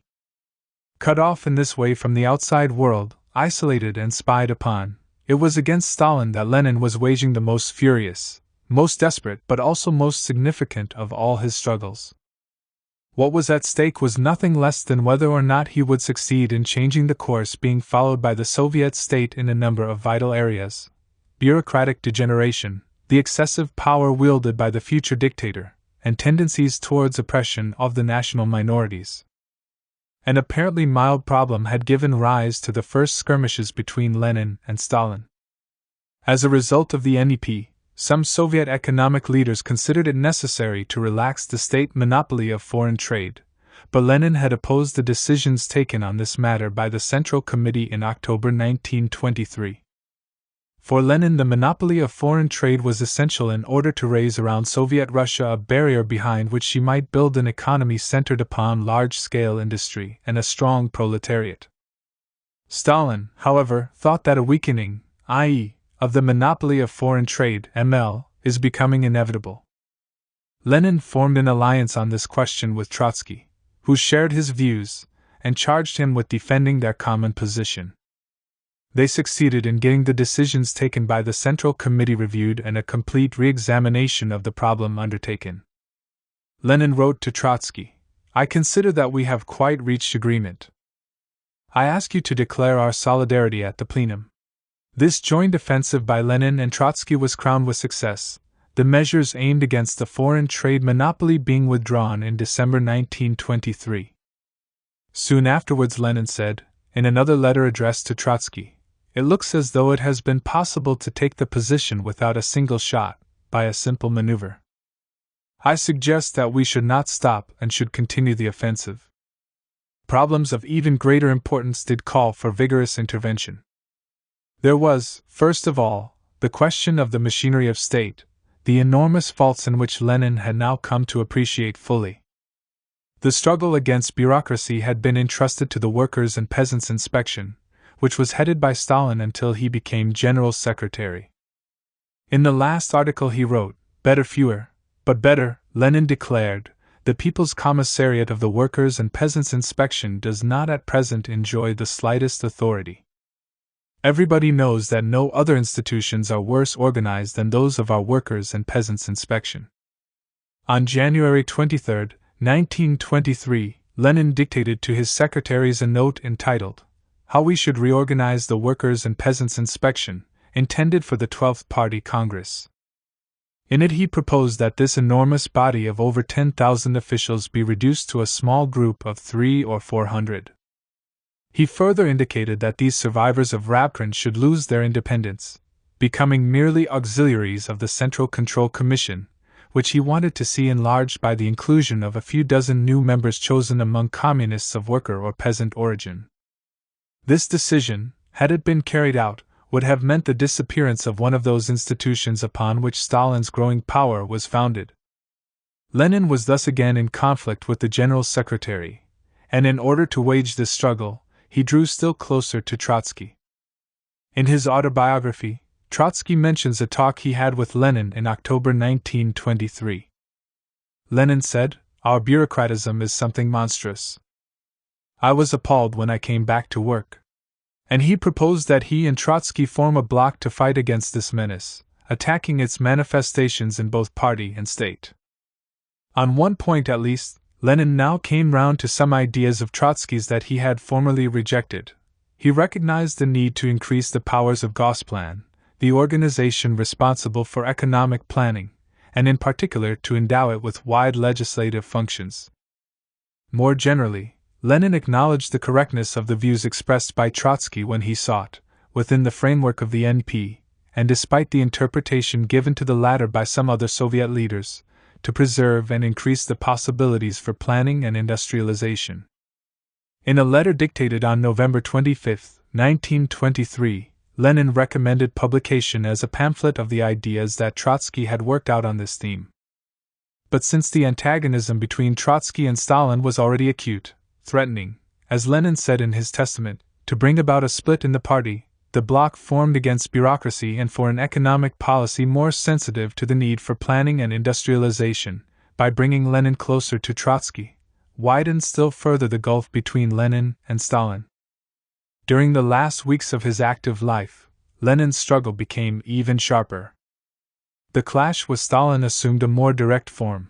Lenin's feelings of alarm grew more precise and intense, and he threw his last reserves of strength into a battle to save the Soviet achievement from the ravages of great power chauvinism. On December 30, 1923, Lenin dictated to his secretaries a note on the question of nationalities, or of autonomization.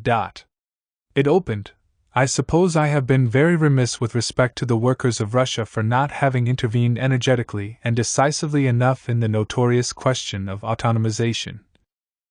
How had Lenin come to make such a confession, which was something unusual for him, and to express so strong a sense of culpability? What lay behind this development was the evolution of relations between the Central Soviet government and the republics that the non-great Russian national minorities had organized within the Soviet state. Before 1923, these relations had been governed by bilateral treaties linking Russia separately with Belarus, the Ukraine, Georgia, Azerbaijan and Armenia, and giving these republics a semblance of independence. In 1923, these arrangements were being changed. Despite opposition from the Georgian communists, it was proposed to create a Transcaucasian Federation, grouping together Georgia, Azerbaijan, and Armenia. A commission headed by Stalin was engaged in working out a new constitution.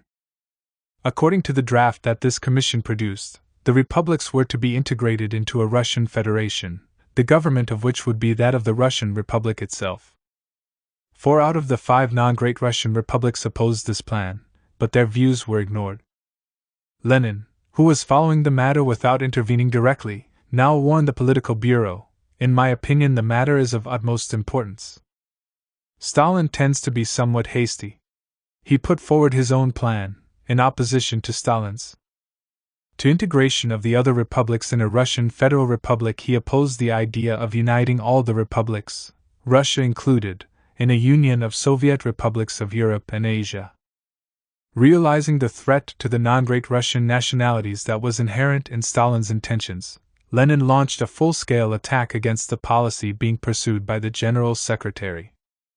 In a letter addressed to the Political Bureau, he made no secret of his readiness to fight. "I declare war to the death on dominant nation chauvinism. I shall eat it with all my healthy teeth as soon as I get rid of this accursed bad tooth.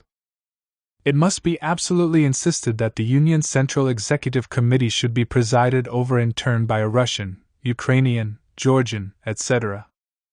Stalin did not flinch, however. When, during a meeting of the Political Bureau, Kamenev passed him a note mentioning Lenin's declaration of war, Stalin replied, "In my opinion, we have to be firm against Lenin." A few days earlier, he had already attacked Lenin's national liberalism. Lenin's counterattack, in October 1923, was vigorous, and Stalin unwillingly had to bow to the leader's views on the constitution of the Union of Soviet Socialist Republics. There remained the question of the Georgians and their resistance to the plan for a Transcaucasian Federation, through which, and not directly, the Georgian Soviet Republic would enter the USSR, according to this plan. Stalin's pressure on the Georgians to submit became harsher, and Ordzhonikidze, his representative in Tbilisi, even resorted to physical violence against a member of the Georgian Central Committee. The latter then resigned in a body. The affair became so embittered that a commission of inquiry was appointed, with Dzerzhinsky as chairman. After visiting Caucasia in December 1923, it acquitted Stalin and Ordzhonikidze of the charges brought against them by the Georgian communists. Lenin, however, urged his secretaries to compile, on their own, a collection of documents that would enable him to form an objective opinion on the question. Full of distrust of the official channels, he seems to have entrusted Rykov with a personal mission on his behalf, to go to Georgia and investigate. On December 9, Rykov reported to Lenin, and 3 days later he saw Dzerzhinsky in person. One of Lenin's secretaries noted that Lenin told her that what he learned had a very painful effect on him. It was this distress that produced the note on the question of nationalities, in which Lenin wrote, "If matters had come to such a pass that Ordzhonikidze could go to the extreme of applying physical violence, we can imagine what a mire we have got ourselves into." And once again Lenin pointed to the man he saw as principally responsible for the situation. I think Stalin's haste and his infatuation with pure administration, together with his spite against the notorious nationalist socialism, played a fatal role here. Lenin went on to attack that really Russian man, the great Russian chauvinist, in substance a rascal and a tyrant, such as the typical Russian bureaucrat is, and that tide of chauvinistic great Russian riff-raff. Next day, dictating a further note on the same problem, Lenin saw fit to reaffirm the principles that had always guided his policy on the national question. Refusing to be content with an abstract presentation of the question of nationalism in general, he insisted that a distinction must necessarily be made between the nationalism of an oppressor nation and that of an oppressed nation, the nationalism of a big nation and that of a small nation. And he declared that, in respect of the second kind of nationalism, we, nationals of a big nation, have nearly always been guilty, in historic practice, of an infinite number of cases of violence. Furthermore, we commit violence and insult an infinite number of times without noticing it.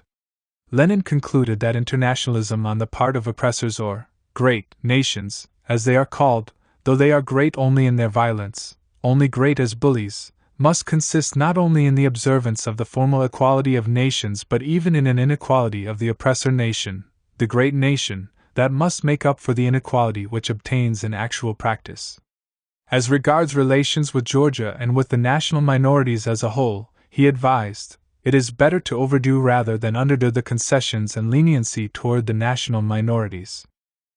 In a final note dated December 31st, like the previous one, Lenin called for punishment of the Soviet leaders guilty of indulging in a chauvinist and oppressive policy towards the Georgians. Although exemplary punishment must be inflicted on Comrade Ordzhonikidze, he considered that the political responsibility for all this truly great Russian nationalist campaign must, of course, be laid on Stalin and Dzerzhinsky. Lenin's severity in relation to Stalin was perhaps not due merely to the role the latter had played in the Georgian affair. An incident in which the General Secretary clashed with Krupskaya strengthened still further the growing animosity felt by Lenin towards his successor-to-be.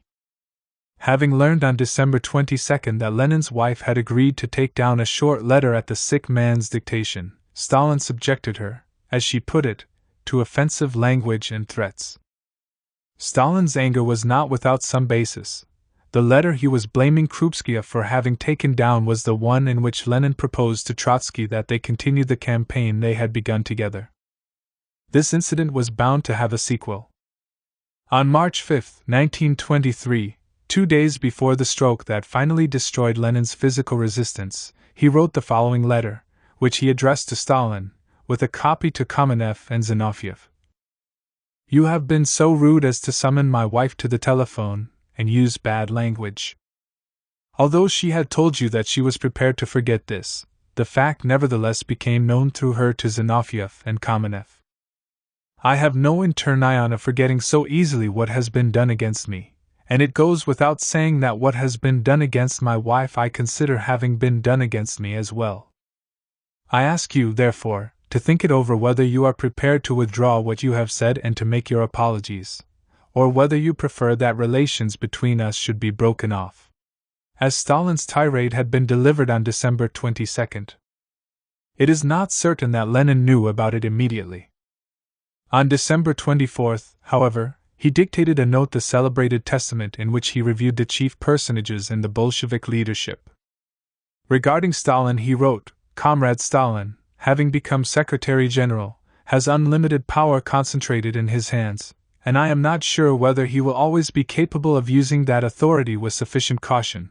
On January 4, 1923, he saw fit to dictate a continuation to this note, devoted entirely to the subject of Stalin. Stalin is too rude, and this defect, although quite tolerable in our midst and in dealings among us communists, becomes intolerable in a Secretary General. That is why I suggest that the comrades think about a way of removing Stalin from that post and appointing another man in his stead who in all other respects differs from Comrade Stalin and having only one advantage, namely, that of being more tolerant, more loyal, more polite and more considerate to the comrades, less capricious, etc. After the testament had been written, the Georgian affair continued its course. Lenin's 4 secretaries formed themselves, at his request, into a clandestine commission with the task of completing a dossier that was already overwhelming. On March 3 the commission presented its conclusions. We do not know what they were, but they evidently seemed to Lenin to justify the haste with which he proceeded to open his last campaign. On March 5 and 6 he dictated 3 letters, one after the other, which he told his doctors were just business letters, but which were in fact of major importance. In the first of them he appealed to Trotsky to undertake the defense of the Georgian case in the party CC, adding, "I would feel at ease if you agreed to undertake its defense." On the same day he sent Stalin the letter, already quoted, in which he threatened to break off relations with him. On March 6 he sent a top-secret note to the Georgian communist leaders. This was the first such note, and also the last. "I am following your case with all my heart," wrote Lenin. "I am indignant over Ordzhonikidze's rudeness and the connivance of Stalin and Dzerzhinsky. I am preparing for you notes and a speech." But Lenin's declining health did not allow him to live much longer in such a state of emotional and nervous tension. His illness grew rapidly more serious. On March 6, Krupskaya told Kamenev that Lenin had resolved to crush Stalin politically. The next day, March 7, a new attack of arteriosclerosis put an end to Lenin's active life. His political death saved Stalin's career, and meant the doom of Leninism. Lenin's greatness lies not so much in his victories as in the way that his life ended, in almost desperate struggle. It is the fight that he put up under the conditions of his final illness that proves how genuine was his concern for democracy. Helpless in face of a Stalin with unlimited power concentrated in his hands, Lenin struck out at his eternal enemy, nationalistic and bureaucratic tyranny. That his own policy had sometimes helped to strengthen that enemy cannot be denied. But the fact remains, for Lenin, that mire into which Soviet Russia, isolated and exhausted, proletarian in some ways but still bourgeois in others, had sunk, had to be cleared away, and its effects combated. He realized that this was an enterprise full of risks. To be sure, he still believed, at the end of his life, in the inevitability of the crisis that would bring capitalism down. But in his last article, Better Fewer, but Better, dictated on March 2, 1923, he raised once again, without answering it, that question which had haunted him since 1918, and determined his strategy: shall we be able to hold on with our small and very small peasant production, and in our present state of ruin, until the West European capitalist countries consummate their development towards socialism? Degree. There is no trace in these last words of any triumphalist cocksureness. But where some would see only an admission of defeat and confession of weakness, there we find also the reply of Lenin and Leninism to their detractors. In the anguish and despair of these last struggles, in the doubt and uncertainty of these last questionings, Leninism reveals its true nature, thereby confounding the legion of those who scorn it. The heroic course of Lenin's last struggle does not disarm criticism of his work, but it does make plain the meaning of Leninism as a conception and outlook that are thoroughly democratic in character. Conclusion. Limitations and vindications of Leninism. History sees Lenin as the founder and leader of the Bolshevik Party, the victor of October, the builder of Soviet society, and the model of a revolutionary chief and socialist statesman. It is a record that seems to justify the triumphalism of the official interpreters of his work. At the conclusion of this study, however, it is not possible to endorse this appreciation of Lenin, the optimism of which is based on superficial evidence. We have only to recall what the fundamental aims of Leninism were: to erect upon the ruins of world capitalism and imperialism a socialist order that would be able to lead mankind towards the peaceful and harmonious realm of communism. When Lenin left the political stage, however, the shadows were greatly preponderant over the bright places in this scene, and one cannot seriously claim that things are different in that respect 50 years after his death. Capitalism and imperialism still possess immense power for tyranny and destruction throughout the world. Communism has not been built anywhere, and in Russia itself they are very far from having established a socialist society, in which coercion would be, by Lenin's own definition, on its way out. although capitalism, having been abolished in Russia by the October Revolution, has not been restored there, and the country's economic strength has multiplied tenfold, Soviet democracy has not been realized, and the arbitrary power of the state, which Marx and Lenin attacked, as well as bureaucracy, seems more firmly established than ever. It would be unfair to ascribe this failure to one man, and the errors in his teaching, when they had the opportunity to develop during only a brief phase in the history of the communist movement. Nevertheless, whatever the vindications, the victories, and all the merits of Leninism, the fact remains that it failed in two main ways. It proved unable to succeed in accomplishing those two tasks that the working class movement has to fulfill if it is not to suffer defeat, namely, to create the instrument that can strike down capitalism in the advanced industrial countries, and on the ruins of bourgeois power, to organize and develop a socialist democracy and culture. The defenders of Leninism can, of course, invoke the tremendous difficulties of the undertaking. The specific features of the case of Russia, the isolation of Bolshevism as a result of the betrayal by social democracy, and many other equally unfavorable and equally compelling circumstances. But the facts are plain to see: the advanced industrial societies are still without the revolutionary force that can wrest power from the capitalists who hold it, and the Leninist model has never yet proved itself effective for this purpose. This deficiency in Leninism is not unconnected with its inadequate assessments of Western society in general, and bourgeois democracy in particular. The critique of parliamentarism given in State and Revolution certainly helped to debunk the mechanism of government at a time when social democracy, integrating itself into the parliamentary system, was bringing support and endorsement to this regime. Lenin had no difficulty in exposing the formalism of political freedoms, or their de facto concentration in the hands of the bourgeoisie.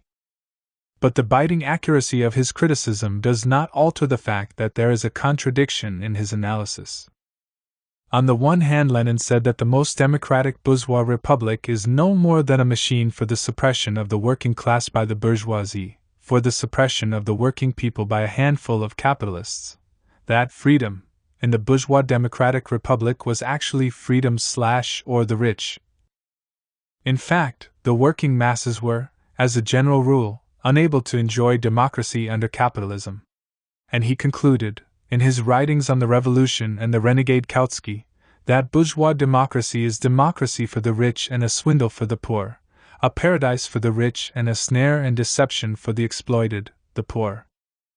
At the same time, Lenin considered that it is incumbent on us to make use of the forms of bourgeois democracy, adding that we ought not in any way to give the impression that we attach absolutely no value to bourgeois parliamentary institutions. They are a huge advance on what preceded them. On this point Lenin never made himself clear. How could the revolutionary workers' movement hope to use to its own advantage a regime in which the freedoms provided were only for the rich? In the absence of a more thorough analysis, such categorical judgments ought, it would seem, to have led Lenin to the anarchistic conclusions for which he blamed the leftists. The limitations of his thinking about Western capitalist society are also apparent in his analysis of the phenomenon of reformism in the labor movement. The extent to which this had spread had been noticed, before the First World War, by only a very few observers, the arts of rhetoric and the successes achieved in the field of organization hiding as they did the ravages of opportunism. Lenin failed to grasp the nature of German social democracy, mistaking its orthodoxy for loyalty to revolutionary Marxism, and he defended the purely defensive tactics of the centrist leadership right down to November 1910, when the left in the German Social Democratic Party had long since lost all illusions about the intentions of the Bebels and Kautskys. His awakening, in August 1914, was all the more painful, and his hatred, not only of the socialists who rallied to chauvinism but also of the centrists, was all the deeper as a result. The renegade Kautsky was the chief target of this hatred, but none of the centrist leaders escaped it. The reformists, who in Germany took their stand indeed in the counter-revolutionary camp, were thenceforth seen by Lenin as class enemies of the proletariat. The continued strength of reformism, belying the hope that Western social democracy would not survive the compromises of the war years and the advance of the revolution, was attributed to the existence of a labor aristocracy, which Lenin analyzed in a very schematic way. He affirmed that the basis for this stratum was the superprofit of imperialism, part of which is used to bribe the top section of the proletariat and convert it into a reformist, opportunist petty bourgeoisie that fears revolution. For a long time he saw this stratum as not numerous, even though important, but in 1921 he acknowledged that the percentage of workers and office employees who enjoy a petty bourgeois standard of living thanks to the exploitation of the colonies was extremely high. He never went further in his analysis than to comment on the capacity for corruption possessed by the bourgeoisie and by reformist institutions. As for the centrists, who bore very heavy responsibility for the crushing of the German Revolution, Lenin described them in 1915 as the most dangerous opponents of internationalism, because will disguise the portalism, is not so frightful and injurious as the theory of the golden mean, which uses Marxist catchwords to justify opportunist practice. For several years he waged a vigorous campaign against this trend in the socialist movement, being obliged on more than one occasion to overcome the hesitations of his own followers, who were not anxious to break completely with former comrades. In July 1919, Lenin said that alliance with reformists was permissible only as a temporary evil in situations that were clearly not revolutionary. Was the situation like that in 1921, when he considered that the activity of weeding out centrists, in which he had engaged more ardently than anyone else, had gone on long enough, and that exaggeration of the struggle against centrism means saving centrism? Lenin was among the first and strongest advocates of the United Front tactic, which he supported as early as July 1921, for Germany at any rate.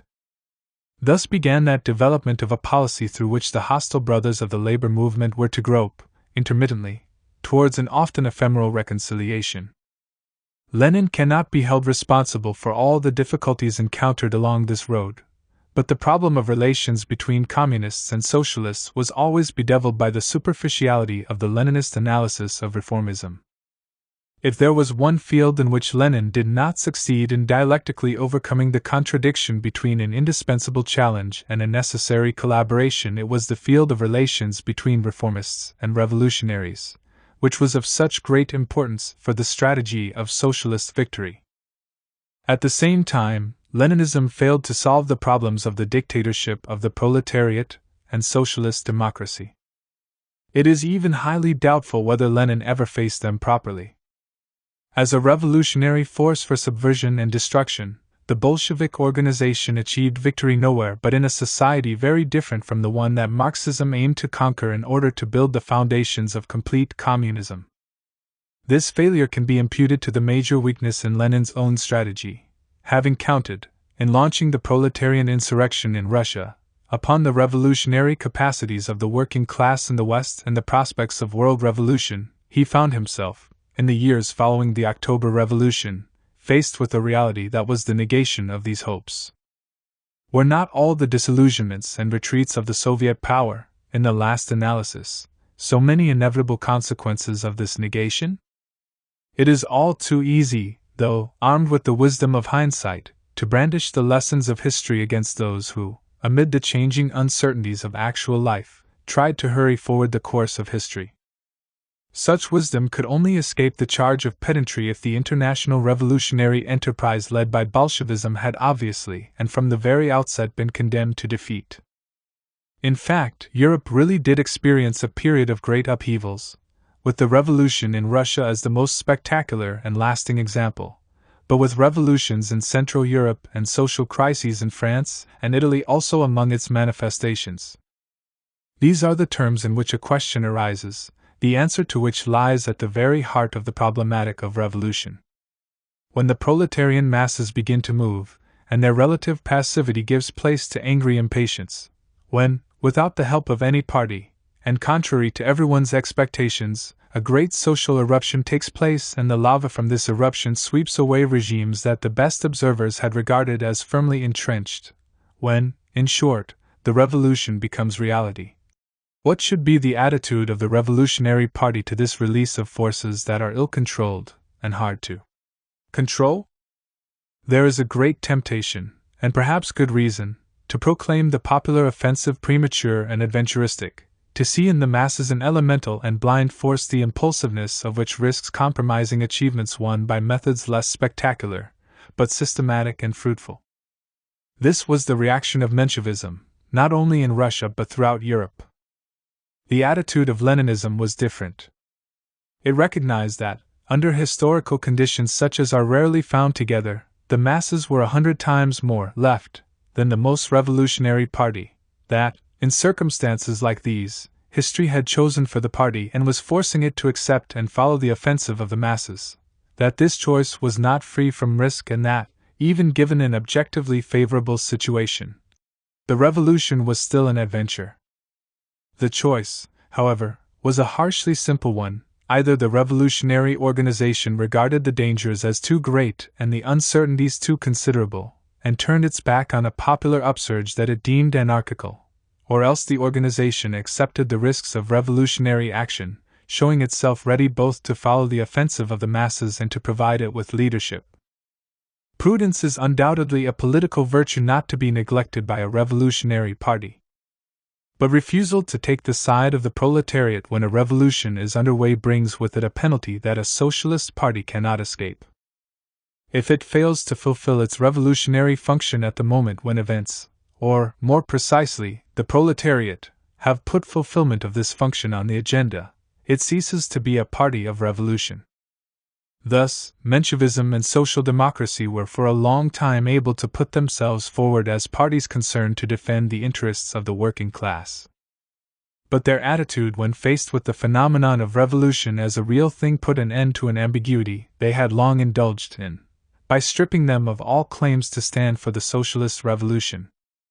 Leninism, on the contrary, even if committing mistakes of calculation all through 1917, acted as a force which accepted responsibility for the revolutionary function.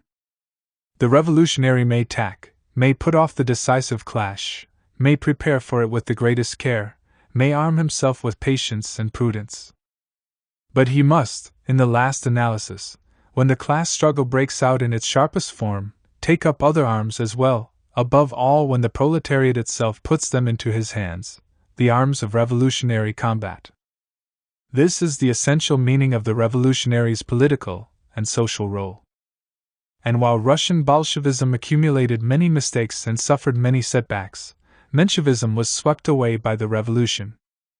At certain moments of history, the last word of wisdom and realism is not to wait cautiously but to run risks and take off into the unknown.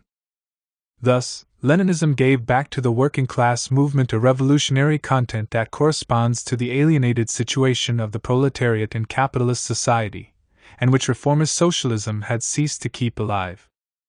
This content is not merely a matter of using violence in the struggle against the bourgeoisie. Through all the twistings and turnings of tactics and strategy, Leninism keeps in mind an awareness that political action by the socialist proletariat has meaning and justification only if it aims at the conquest of political power. This is a conception that social democratic pragmatism has long since abandoned. Participation in governments subject to the power of the bourgeoisie, whether or not such participation is entered upon in order to serve the workers' interests, constitutes the height of its modest ambition. The conquest of power, which was the main aim of Leninism before 1917, implies the existence of a revolutionary organization, to be constantly strengthened. In this field, too, the contribution of Leninism has been decisive and lasting. In some ways, the importance of the vanguard party has even become greater than in the period when Lenin set out the theory of it. The development of imperialism, monopoly capitalism, and state control over the economy has reinforced the ideological influence of the bourgeoisie over the working class, with social democracy helping to make this influence more effective. As factors of differentiation increase inside the proletariat itself, self-emancipation by this class becomes more and more problematical. It was not accidental, after all, that Rosa Luxemburg herself, after the First World War, which had considerably strengthened the penetration of bourgeois ideology into the working-class movement, felt bound to acknowledge that the absence of leadership, the non-existence of a center responsible for organizing the workers of Berlin, cannot be allowed to continue. If the revolutionary cause is to progress, if the victory of the proletariat and socialism are to be more than a dream, then the revolutionary workers must set up leading organs capable of guiding and utilizing the fighting energy of the masses. Long years of stagnation in the development of the revolution, and the experience of the international communist movement, have certainly illustrated the dangers inherent in excessive centralization and submission to the directives of the vanguard party. It remains true that revolutionary socialism cannot avoid the necessity of organizing itself in a party capable of rebutting the ideological offensive of the bourgeoisie and preparing the offensive against the capitalism which, though powerful, is mortal. In so far as the significance of Leninism can be summed up in that sentence, it seems to be beyond doubt that, although it may have settled nothing finally, it has lost neither its actuality nor its relevance. Leninism and Stalinism. This book ends with the death of the founder of Soviet Russia. It would, however, be possible to claim that the history of Leninism really begins at the moment when its founder died, when his doctrine became congealed into dogma, and the heirs of Lenin set to work on a task of sacralization that has not yet exhausted its effects. It could also be said that study of this subsequent fate of Leninism forms part of the study of Leninism itself, indeed, that its essential nature has been revealed only as Lenin's continuators have developed it. As I said at the beginning, however, the specific interest of Lenin's own activity in relation to what is called Marxist-Leninist doctrine provides reason for the analysis to end with the departure of the great revolutionary leader. A book about Lenin's policy and ideology would nevertheless be incomplete if it did not try to answer this question.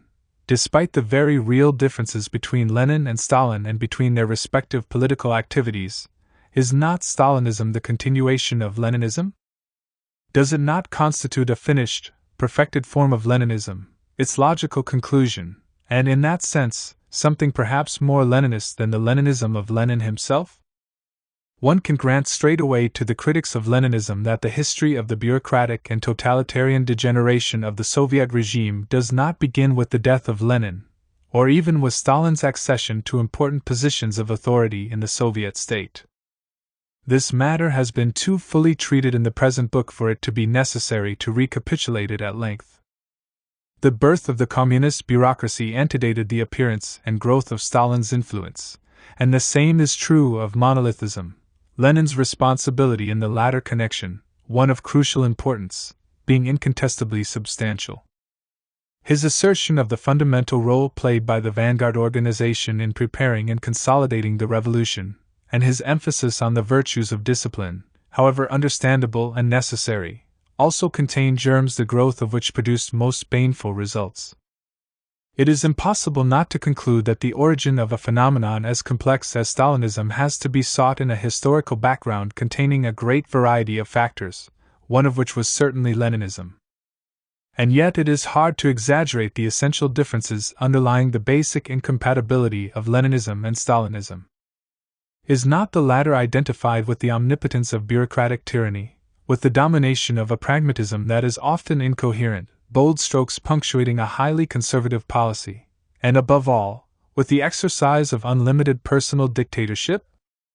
Yet Lenin strove desperately to restrict the power of a bureaucracy whose excesses conflicted both with his democratic aspirations and with his desire to give economic policy a scientific character.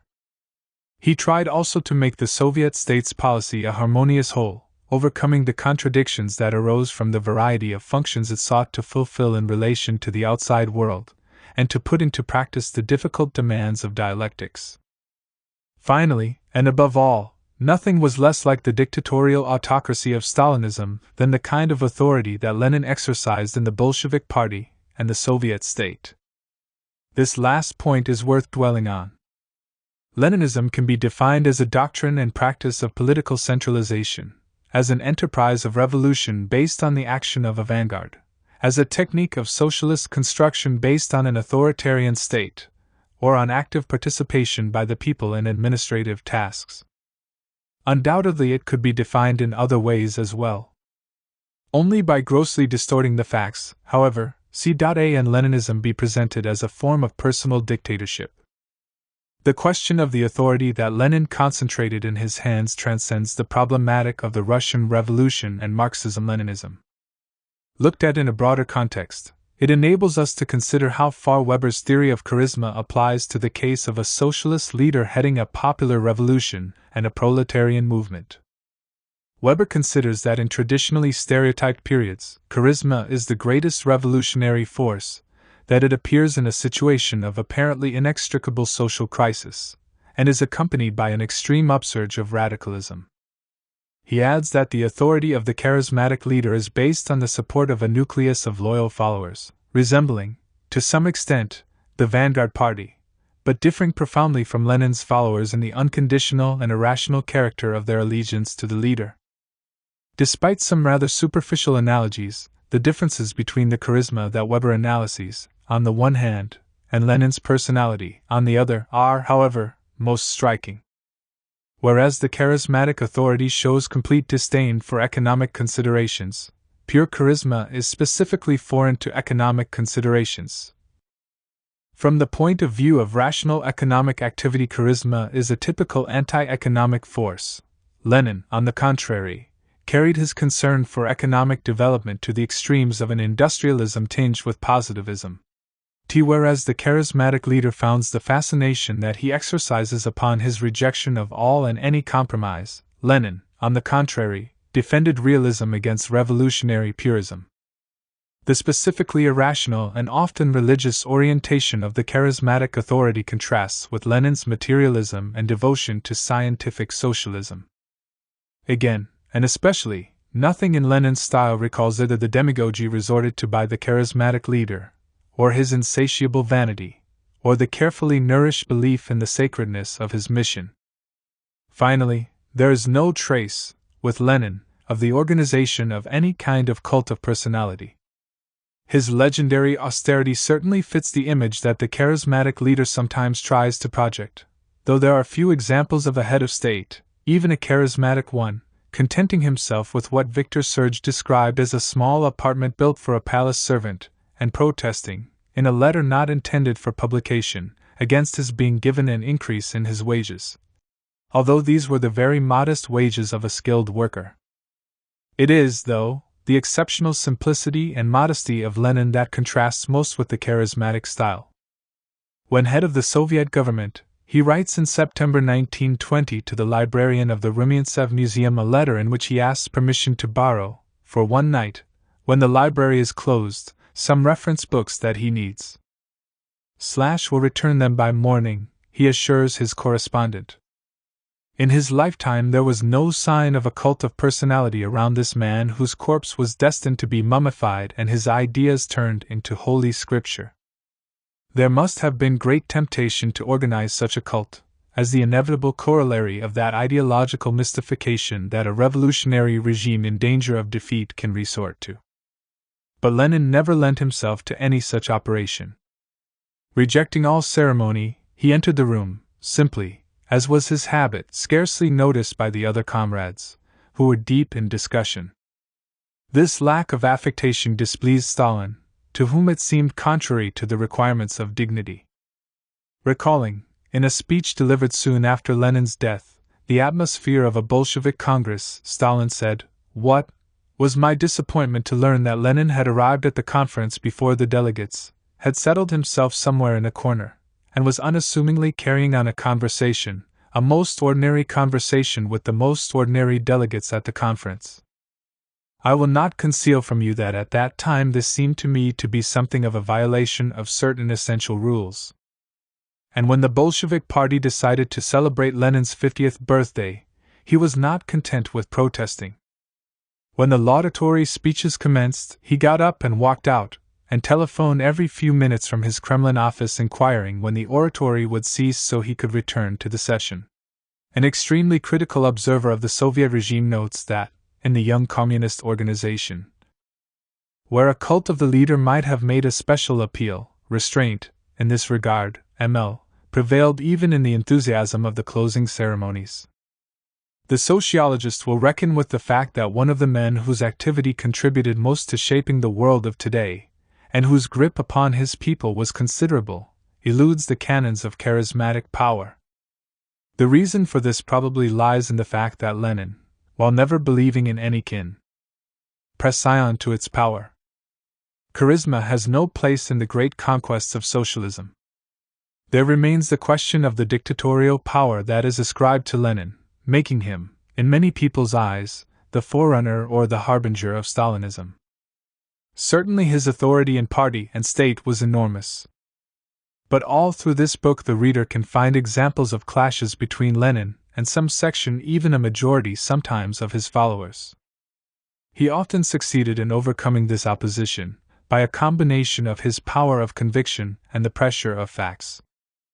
But he also frequently found himself in a minority, and obliged therefore to give up the policy he wished to get accepted by the party or by the state. There was no sphere in which the dictator did not have to accept defeat. During the discussion on the trade union question, he was put in a minority in the party's Central Committee.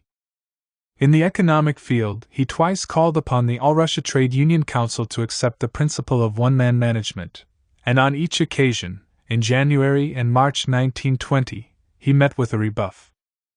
At about the same time he put before the Bolshevik group in the Trade Union Council, jointly with Trotsky, a resolution in favor of the militarization of labor. This resolution was rejected almost unanimously. And when, in May 1923, he proposed to the Central Executive Committee of the Soviets that the size of the Red Army be reduced by a quarter, he was again defeated. Many such examples could be given. An incident in which Lenin came into conflict with Angelika Balabanov illustrates the way Lenin could react to attitudes of opposition on the part of his colleagues. During the first Congress of the Communist International, he passed a note to her, asking her to take the floor and announce the affiliation of the Italian Socialist Party to the Third International. Angelika Balabanov refused. It was, she considered, for the Italian Socialist Party to speak for themselves. Lenin insisted, "You have to. You are their official representative for Zimmerwald. You read Avanti and know what is going on in Italy." This time, Balabanov tells us, "I merely looked at him and shook my head." At the conclusion of the Congress, however, she was appointed, with Lenin's approval, Secretary of the Communist International. It is hardly necessary, perhaps, to recall that on many occasions Lenin was a target of criticism, sometimes very sharp, and often made publicly, within his own party. Such criticism came both from the most eminent Bolsheviks and from obscure party members. It was Trotsky who, in the trade union discussion of the autumn and winter of 1920, declared that Lenin wanted at all costs to disrupt or shelve fundamental discussion of the matter, and Bukharin who, in the same period, alleged that Lenin had dropped the line laid down by the Ninth Party Congresses. It was one of the representatives of the opposition in the party who, at this same Congress, told Lenin that what he was saying was absolutely false, and during the Congress of 1921, that the resolution he had put down regarding the workers' opposition was slanderous. At a still lower level of the hierarchy, a communist writing to Lenin accused him, without beating about the bush, of having slipped up. One could go on almost indefinitely quoting instances to show that Lenin's position was, in the Communist Party and in the Soviet state, that of a leader whose authority, though substantial, constantly came up against objections, criticism and opposition, which obliged him to come to terms with his friends just as he had to with his enemies, and with reality. What would Lenin have done? Neither a dictator nor a charismatic leader, Lenin thus differed absolutely, in his methods of government, from the man who succeeded him at the head of the Soviet regime. This observation is not enough, however, to close the discussion on the relationship between Leninism and Stalinism.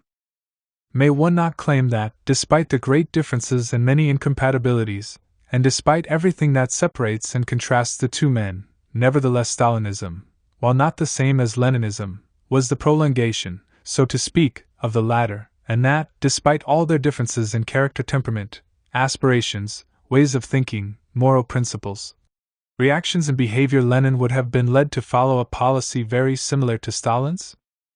It is, of course, impossible to prove what Lenin would have done in the period subsequent to his last struggle against Stalin, and his death. Yet this circumstance need not put an end to discussion of the point. There are objective facts which entitle us to make some deductions that can rank as probabilities. The first of these concerns one of the major episodes of Stalin's policy, the forced collectivization of agriculture. What has been called the Second Revolution entailed the launching of a second civil war. The mass terror that accompanied it shaped the Soviet Russia of the 1930s, contributing to accentuate, sometimes to the point of absurdity, the most totalitarian features of the Stalinist system. Now, the carrying out of such a policy as this was made possible only by complete abandonment of the attitude that Lenin had systematically adopted towards the peasantry. As we have seen, one of the decisive elements in Lenin's adaptation of Marxism was the substitution of the idea of an alliance of the working class with the peasantry for that of an alliance with the progressive bourgeoisie. After the October Revolution, he showed constant concern to safeguard this alliance. The decree on land, proclaimed on the very day of the insurrection, by allowing the peasants use of the nationalized land on an individual basis, was both a breach of socialist principles and a major concession made to the Russian peasantry. To be sure, the Soviet government sought in 1918 to encourage collective agricultural undertakings, but it did this on a very modest scale. At the end of the Civil War, which meant the end of a period of war communism that was favorable to the most radical transformations, the situation in the countryside was marked by what was called middle peasantization, while the number of collective farms, never very large, was on the decline. This moderate policy, hardly in conformity with the canons of Marxism, and severely criticized by Rosa Luxemburg in her essay The Russian Revolution, gave faithful expression to Lenin's concern to conciliate the peasantry. He considered, indeed, that the problem of our attitude towards the middle peasants was one of the most difficult problems of communist development in a country of small peasant farms, and that the question of work in the countryside was, now, the basic question of socialist construction in general. Lenin saw the final victory of socialism as subject to two conditions: success of the proletarian revolution in the West, and agreement between the proletariat, which is exercising its dictatorship, that is, hold state power, and the majority of the peasant population. In his last writings he was to reiterate that in our Soviet Republic, the social order is based on the collaboration of two classes, the workers and peasants, and that it was essential to strive to build up a state in which the workers retain the leadership of the peasants, in which they retain the confidence of the peasants. While Lenin called for ruthless struggle against the kulaks, he proclaimed the necessity for an agreement with the middle peasantry, and this despite the aid that the middle peasants sometimes lent to the actions of the well-to-do and rich peasants. It followed that the policy of agrarian collectivization had, in Lenin's view, to be based upon example and persuasion. Nothing is more stupid, said Lenin in March 1919, than the very idea of applying coercion in economic relations with the middle peasant. Of course, Lenin remained convinced that the solution lies only in socialized farming, and that turning to collective farming was the only means of restoring the agriculture that has been ruined and destroyed by the war. But what had to be undertaken in that sphere was a prolonged and gradual process, in which the greatest prudence should be exercised in introducing innovations. Everything suggests that Lenin, while pursuing the aim of collectivizing agriculture, would have been careful not to do this at the headlong pace of the campaign Stalin began in 1929. It is almost unthinkable that he would have given this policy the form of a wave of violence that shook the very foundations of the social system and the Soviet economy, and made inevitable the rise and triumph, on the ruins of kulak power, of bureaucratic dictatorship and terroristic monolithism. Would Lenin's concern to conciliate the peasantry have made him, in the controversies of 1925-30, a supporter of the Bukharin line, pro-peasant and even pro-kulak, cautious to the point of conservatism? At first one is inclined to think so, when reading the advice he lavished on his followers in his last writings. In Better Fewer, but Better, his very last article, with its revealing title, he wrote, "In matters of culture, haste and sweeping measures are most harmful."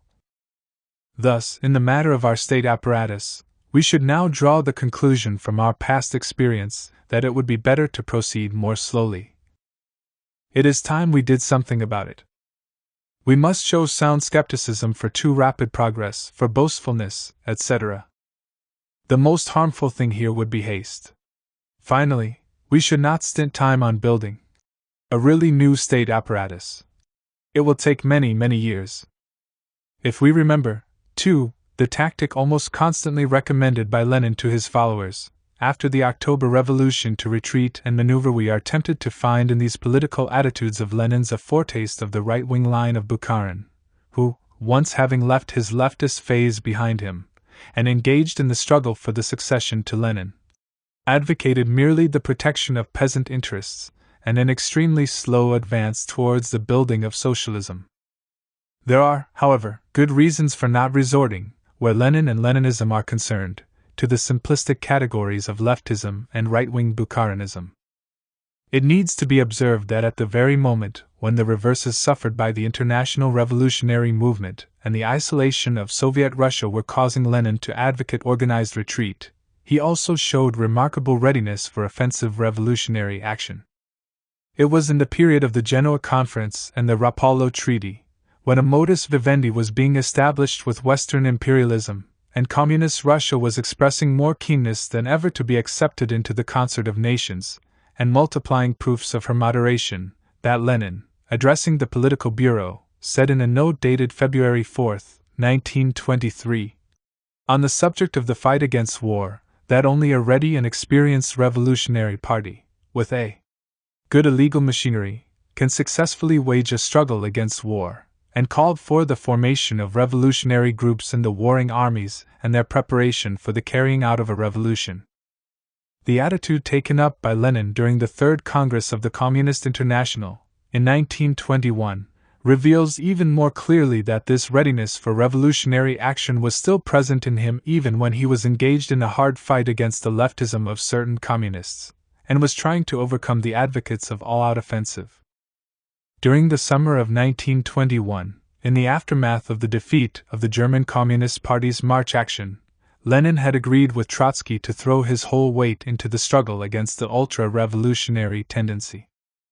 In one of the Congress commissions, Smeril had stressed the difficulties that the revolutionary movement would encounter in his country, and had expressed anxiety lest the Comintern drive the European proletariat into offensive action. The course of the discussion calmed his misgivings. Hardly had Smeril expressed his satisfaction at this, however, than Lenin answered him in these words: "Will things really come to the stage of preparation for the offensive in Czechoslovakia, or will they be confined merely to talk about difficulties?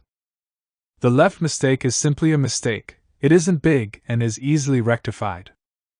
But if the mistake pertains to the resolution to act, then this is by no means a small mistake, it is a betrayal. These mistakes do not bear comparison, and what matters here is not merely the emphatic nature of Lenin's statement, but also, and especially, the moment when it was made. It is hard not to conclude that the policy that Lenin would have followed at the head of Soviet Russia and of the Comintern would certainly have reckoned with the substantial sources of strength that the capitalist world still possessed, would have taken all possible steps to preserve the revolutionary movement from the temptations of adventurism and premature offensive, and would probably have continued to maneuver and retreat. But Lenin would probably also, to an infinitely greater degree than Stalin, have remained attentive to changes in the international situation. He would have watched keenly for more favorable political weather. Events showing that new revolutionary possibilities were on the horizon would most likely have been welcomed by him with a combination of cool appraisal and fighting spirit, in which the latter would, given certain conditions, have predominated over the former. It was in this way, for example, that Lenin greeted the social and political crisis that broke out in Italy in the autumn of 1920, giving rise to the ephemeral successes of the workers' councils. The Red Army had just been defeated in Poland, destroying the hope that a bridge would be established between Soviet Russia and the German proletariat. Everywhere else the revolutionary movement seemed to be marking time. In France, for instance, the offensives of a radicalized trade union movement had ended in defeat and disillusion. Lenin had just ridden his left-wing communism, an infantile disorder, with its fraternal but unsparing attack on leftism. But then, in September 1920, the action begun by the workers of Turin at the end of August took on a wider scope, leading to the occupation of numerous factories. Even though these actions failed to develop further, the country did not return to normality. The crisis persisted. It was in these conditions that Lenin wrote to the Italian communists that in the present-day conditions in Italy one should lean to the left. To successfully accomplish the revolution and safeguard it, the Italian party must take a definite step to the left. Can one seriously doubt that the advance of the revolutionary movement in China, the social upheaval caused by the world economic crisis, the radicalization produced by the rise of fascism in France and Spain, and in the latter country, the outbreak of a civil war with revolutionary possibilities, would, no less but even more than the events of September 1920 in Italy, have caused Lenin to urge the communist movement to lean to the left, and not remain in the defensive postures in which Stalinism kept it between the wars? In other words, would Lenin not have gone along with the offensive of the masses, and given his backing to a revolutionary dynamic which, after years of retreat and stagnation, was resuming its forward march, identifying himself, as in 1917, with the development of a proletarian movement rich in democratic hopes and deadly to bureaucracies and established power structures? This revolutionary readiness of Lenin's is only one aspect of a larger phenomenon. It expressed a feature of Leninism that distinguishes it from and opposes it to Stalinism perhaps more than any other. In contrast to Stalin, we see in Lenin a remarkable assimilation of dialectical method and principle in his political praxis. Leninism, Politics and Dialectics. Dialectics, embodied in the consciousness of a man like Lenin, becomes an art of action. It becomes an intelligence, a genius that is not mystical in character, but the apogee of common sense, wrote Henri Lefebvre and Norbert Guterman. Lenin as a dialectician, or, more precisely, as partisan, assimilator and practitioner of the dialectical philosophy, there was a field for which his activity as a revolutionary, essentially concerned with politics, and his original training, as a lawyer and an economist, had provided little preparation. And indeed, Lenin's first incursion into the realm of philosophy was not a success. His Materialism and Empirio-Criticism, 1909, is a work that smells of its author's mainly pragmatic and polemical intentions. The way it was written reflected Lenin's concrete concerns of the time, which were not all exclusively focused on a philosophical debate. The latter was certainly important. The advances made in physics at the beginning of the 20th century were restating the problem of the relations between matter and consciousness, and the exploration of the infinitely small had made possible a new attack on materialism. But if the controversies thus provoked had a bearing on the political dispute between orthodox, and therefore materialists, Marxists and revisionists, Lenin does not seem to have realized that very quickly. His book was directed mainly against the Bolsheviks Lunacharsky and especially Bogdanov, who was interested in the philosophical writings of Mach and of Venerius, seeking to find a third way between materialism and idealism. In 1904, Bogdanov had sent Lenin the first volume of his book Empiriomonism, and Lenin had not only not protested, but had continued to maintain good relations with the author. What led him to declare war on the idealism of his comrade in arms was Bogdanov's political attitude. The latter was on his way to becoming the leader of the left wing in the party, and would soon have to pay for his extremism by being expelled from it. Concerns so remote from the very subject of the debate between idealists, materialists, and sensationalists were not calculated to produce a real contribution to the advancement of science and philosophy, even though Lenin, with his usual thoroughness, carefully and lengthily prepared his attack, submerging himself during a whole year in philosophical books. Lenin's explicit purpose was simple: to note how in fact the empty, pseudoscientific claim to have transcended idealism and materialism vanishes, and how the materialist solution alone is really compatible with natural science. For the needs of his cause, however, he identified sensationalism with idealism, and the latter with essentially religious fideism. His methods were extremely dubious.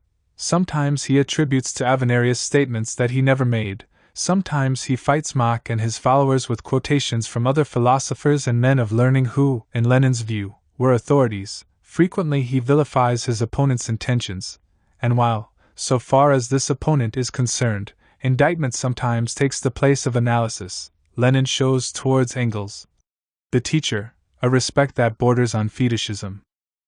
Undoubtedly, this work of Lenin's provided a rich source for Marxist dogmatism. Materialism and empirio-criticism holds an isolated position among Lenin's many writings.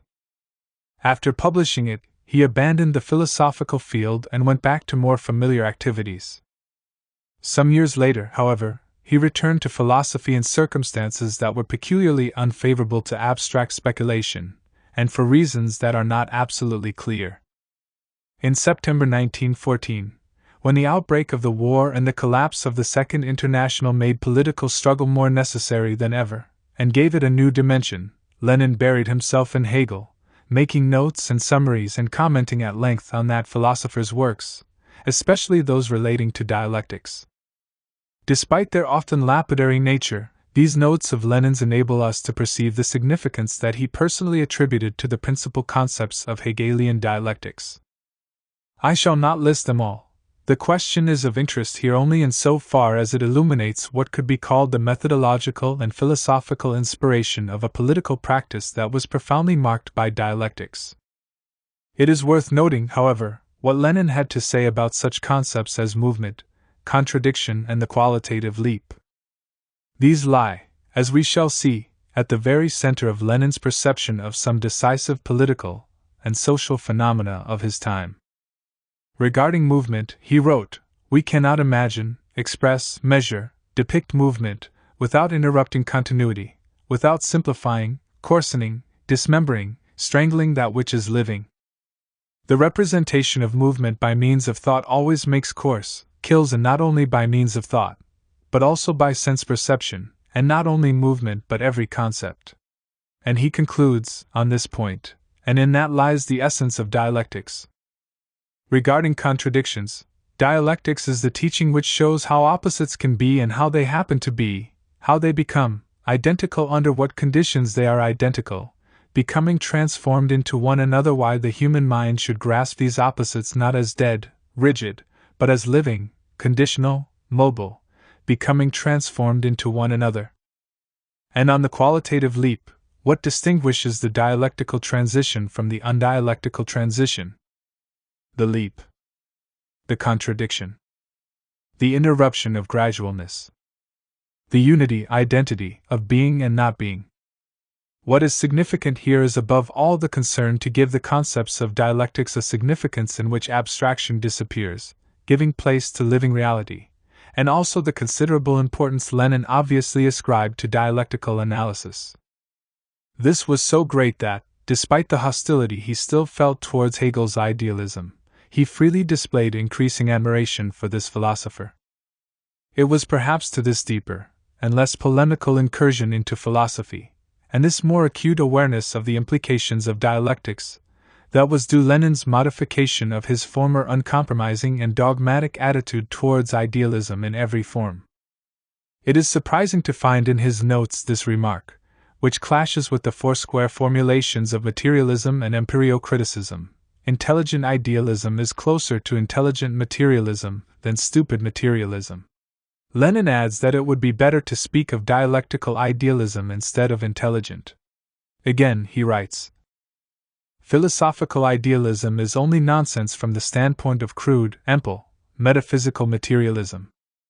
From the standpoint of dialectical materialism, on the other hand, philosophical idealism is one-sided, exaggerated, development, inflation, distension, of one of the features, aspects, facets of knowledge into an absolute divorce from matter, from nature, apatheicized.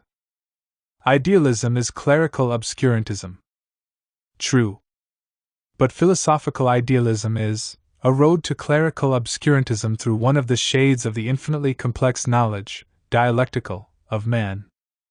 If, as Henri Lefebvre says, praxis is the starting point and the end point of dialectical materialism, it is at the level of Lenin's political activity that we must look for evidence of his sharpened awareness and understanding of dialectics. A series of facts and episodes in his career do make possible such a confrontation of theory and praxis. It will be noticed that these are situated mainly in the latter part of Lenin's life, during and after the conquest of power, in other words, after the deeper study of dialectics that he undertook between 1914 and 1916. Our first example relates to the concept of the qualitative leap.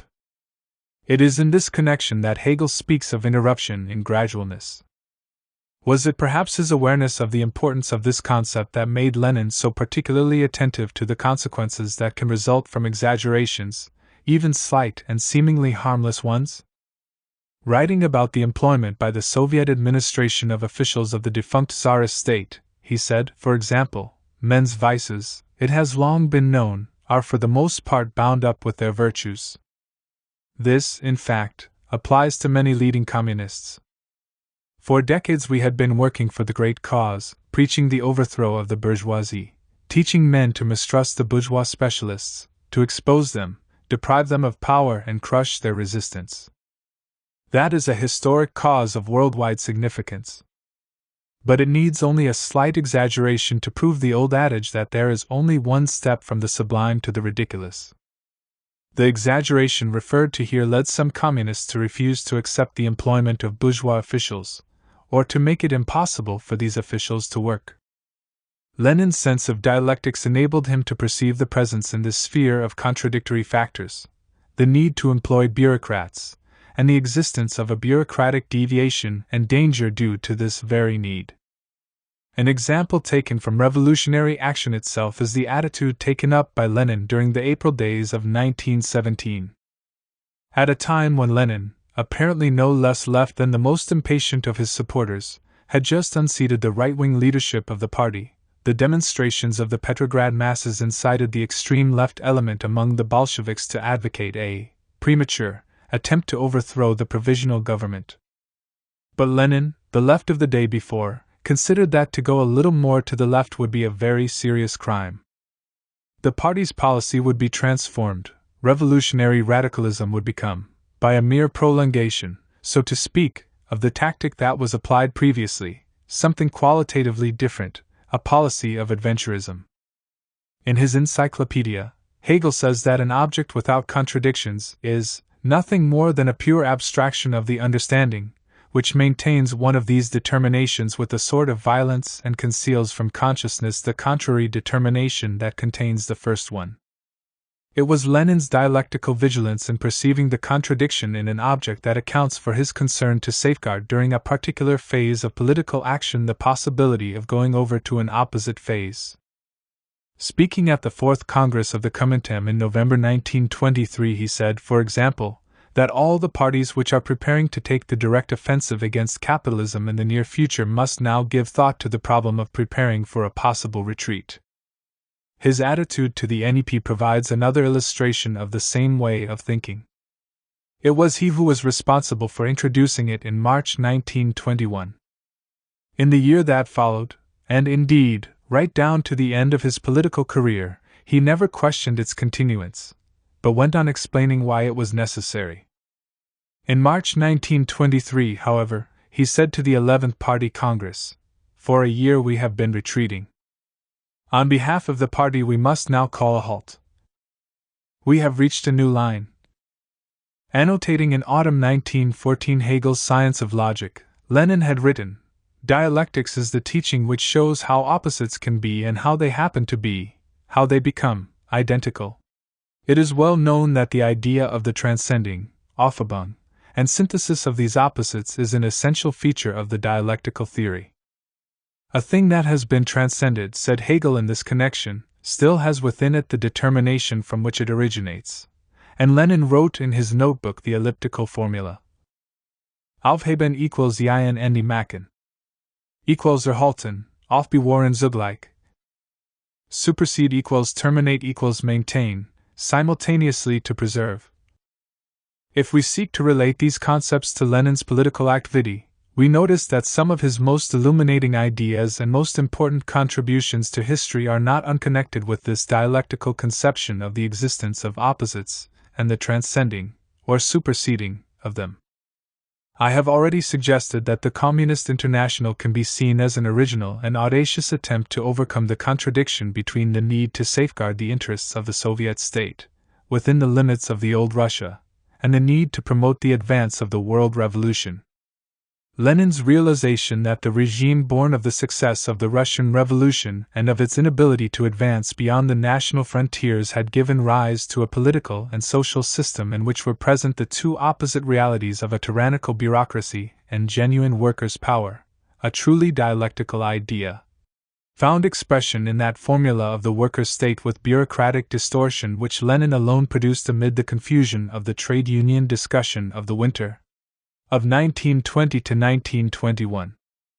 Finally, and most important, can we not see that one of Lenin's fundamental contributions to present-day politics results, in many ways, from a profoundly dialectical phenomenon, the transcending, or superseding, or surmounting, of two contradictory terms which act upon each other while negating each other? In this way is born the third term, which turns back to the first term. It releases the content of the first term, by removing from it that whereby it was incomplete, limited, and destined to be negated. Its one-sidedness is thus surmounted and destroyed. Let us reread history, and in particular the history of the Bolshevik Party, equipped with this code. We saw the main event of the year 1917 was the metamorphosis of the Leninist organization, the closed, hierarchically structured vanguard born of the struggle against Tsarism, and its transcendence into a new party, the historical merit of which lies in its having achieved a brief but extraordinary identification with the class that it represented. For the Bolshevik Party became in 1917 both the opposite and the continuation of what it had been before the February Revolution. And what Lenin tried dialectically to do during the first years of the Soviet regime was to preserve what had thus been achieved. The Soviet Communist Party, having come to power, appeared both as the closed vanguard of the beginnings of Leninism and as its opposite. It opened itself to the masses, while endeavoring to retain some aspects of its original elitism and to protect itself against the dangers of opportunism.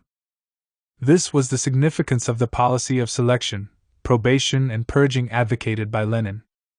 And if the first term in the dialectical contradiction and transcendence can be represented, in the great debate between the supporters of organization and those of spontaneity, by a Luxemburgism carried to extremes, identified with absolute faith in the self-emancipation of the masses, a line that Rosa Luxemburg herself never fully espoused, and the second term by a purely elitist conception of the party such as Blankism incarnates better than even the earliest form of Leninism, is not the third term to be found in the Bolshevik Party as it developed in the rising phase of the Revolution of 1917, before and after October?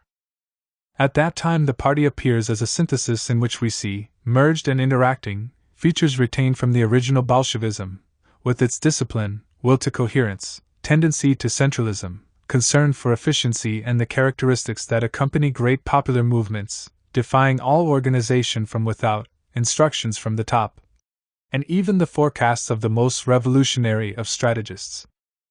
Whether we look at the greatest moments in the history of Leninism or at its less spectacular achievements, dialectics is seen to be the weapon used by Lenin, and used with a skill exceeding that of any of his lieutenants. That he ascribed decisive importance to it is given a final proof, if that be needed, in Lenin's own last words about Bukharin. In his testament, Lenin does not stint praise of the former leader of the left communists. Bukharin is not only a most valuable and major theorist of the party, he is also rightly considered the favorite of the whole party. But Lenin adds, but his theoretical views can be classified as fully Marxist only with great reserve, for there is something scholastic about him. He has never made a study of dialectics, and I think, never fully understood it. The same might be said, with even more emphasis, of Stalin and Stalinism.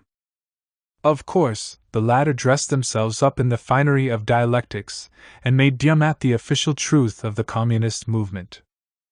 But although Stalinist practice often referred to dialectics, the contradictions it contained and the successive leaps by which it functioned never provided any example of a transcendence, or a synthesis. Stalinist dialectics was merely the ideological cover for the ramblings of a short-sighted pragmatism. If Stalinism is Leninism plus administrative tyranny and plus bureaucratic terror, it is also Leninism minus dialectics. It is thus Leninism impoverished by being deprived of that leaven which has made of it, even in its mistakes, and in spite of its failures, one of the richest sources of inspiration in the fight for socialism, one of the most fruitful contributions to men's struggle for their emancipation.